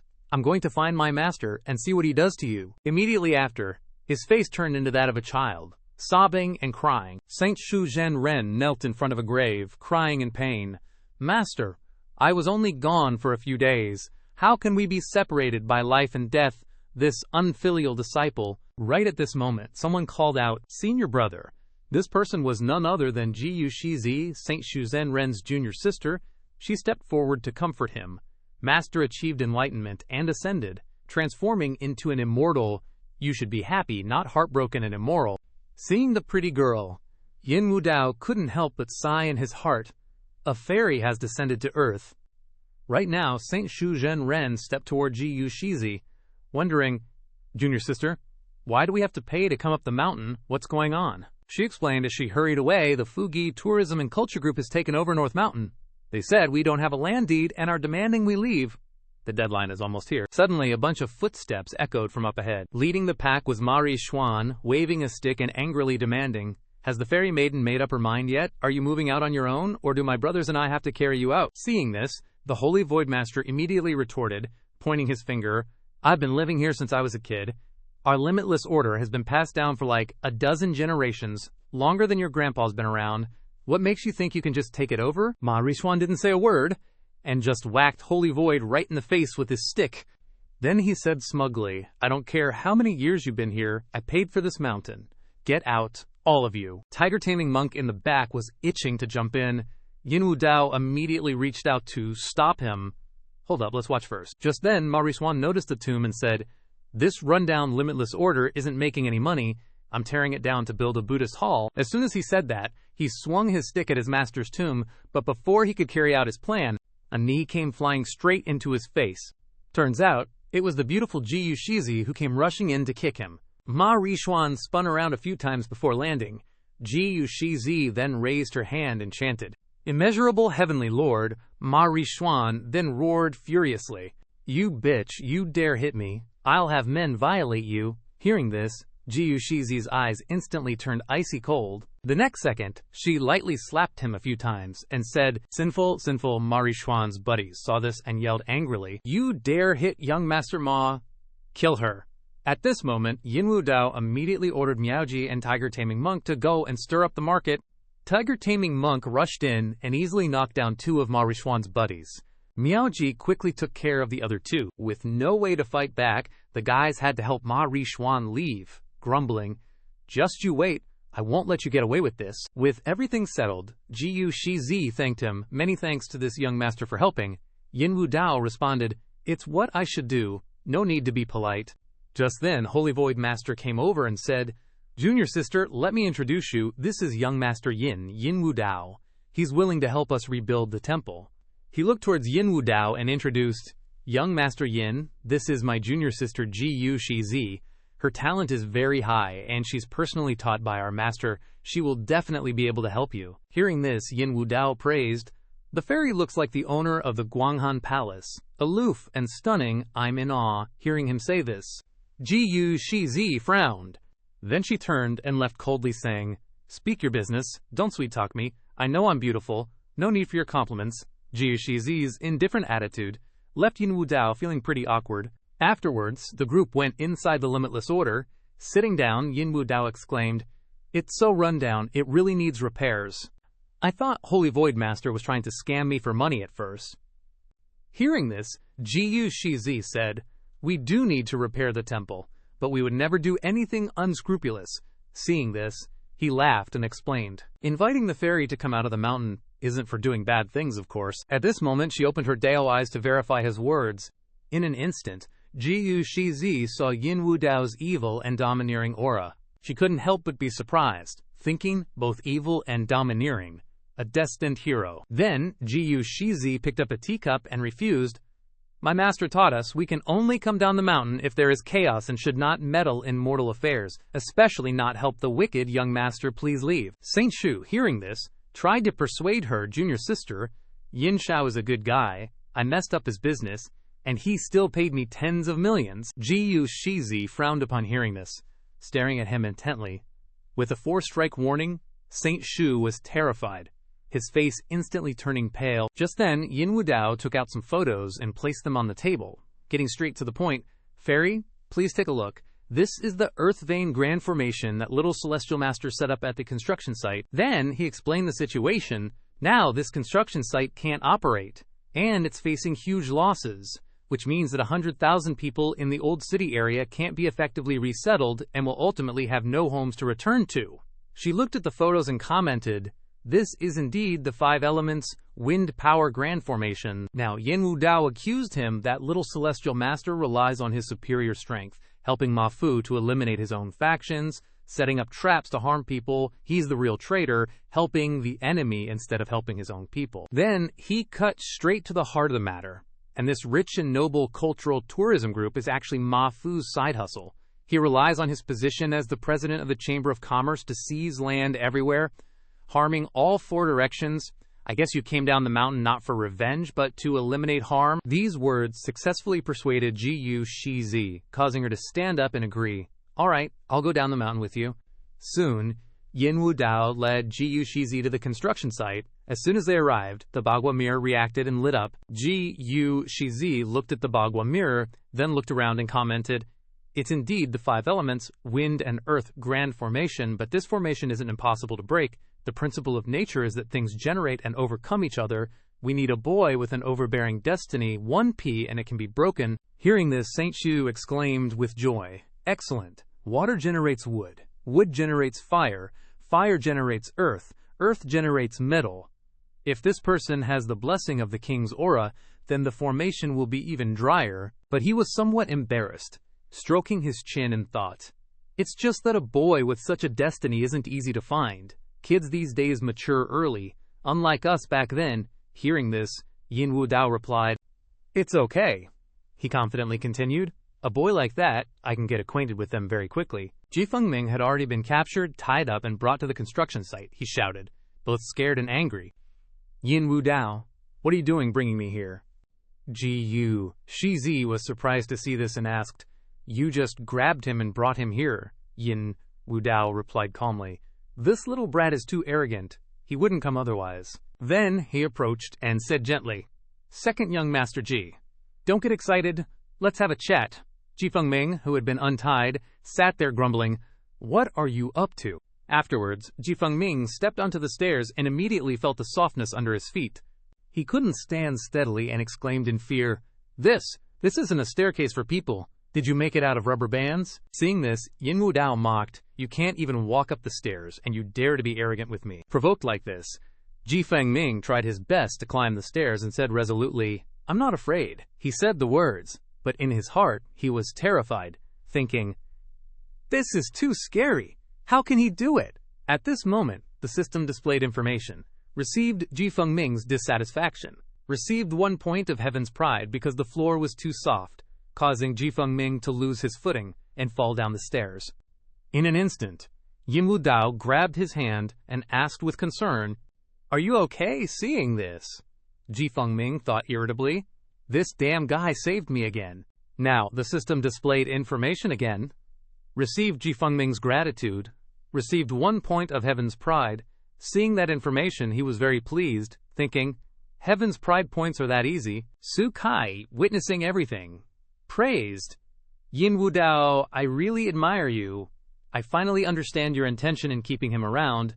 Yin Wu Dao looked at Ji Fengming and calculated in his heart, "This is just the beginning. This little brat has many uses." Later, going upstairs, they saw a lot of soft drinks laid out on the table. Ji Fengming rushed over, picked up a bottle of Coke, and said excitedly, "Wow, Coke, my family won't let me drink it."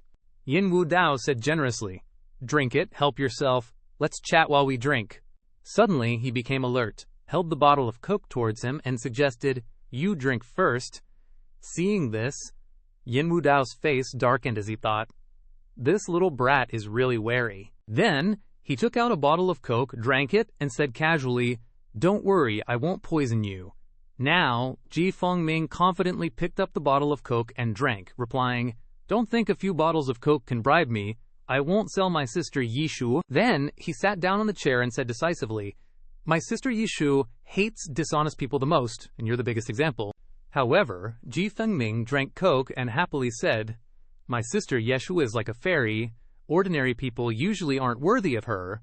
Yin Wu Dao stepped forward and determined, So you like Yi Shui?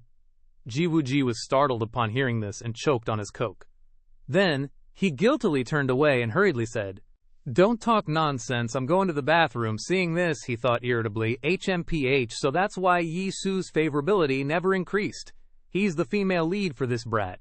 Are you hitting on your sister-in-law? Soon, Ji Fengming went to a corner in the building to pee. The moment Ji Fengming's pee hit the reinforced concrete of the building, it solidified instantly. Witnessing this, Ji Fengming was flabbergasted. Holy crap, what's going on? Is my pee packing some serious power? Just then, a bunch of cars pulled up in front of the building. Reporter Ma Fu angrily pointed, "This is it. This construction site is using shoddy steel. It's a total scam.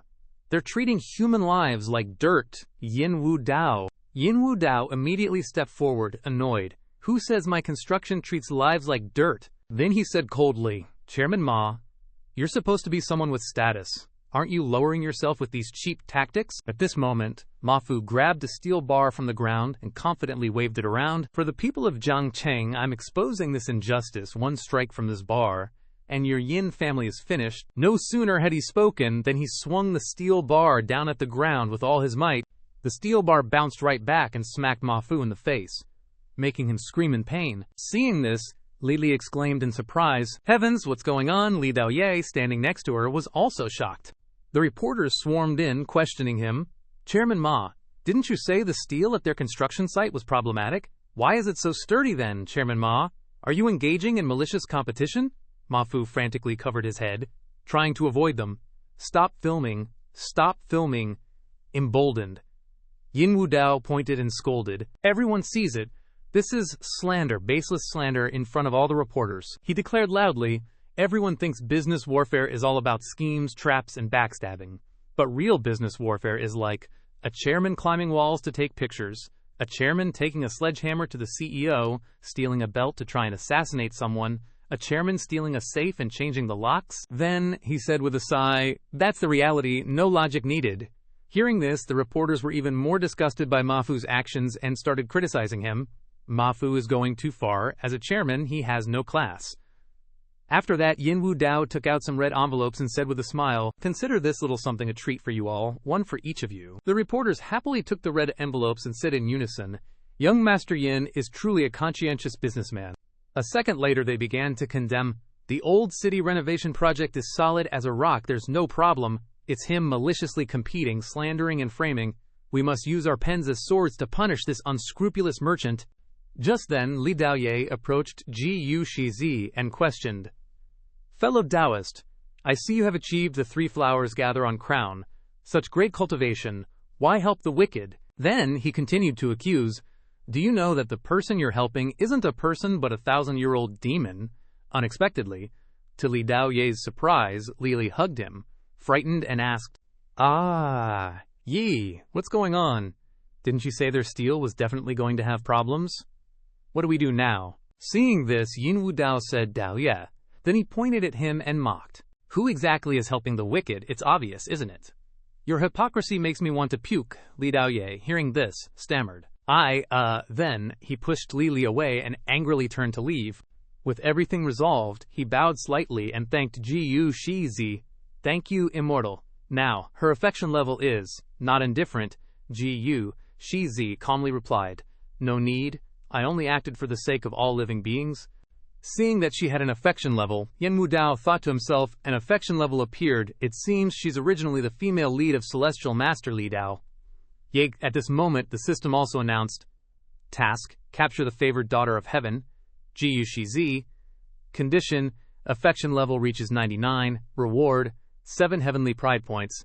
3 flowers gather on crown." Right then, Sugai appeared and asked, "What's up? This task isn't bad, is it?" Hearing this, he pondered, not exaggerating, "This is the most difficult task to capture right now. Indifference is the hardest to start with. The process is the hardest to grasp. But 3 flowers gather on crown is a good thing. Hundreds of years of innate cultivation." Seeing Yin Wu Dao's worries, she said derisively, "Didn't expect there was a beauty you couldn't handle. I thought you could devour everything." Hearing this, he confidently replied, "Little guy, you're joking. I can't handle you." Sugai was quite surprised by Yin Wu Dao's words and remarked, "You're bold. You even want to hit on a system administrator." Suddenly, Jiyu Shizi unleashed a move and shouted, "What kind of demon are you?" He was somewhat surprised by her actions and asked, "Immortal, what's wrong, Jiyu?" Shizi immediately replied, "I suspect there's something unclean following you." Tsugai exclaimed in surprise, "Worthy of the 3 flowers gather on crown, not easy to mess with. I'll hide first." Immediately afterward, she hid inside the jade on Yin Wu Dao's necklace. At this moment, Jiyu Shizi reached out towards his neck and asked, "What's the origin of this necklace of yours? Can I take a look?" Yin Wu Dao quickly grabbed her hand, gently caressing it and flirting. "Of course, but this is my family's heirloom. Only my future wife can touch it." Jiyu Shizi got pissed and flung Yin Wu Dao's hand away, yelling, "You pervert!" Now, he's gently rubbing his hand while smiling to himself, saying, "Let's talk business, Li Dao. Ye definitely won't give up easily. We can't just sit around and wait to die. Please lend me a hand, fairy." Hearing that, Jiyu Shizi agreed, makes sense. She turned away and gently pressed her hand onto the Bagua mirror to cast a spell. As Jiyu Shizi was casting a spell to create a charm on Wu Dao, he turned his head and asked, "Is this a protective charm?" After a moment, the charm quickly dissolved into his clothes and disappeared. Jiyu Shizi replied seriously, "Something like that, but not as simple." Then Wu Dao grinned and offered, "Fairy, you don't have a place to stay in the city, do you? Come stay at my manor for a few days. Leave the mountain stuff to me. I'll take care of it for you." She nodded with a refined air. "All right, I'll trouble you then." At this moment, notification sounds rang out. Reputation increased by 100,000. Reputation increased by 200,000. Reputation increased by 200,000. Current total reputation is over 5 million. Tan Xiaoxiao ended her live stream from above. "That's it for today. We'll meet next time when the boss has something exciting again." Then she cheerfully waved goodbye to everyone. The VIP viewers in the live chat were buzzing with comments. Tuo Ba Xiao Yao. "Thanks, Xiao Xiao, for bringing us a visual feast. Another satisfying day." Tuo Ba Xiao Yao gifted 99 super rockets. Tuo Ba Xiao Yao gifted 99 supercars. Tuo Ba Xiao Yao gifted 99 G anniversaries. Suddenly, a flash of light appeared from the building opposite, causing Xiao Xiao to stare in shock. It turned out that Marie Xuan was on top of the other building, aiming down at Yin Wu Dao below. The people in the comments continued to speculate and whisper, "Damn, that's creepy. Looks like someone's filming secretly from the building over there." G-Man, bullshit. That's not filming secretly. That's a sniper, you dumbass. Could it be an assassin? Is there a sequel to this script? Or is it an assassination attempt on the boss? Xiao Xiao immediately cried out, "No way. Is it an assassination attempt on the boss?" In the next second, Xiao Xiao called Yin Wu Dao and warned him, "Boss, be careful." Wu Dao replied, "What's wrong? Didn't I say there's nothing? Don't call me." "What? Someone wants to shoot me? Is that reliable? Across the street? Then I have to see who wants to kill me." He calmly lowered his glasses and joked, "But these bulletproof glasses of mine are too thick, can't see clearly. Wait for me to take them off and have a look." Xiao Xiao yelled frantically over the phone, "Boss, are you crazy? Close the door." Xiao Xiao sobbed and screamed frantically into the phone, "Close it. I knew I shouldn't have called you. It's all my fault." The comments on the live stream exploded. Xiao Xiao's hardcore fans. Xiao Xiao is so anxious she's crying. Could it be real? Black stockings are instant win. Is the boss's life always this exciting? Ma Rixuan observed him through the scope and muttered to himself, "My uncle told me to kill you, don't blame me." Then he immediately squeezed the trigger hard. The bullet flew straight towards Wu Dao. Just as it reached his head, the bullet unexpectedly bounced back. It shot straight towards Ma Rixuan, surprising him. Seeing the bullet coming, he only had time to scream, "Oh, Mom." In the next second, the bullet pierced through Ma Rixuan's head, sending him to heaven. The livestream viewers discussed enthusiastically, "Xiao Nu Tu Zheng, OMG, the sniper's head exploded. The middle-aged actor is so convincing, I love it. Zheng Geyi, was that guy made from watermelon?" Seeing the scene in front of him, Wu Dao thought to himself, "Looks like I don't even need to use my puppet. This protective charm even has a deflection effect. This fairy GU. She is really something." System notification. Successfully exchanged the real puppet. Consumed 10,000 reputation. Soon it got dark. On this side, a pleading voice kept repeating, "Little angel, save him." Ma Fu knelt down and begged in pain, "I don't have any other children. I was planning to leave such a big business to him so he could take care of me in my old age." Li Douye gritted his teeth and said angrily, "He harmed people and was killed in return. Is this karmic retribution? Can I just interfere?" Li immediately threw herself into his arms and cried, "Yi, please, let someone save him, please." Li Douye bit his teeth and sighed helplessly, "I owe you guys." Then he used a talisman and stuck it on Ma Rishuan's head, then started chanting with his hands. The word trance echoed. As the spell was completed, suddenly, Ma Rishuan snapped back to life, jumping up and screaming like crazy, "Ghosts! Ghosts! Bullets flying backwards! Man!" Right then someone rushed in, tearfully yelling, "We're screwed, Yin Wu Dao's back." Hearing this, Ma Fu and his cronies all jumped a mile. Ma Fu gritted his teeth, seething with rage. Yin Wu Dao is a real pain in the butt. He wants an all-out war. Li Douye chimed in, trying to calm everyone down. "Don't panic. Just wait till I set up my formation here. Even if he has 3 heads and 6 arms, he'll never leave this place." A moment later, Wu Dao and his crew, including Jiyu Shizi, returned. As they walked, he said, "Fairy, you saw it yourself. I was being super patient, but they just kept trying to screw me over. I was forced to defend myself, honest." Jiyu Shizi angrily retorted, "Exactly. Li Douye is supposed to be a righteous celestial master, but he's causing all sorts of trouble. Today, I'll slay demons and monsters and uphold justice."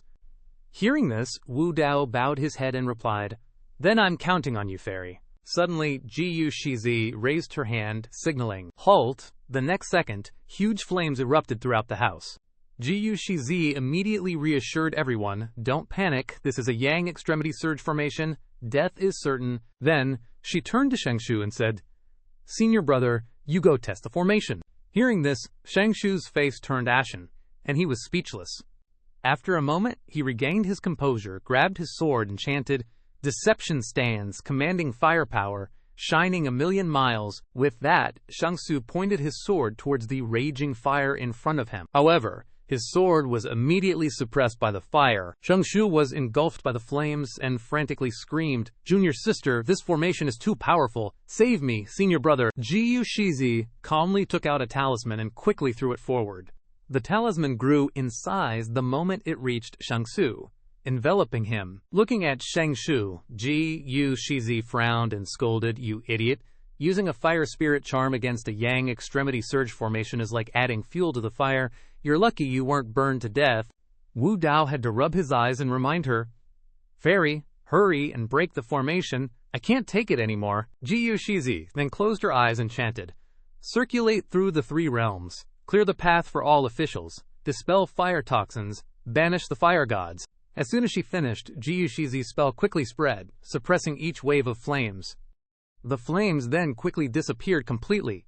Witnessing this, Wu Dao cheered excitedly, "Awesome, Fairy. You really have some tricks up your sleeve." Jiyu Shizi modestly replied, "I'm just using a common water purification charm. It just happens to work wonders when combined with my ambrosia cup. No need to praise me." On the other side, Ma Rishuan's gang was smearing bullets with rooster blood. They held their guns, discussing, "Young master, will these blood-soaked bullets really work, damn it? That little celestial master can even find the second master's corpse. This has to be legit, right?" Ma Rishuan coldly ordered, "Kill those bastards for me later." His henchman nodded. "Yes, sir. Understood." Soon, Wu Dao and Jiyu Shizi approached the area. Wu Dao observed the front and said, "There's an ambush up there. Everyone listen to my orders." Jiyu Shizi held a talisman in her hand and confidently said, "They're just a bunch of small fry. What's there to be afraid of? I can create a protective barrier. Everyone follow me." As soon as she finished speaking, a protective circle appeared around the group. Seeing that, Ma Rishuan immediately turned around and fired. His chicken blood-soaked bullet directly dispelled Jiyu Shizi's spell. At this point, Jiyu Shizi exclaimed in shock, "Chicken blood breaks the magic." Then, Jiyu Shizi and Yin Wu Dao turned and fled. Ma Rishuan, full of smugness, pointed his gun at them, saying, "You little bitch, I've been wanting to do that for a while." At this moment, Wu Dao, with a serious face, focused intently, thinking, "I have 2 options to save her. First, my Blood Lotus flying dagger is faster than a bullet. I can kill him before Ma Rishuan fires. Second, I can use my teleportation speed to get in front of Ma Rishuan and redirect his gun." He smiled knowingly, contemplating. But neither of these options is meaningful. Just then, Marichuan roared, "Die!" Jiyu Shizi helplessly closed her eyes, fearfully awaiting death. Suddenly, Wu Dao appeared and took the bullet for her. Tears welled up in Jiyu Shizi's eyes as she cried out in anguish. "Why? Why did you save me?" Wu Dao struggled to reply. "You help others so I can't let them fall into danger. I understand that principle now." He put on a heroic expression and smiled. "You sacrifice for the sake of the people. How can I let anything happen to you?" As soon as Jiyu Shizi heard these words, notifications continuously updated. Goodwill increased by 1 point. Goodwill increased by 5 points. Goodwill increased by 10 points. Goodwill increased by 10. Wu Dao weakly collapsed and continued to utter moving words. "The world can do without me, but it can't do without you. I leave the task of eliminating demons and defending the Dao to you." Jiyu Shizi frantically shouted, "Yin Wu Dao, don't die." In the next second, Yin Wu Dao breathed his last breath in front of Jiyu Shizi. His soul departed, and then he lay motionless on the ground like an empty shell. Jiyu Shizi roared in anger, "I want you to die with Yin Wu Dao." Immediately afterward, she unleashed countless talismans and performed magic. A talisman quickly flew and stuck to Marichuan's forehead, causing him to exclaim in surprise, "What's this?" In the next second, a huge explosion occurred, along with a scream. "Oh no," the boss exploded. Following that, a series of other explosions occurred, destroying everything. Jiyu Shizi then coldly walked out from the thick smoke and fire. Then she quickly walked to Wu Dao and whispered, "Stop playing dead, get up." Wu Dao's voice came from another place. "Sugai, did you find Ma Fu?" Sugai replied, "I found him. He's on the top floor." Hearing this, he said, "Quickly tell Jiyu Shizi to go deal with Li Dao. Yay, I'll personally deal with Ma Fu." Then, he quickly used his hands to cling to the wall and climb upwards. The live viewers were astonished. The wall-climbing little demon? This guy is really a martial arts master, walking on the wall like it's flat ground. Yizhu Pei Chi, is this a script? Ant's ancestor's mother, this boss's figure is just too damn hot. Li Li, over here, was furious. Han Su told you not to confront Yin Wu Dao, but you wanted to. Now you're screwed, Ma Fu angrily shouted. "Short-sighted fool! My Ma family should have been one of the 4 major families in Jiangzheng, but it was only because the Yin family and Long Wujiang joined forces that they pushed my Ma family out of the family circle, plus the hatred of killing my father. The Yin family and the Long family are my mortal enemies." At this moment, Wu Dao had climbed to the top, causing Li Li to panic and stutter, pointing behind her. "Yin, yin, yin." Seeing this, Ma Fu didn't understand and punched her in the face, scolding, "Still, yin, yin, yin, I'll give you 1 punch for every weird noise." Yin Wu Dao quickly approached Ma Fu and spoke with disdain. "Chairman Ma, I didn't expect you to not only be a ruthless profiteer, but also a wife-beating bastard." Seeing him, he exclaimed in surprise, "Yin Wu Dao, how did you get up here?" He smirked. "You'll have to ask Miss Li Li about that." Ma Fu became even more annoyed and scolded, "Li Li, you betrayed me." Li Li, who had been influenced by Wu Dao, spoke weakly, I'm dizzy." Wu Dao looked into her eyes and used hypnosis. "Li Li, you risked even yourself for him, but you got distrust in return. He's really a violent bastard who deserves to die." As soon as Li Li heard this, she immediately widened her eyes and said through gritted teeth, "That's right, violent men deserve to die." And so Li Li unhesitatingly pushed Ma Fu down, to the astonishment of the livestream audience. Li Er, is this real? This script is wasting the actors. They threw the grenade and didn't see the wire. Is this really real? Detective Direnji, the truth is only one. The murderer is that woman. Ma Fu was pushed down from the high floor and died instantly from the fall. Wu Dao then turned around and continued to hypnotize her. "Li Li, I'll lead you to slaughter every single man who ever hurt you." Li Li, with a blank stare, nodded. "Okay." Meanwhile, Li Dao Ye was fighting Jiyu Shizi and 3 others. Holy Void Zhenren, Taming Tiger Arhat, and Miao Ji. He attacked while grumbling. "I admit you have some skills, but have you ever faced the Heavenly Master Thunderlaw of the Orthodox sect?" As soon as he finished speaking, Li Dao Ye unleashed a decisive move, breaking Jiyu Shizi's Dao sword and knocking her down. Li Dao Ye approached her and said coldly, "Today, I will shatter your 3 flowers gather on the crown, so you can't harm people anymore." She was seriously injured but stubbornly said, "Magic is 1 foot tall, the Dao is 10 feet tall, you won't last long." Immediately afterward, Li Dao Ye raised his sword high and shouted, "Die!" Just then, A shout rang out. Yay, wait. Hearing this, he stopped and turned around to ask, Lily, are you okay? Lily said, I'm okay, I want to. She suddenly grabbed a sword and rushed toward Li Daoye, yelling, I want to kill you. But Li Daoye simply reached out and blocked her, then said sternly, I noticed something was wrong with you a long time ago. Your spirit is lost and your body is mismatched.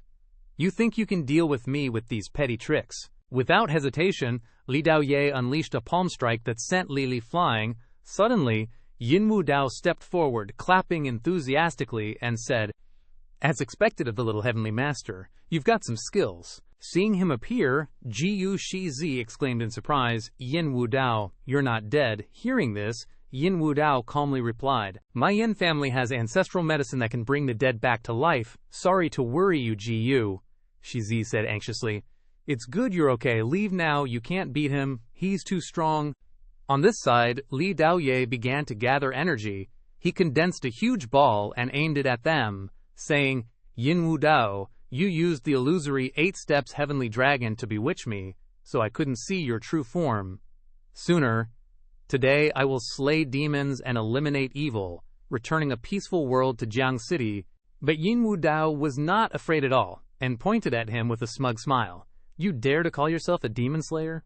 You raped other people's wives and daughters, committing a major sin. Building the evil wind earth formation has further depleted your yin virtue.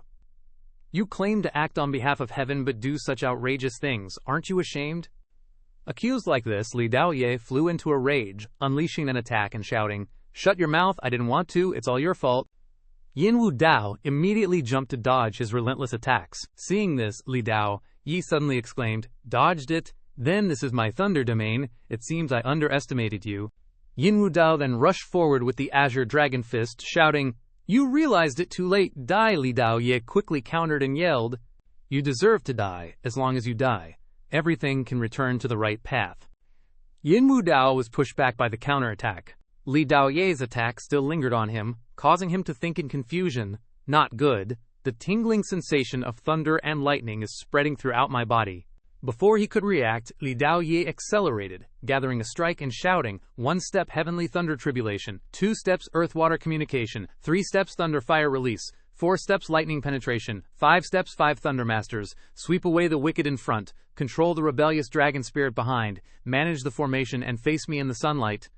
Sweep with me the divine spirits above the river, 3 or 5 thunder peaks striking with lightning rods.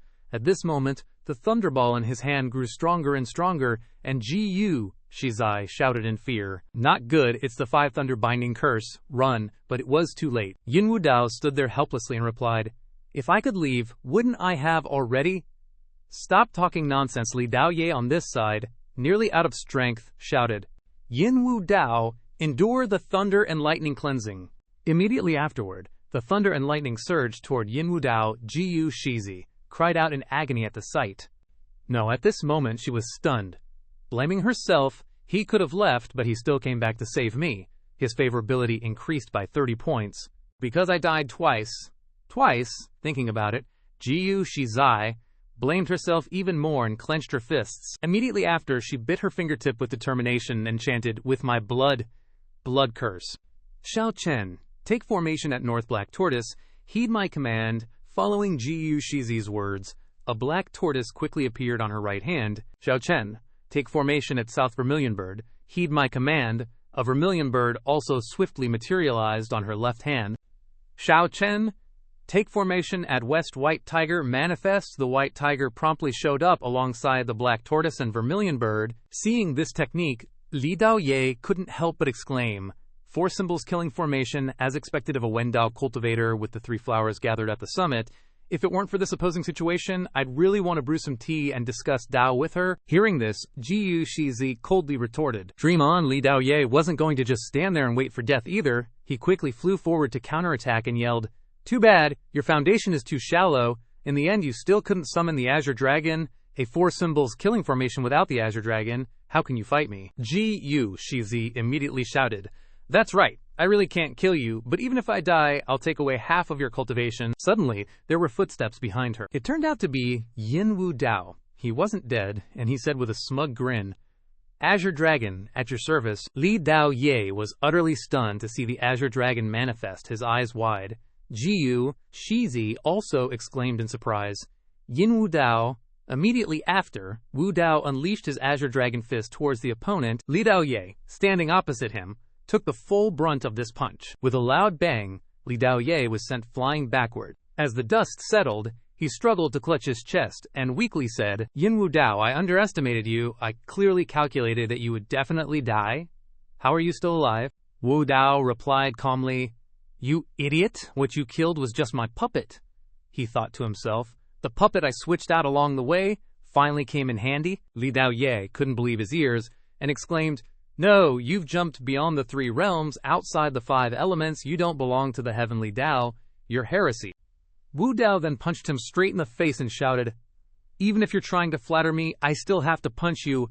After a beating, Li Dao Ye looked even more miserable. Wu Dao directly grabbed his head and said, Kid, you know how to calculate. Did you calculate that today you would have a bloody disaster? Li Dao Ye raised his head and struggled to reply, I calculated it, there wasn't. Immediately, Wu Dao put all his strength and pressed down on Li Dao Ye's head and shouted, Calculated wrong. Right after, a loud bang echoed on Wu Dao's hand. Seeing Li Dao Ye leave behind a paper doll to escape, Yin Wu Dao said angrily, He has some cultivation, and I still let him run. G.U. Shizi also confirmed, a paper doll, G.U. Shi-Zi then approached the doll, began casting a spell, and said, If he hadn't indulged in carnal desires, he might really have been able to escape. But now, suddenly, the next second, the doll began to fly away quickly, and Ji-Yu Shi-Zi's talisman quickly followed. The next second, Li Dao Ye was trapped by the talisman and panicked, thinking, Master was right, lust is as fierce as wolves and foxes. Immediately after, Yin Wu Dao released his evil energy and brandished his peachwood sword, preparing to attack. Seeing this, Li Dao Ye exclaimed in horror, evil energy soaring to the sky, covering the entire heavens. My fortune can't be transmitted to the heavens. My fate is no longer decided by the heavenly Dao. Instantly, the peachwood sword, carrying evil energy, flew straight towards Li Dao Ye. In the blink of an eye, he was stabbed through the stomach and vomited blood. Before passing away, Li Dao Ye still tried to shout, Heavens, open your eyes and look, he's about to defy the heavens. After that move, the system announced, successfully destroyed Li Dao Ye's golden body, completed the mission, rewarded 7 heavenly pride points, rewarded the 5 Thunder True Scripture, mission accomplished excellently, rewarded 70 years of cultivation, host upgraded to Marquis. Then the system announced, Great Counterattack God, host Yin Wu Dao, Marquis level, Prodigal Son talent, Treasure Appraisal talent, detected 18 weapons, Modern Medical talent, Ancient Medical talent, Heavenly Pride points 28 23rds, Reputation over 6 million, Skills, 9 Dragons, True Chi, 36 Petal Blood Lotus Flying Dagger, All Attribute War King, Soaring Dragon Fist, Amethyst Copper Ghoulgate 13 Needles, Pursuing the 5 Thunder True Scripture. Seeing the sinister energy emanating from Yin Wu Dao, Ji-Yu Shi-Zi was utterly shocked,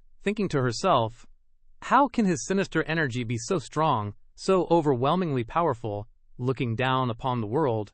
Is he truly a demon? After withdrawing his sinister energy, Yin Wu Dao turned to look at Ji-Yu Shi-Zi. Then, he approached Ji-Yu Shi-Zi and said, Don't move, she pleaded in fear. No, don't. Suddenly, Wu Dao reached out and gently picked her up. Just then, Lu Man burst in, shouting, Yin Wu Dao, you're involved in the ox slaughters horse case, don't move. Wu Dao calmly replied, I didn't kill them, but Lu Man still pointed her gun at him, saying, Then come with me and explain yourself. Zhen Xiaoxiao rushed over, yelling, He didn't kill them. Hearing this, Lu Man immediately turned around and asked, Do you have proof? Then Zhen Xiaoxiao held out her phone and Lu Man hesitantly said, Sorry, I misunderstood. Then Yin Wu Dao, still carrying Ji-Yu Shi-Zi, left, saying, You've wrongly accused me so many times. I hope next time you can put aside your prejudice. Hearing this, Lu Man thought to herself, You're definitely hiding something. I'll find your weakness. The next morning, at the Dry Orchid abode, Yin Wu Dao spoke, Fairy, you can stay here from now on. Above is my cultivation room. You can stay here to meditate. After I have finished repairing the Boundless Sect, I'll invite you back. Ji-Yu Shi-Zi replied, All right. Then Yin Wu Dao quickly closed the door and went outside, happily instructing Xiao Mi, You're not allowed to finish repairing the Boundless Sect for 3 years. Hearing this, Zhao M. I smiled and replied, "Did you already think of your future child's name when you first met her?" He replied, "You know she's the only one for me." He thought to himself, "The boundless sect will be finished when our child can play around." Then Wu Dao asked Xiao Mi, "Right, why haven't I seen Zhang Ruoshui today? What's she been busy with lately?" Xiao Mi replied, "Don't you know? Her mother passed away." Hearing this, Yin Wu Dao was completely taken aback, exclaiming, "Wang Dai, there's such a good thing, huh?" He thought, she seemed to be in such good spirits. How did she suddenly die? Did she do too many bad deeds? Then Xiao Mi said, "I don't know, a lot has been happening in her family, but she's still working overtime to handle company matters, often busy until midnight. Do you want to check on her?" Wu Dao left, replying, "Yeah, I should." At this time, in the Zheng Corporation, a meeting was being held, and someone announced, after discussions with the Zhang family's relatives, "The final decision has been made. This is Jiang Hao, the new head of the Zhang family," he confidently stated. "Jiang Ruoshui is dismissed from all positions as chairman, replaced by Jiang Jin-er." Hearing this, Jiang Jin-er happily replied, "Thank you all for your affirmation. I will definitely lead the Zhang family to glory. As long as our Zhang Corporation holds on to the Li Ti mine business, we can build it up in no time." Then she turned and said, "Second sister, you've worked hard for so many years. You can step down and rest for a while. With me here, not only will the Jiang family not collapse, but it will become even more prosperous." But Jiang Ruoshu said with great concern, "But the Blackbird investment," Jiang Xin confidently said, "You don't need to worry about that. Your position as president of Blackbird Capital is concurrent with your position as chairman of the Zhang Corporation. Now that I'm the chairman, of course I'll take over as president. As for Yin Wu Dao, I'll handle him. I believe my expertise is enough to get him a satisfactory amount of money." All the shareholders in the meeting room began to echo Jiang Jin-er. "Jiang Ruoshui, you're bad luck to your husband and parents. Do you want to stay here and curse us all to death too? Zinner's business talent is higher than yours. We don't need you. The Li Ti mine is your dowry. It belongs to the Jiang family. It's perfectly normal." On the side, Jiang Hao added, "What are you hesitating for? Don't forget you're just a compensation. You'll get married sooner or later. Are you thinking of taking the Jiang family's money with you then?" Wishful thinking. Jiang Hao slammed his pen down and shouted, "Sign it. If you don't sign it, don't even think about your parents being buried together." Jiang Ruoshui had no choice but to pick up the pen helplessly. Jiang Hao and Jiang Xin looked at each other with great satisfaction. Suddenly, a voice rang out, "Don't sign." Wu Dao strode in arrogantly and shouted, "Blackbird Capital is my asset. It's not up to the Jiang family to decide who I hire as president." Seeing him, Zhang Ruoshui stammered, "Young Master Yin." Wu Dao quickly took the pen from Zhang Ruoshui's hand and said sternly, "You've repaid your debt to the Jiang family. Today, it ends." Seeing this, Jiang Hao slammed the table and yelled, "Zhang Ruoshui, sign and stamp it for me right now." Wu Dao, without a word, swung the pen straight forward. Immediately after, the pen directly stabbed into Jiang Hao's hand. He opened his mouth wide and screamed, "My hand!" Wu Dao then slapped him hard across the face and angrily shouted, "What the hell are you yelling about?"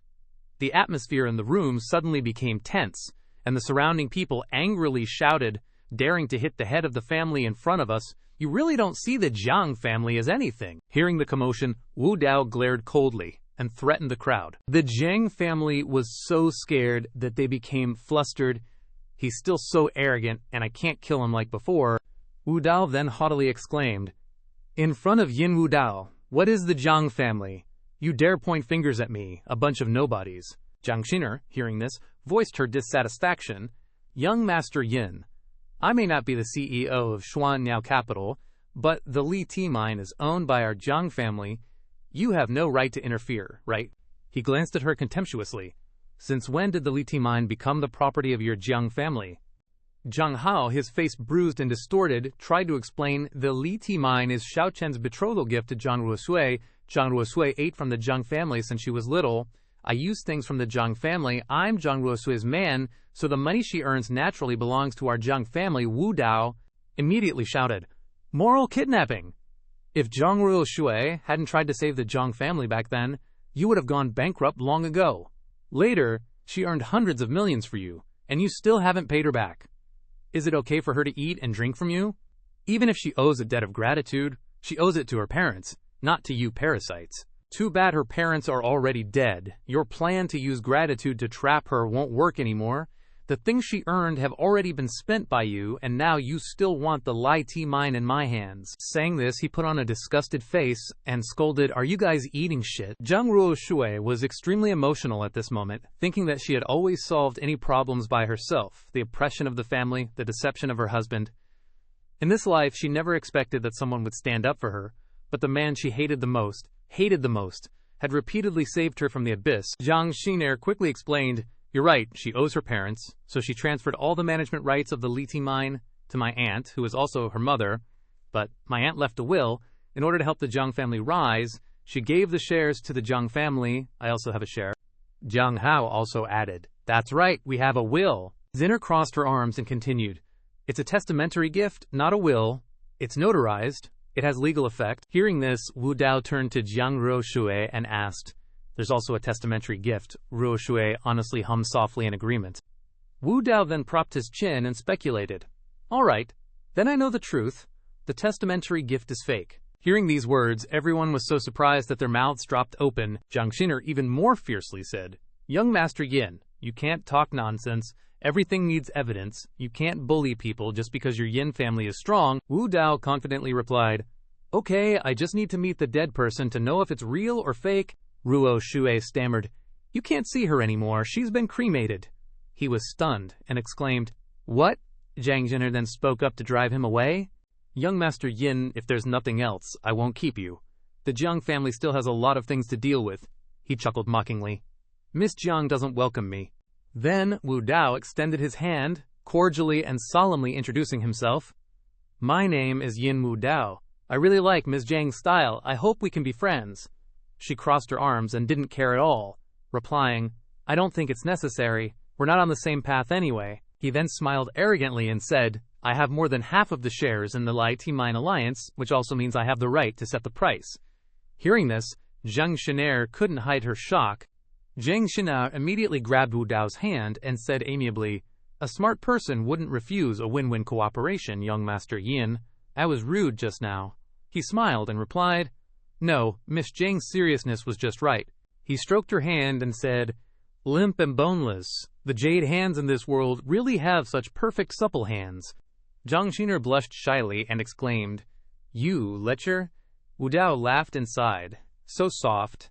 Seeing this, Zhang Ruoshui's face darkened as she commented, "It's easier to change rivers and mountains than to alter one's nature." At this moment, Wu Dao used prosecution to probe Jiang Xiner. The system immediately announced, "Prosecution has prosecuted to the side story The Poisonous Dai Daughter." Reading, immediately after, a memory flashed in Yin Wu Dao's mind.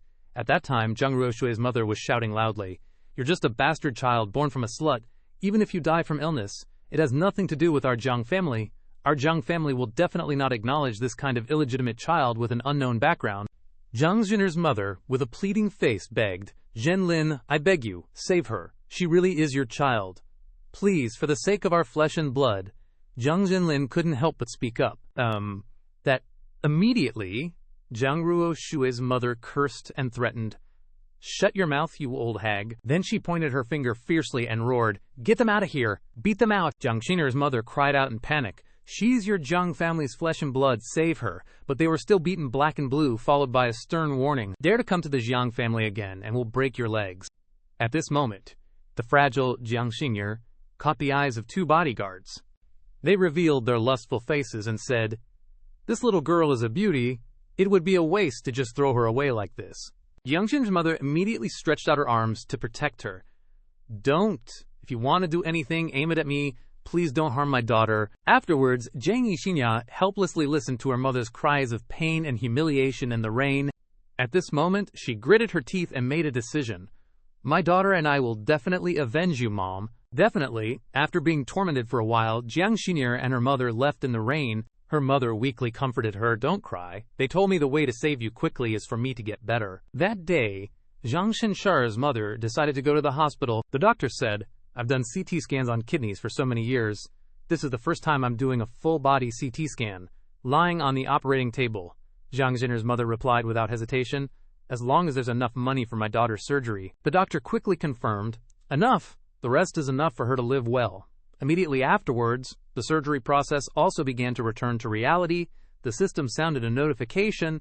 Detected new heavenly genius Jiang Xin'er, at this moment, furious, messing around, jerk, let go. Ignoring her angry face, the system stated, Heavenly Genius Yang Xin'er, title, Unfavored Daughter, Side Quest, Poisonous Unfavored Daughter, Mission, Handle It Yourself, Reward, 4 points of Heavenly Genius Talent, Unorthodox Poison Mastery. Then he retracted his hand and said embarrassedly, Sorry, Jiang Xin'er. Gritting her teeth, she said in a low voice, You pervert Yin Wu Dao. Now he was lost in thought. She's a bit like Aunt Bai, both female leads. But Aunt Bai is the eldest daughter, protecting the family fortune, while Jiang Xin'er is the unfavored daughter, seizing the family fortune for revenge. Then he turned to Zhang Ruoshui and said, Ruoshui, we should go and see the scene where the incident happened. Zhang Ruoshui quickly followed and asked him, Do you really suspect there's something wrong with my mother's death? Yin Wu Dao confirmed.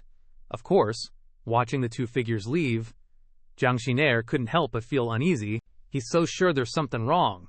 Could it be that what I did wasn't clean enough? Afterwards, Yin Wu Dao and Zhang Ruoshui also went outside. Yin Wu Dao asked, By the way, do you know where Zhang Da and Zhang Er are? Zhang Ruoshui replied, They're at the Dongxing Town Dog Training School. Yin Wu Dao exclaimed, Dog Training School? Interesting. Zhang Ruoshui, after getting into the car, reminisced, speaking of which, not long ago, my mother even went to Dongxing Town to visit relatives. She fell ill not long after returning. Could it be that my mother's death is related to Zhang Da and Zhang Er? Yin Wu Dao couldn't stay still and pounced on her, saying, The specific truth isn't clear yet, but I already have a guess. Let's go to Dongxing Town first and then talk. Immediately afterwards, Yin Wu Dao gave Zhang Ruoshui a passionate kiss.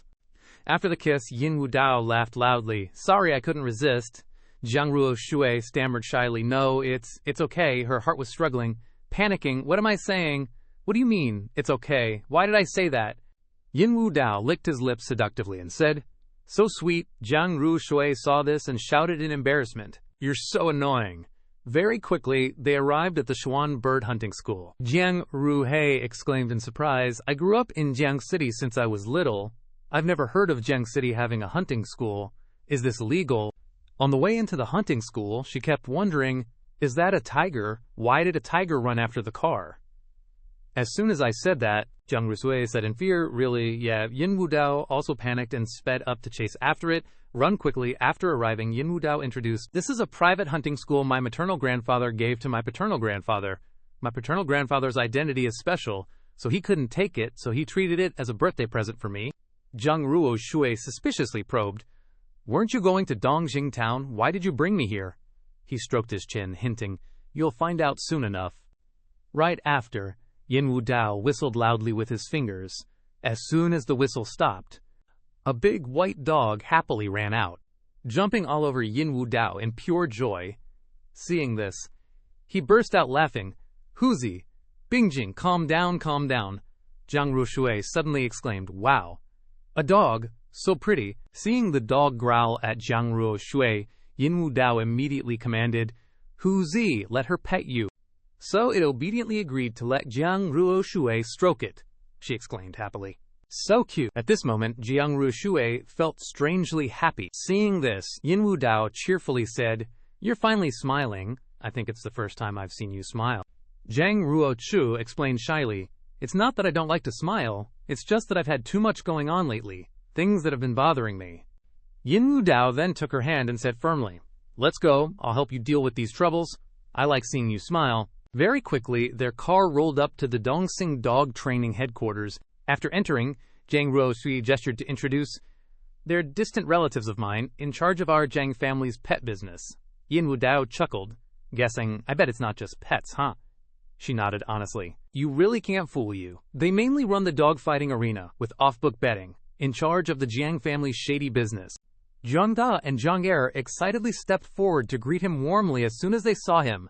Young Master Yin, you haven't been taking care of our business in a while. This time we bought a purebred English pit bull from overseas. How much are you planning to bet? Hearing this, Zhang Ruoshui realized, I almost forgot about his playboy persona. How could he miss out on a fun place like Jiangcheng? Yin Wu Dao stroked his chin, observing, then spoke up, Dagu, Ergu. So you two are Zhang Da and Zhang Er. The two of them grinned brightly. That's right, Zhang Ruoshui. couldn't help but be shocked by the conversation. Jiang Da and Jiang Er are quite prestigious, yet they're smiling and welcoming him even after being addressed in such an insulting way. Over on the side, Hu Zai and the black dog met face to face, creating an atmosphere of tense challenge. Yin Wu Dao petted Hu Zai and said, "Looks like they can't wait any longer, so let's make a bet," Jiang Da asked. "How much?" He decisively gave a number. 100 million. The two others were stunned, exclaiming, "Playing that big? We can't handle this bet. We have to talk to Jiang Hao." Yin Wu Dao said casually, "No need to bother. If I lose, I'll give you 100 million. If I win," his eye sharpened sternly, "tell me how Ruo Shui's mother died, deal. Think carefully before answering me." Hearing this, Jiang Da and Jiang Er couldn't hide their shock. Afterwards, they tried to calmly discuss and carefully consider the situation. "Bro, that's 100 million? Alright, we were gonna say it anyway. There's no good in keeping this a secret." Just then, a car also stopped at the location. Jiang Hao stepped out, sneering, "Are you two useless pieces of trash trying to die? You get $signs in your eyes when you see money. I told you a long time ago, the Liti mine will have your shares. You really have a short sight." Jiang Da angrily pointed forward and snapped, "Actually, it was I, your old man, who supported you to become the head of the family. Without my support, what would you be? You dare to teach me based on your ability." Seeing Jiang Da and Jiang Er's fierce appearance, Jiang Hao couldn't help but panic. "You guys, are you trying to rebel?" Jiang Er nodded to signal Jiang Da. Receiving the signal, Jiang Da released the leash in his hand. Instantly, the purebred pit bull charged straight at Jiang Hao, tearing and biting. Under the sharp teeth of the vicious dog, Jiang Hao loudly cursed, "Jiang Xin Er, it's you. You're so vicious." Xin Er kept a cold face, denying all responsibility. "Everyone saw it. His death has nothing to do with me. He was bitten to death by a stray dog." Seeing this, Yin Wu Dao thought to himself, as expected of a scheming, illegitimate daughter, relying on Jiang Hao's support to get the position of director, only to turn around and kill the Jiang family head, Jiang Hao. Now she is the next person to take power of the Jiang family. Her grand plan for revenge must be coming to an end. Right after, Jiang Rushui snapped, pointing and yelling, "How long are you going to keep doing evil deeds? You came back to the Jiang family not to reconnect, but to avenge Grandpa's death. I was wondering why my mom was cremated so quickly, and now you're killing Jiang Hao without even trying to hide it." Overwhelmed by emotions, she just pointed at Jiang Jiner's face and shouted, "Jiang Jiner, you're a heartless and treacherous murderer." Meanwhile, Yin Wu Dao was gently petting Huzi's head, and Jiang Xiner was sneering sarcastically on the other side. "Oh, my good sister," she said, "if you already know everything, I'm too lazy to waste my breath. You were always on my revenge list anyway." Then she turned to Jiang Da and Jiang Er and ordered, "Jiang Da, let the dogs loose." Jiang Da and Jiang Er immediately slapped their hands together in agreement, but the pit bull unexpectedly growled at Jiang Xiner, causing her to scream in shock, "Jiang Da, what are you doing? I told you to let the dogs attack Jiang Rushui. Why is it going towards me?" Jiang Da and Jiang Er then flashed a sinister smile and replied, "Don't worry, we'll let it bite you to pieces first. Once we kill you and Jiang Rushui, we'll be in charge of the Jiang family, and the Li Ti mine will belong to us. Whoever dares to disobey, I'll throw him to the dogs." Immediately after, the vicious pit bull rushed towards Jiang Xiner with extreme speed. She was so terrified that she froze in place. Just then, Huzi jumped out and bit the pit bull's neck. Yin Wu Dao also slowly walked forward. The pit bull was already down, and he spoke up. "I won, keep your promise," Jiang Er pointed at him, filled with anger and resentment. "Yin Wu Dao, this is a matter for our Jiang family. It's not your turn to interfere." Yin Wu Dao stepped forward, threatening him with a powerful aura. "Are you sure you want to talk to me in that tone?" Jiang Er flinched, terrified. "Sorry, young Master Yin, I was just too hasty. It's too late." As soon as he finished speaking, Yin Wu Dao directly snapped Jiang Er's neck. Jiang Da, seeing this, cried out in pain, calling for Jiang Er. Immediately after, he and his gang, armed and aggressive, rushed forward, yelling, "You bastard Yin! You came to my turf and dared to touch my brothers. I'll make sure you die without a burial place. Kill him." Yin Wu Dao, now gathering his bloodlust power, said, "You have a death wish." Immediately after, he directly dashed forward and defeated all of Jiang Da's men. Jiang Da, seeing this, knelt down, terrified. Too strong, Yin Wu Dao walked up to him and said, "Why bother? If you guys had just kept your promise, you could have suffered a little less." Jiang Da then trembled and recounted. Zhang Hao killed Zhang Rusha's mother, used my poison needle hidden in a bracelet, with a small tube inside the gold bracelet. That greedy woman wore it and never took it off. After a while, her skin rubbed raw and the poison hidden inside seeped in. Zhang Rusha, hearing this, vaguely recognized it. That's right, my mom had a bracelet, and I almost scratched myself on it when I was cleaning up her things. I still have it. Wu Dao, that's definitely evidence. Zhang Rushu choked out. Why did you have to hurt my mom? What did she ever do to you? Zhang Da screamed. There were a lot of people who wanted to kill your mom. Next to her, Zhang Xin'er suddenly interrupted. A man without guilt, but possesses treasure, invites disaster. The Li Ti mine shares you gave your mother were what killed her. Zhang Rushu shook her head repeatedly and said, No, that's not it, Zhang Da then said gravely. The mastermind behind all of this is, Zhang Rushui eagerly pressed, is who. But before Zhang Da could reveal the mastermind, Yin Wu Dao killed him with one strike. Afterwards, he coldly said, Damn it, Zhang Xin'er frowned, thinking, why did he kill Zhang Da and Zhang Er at this crucial moment? Does he know the truth? Suddenly, Yin Wu Dao wrapped his arm around Zhang Rushui's waist and gently said, Rushu, it's all right. Your mother and grandfather were killed by Jiang Hao and Jiang Da, Jiang Er. Forget about your mother's inheritance. The Li Ti mine shares are still yours. You've already avenged your family. Hearing these words, Zhang Rushui's goodwill increased by 1. After that, Yin Wu Dao asked Zhang Xin'er, Do you agree with what I said? She froze, stammering, I agree. At this moment, Zhang Xin'er seriously contemplated in her heart.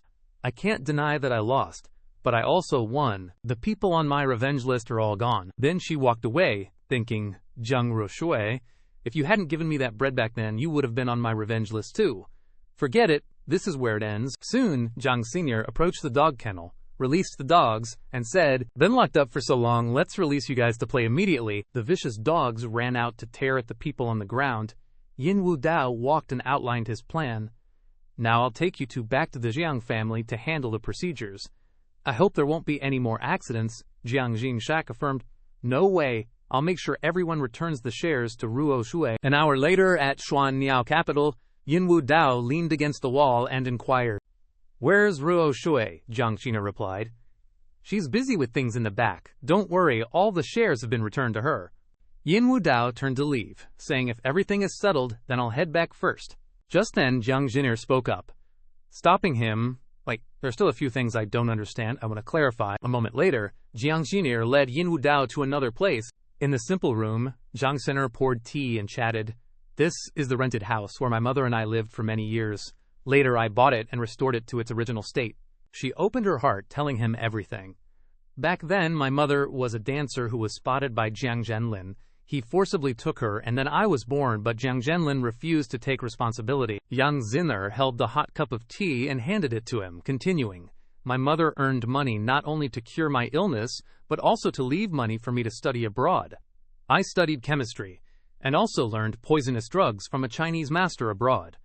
I have poisons that leave no trace, and Zhang Hao needed that for the position of family head, so I returned to the Jiang family accordingly. Speaking of this, she suddenly said harshly, The Zhang family, the Tai family, Zhang Ruoshui's mother, all died from my poisons, but they deserved to die. Yin Wu Dao remained silent, calmly drinking his tea. Seeing his calm attitude, Yang Xin'er asked, You really aren't surprised. I don't understand. You clearly know the truth. Why did you still help me?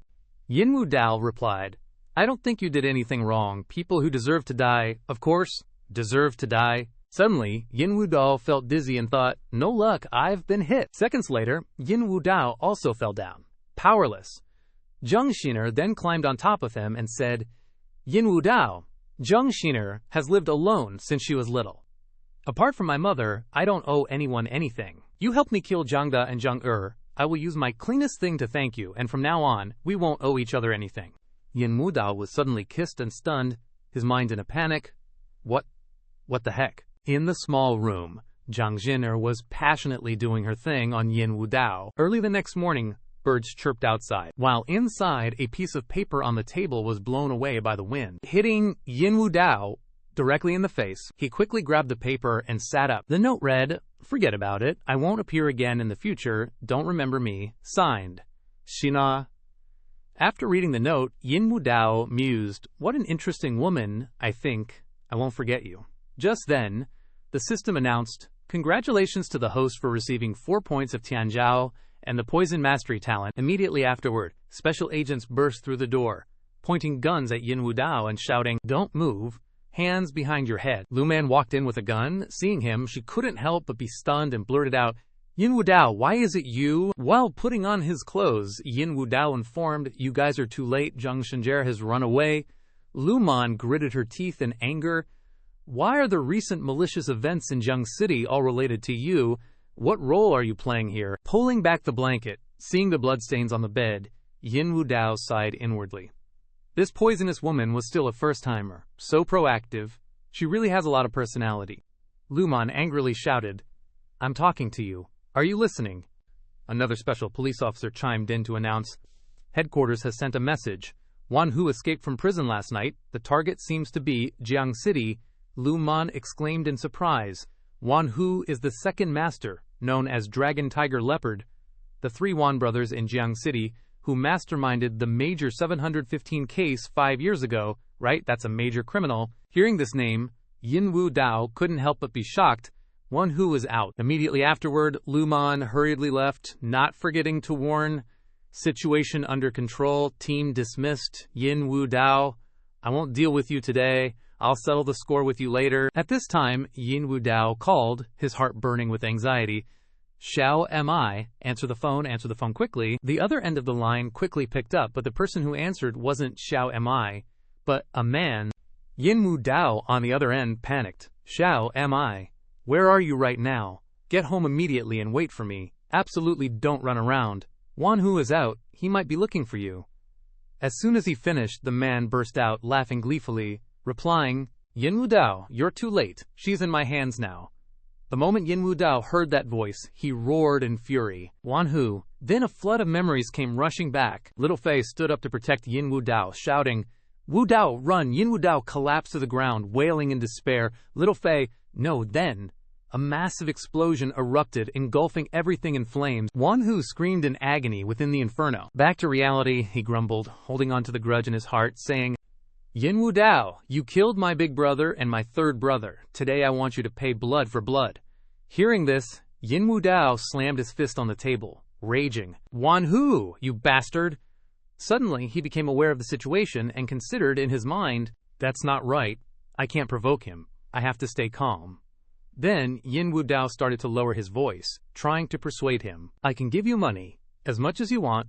You can name any condition, anything at all, but the prerequisite is that you don't harm her." On the other end, Wan Hu pressed Xiaomi's head hard on the table, sneering, "Hey, Yin, don't try to pull that crap on me. Thanks to your care, my life inside has been worse than death for all these years.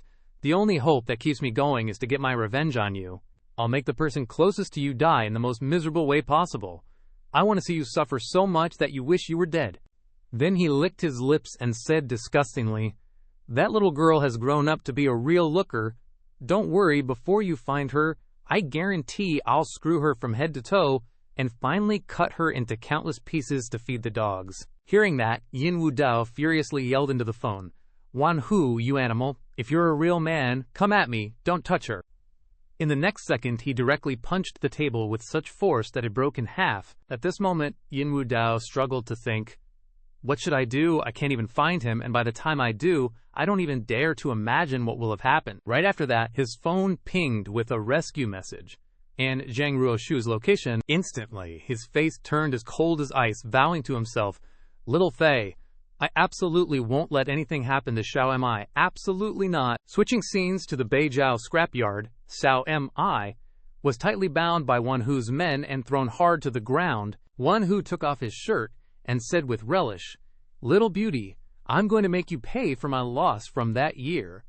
The henchman behind him chimed in eagerly, "Hey, Boss Hu, leave some broth for us, brothers, after you're done." Wan Hu glanced behind him, grinning, "No need for broth, we'll all have some meat." The henchman cheered with glee, "Boss Hu, you're a true bro." Suddenly, a car crashed through the gate, startling them. Inside the car was Zhang Ruoshu, looking determined, shouting, "Xiao Mi, I've come to save you."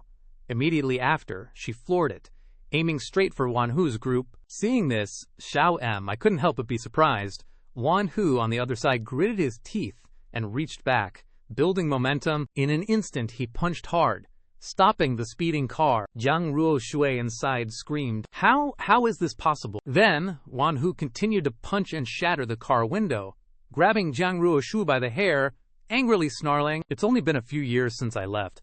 Have the people of Jiangcheng forgotten the name of Wan Hu, the great master? I have innate divine strength. Moments later, Yin Wu Dao's helicopter arrived quickly. He leaped out powerfully, landing on the ground. Immediately after, Yin Wu Dao kicked the door open, but he was suddenly stunned by the scene before him, exclaiming in shock, Where are you? Of course, a group of Wan Hu's henchmen rushed to attack from behind, wielding weapons. Wu Dao, be careful. Glancing behind him, Yin Wu Dao warily considered, Playing sneak attacks, huh? Instantly, he punched one of them straight in the face, causing him to vomit blood. Then, another group rushed forward, yelling, Kill him, avenge Boss Hu. Yin Wu Dao calmly reaches out and says, I didn't expect the Wan family to still have loyal dogs. It's my fault for not wiping out your entire clan back then, leaving this trouble for today. As soon as he finishes speaking, he unleashes his bloodslaughter force, wiping out Wan Hu's entire gang. He stomps on one of the goons and threatens him fiercely. Spill it, where did Wan Hu run off to? The guy's still stubborn as a mule, gritting his teeth and spitting out, Go to hell, I wish I could have butchered every last one of you Yin bastards. No sooner are the words out of his mouth than Yin Wu Dao lands a fatal punch to his gut. Wu Dao frowns, grabs his necklace, and summons Su Kai, lend me a hand. Su Kai pops up, grabbing his head. Kai's here. Right away, Su Kai helps him unleash his power to start searching, and it reveals an image of Wan Hu's car driving through a winding mountain forest. Su Kai immediately reports, Found him, on a small road in the North Mountain Forest. Inside the car, Xiao M. I can't help but be suspicious. Why did you suddenly show up? Jiang Ruoshui honestly replies. Well, I was following you earlier. Jiang Ruoshui spills her complicated feelings. On the surface, Yin Wu Dao trusts me a lot, but he still planted you, an inside agent, by my side. I want to know what exactly he doesn't trust about me. Hearing this, Xiao Mi denies it. What are you talking about? When did I become his inside agent? Jiang Ruoshui's eyes are firm as she retorts. Stop pretending. You often meet him in private and report to him at his house. Don't think I don't know. Xiao Mi angrily fires back. You're also quick to jump to conclusions. I meet him in private to help him with his personal affairs. And as for me being at his house, that's because of our personal relationship. Jiang Ruoshui retorts, clearly annoyed. Besides his woman, who else gets to live in his mansion casually? Moreover, you're just a secretary. How can you have a personal relationship with the Yin family's young master? What a joke! And just like that, Xiao Mi and she start screaming at each other. You're suspicious of everything. Are you crazy? No, you're crazy. You are the one. Suddenly, Wan Hu slams on the brakes, sending them both tumbling and swaying. Then, Wan Hu roughly kicks the door open, fuming with anger. You two bitches are still fighting. This is a convenient spot to deal with you. Stay here, I'll strip you naked and hang you from the trees later. Heh. Instantly, Xiao Mi and Ruo Shu simultaneously kick Wan Hu hard in the chest. Taking advantage of him falling to the ground, the two of them quickly make a run for it. Unfortunately, after running for a bit, Jiang Ruoshui suddenly slips and falls. Xiao Mi anxiously scolds her. Can you stop acting like a delicate miss? This concerns both our virginities now. Ruoshui tremblingly replies, Just go. Leave me. Xiao Mi gets pissed and snaps, I don't want to bother with you. But who told you that you're important to Yin Wu Dao? Pursuing you is the first serious thing he's ever done in his life. Hearing this, Jiang Ruoshui blushes, recalling, It seems it's true, from the first time we met, he pursued me regardless of his status. On the contrary, I never cherished it. Seeing Wan Hu about to raise his hand to attack, Xiao Mi suddenly rushes out to block him. Careful. Wan Hu grabs Xiaomi's head, his other hand reaching for Ruoshui, and roars, Neither of you will escape. I want. Thwack. Suddenly, the sound of a flying blade tearing through the air, Wan Hu feels a sudden unease in his heart. Oh crap. It's Yin Wu Dao's blood lotus. Flying daggers, he tightens his grip on Xiaomi's neck and threatens loudly, Yin Wu Dao, you better get out here right now or I'll snap her neck. Yin Wu Dao appears arrogantly and says, Don't even think about underestimating me. I know all about your past. You killed the top-ranked white jade dragon of the martial arts world, and you also took out the international-level Asura. I won't look down on you. No one expected that brute from back then to become so cautious, Wan Hu demands crazily. Throw away what's on you. take off your clothes. Yin Wu Dao quickly complies without hesitation and replies, I can strip naked, I'm just afraid you'll be ashamed to look. As soon as he's shirtless, he calmly asks, Is this good enough now? Wan Hu is still not satisfied and growls, Not enough. I once swore I'd drink your blood and peel off your skin. Yang Ruoshui, hearing this, scolded loudly, You're going too far, he's already stripped, and you're using a woman to threaten him. Wan Hu gritted his teeth, grinding them excessively. You don't know how important this woman is to him. Taking both his arms isn't going too far. Wu Dao decisively stabbed his arm with a knife to draw blood and responded, All right. Zhang Ruoshui, seeing this, couldn't help but be surprised. He didn't hesitate at all. Is she really that important? What exactly is the relationship between them? Xiao Mi struggled to dissuade him. Yin Wu Dao, stop, I won't let you do this. I, back then, protected you not so you could trample on yourself like this. He firmly asserted his unwavering stance. I once promised her that I would never let her get hurt. This is what I owe. Xiao Mi became distraught, screaming incoherently, No, this is the destiny of our Huang family. We are your family's retainers for generations. Even if we've become independent in recent generations, we've never forgotten our duty.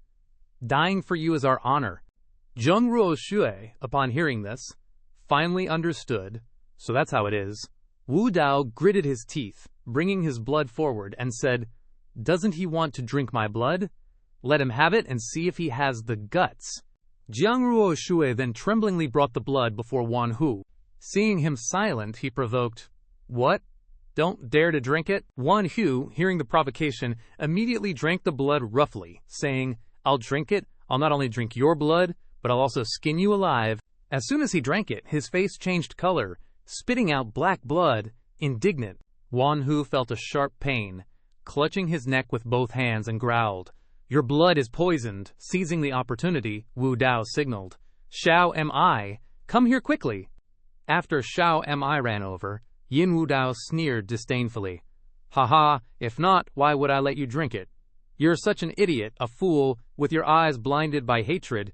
In his heart, he exclaimed. But luckily, Jiang Xieter's poisonous talent came at just the right time. Wan Hu angrily raised his leg to attack, ranting wildly, Yin Wu Dao, even if I die, I'll take you with me. He kicked so hard that the tree was broken in half. Wu Dao tried to dodge while mentally calculating. The toxin damages the nerves, but in a short period of time it enhances his potential, coupled with his innate divine power so powerful. Then he quickly dodged the continuous punches from his hands and continued to think. But the next second, Wu Dao heroically jumped up and gathered strength into his fist, heading towards Wan Hu, who also aimed his fist, grinning with delight. Daring to fight my heavy punch head-on. Don't want this arm anymore.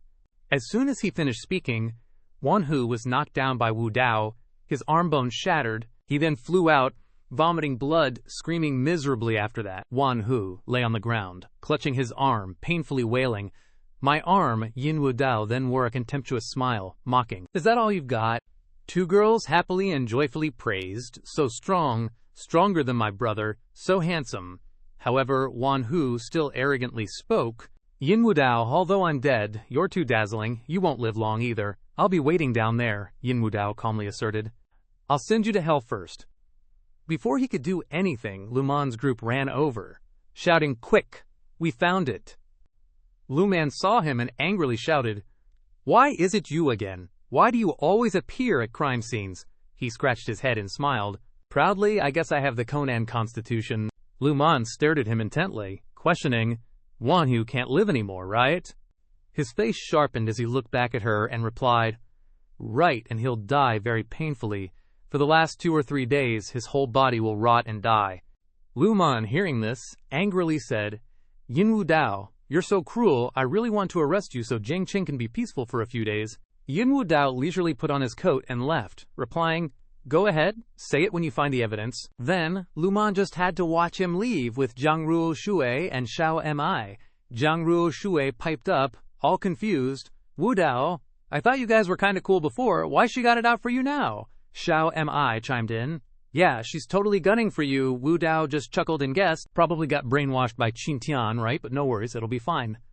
Then he suggested, Let's go visit Xiao Fei. We avenged his big grudge. Gotta tell him, Xiao M.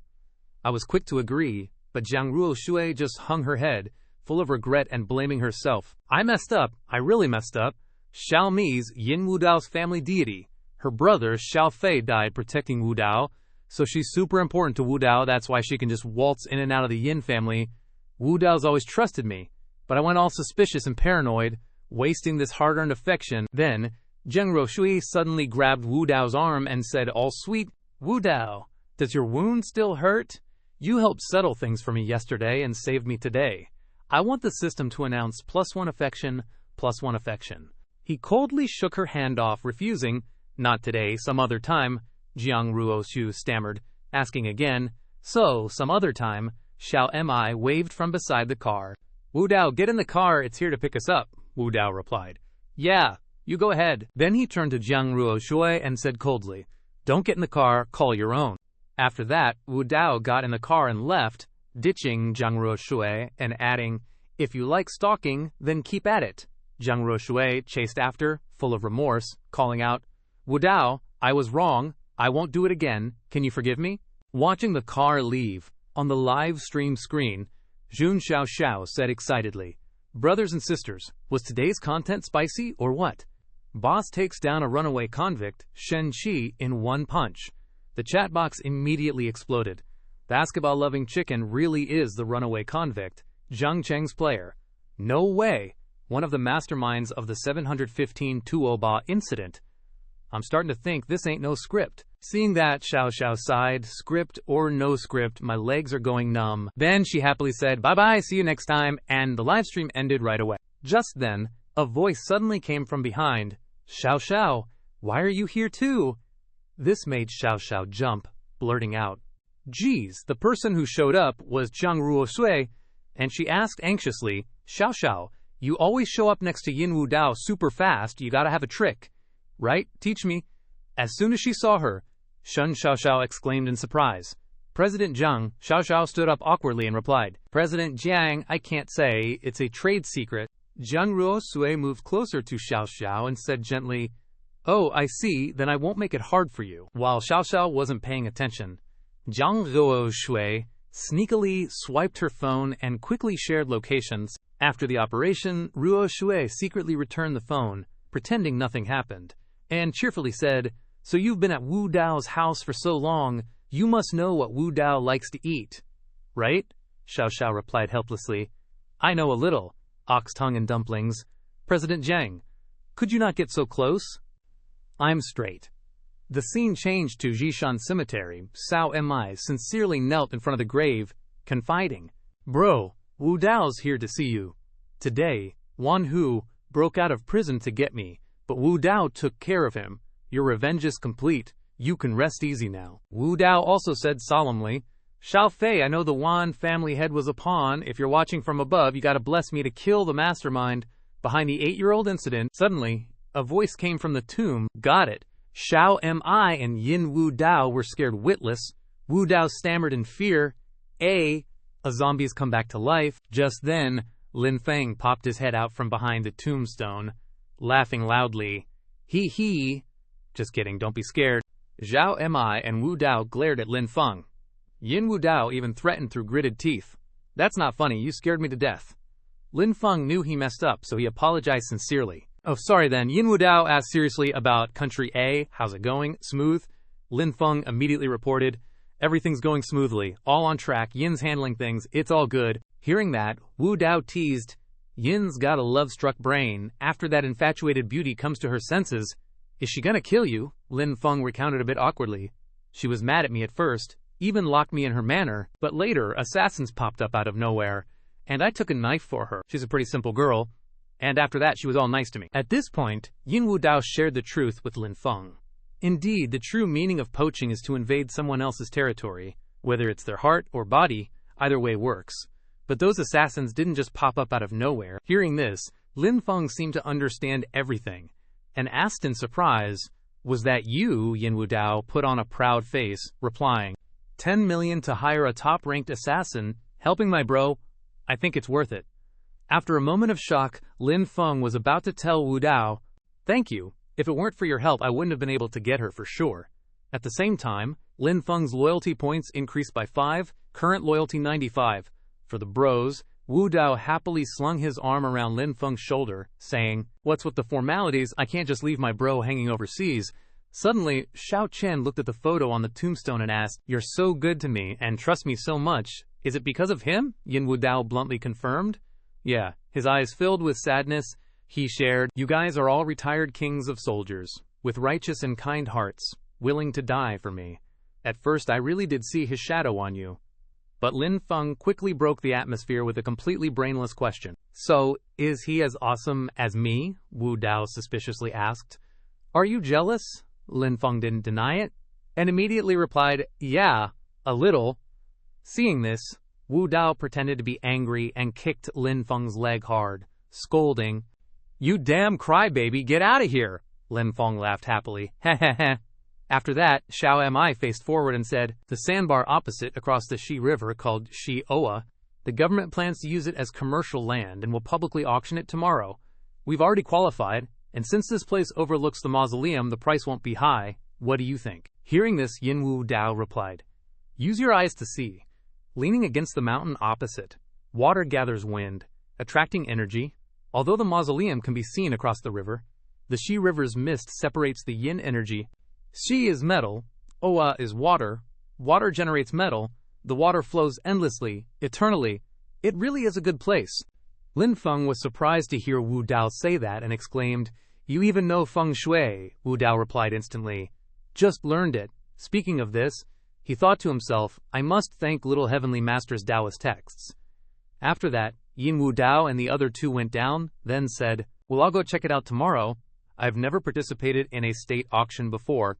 Xiao Mi went ahead, opened the car door, and asked, "Then, what about Bian Jiangzong? Do we need to inform her to come? She sent me a lot of messages just now saying she wanted to meet you." Yin Wu Dao quickly got into the car and coldly replied, "Leave it be." Lin Feng, who was driving, sneered, "I've only been gone for a little while, and Jiang Rushui's position has been overturned. The flatterer becoming the flattered.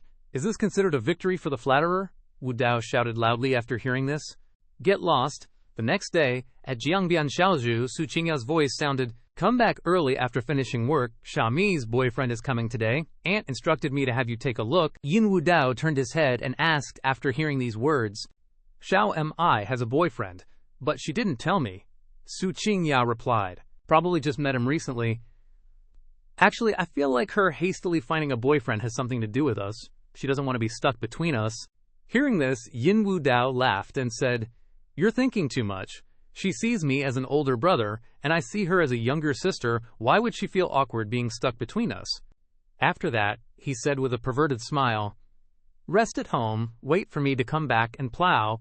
Su Qingya shyly pushed him away and snuggled, "I hate you. You're not serious." A moment later, at the Jiangcheng auction center, Ye Shui spoke up while sitting next to Yin Wu Dao. "I didn't expect this auction to attract the four major families." Bai Yunxi also said, "There are some decent pieces of land this time, very attractive." Yin Wu Dao turned to Ji Wuji and asked, "Wuji, how is the land in Jioa?" He replied with a bright smile, "The value is okay. Before I transmigrated, the villa area built there sold very well. They say the feng shui is good." Jiang Renji also chimed in, "Let's all make money together. We'll use the Xuanyao capital entity to buy it. That way we'll make some easy money." Wu Dao said coldly, "Dream on next." Bai Yunxi lightly suggested, "Wu Dao, the lychee mine is slow to recover its capital. I'm also under pressure. This time there are some decent pieces of land. Can we join hands to take them?" Wu Dao agreed without hesitation, causing Jiang Renjie to curse sourly, prioritizing beauty over friendship. Afterwards, the group opened the land map to examine it, and Bai Yunxi said, "I like Bima Mountain, a blessed place. It's such a waste to turn this place into a resort. It's not far from the city. If we do real estate here, the future won't be bad. It's just that the transportation here isn't very convenient right now. I don't know if there will be planning later." After hearing this, Wu Dao turned to Ji Wuji and asked, "Wuji, what do you think?" He awkwardly replied, "I remember that there will be a railway on Bema Mountain very soon. It's really connected." Hearing this, Bai Yunqi couldn't hide her joy. If Wuji's information is accurate, then once the railway is connected, our profits will be more than doubled. Jiang Renji beside her exclaimed in a fluster, "Do we really need to go all in like this? Mount Bay has several thousand acres of land, and it's already tens of billions to start." What if we screw it up?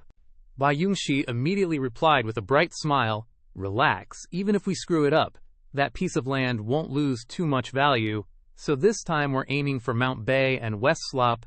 Yin Wu Dao also calmly responded, "All right," but Ji Wuji was wearing a bitter face, grinding his teeth. Very quickly, it was time for the auction. The auctioneer announced, "Up for auction next is lot number 1. West Slop, starting price 200 million. Bai Yongqi quickly raised her paddle to bid 800 million Zhuanyao capital bids. People around them started whispering, "Zhuanyao capital. It's the combined capital of the 4 great families, led by the Yin family. Truly overbearing. If Zhuanyao has made their move, we won't interfere, we gotta give them face." Suddenly, the 3rd young master of the Duan family, Duan Santian, raised his bidding paddle, 800 million and 1 yuan. The auctioneer, upon hearing this, awkwardly reminded him, "Sorry, sir, the minimum increment is 1 million each time." Duan Santian immediately corrected himself. Then 801 million. This action of his drew Yin Wu Dao's attention. Bai Yongxi reminded him from the side. "Wu Dao, that's the 3rd young master of the Duan family," Wu Dao said. "As expected, it's the Duan family. After 8 years, they're back." Bai Yongxi then asked, "Could one whose jailbreak be related to the Duan family?" Yin Wu Dao frowned and replied, 8 out of 10 times. They were chased away by the Yin family that year. They've always held a grudge. This time, they're back with ill intentions." Immediately after, shouts of bids rang out continuously. 1 billion, 1 billion, and 1 million. Just then, Yin Wu Dao raised his paddle and shouted a price. 2 billion. Duan Santian raised his paddle again to bid 2 billion and 1 million. Seeing this, Yin Wu Dao glared bitterly at him, grinding his teeth. Just as he was about to stand up and continue bidding, Bai Yongqi stopped him. "Wu Dao, we can't bid any higher, and we'll lose money." Zhang Renji also hurriedly shouted, "West Slop is just commercial land. We can only build high-rise buildings to make a commercial district. It's not worth 2 billion. Hearing this, Yin Wu Dao gritted his teeth and said, "Fine, I'll concede this round to you, but next time I hope you know the rules," Duan Santian said arrogantly. Okay, next." The auctioneer announced again, "Mount Bay, 5,000 acres of land, unrestricted use, starting price 20 billion. Yin Wu Dao shouted a price immediately, 50 billion. Duan Santian shamelessly bid again, 50 billion and 1 million. At this point, Bai Yongqi couldn't hold back and stood up to say, "This is the business of our 4 great families. Don't push your luck." Zhang Renji also chimed in, "Is that even convenient? Adding just a little bit each time, do you feel happy doing that?" Seeing the two of them get angry, Duan Santian calmly said, "They're getting anxious. Immediately after, Yin Wu Dao slammed his hand on the chair and stood up abruptly, shouting, "If he wants to play, then let's play with him. 80 billion. Hearing this, Bai Yongxi and Zhang Renji couldn't help but be shocked. "Wu Dao, are you crazy? Getting angry isn't like this. Yin Wu Dao, you've gone too far. You're going to make us lose everything." Yin Wu Dao calmly looked at Ji Wuji and replied, "What's there to be afraid of? I trust Wu Ji's judgment." Ji Wuji stammered guiltily. I. Ye Su, on the side, was worriedly thinking, "Cousin seemed to have told me that there would be a major archaeological discovery on Mount Bay in the future. But he didn't tell Yin Xiao about this. Could it be that he's still unwilling? He wants to?" Thinking of this, the shock on her face couldn't be concealed.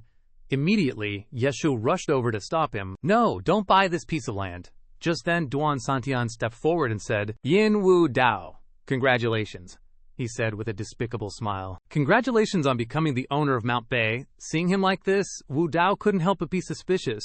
Smiling so despicably, is he plotting something? A moment later, at the Jiangcheng Auction Center, Bai Yongqi and Zhang Renji complained, "You really didn't discuss it with us at all, you just screwed us over. Couldn't you have increased it by 100 million each time?"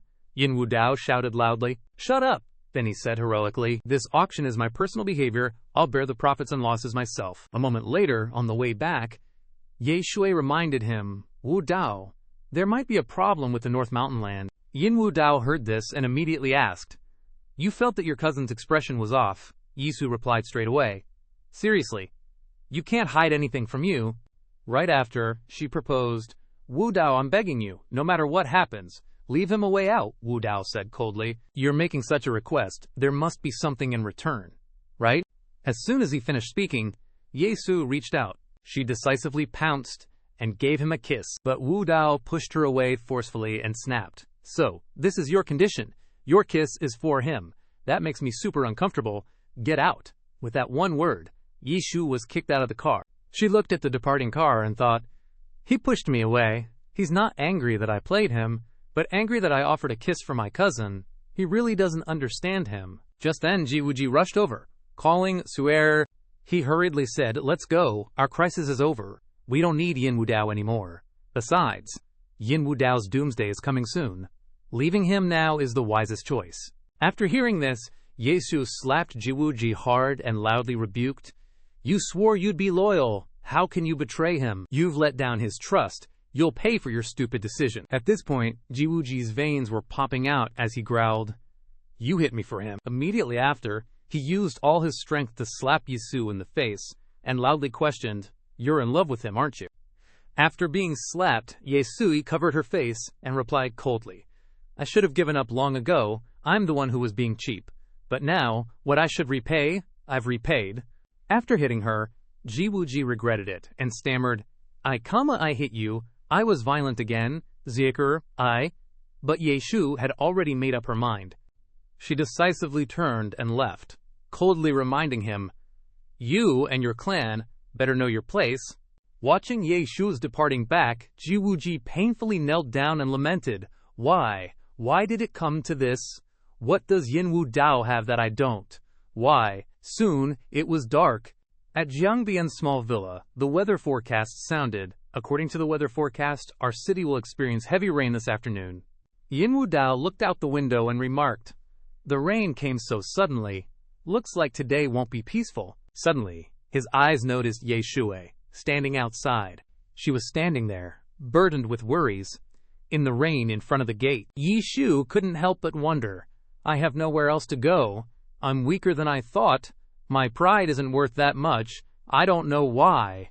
In the endless night, I came here. Suddenly, an umbrella appeared above her head. Yin Wu Dao stepped forward and said, let's go home. Tonight's feast has mutton soup we can drink. Yi Sui replied, I'm already soaked. No need for an umbrella? Hearing this, Yin Wu Dao decisively threw away the umbrella and said heroically, then I'll get soaked with you. Seeing this, Yi Shu couldn't help but waver and said, in the end, the person who gets soaked in the rain with me is you. In the next second, she threw herself into Yin Wu Dao's arms and kissed him. Su Qingya, who was upstairs, spoke up and asked, Tan Xiaoxiao, what do the fans call him? Tan Xiaoxiao happily replied while live streaming, the Grandmaster. Hearing this, Su Qingya chuckled softly. In another room, Jiyu Shizi, who was meditating, couldn't help but lose focus. She blushed and pondered, how can his every move disturb my Dao heart? Could it be that my romantic tribulation is about to manifest in him? The next day, a voice rang out at Zhangbian's small villa, young master. Xiao Mi brought her boyfriend? Yi Sui exclaimed in surprise. It's him. Yin Wu Dao also couldn't help but grimace unhappily and groan. TCH. As it turned out, Xiao Mi's boyfriend was Duan Santian. He reached out his hand and greeted with a bright smile. Young Master Yin, thank you for taking care of Xiao Mi. I'll take over from here. I definitely won't let her get hurt. Xiao M. I heard that and turned to ask Duan Sanqian, you guys know each other, he replied. Yeah, we just had a little chat. Yin Wu Dao chimed in. Dinner's ready, let's go in. Then he whispered to Duan Sanqian. Duan Sanqian, nice moves. Duan Sanqian whispered back, young Master Yin, I've got a big surprise prepared for you tonight. You'll get it later. Hearing this, Wu Dao couldn't help but sneer. Oh, I'm looking forward to it. Suddenly, Xiao Mi walked over and grabbed Wu Dao's arm, quickly pulling him into the house, saying, Wu Dao, stop talking, let's eat. I'm starving. Seeing this scene, Duan Sanqian was super jealous but couldn't do anything about it. After that, everyone sat down at the table to eat. At this moment, Duan Sanqian spoke sarcastically. Young Master Yin, you were a bit impulsive today. Actually, 60 billion was enough for me to back down. Wu Dao calmly wiped his mouth and replied, whether it's 60 billion or 80 billion, it's all the same to me, just numbers. On the contrary, young Master Duan, how are you planning to earn back those 2 billion euros?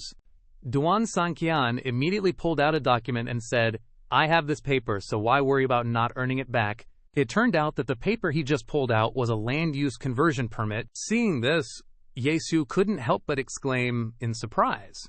Changing the land from commercial use to residential, you can build a riverside villa area. Duan Sanqian then took the opportunity to say that piece of land can build 400 villas with an average price of 100 million each, and after deducting other costs, the profit will be more than 20 billion, betting 1 billion for 20 billion. How's my business? Your 80 billion land, on the other hand, will soon be worthless. Hearing this, Xiao Mi retorted, impossible. Even if you sell 5,000 acres of the northern mountain, you can easily get tens of billions. Duan Sanqian just smiled faintly. At this moment, the rain became even heavier, and thunder kept rumbling. Duan Sanqian put on a confident look and asserted, looks like it's about to start. Suddenly the door opened, and Zhang Ruo Shui rushed in to announce, Wu Dao, this is bad, something big happened. Heavy rain in the northern mountain caused a landslide, revealing a large tomb. Initial speculation suggests the entire northern mountain might be built on a royal tomb from some dynasty. Hearing this, Ye Sui exclaimed in surprise, a royal tomb? Ji Wuji is really evil. Zhang Ruo Shui hurriedly continued, doesn't that mean the 80 billion is gone for good? Duan Sanqian, hearing this, contentedly rubbed the ring on his hand and said to Yin Wu Dao, a royal tomb of this scale will naturally be protected by the Cultural Relics Protection Unit, or you can apply for compensation from the Cultural Relics Department. But a small-time government office like the Qing Shui administration compensating you 80 million is already a lot. Seeing that you are still calm, Duan Sanqian couldn't help but wonder, why doesn't he have any reaction? That's 80 billion, not 800 yuan. Yin Wu Dao calmly enjoyed his wine and replied, Duan Sanqian, you didn't have such tricks before. 8 years apart, you've improved a lot. Someone must be helping you, right? Hearing this, Duan Sanqian couldn't help but become anxious, impossible. He absolutely can't see him. Seeing him like this, the system administrator of the godly rich system, Qian Duo, patted him on the shoulder to reassure him, don't panic without energy fluctuations, he can't see me. At this time, Duan Sanqian was relieved. That's good. But just then, Yin Wu Dao activated the purple golden pupils and looked towards Duan Sanqian. He quickly saw Qian Duo and thought, you think I can't see you? My purple golden pupils aren't some ordinary stuff. Then the system also showed a task panel. Heavenly chosen Duan Sanqian. Title, Godly Rich. Golden Finger, Godly Rich System. Task, Kill and Plunder. Reward, 8 Heavenly Chosen Points. Seeing this, he pondered, this time, the Heavenly Chosen Points are a lot, but there's no special reward. Killing and plundering is a bit too difficult. Luckily, Duan Sanqian was already looking for me to get revenge. I don't need to overthink this. After that, Yin Wu Dao held a glass of wine and approached Duan Sanqian, saying, Young Master Duan, I express my attitude regarding your matter with Xiao Mi, but before that, I'll toast you a glass. Unexpectedly, he deliberately spilled the wine and exclaimed, oops, sorry. Luckily, it didn't splash on young Master Duan. How rude of me. But all the red wine had been spilled on Qian Duo. Seeing this, Duan Sanqian slammed his hand on the table and stood up abruptly. Then he asked, say it, what attitude do you want to express? At this moment, Yin Wu Dao turns to Xiao Mi and asks, are you going to listen to me? Xiao Mi immediately replies, I will. Hearing her answer, Wu Dao says with satisfaction, good. But in the next second, he gives a cold laugh and declares, I don't agree. Hearing this, Duan Sanqian angrily points at Yin Wu Dao and criticizes, this is a society ruled by law. The Huang family hasn't been your slaves for ages. She doesn't have to listen to you. Xiao Mi, come with me.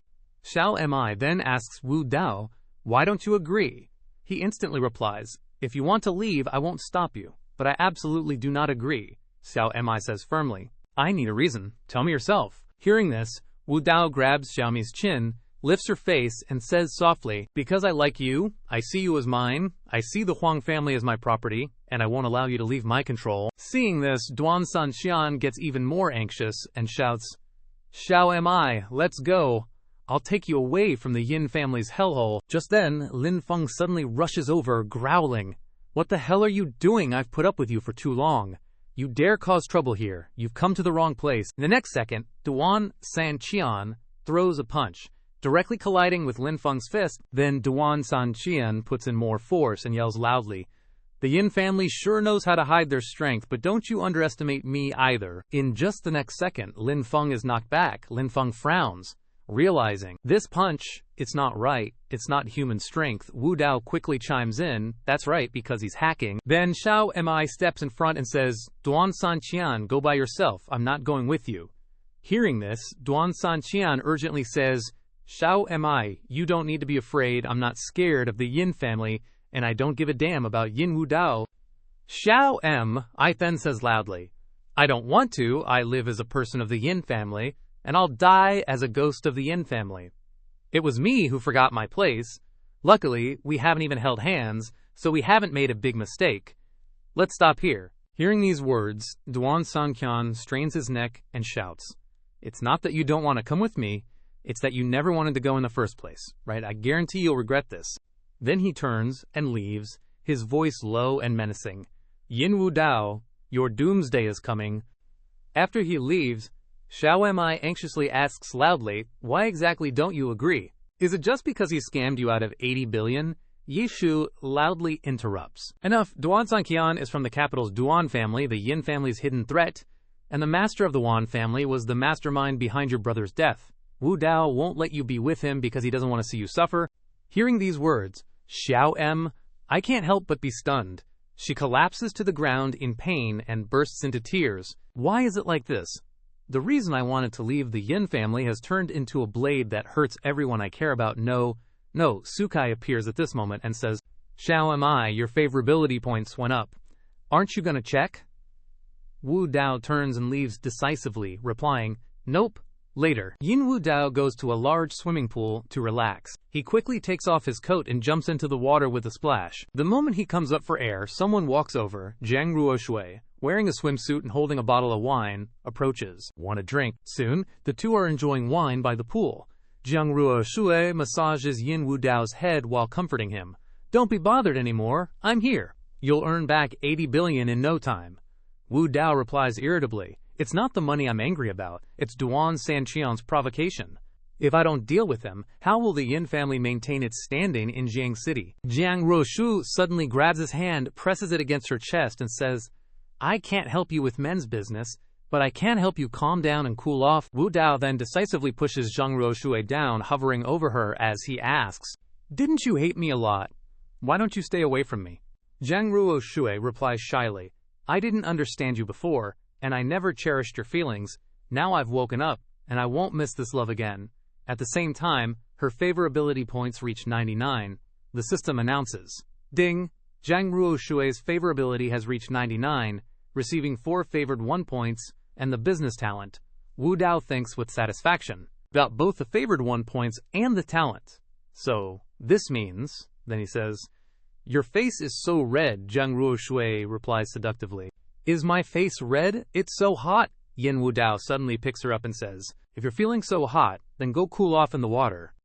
No sooner had he spoken than he yeeted Jiang Ruoshui into the lake. She, being unceremoniously dunked, yelled in fury, You, surnamed Yin, you jerk! There's never been anything Jiang Ruoshui wants that she doesn't get, and any man I set my sights on ain't getting away. Scene transition to Duan Sanqian's turf. Lin Feng, perched in a tree, aiming his rifle at him, muttered, This sniper rifle I brought back from Russia? Even if you're tougher than nails, bullets ain't gonna protect you, Duan Sanqian, you bastard. You dare touch Wu Dao, I'll kill you. Just as his scope locked on Duan Sanqian, the man glanced over. Seeing this, Lin Feng couldn't help but jump back. The next second, lightning struck right where Lin Feng was. Lin Feng took off running while screaming, He's got divine protection. Seeing Yin Wu Dao approach, he yelled, Wu Dao, help me. Yin Wu Dao quickly pulled out a lightning talisman and chanted, Hurry, hurry, as the law commands, summon lightning. The next second, the lightning changed direction towards him, making him exclaim in shock, You gotta be kidding me, why is it hitting me? As soon as the words left his mouth, lightning slammed into Wu Dao. Thankfully, Jiyu Shizi arrived in time, saving him from disaster. She scolded him worriedly, Do you have a death wish? Lightning summoning talismans are for funerals. Who uses them like you? Wu Dao quickly replied. Thank you for saving me, immortal. Jiyu Shizi scoffed playfully, then landed. My Taoist temple is in Mount Bei. I've known since I was little. There were tombs in the mountain. If you'd asked me first, you wouldn't have wasted those 80 billion. Wu Dao wiped his hands and replied, No, Even if I knew there were tombs in the mountain, I still would have spent those 80 billion. Hearing this, Yu, Shizi curiously asked. Why? Yin Wu Dao replied earnestly. I once said I wanted to help you repair the Wu Jiguang I bought Mount Bei for you. It's just that now there's a tomb. I'm afraid it's impossible. Hearing this, Yu Shizi suddenly turned her head away bashfully. Then she turned away abruptly and said, let's go see Mount Bei. Maybe there's a chance to salvage it, Wu Dao exclaimed in surprise. Could we possibly turn things around? Soon, the two of them arrived at Mount Bei. Yu Shizi immediately formed a hand seal and said, today I'll use the mountain moving technique to give you a hand, Wu Dao gasped in astonishment. Mountain moving technique? Isn't that a bit much? Yu, Shizi explained. It's called the mountain moving technique, but it's actually using the 5 elements, replacing earth with water. After changing the element, the Earth King's tomb will sink into the underground river, and along with the river's flow underground, the King's tomb will quickly leave the Mount Bei area. By then, even if an archaeological team comes, they definitely won't find a trace. Speaking of which, Yu Shizi had already finished forming the hand seal. Immediately afterwards, a loud noise also rang out from underground. Yin Wu Dao couldn't help but say worriedly, the King's tomb in the water, it'll definitely be destroyed. Aren't you worried about the karma you'll receive by doing this? I remember you cultivators value karma and sins. Isn't this creating karma, Yu? Shizi turned her head and replied, you bought Mount Bei entirely for me. Even if I'm damned for eternity, I have to return this favor to you. Immediately afterwards, the ground began to shake. Yin Wu Dao exclaimed in panic, it's an earthquake. The King's tomb in front of him also slowly sank.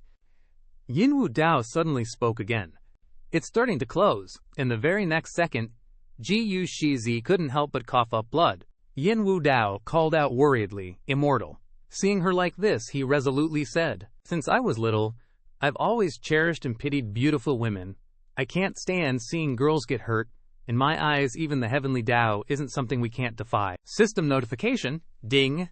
Successfully exchanged the Azure Water Orb, costing 1 million fame points. After exchanging for the Azure Water Orb, he says, it seems to me that even the heavenly Dao isn't invincible. Yin Wu Dao then drops the Azure Water Orb into the King's tomb.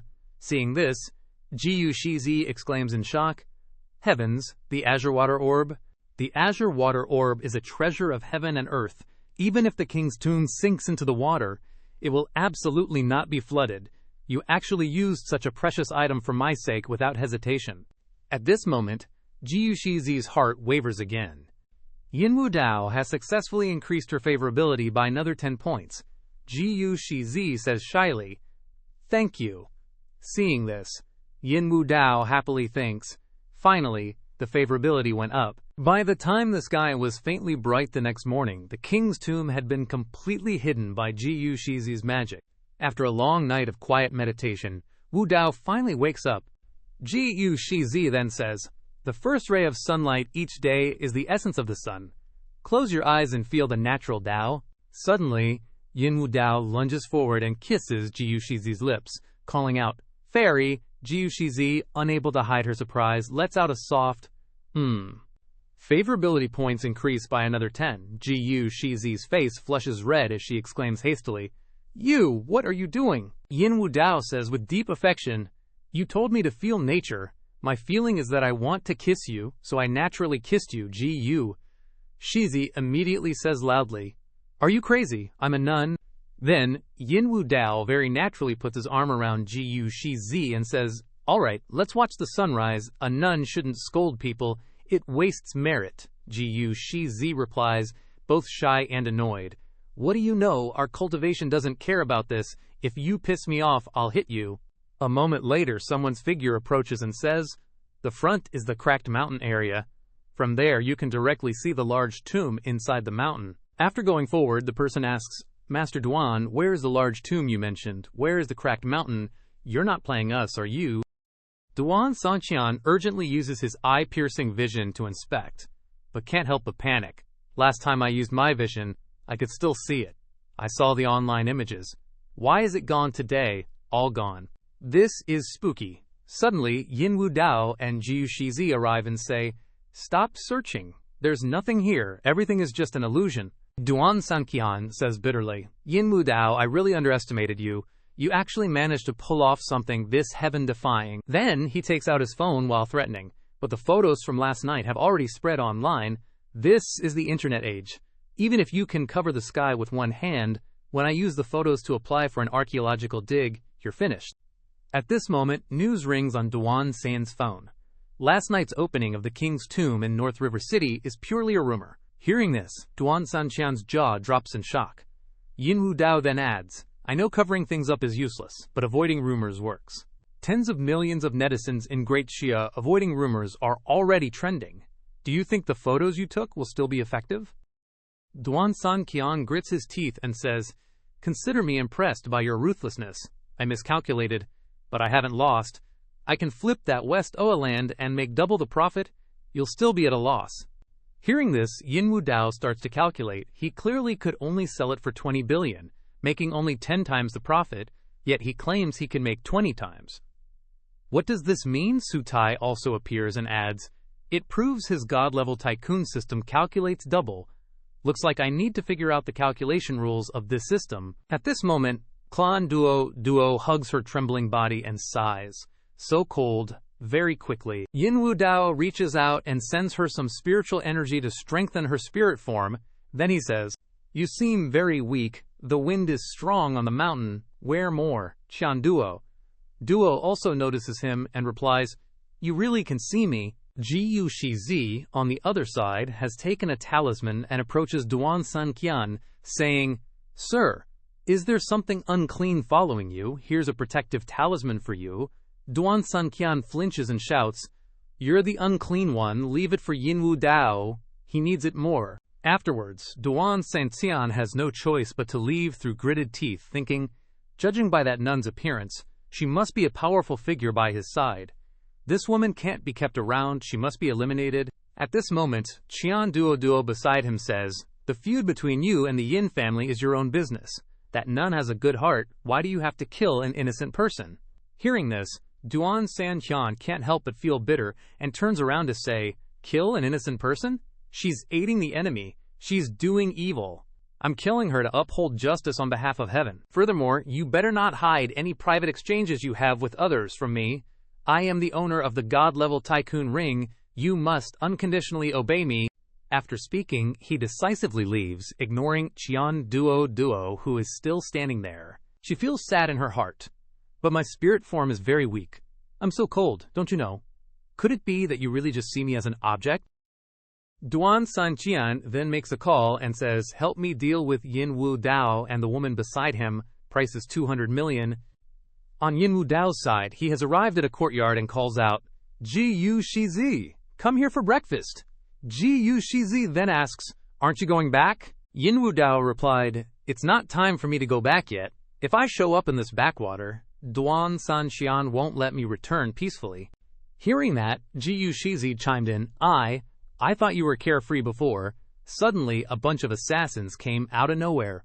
They charged forward wielding long spears, shouting, The client's orders show no mercy.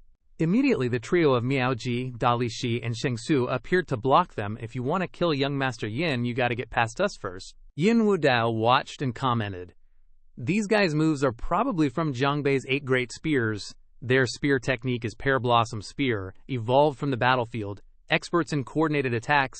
I'm afraid our 3 great flame gods are no match for them. Jiyu Shizi, hearing this, asked, Need me to step in? Yin Wu Dao replied instantly, No need. Chu Ren has a plan up his sleeve. As soon as he finished speaking, he exchanged for 3 Dragon Essence Tiger Might pills from the system. Sugai, seeing this, exclaimed, Your splurging Dragon Essence Tiger Might pills are super precious, Yin Wu Dao responded. Gotta treat them like national heroes if you want them to go through hell and high water for ya. Immediately after, he tossed the 3 Dragon Essence Tiger Might pills towards the 3 and said, Catch and eat these. In an instant, Shengshu, Miaoji, and Dalishi caught them and quickly swallowed them down. The very next second, the Dragon Essence Tiger Might pills activated the power within them, making them feel incredibly invigorated, like they'd just eaten Popeye spinach. Then, with a single flick of his hand, Shengshu chopped down 2 guys. Dalishi also solved 2 guys with 1 punch. Miaoji did the same, slitting his opponent's throat with 1 hand. After a while, only 3 assassins remained, tied up and kneeling on the ground. Yin Wu Dao stood before them and interrogated, "Who sent you?" The one in the middle answered immediately, "That guy, Duan Sanqian." Yin Wu Dao was still not satisfied and analyzed. You guys are from Jiangbei. The Duan family's influence in Jiangcheng was uprooted long ago, but Duan Sanqian can command you guys, so Jiangcheng must have a major family as an internal accomplice. Tell the truth. Whose subordinates are you? One stubborn assassin shouted, "You Yin, you're causing havoc everywhere. Killing you is doing a service to the people. It has nothing to do with anyone else." Yin Wu Dao, hearing this, simply waved his hand lightly as a signal. Immediately, Dali Shi sent that assassin to meet his ancestors. Jiyu Shizi then closed her eyes and chanted, "Immeasurable Heavenly Lord." Afterwards, Yin Wu Dao loudly asked the remaining two, "What about you two?" The one on the end stubbornly yelled, "Falling into your hands is my bad luck. You can chop or kill as you please, if I even blink." Before he could finish, Miaoji's venomous snake bit his neck. He only managed to shout, "Ah!" before falling powerlessly. The remaining one panicked and confessed, "I'll talk. I'll talk. Ji Wuji told us to come and kill you. We're all assassins he trained." At this moment, Yin Wu Dao reached out to finish off the assassin, but Jiyu Shizi stopped him, saying, "Now that he's talked, there's no need to go for the final kill. Letting him go is accumulating merit." Yin Wu Dao replied with a bright smile, "Since the fairy has spoken, I must give her face." Seeing this, Jiyu Shizi was even more moved, and her favorability increased by another 10 points. Suddenly, Yin Wu Dao decisively punched the assassin's dantian, shouting loudly, "But he offended me, he must pay the price." "I'm crippling his cultivation to avoid future troubles, Jiyu," Shizi replied. "That makes sense." The assassin, clutching his destroyed dantian, trembled and said, "Thank you, young Master Yin, for not killing me." Afterwards, Yin Wu Dao walked away and said, "Let's go. Let's pay the Ji family a visit. Before starting a war with Duan Sanqian, we must deal with these bastards first." Soon, Yin Wu Dao's group arrived in front of the Su Manor. Dali Shi sent the Ji family's gatekeepers flying with his bare hands. Ji Wuji rushed out in a panic and asked, "Yin Wu Dao, what do you want to do?" Yin Wu Dao stepped forward imposingly and questioned, "Ji Wuji, you didn't report the tomb excavation. The 8 great spears were sent by you too. You're Duan Sankan's internal accomplice. You bite the hand that feeds you, ruining Jiangcheng's rules." Ji Wuji immediately waved his hand and yelled, "So what? This is the Ji family, not a place for you to cause trouble." Following Ji Wuji's wave, the assassins he had raised also revealed themselves. They quickly surrounded Yin Wu Dao. At this moment, Ji Wuji smugly said, "Yin Wu Dao, you walked right into this trap yourself. Don't blame me." Duan Sanqian also appeared, sneering. "Didn't expect this, did you, Yin Wu Dao?" Ji Wuji continued. "Young Master Yin already knew the 8 great merchants couldn't handle you, so he specially set up this inescapable net for you here." Then Duan Sanqian walked up to Yin Wu Dao and said, "Your crushing defeat at the auction, the disintegration of your 4 great family alliance. You lost from that moment on. If you submit to me now, maybe I'll consider letting you off." He suddenly shoved his face close to Yin Wu Dao's and arrogantly asked, "So, answer me." Yin Wu Dao coldly punched Duan Sanqian, sending him flying. Then he contemptuously said, "This is my answer." Duan Sanqian, enraged by the punch, yelled out the order, "Kill him for me." Immediately, a chaotic battle erupted in the Ji Manor. Jiyu Shizi also prepared to join the battle, forming hand seals. Suddenly, Yin Wu Dao stopped her and said, "You don't need to take action. Watch me perform." Finishing his sentence, he arrogantly pointed his finger like a gun towards the assassins. Seeing this, they rushed forward even more fiercely and said contemptuously, "Are you crazy? If that thing can kill us, then you truly are a god." However, just as Yin Wu Dao said one word, bang, a boom sound was heard, and one of the assassins suddenly had his head blown apart. The others, seeing this, cried out in horror, "What's going on? Are we seeing a ghost? He's a real god." Immediately after, Yin Wu Dao continued, bang, bang, bang, and 3 more assassins fell to the ground. Ji Wuji and Duan Sanqian were horrified and exclaimed, "Ah, this..." At this moment, Jiyu Shizi's affection points increased by 10, and she admiringly said, "Magical. You really are a freak of nature." Very quickly after, all of Ji Wuji's assassins were lying down. "It turned out that Lin Feng had been taking care of everything the whole time," he said boredly. "My hand has been numb from sitting here all morning. Luckily, it was used at the right time." At this moment, Bai Yunji and Jiang Renji rushed to provide support. their panicked voices echoing everywhere. "It's bad, people from the Bai and Jiang families are here." Hong Yi also ran over with a sharp sword, shouting, "Me too."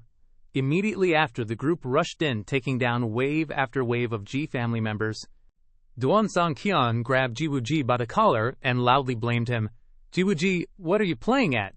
Didn't you say they were only superficially friendly and their alliance was weak? You're screwing us over?" Jiwu Ji looked puzzled and asked, "How could this be?" Wu Dao stepped forward, exposing everything. "Jiwu Ji, on the surface, you were holding back. But in reality, you had Ji Fengming secretly contact Duan Sangqian. You thought your brother could hide it." The corner of his mouth smirked with contempt and mockery. "How ridiculous," Wu Dao thought to himself. "Luckily, I always had people secretly watching Ji Fengming, otherwise, we really would have been caught off guard." Jiwu Ji then knelt on the ground and begged, "Yin Wu Dao, you've won, but I'm not convinced. Just kill me. If I even blink, then I'm not." "Jiwu Ji." Suddenly, a voice was heard. "Spare him." Ji Zheng and Ji Fengming knelt on the ground and loudly pleaded, "Wu Dao, for the sake of our past relationship, spare Wu Ji this time. I was the one who gave my brother the idea. If you want to kill someone, kill me." Wu Dao stepped forward, quickly helping him up, and kindly said, "Uncle, please stand up. I haven't even thanked you for your Bagua mirror yet." Ji Zheng was stunned. "What? The Bagua mirror? That's Suir's family heirloom?" Wu Dao lowered his head in thought after hearing this. "Well done, Ye Shui, you truly are clever. The Bagua mirror wasn't actually given to her maternal grandfather by Ji Zheng, but she gave it herself. She did this to build goodwill for the Ji family, paying in advance for today's crisis. She had already foreseen Jiwu Ji's end, so he made an arrogant decision. I'll spare you today, but this is the last time." Jiwu Ji raised his head as if he couldn't believe his ears, and exclaimed, "Spare me." Then he gritted his teeth and said, "Yin Wu Dao, what kind of conspiracy are you playing? With your character, you would never let a traitor go." Wu Dao immediately replied, "Although I, Yin Wu Dao, hate traitors, I clearly distinguish between gratitude and grievances." Ji Fengming, observing everything from the side, thought to herself, "He let him off the hook. Looks like he's not as bad as I thought." Just then, the system announced, Ji Fengming's mind wavered, received 1 favored 1 point. Seeing this, Wu Dao turns to Ji Fengming with a happy grin. "Bao Fengming, from now on, your brother's shares in the Blackbird Capital will be managed by you. Do a good job. I have high hopes for you." As he finishes speaking, the system chimes in again. Ji Fengming's state of mind has changed, received 2 favored 1 points. Jiwu Ji, hearing this, immediately yells, "Dad, did she plot with them against you?" Ji Fengming quickly waves her hands in explanation. "It wasn't me. I don't even know what's going on." Then Wu Dao turns his head towards Duan Sanqian, scrutinizing him. "Now it's your turn. Are you going to struggle or comply?" Duan Sanqian snorts and says decisively, "Of course, I'm going to fight to the death." Right after that, Duan Sanqian pulls out a handful of pills. Qian Duo, standing beside him, gets worried and advises, "Taking pills is risky. You can't always rely on pills. You have to try to cultivate properly." Duan Sanqian still shoves the pills into his mouth and shouts, "Stop the nonsense." Instantly, his pupils contract, and the power within his body boils intensely. In the next second, Duan Sanqian roars and unleashes the power of a ferocious beast. At this moment, the strongman rushes over, shouting, "Let me kill him." The moment the strongman gets close, Duan Sanqian sends him flying with a single punch. Then it's Saint Void's turn, and he too gets his sword broken by a single punch. Miaoji's poisonous snakes are also squeezed to death one by Duan Sangqian. After that, he moves rapidly through space, and in the next second, Duan Sangqian has moved to the tree where Lin Feng is hiding and smashes the tree trunk, sending Lin Feng crashing down with a scream. Then he clenches his fist and yells, "Who's next?" Wu Dao steps forward powerfully and shouts, "Let me handle this." His face is now serious, and he ponders cautiously.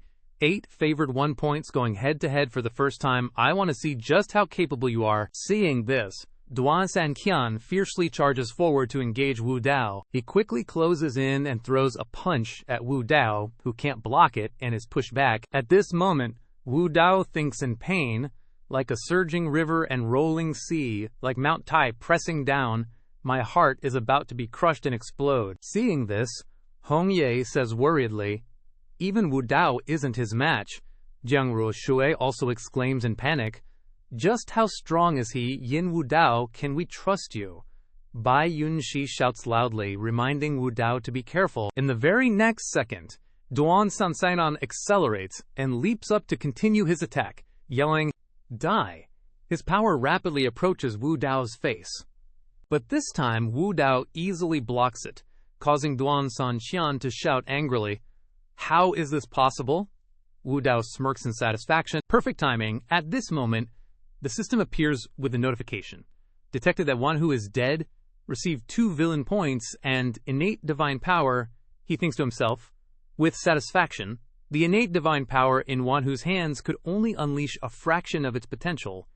But in my hands, after combining with the 9 Dragons' true chi, it can unleash 12 parts. As soon as he finishes his thought, Wu Dao powerfully uses his super innate divine power to punch Duan Sanchuan directly, causing him to cough up blood and fly backward. Seeing this, Zheng Ruo Shui enthusiastically praises, "You're amazing, pretending to be weak against the enemy first, then delivering a powerful blow. That kind of showmanship gets the highest points."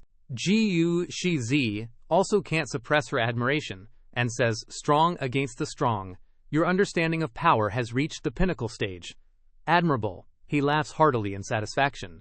"Fairy, you flatter me." Then, Wu Dao reaches out and tightly grips Duan Sanqian's neck, his voice low and menacing.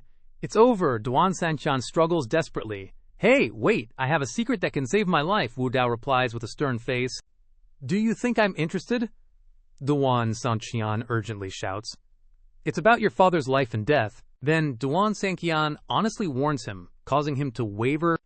Wu Dao then releases him and says, "Go, I will defeat you. There won't be a good ending for you if you return to Jiang City." Duan Sanqian, even after being released, still sneered arrogantly. "Ha! Who will have the last laugh? Let's just wait and see." And then, all pissed off, he and Qian Duo turned around and left. As Qian Duo walked past Yin Wu Dao, he gave a gentle smile and said, "Thanks." Hearing that, Duan Sanqian instantly got his blood boiling and turned back to glare. Qian Duo was also pretty freaked out. After that, Duan Sanqian angrily scolded her, "You betrayed me." San Duo quickly defended herself. "What the heck are you on about? I have nothing to do with Yin Wu Dao. Why would I betray you?" He still gritted his teeth, all high and mighty. "Why did he say thank you to you?" San Duo hurriedly speculated. "Maybe he was talking to you, or it could be his divide and conquer tactic." Duan Sanqian then decisively took off the ring on his hand and shouted, "Do you think I'm stupid?" Seeing that, Qian Duo panicked and wondered, "What are you doing, you idiot?" After that, Duan Sanqian put the ring in a box and decisively cursed, "Ungrateful wretch, you'll never see the light of day again." Soon after, Yin Wu Dao's group also walked out of the Ji Manor's main gate. As soon as he saw Yi Shu's tense and waiting face, Wu Dao reassured her, "Relax, I didn't do anything to Ji Wu Ji. You can rest assured now." Yi Shu suddenly hugged him tightly, expressing her feelings. "I was worried about you." Wu Dao stroked her hair and affectionately replied, "I'm fine." As they walked, they chatted with each other. "Why did you let Duan Sanqian go? Did he find a reason to not die?" "For me, eliminating him, guess the time just hasn't come yet." "What reason?" After that, Wu Dao raised his hand to signal her. "Wait a sec, let me make a call. Dad, where are you right now?" Wu Dao's eyes suddenly became serious as he reminded him, "You need to move to a safe place immediately. Someone is planning to attack you. You have to be careful." Before he could say anything else, the other end hung up. Seeing this, Yi Shu worriedly asked, "What's wrong?" He sighed in frustration. He hung up. At this moment, Wu Dao said unhappily, "He's never taken me seriously. He's always looked down on me. Always felt like I can't do anything right. And he still doesn't believe me, doesn't believe his own son." Hearing that, Yi Shu took his hand and comforted him. "Blood is thicker than water. Now that your father is in trouble, we have to act fast." Wu Dao smiled and replied, "Right, no matter how he treats me, I can't abandon him." After that, he praised, "It's still Chisoyer. The divide and conquer scheme you came up with was great. Duan Sanqian and the expert behind him have already developed a rift." Yeshue modestly replied, "As long as you don't think my plan is too ruthless," Wu Dao affirmed. "How could I?" Behind them, Jiu Shizi and Shengshu Zhen Ren were discussing. "You put this item in the mausoleum opposite Jiwa. It can penetrate the water vapor and force the yin energy into Jiwa. That land will be impossible to build on." "Senior sister, isn't this damaging to our Dao practice? Wouldn't that be bad?" Gu Shizi analyzed with a serious face. I think that Duan Sanqian is truly not suitable to become a hegemon with his insidious and cruel methods. Moreover, the Bagua mirror is a righteous treasure. Even if it harms Siwa, it will definitely not cause any deaths. Just do it. Shang Zhujian Ren nodded in agreement. Senior sister is right. We should indeed give young Master Yin a hand. Over on this side, Yin Yi's car was driving down the road. Yin Yi held the phone in his hand and told the driver, "Turn back." His heart was contemplating and troubled. Although Wu Dao is not proper, he wouldn't go as far as to screw over his own father. Suddenly, a girl pushing a cart appeared in front, blocking the road. The driver panicked and slammed on the brakes. Yin Yi was startled and angrily shouted, "What's wrong? Almost hit someone. Go see if she's okay." The driver ran out in a panic and asked, "Are you okay? Don't cross the road like that next time." The girl lay flat on the ground, weakly, saying, "I'm sorry. Please help me get my child out of the way. My leg is stuck." When he looked at the stroller, he realized it was just a doll, and the driver exclaimed in shock, "How is it fake? Could this woman be mentally ill?" Suddenly, that girl took out a gun and shot the driver in the head, and then criticized, "You're the one who's crazy. Your whole family is crazy." It turned out that she was Tian Mian Hu, the 9th-ranked assassin. She stepped forward, pointed the gun at the car, and smiled gleefully. "Die, beloved Grand Governor Yin Yi." There was only silence in the car, frowning. Suddenly, another car sped over, causing Tian Mian Hu to gasp in horror. In the next second, she was hit and sent flying. A girl got out of the car and clicked her tongue. "I accidentally hit someone." As it turned out, the person who hit Tian Mian Hu was Shangguan Jialuo. She crossed her arms and said calmly, "Looks like I accidentally killed her too." After that, Shangguan Jialuo stepped over Tian Mian Hu and grumbled, "How unlucky." Real quick, she's already in front of Yin Yi, asking all concerned, "Uncle, are you all right?" Yin Yi's all confused. "You're from the Shangguan family, aren't you?" Over on this side, Ji's got someone scoping things out with binoculars, totally gushing. That girl is gorgeous, so classy, and has a great figure. Marksman, ranked 10th on the killer's list, is camouflaged in the bushes. He's holding his gun, thinking, "Sorry, beautiful, but you gotta die too." Out of nowhere, Yin Wu Dao appears right next to him like, "You're the one who's gonna die." Marksman whips his head around, freaking out. "When did you get here?" Before he can even finish the sentence, Wu Dao casually snaps his neck. Ouch. Then, he snatches the guy's gun and backs away, smooth. Wu Dao peers through the gun scope, commenting, yeah, not a bad figure at all. Suddenly, Shangguan Jialuo stares right into the scope, all sarcastic and disdainful. "Yin Wu Dao, you're even more of a pervert than I remember." Wu Dao just kind of freezes, caught off guard. Then, he quickly recovers, throws the gun away, and says, "No matter how you slander me, I still gotta thank you for saving my dad." Shangguan Jialuo flips her hair, retorting, "So, should I thank you for saving me then?" Wu Dao just walks right past her, saying, "Guess we're even." Shangguan Jialuo watches him leave, totally baffled. Why isn't he all over me like before? What's with the act? Wu Dao strolls over to Yin Yi, asking, "Dad, are you okay?" Then he scowls, complaining, "Dad, I called you, why didn't you answer? Could have been a disaster." Yin Yi fakes a cough, making excuses, bad reception. Wu Dao's just speechless. Suddenly, Yin Yi puts his hand on Wu Dao's shoulder, whispering, "Jialuo's here. Take good care of her. Get her home on time every night, and keep her out of that report room of yours." "Got it," Wu Dao grumbles. Yeah, I got it." Then, Yin Yi turns to Shangguan Jialuo. "Jialuo, you don't come to Jiangcheng often. Have some fun while you're here. I've got a meeting. Gotta run. Let's have dinner tonight." Jialuo agrees instantly. "Okay, bye, uncle." Before leaving, Yin Yi shoots Wu Dao a threatening look. "You little punk. If you mess with Jialuo, I swear I'll use the family rules on you." Later, Wu Dao and Shangguan Jialuo are on their way back. Sitting in the car, Wu Dao leans his chin on his hand, saying, "There's not much to see in Jiangcheng. How about I take you home to rest first? You must be tired from the trip." But Jialuo is super excited. "It's not every day I get to visit. Of course I want to see the sights. I've heard your Jiangcheng horse races are famous." So they head to the Binjiang racecourse. Jiang Ruoshui hides in the shadows, quietly watching Wu Dao. Wu Dao sits next to Shangguan Jialuo, casually giving intel. "The black horse number 9 is mine, but I'm not planning for it to win today, because it's got an international race coming up. If it goes too hard, it'll lose the next race. If you want to bet, go for the white horse number 8, it's just as good as my black horse.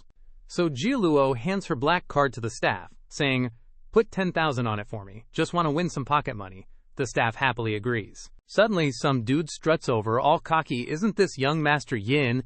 Well, Duan San Qian. He glances at Wu Dao, sneering, "What a small world," or should I say, "What a fateful encounter." Spotting the beautiful Jialuo, he puts on his charming act, flirting, beauty. "I can bet 1,000,000,000 for you. Is that enough?" In his head, he's screaming, "She's gorgeous. A once-in-a-lifetime beauty." But Jialuo shuts him down cold. "No thanks then," she declares. "Yin Wu Dao may be a jerk, but he's still my fiancé. I can't team up with outsiders to mess with him, but I can squeeze his wallet dry to make him suffer." Zhang Ruoshui overhears this and is stunned, thinking, this is Yin Wu Dao's fiancé. No wonder she's the #1 beauty of the capital. Then Wu Dao stands up. He hands his card to the staff, saying, "Put it on the black horse number 9. At the same time, Duan Sanqian slams his card down next to Wu Dao's, grinning. "Help me bet on the white horse, number 8. Duan Sanqian, looking all confident and arrogant, threw out a number, 1,000,000,000. The staff member couldn't help but exclaim, "1,000,000,000, Duan Sanqian," then looked at Yin Wu Dao challengingly. "If you're gonna play big. What's 10,000 gonna do? You even dare to bring that out? Did you spend all your money on land?" Hearing that, Wu Dao pulled out another card. He decisively handed over the card and instructed, "Bet 10,000,000,000 on the black horse, number 9, for me." Hearing this number, Duan Sanqian and Zhang Ruoshui both exclaimed in shock, 10,000,000,000. Even Shangguan Jiala couldn't help but pay attention. Soon after, the black horse, number 9, began to reveal itself. Wu Dao, with an easy and arrogant demeanor, rode the horse out. His face at this moment was both serious and handsome. Ruoshui blushed shyly and exclaimed, "So handsome." Jiala also praised inwardly, still as beautiful as ever. Afterwards, Zhang Ruoshui approached him and said, "Wu Dao, I want to talk to you." Wu Dao coldly refused. "Not free," she angrily yelled. "Bastard! Don't regret it. You're not the only man in the world. Be careful. I'll go find someone else." Wu Dao continued to ride his horse, waving dismissively. Duan Sanqian then rode his white horse over and invited warmly, "Old classmate, I heard you work at Yin Wu Dao's Xuan Niao investment. With his spending habits, that company will close down sooner or later. I think you should come to my place soon. I guarantee you'll soar." Zhang Ruoshui didn't bother to pay attention, snorted, and turned away. Soon the horse race was about to begin, and the contestants were in their starting positions. Duan Sanqian didn't forget to sneer, "Yin Wu Dao, my hobby is horse racing. Today I'm going to make you lose your guts out." Wu Dao looked at him and replied disdainfully, "Let's wait and see." The starting gun fired, and the contestants urged their horses forward. After taking the lead for a bit, Duan Sanqian arrogantly mocked, "Ha ha, your horse is weaker than I thought," the announcer shouted loudly. "Number 8, General, is currently in the lead. As expected of the great general, he has never disappointed us." Wu Dao was also trying hard to catch up from behind. He gently patted the black horse and said, "Dahei, I've raised you for so many years, today is the day for you to repay me."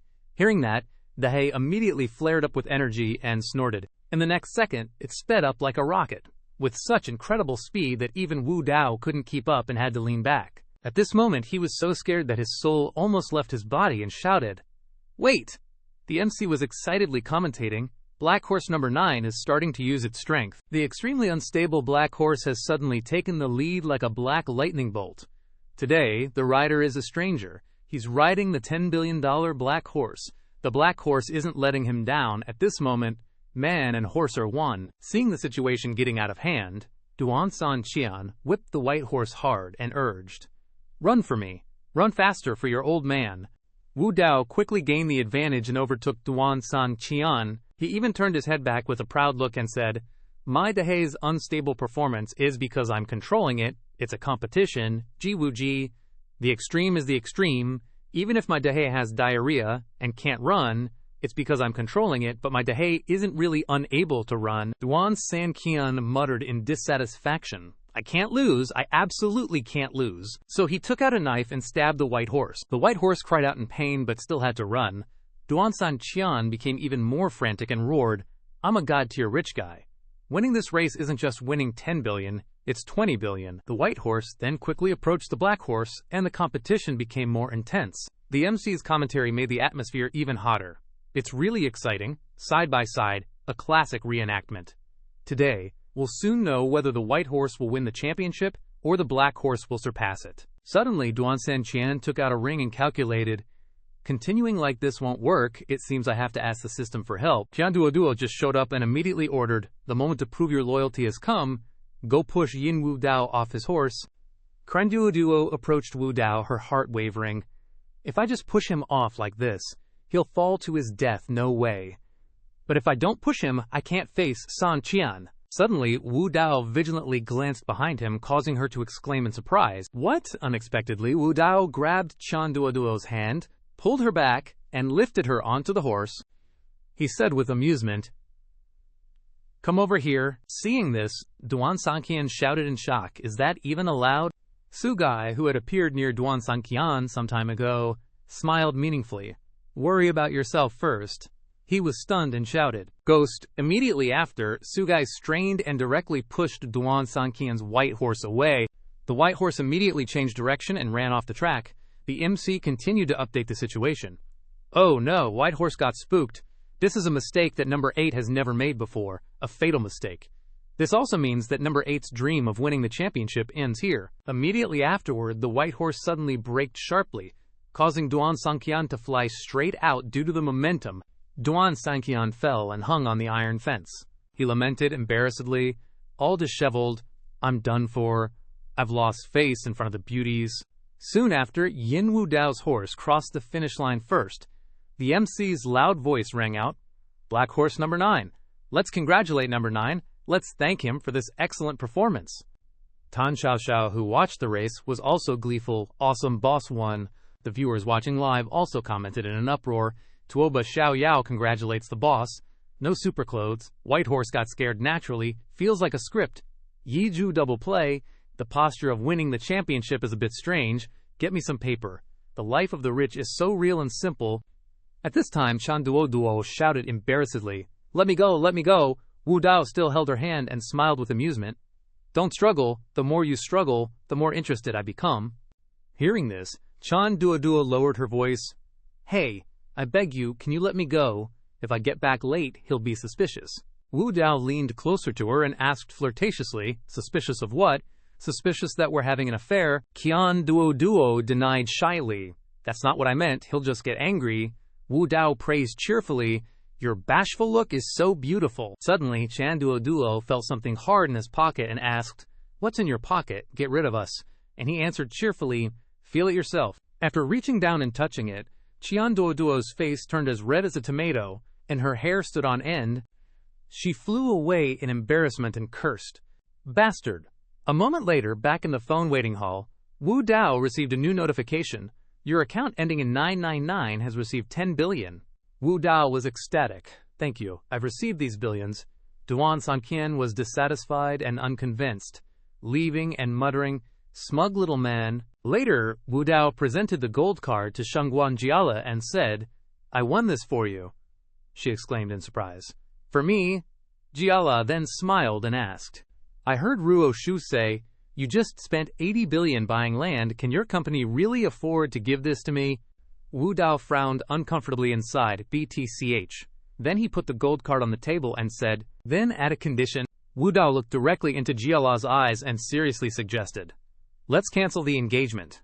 Jiala was extremely surprised and asked, "Cancel the engagement? Did I hear that right?" While pouring a glass of wine, Wu Dao calmly explained, "We both know in our hearts that this is an arrangement of the family, but doesn't this era advocate going against family?" Then he raised his glass and added, "In movies, many heiresses cancel their engagements and end up marrying poor guys. If the script is already written, why should I struggle?"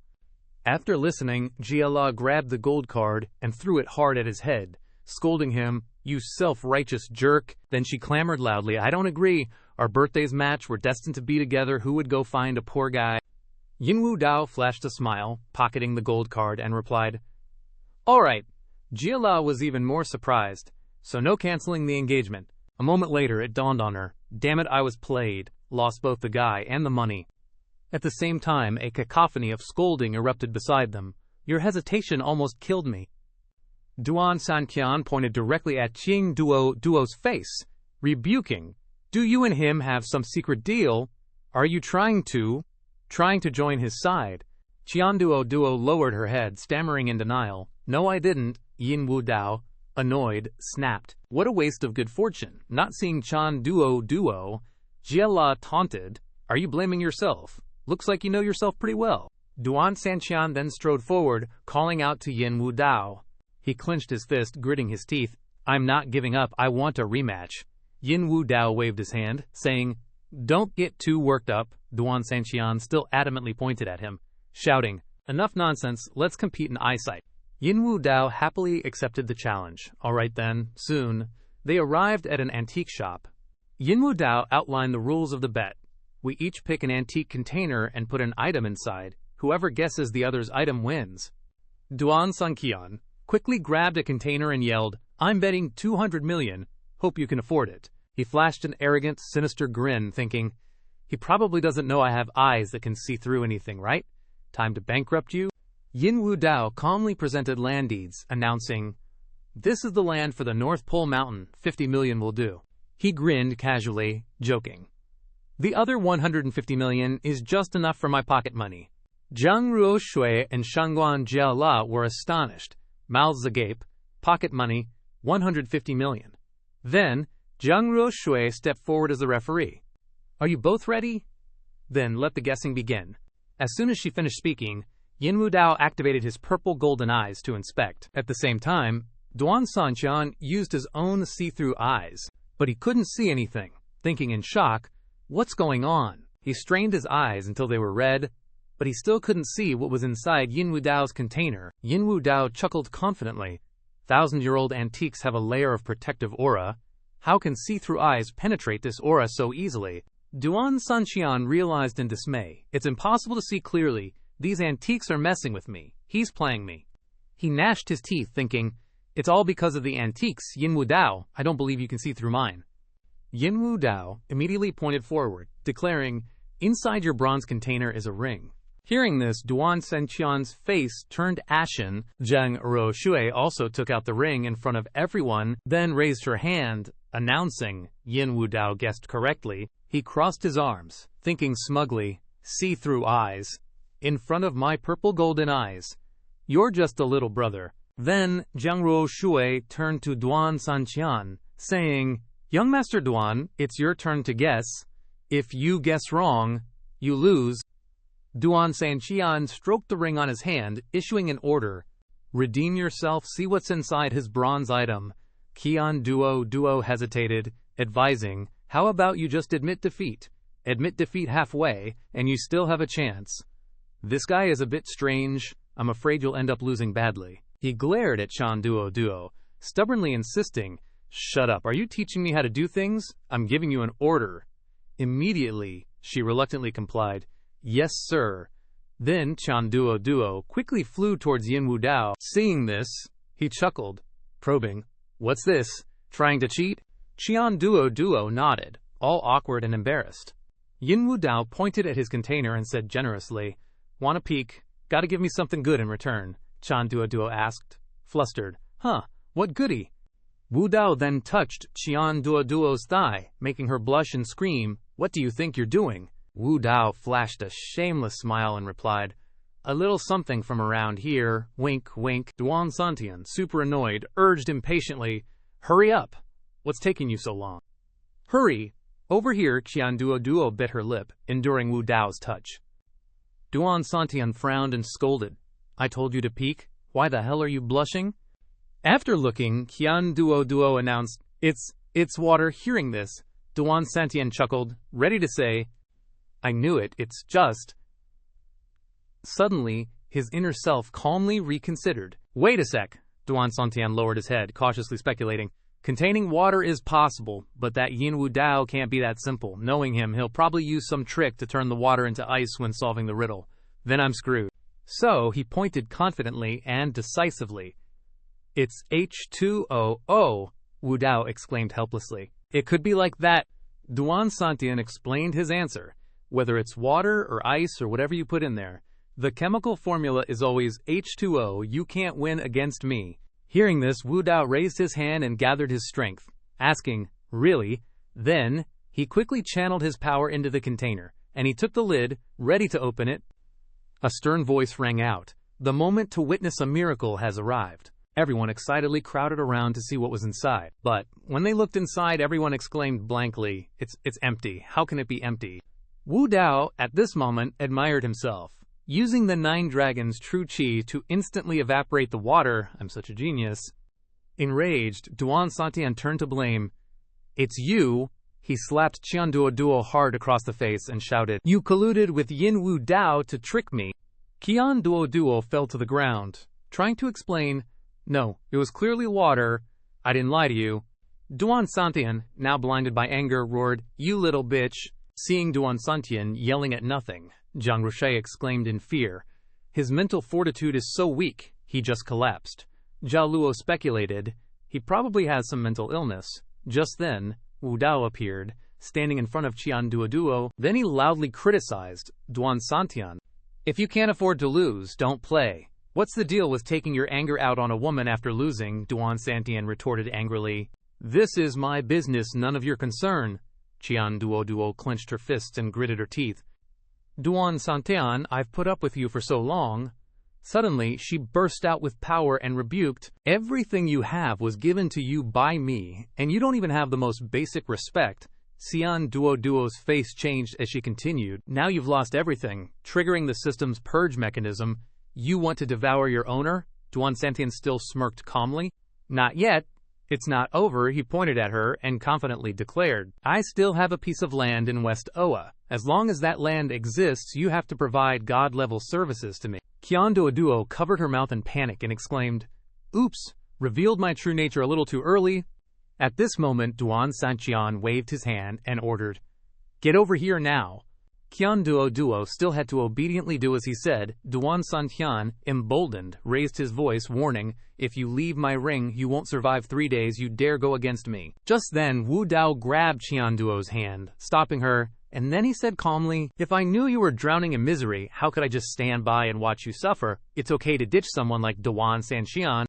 After that, Wu Dao pointed back at Duan Santian and declared, As for your Shiwa, I'll take care of it. You're gonna lose everything. Ding ding. System notification. Qian Duo's affection level is 70. Admiration? Duan Sanxian sneered mockingly.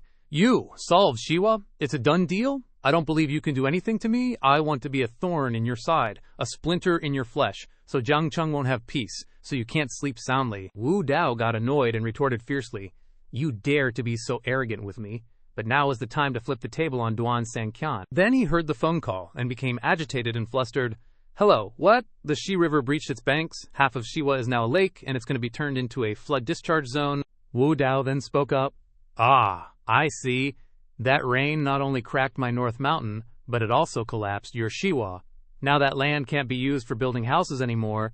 It's not even worth a few $100 million. Internally, he mused, looks like the 8 trigrams mirror that fairy Jiyu she left behind really works. Duan Sanqian yelled wildly, struggling. A few $100 million is still a few $100 million. I have a divine tycoon system. Turning things around is just a matter of time. Wu Dao gritted his teeth, hinting, I'm afraid it's not over yet. Suddenly, Duan Sanqian's phone rang continuously, making him scared stiff. Wu Dao smiled gleefully, urging, Hurry up and answer it. You're so slow, so annoying. Duan Sanqian snapped back with blind faith. I don't believe I can be any unluckier. As soon as he answered the phone, his eyes widened like he'd lost his soul. He looked terrified, and sweat poured down like rain as he screamed. What? The knife hit the National Defense Power Line? What kind of business are you running? And because the river water flooded in, it can't be saved. Do you know how much money I have to pay for that line? Utterly helpless, Duan Sanqian slumped down in his chair. The phone fell to the ground, and his whole body trembled as he mumbled, It's over. It's over. It's all over. At this time, Qian Duo announced forcefully, Your balance is rapidly returning to 0. The Divine Tycoon System's calculation mechanism is about to activate. Please get ready to die, host. Duan Sanqian stubbornly stood up to object. I don't accept it. I want you to lend me money. Lend it to me, give it to me immediately, Qian Duo stated firmly.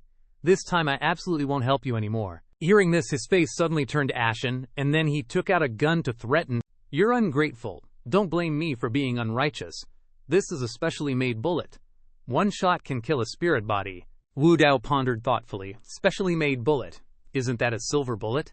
The bullet head is soft, killing people is barely enough. But isn't this the best? Immediately afterward, he stepped forward to protect Qian Duo carefully, with his own plans in mind. The best opportunity to gain affection points. Qian Duo couldn't help wavering when she saw this, and the system kept updating. Affection level increased by 1. Affection level increased by 1. Affection level increased by 1. Affection level increased by 1. Duan Sanqian panicked, his hands and feet flailing, and asked, Yin Wu Dao, what are you going to do? He replied calmly, You'll know very soon. Suddenly, there were hurried footsteps running over, and Luman ran in with a gun, shouting loudly, Don't move. She pointed the gun at Duan Sanqian and demanded, Put the gun down immediately. Duan Sanqian immediately raised his hands in fear and explained, Don't misunderstand. I was just testing the gun. His mind was collapsing at this moment. It's over. I fell for Yin Wu Dao's trick. Suddenly, Wu Dao activated the purple golden pupil, aimed at Duan Sanqian and said, Point the muzzle at me. Duan Sanqian's hand just raised and pointed the gun at him. His heart was numb at this moment. It's over. Why won't my hand listen to me? Luman shouted anxiously when she saw this. Stop it immediately. The next second, Luman fired continuously at Duan Sanqian, and he just fell down and died miserably. Wu Dao bent down to observe his corpse and speculated, so the protagonist's luck as a divine tycoon starts when he loses everything and is returned to 0. He eyed the ring on the guy's hand, thinking, so the mission to kill and steal the treasure was all about this thing, huh? Then, Yin Wu Dao snatched Duan Sanqian's ring and turned to Qian Duo. Wanna follow me from now on? Qian Duo immediately agreed. I do. He slipped the ring on his finger and declared, Then swear your loyalty. Qian Duo knelt down, offering her service. I vow to serve Yin Wu Dao as my master, follow you for eternity, and never betray you. If I break this oath, may my soul be scattered to the winds. Wu Dao grinned, satisfied. Nice, ding ding. The system chimed. Mission complete. Earn 8 points of heavenly talent. Soon after, Luman rushed over, asking, You okay? Wu Dao replied, What? You worried about me? She huffed, explaining, The hell I'm worried about you. It's just that death seems to follow you around, and you always manage to look innocent. I think there's something seriously wrong with you. Wu Dao smirked. If you think there's something wrong with me, then let's dig deeper, Luman stammered, bewildered. What? He leaned in close, warning her. But be careful, don't you dare fall in love with me. Hearing that, Luman blushed and yelled, As if I'd ever love you. Then, Wu Dao slicked back his hair and left, chuckling gleefully. Ha ha, let's go. Time to go home and eat. Zhang Ruoshui hurried after him, calling out, Wu Dao, wait, he coldly retorted. What is it, clutching a lunchbox? She said sincerely. From the bottom of her heart, Wu Dao, I heard you like pear-braised duck, so I made it for you. I went out of my way to make it. Wu Dao quickly took the lunchbox, then casually asked, Anything else? Ruoshui hesitated. I wanted to tell you I have nothing to do with Duan Sanqian. We're just old classmates. Wu Dao slammed the car door shut and drove off, saying, If there's nothing else, go home. Jiang Ruo stood there, stunned, thinking, He's gone. Is he angry? She clenched her fists, her determination burning. Zhang Ruoshui, don't give up. This is what you deserve. He liked you so much before, and you were such a tease, leading him on. Now it's your turn to chase him. Go for it, go for it. When evening came, Wu Dao finally arrived home. Long Xiaolan excitedly rushed out, calling, Jiala, my good daughter-in-law. She hugged Jiala tightly, exclaiming, Finally, you're here. Jiala smiled. Hello. Afterwards, everyone went inside to eat dinner. At the dining table, Wu Dao asked, Dad, why did someone ambush you? Have you found out who it was yet? Yin Yi growled. Why are you asking about this? Just behave yourself and stop causing trouble all day. Wu Dao frowned, trying to persuade him. Come on, let me be a little prepared for the future. Yin Yi nodded. That's true, let you prepare. He said sternly, We know for sure it was Jincheng. Things haven't been peaceful there lately. They're really unhappy with me because I rejected some of their major projects, but this is just the initial investigation. The specifics aren't confirmed yet. Then, he quickly put a hot chicken leg on his plate. Yin Yi awkwardly cleared his throat. Although my warning is a little late today, I'll still add a chicken leg for you. Hearing that, Wu Dao felt uneasy. Clearly, Dad doesn't trust me. Then, he stood up and waved his hand, saying, "I'm full. I'll go upstairs first." Yin Yi wondered, "Why are you rushing off? Don't you like chicken?" Back in his courtyard, he quickly took out Rushu's hot broth. He savored it, extremely satisfied, nodding. Suddenly, Qian Duo appeared, sulking. "You're drinking the soup she brought, which means you still have her in your heart." He defended himself. "I just like drinking soup." Duo snapped. "Yeah, such a fake man." At this point, Yin Wu Dao put down the soup and said seriously, "Let's talk business." Then, Qian Duo began to speak. "I know what Jin Cheng is like, and I can also guess who was behind the attempt on your father's life." Hearing that, Yin Wu Dao said, "Tell me what you think." Then Qian Duo started to explain. About half a year ago, Chen Nanshuan quickly revived Duan Sanchan in Jin Cheng, relying on him. Even I was activated by him. He claims to be immortal venerable, Nanshuan, reborn. Hearing that, Yin Wu Dao began to ponder. In half a year, he unified Jin Cheng and also reached out to Zhang Cheng and even dared to attack the governor. This guy's got some serious guts. Then, Chan Duo offered their plan. Duan Sanchan was his vanguard, intimidating the troops of Zhang Cheng. He transferred me to Duan Sanchan as a gift, making it clear that he wanted to use the Yin family as the opening gambit, because that would have twice the effect of suppressing the other big families. Yin Wu Dao admiringly said, "Good plan. If I were him, I'd do the same." Then he piped up, asking, "Between me and that Zhao Chen dude who's tougher?" Hearing him ask that, Qian Duo kind of froze, looking hesitant. Seeing that, Yin Wu Dao growled, "Tell the truth then." Qian Duo nervously said, "Zhao Chen improves by leaps and bounds every day, and his actual combat power is forcibly boosted to 12,000. But you, Master, according to my system's calculations, only have 5,000. Yin Wu Dao, hearing this, immediately turned to Sukai and asked, "What do you think?" Sukai quickly replied, "My view aligns with hers, but you can level up now." Qian Duo, seeing Sukai, politely bowed in greetings, Empress. Sukai casually replied, "No need for formalities." Then, Yin Wu Dao looked at the system screen and said, "Zhang Xinar, 4 points. Zhang Rushu, 4 points. Ji Fengming, 3 points. Duan Santian, 8 points. Wan Hu, 2 points. Villain points exchanged for 1 point. A total increase of 20 points. After calculating, he put out his hand and decided, level up. As soon as the words left his mouth, an enormous force surged from Yin Wu Dao's body, blasting outwards. Seeing this, Qian Duo exclaimed in surprise, "His combat power is rapidly increasing." Soon after, the upgrade was complete, and the system displayed rank, Duke, combat power 9,000 points, heavenly apertures 48/66. Then, Sukai and Qian Duo knelt down before him and shouted, "Greetings, Duke." He replied, "No time to delay. Today we're going to Jin City to test Xiao Chen." Hearing this, Sukai was slightly surprised and asked, "The system isn't currently alerting us that Xiao Chen is an enemy, and his momentum is at its peak, so why don't you temporarily avoid him?" Qian Duo also agreed with Sukai, saying, "Master, this isn't a good idea. Although your combat power has increased rapidly, there's still a bit of a gap in actual strength." But Yin Wu Dao was still determined to go. Without yielding, "That's unacceptable. Xiao Chen, he dared to touch my family. He touched my reverse scale. I must kill him." Then he stormed off, continuing, "Moreover, he is improving by leaps and bounds and is closing in on Zhang City. Sooner or later, there'll be a battle with me. Instead of waiting for death, why not take the initiative?" Moments later, just as Yin Wu Dao came out, he suddenly saw a car drive up in front of him. It turned out to be Shangguan Jiala. Seeing her, he asked in surprise, "Why are you here?" She smiled and replied, "How could you not call me for such a fun event?" Hearing this, Yin Wu Dao sternly said, "You're not going on a pleasure trip, it's very dangerous." Although Yin Wu Dao tried to stop her, she stubbornly refused to give up.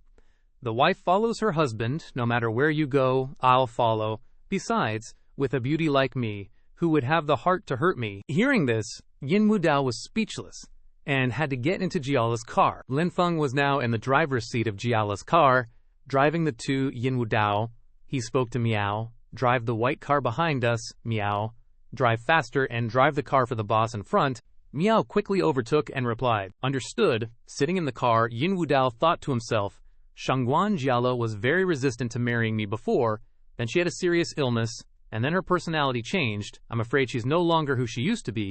Her caring for me so much is likely for her own ulterior motives, so I must be wary. At the same time, at Cloud Peak Villa No. 1 in Jin City, inside, Qiao Yuna, Jin Buhuan, and Wan Qihao were entering, someone announced. Chairman of the Jin City Chamber of Commerce, Jin Buhuan, boss of Jin City's Sleepless City, Wan Qihao, head of the Qiao family of Jin City, Qiao Yuna has arrived. The people in the distance began to whisper, "What a big deal! An upper-class tycoon, an underworld emperor, and a representative of a powerful family, gathering all the power of Jin City. What's the occasion? Inviting so many big shots. It seems to be a birthday celebration for the owner Chen's pet dog." Then, a scene of a dog sitting in front of a pile of fruit appeared. As soon as they saw the figure coming out, everyone hurriedly knelt down and shouted, "Don't say any more. Kneel down quickly. The big shot is here." Then, immortal venerable Xiaochen Nangshuan solemnly sat down on the chair and asked, "Has the matter been completed?" Everyone at this time said with the utmost respect, "Lin City is successful. Hai City is successful. Lei City is successful. All are willing to submit to you." Xiaochen Nanshuan frowned unhappily and asked, "Why isn't Duan Santian here?" Suddenly, someone walked in and said, "Duan Santian is dead." It turned out to be Yin Wu Dao. He calmly walked in and said, "I killed him." Seeing this, Xiaochen Nangshuan spoke, "You must be Yin Wu Dao," and he's all smug like, "Yep, that's me." Kim Bi Huan just loses it, yelling, "You're so full of yourself." Qiao Yuna chimes in, "The Yin family is nothing here." Wan Shihao growls, "Daring to talk back to your big boss, you got a death wish?" Yin Wu Dao just laughs, totally taunting them. "Am I not talking loud enough for ya? What are you gonna do about it?" Suddenly, Chen Nanshuan notices the ring on Yin Wu Dao's finger. Then, he stands up and says, "Hold up, you're a guest here, gotta show some hospitality, but if you take something that belongs to me, you gotta give it back, otherwise, don't blame me for being rude." Hearing that, Yin Wu Dao gets all pissy and frowns.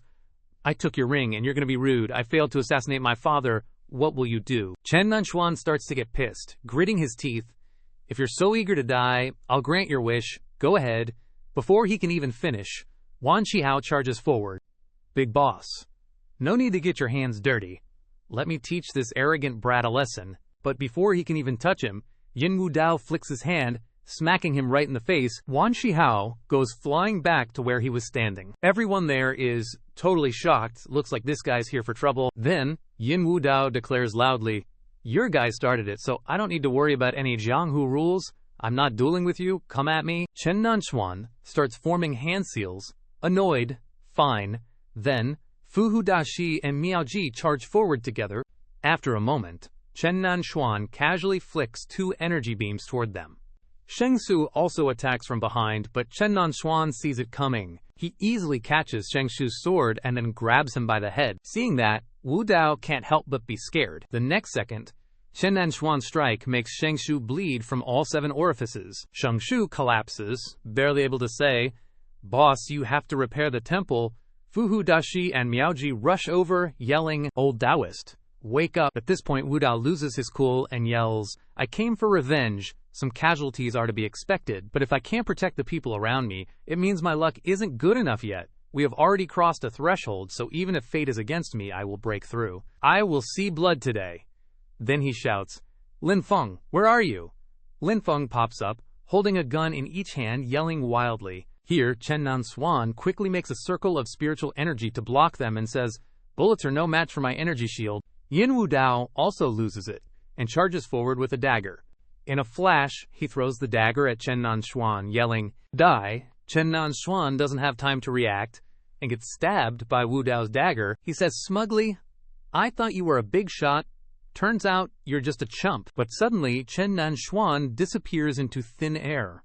Seeing that, Shangguan Jialuo yells in alarm, "Watch out." Suddenly, Chen Nanshuan appears behind him and attacks. Everything happens too fast, and Wu Dao only manages to say, "Crap." Then Yin Wu Dao falls to the ground. Chen Nanshuan stands over him, saying scornfully, "Not bad. Your flying dagger technique is pretty good. It even forced out my doppelganger."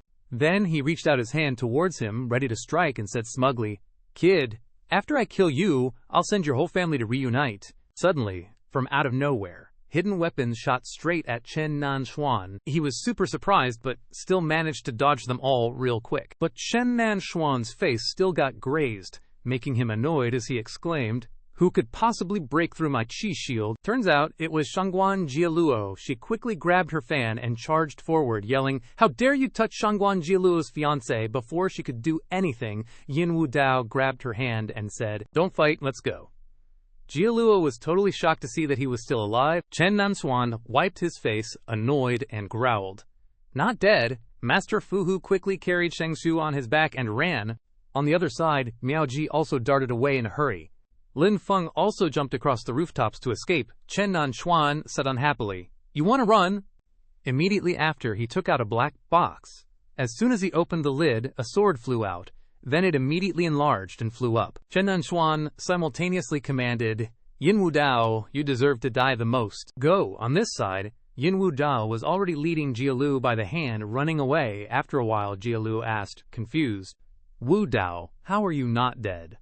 Hearing this, he replied, "What died was a puppet. Cost a lot of fame points, a lot of money to exchange for." Suddenly, a wave of pressure emanated from behind them.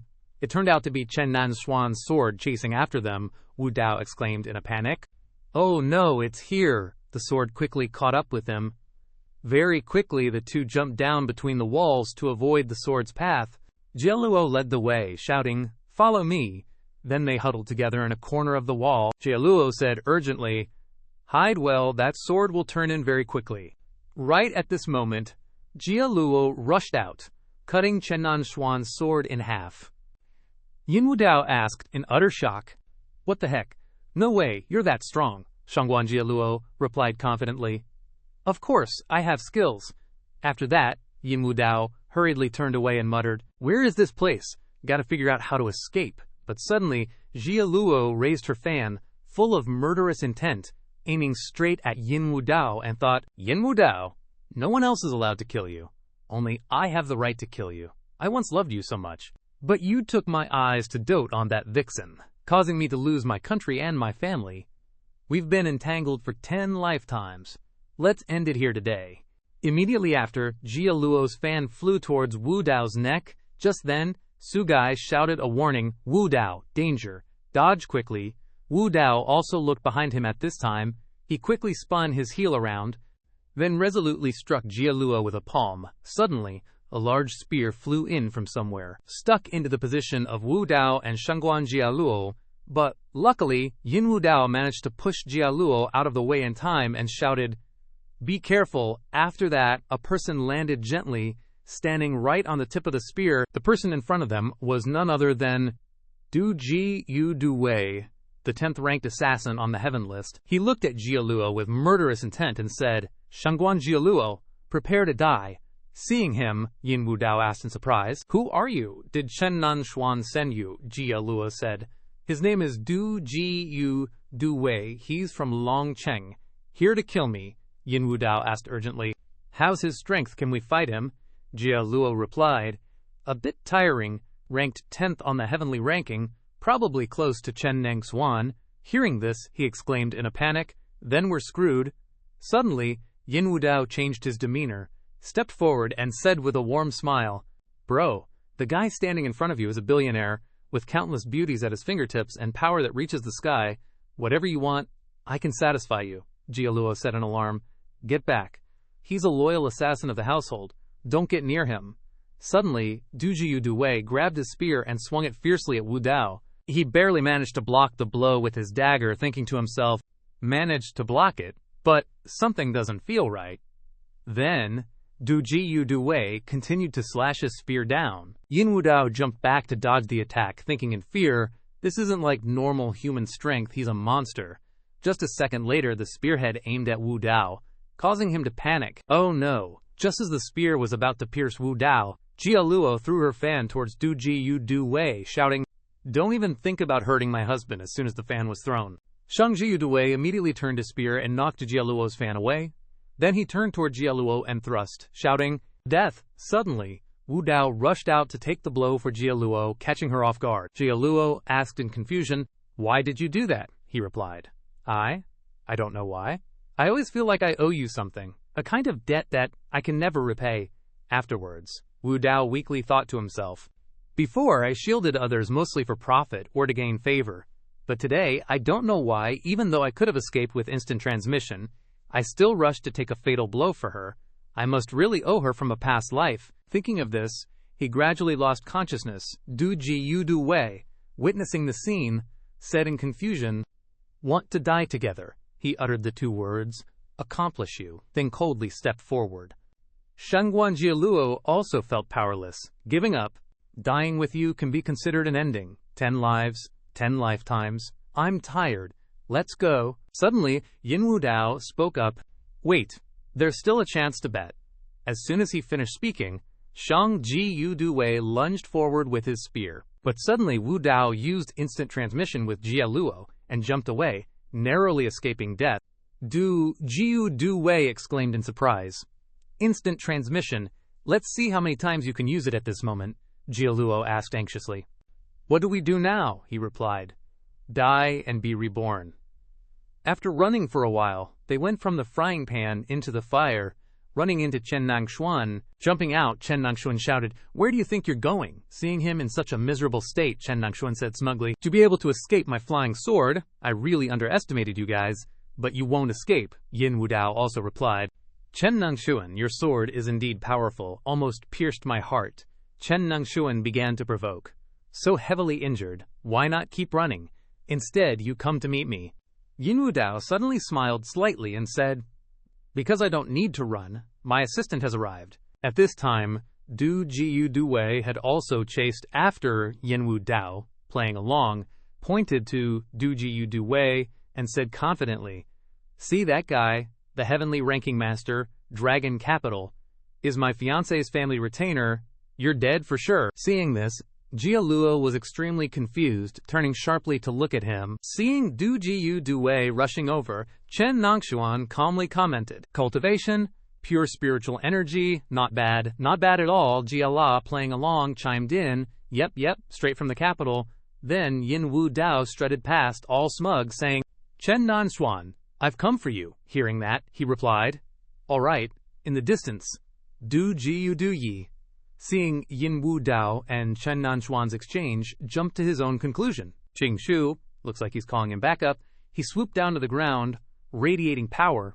Chen Nanshuan, all eager, looked at Du Jiu Du Yi and said, "Let's see what you've got," he replied, equally hyped. Then, let's see, without another word, they charged at each other. Ready to throw down, the clash of their mighty forces unleashed a terrifying shockwave. Over on their side, Jia La, helping out Wu Dao, asked, "How did you know they would fight? If they didn't, they would come and take care of us one by one." Yin Wu Dao said with absolute certainty, "They definitely will." He then chuckled, full of himself. Du Ji U Du Yi is a cold fish, and Chen Nan Xuan is arrogant as hell. They won't exchange more than 3 words before throwing hands. Jia La was impressed. "I can't believe you've become such a mastermind, a psychology guru." Just as Jia La finished speaking, Yin Wu Dao suddenly coughed up blood. Wu Dao urgently pushed, "No more talking. Get me to safety, stat. Run." Jia La snapped back, annoyed. "Quit the chit-chat, like I can piggyback you." After a while, they managed to escape to a boat. Yin Wu Dao had taken a nasty stab right in the gut. He was completely spent and lying still on the boat, while Jia La was frantically worried. "What are we going to do now? You look like you've lost way too much blood. You're about to kick the bucket." But Yin Wu Dao, still hanging on, insisted, "Don't give up on me. I can still be saved." Then he gritted his teeth and yelled, "Hey, you two, what's up? Is no one coming out? You want to take me out while I'm down?" As soon as he finished talking, Su Gai and Qian Duo materialized. Jia La couldn't help but be stunned. Then Qian Duo sheepishly said, "I'm scared of Chen Nanshuan, so I didn't dare to come out. Sorry, master." Su Gai also hesitated. "I have my own special reasons." Yin Wu Dao, in too much pain, waved it off. "Enough talk. Just figure out how to patch me up. I'm bleeding out here." Qian Duo chimed in, "I can exchange for a greater restoration pill." Su Gai immediately cut her off. "No way. Whatever hurt him wasn't ordinary. That pill won't cut it. There's only one way." Su Gai quickly channeled energy into Wu Dao and suggested, "The only thing we can do now is forcefully trigger a breakthrough to the 6th level of the 9 Dragons' true Qi, and rely on the body regeneration of the 6th level to repair the body." But upon hearing Su Gai's hesitation, Jia La anxiously asked, "But what? Spit it out." Su Gai replied, "The 9 Dragons' true Qi has too much yang energy.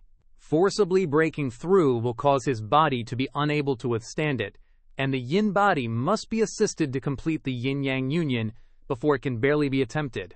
Jia understood immediately. They needed to have that with a girl, but who was suitable? Su Gai rejected. Don't look at us, we can't withdraw, Yin Wu Dao lying below said weakly. You don't need to force yourself, after all, we are not married yet, you have the right to choose. Hearing this, Jia was extremely hesitant and closed her eyes tightly. Then she made up her mind and said, all right, consider it my way of repaying you for saving my life. You two, leave, I don't want anyone watching me. Suddenly Jia realized something and suddenly said, wait a minute, why do I feel so familiar with you? Su Gai was startled and covered her face and said awkwardly, you are mistaken, I'm just a wandering ghost. Then Su Gai and Qian Duo quickly returned to their container. Jia slowly took off her clothes at this time, and she said calmly, 10 lifetimes and 10 lifetimes of husband and wife. We have done the deed no less than 8,000 times, so there is no pressure.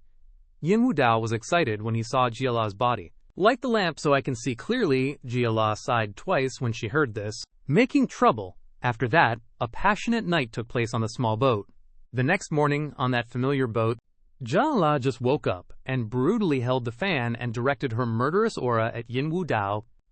Last night I repaid your kindness, now it's my turn to take revenge. But suddenly Yin Wu Dao turned over in his sleep and hugged her and shouted, it's so cold. This made Jiala blush and hesitated, and then she gave up, leaving.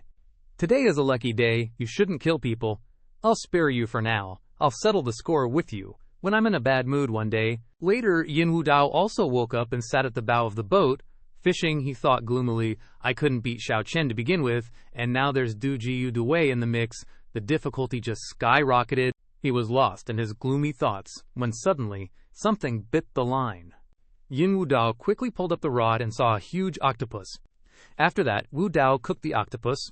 During the meal, he said, do you know the weaknesses of those experts? I'll offer money and power just to hire someone to be my hitman.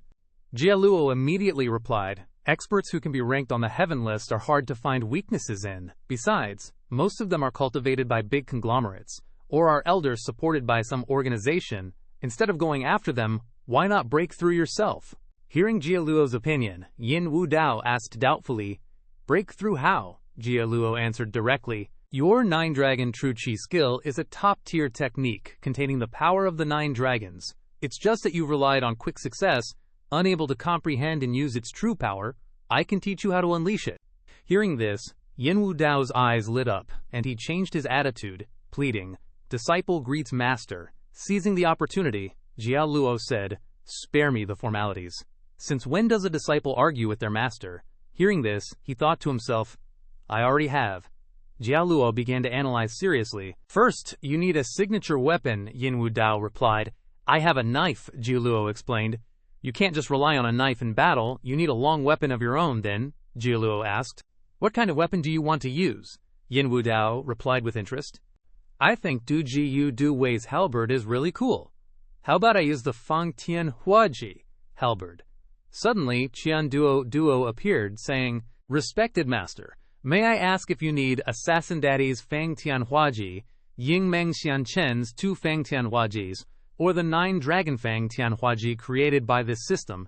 Yin Wu Dao said smugly. Of course, the most expensive one, get that. Immediately, the system announced, successfully purchased the 9 Dragon Fang Tian Huaji, costing 100 million. Very quickly, the 9 Dragon Fang Tian Huaji appeared in Wu Dao's hand. Qian Duo said shyly, master, I'm very sorry. This weapon is indeed a bit expensive, but I can't help it. This is the system's pricing.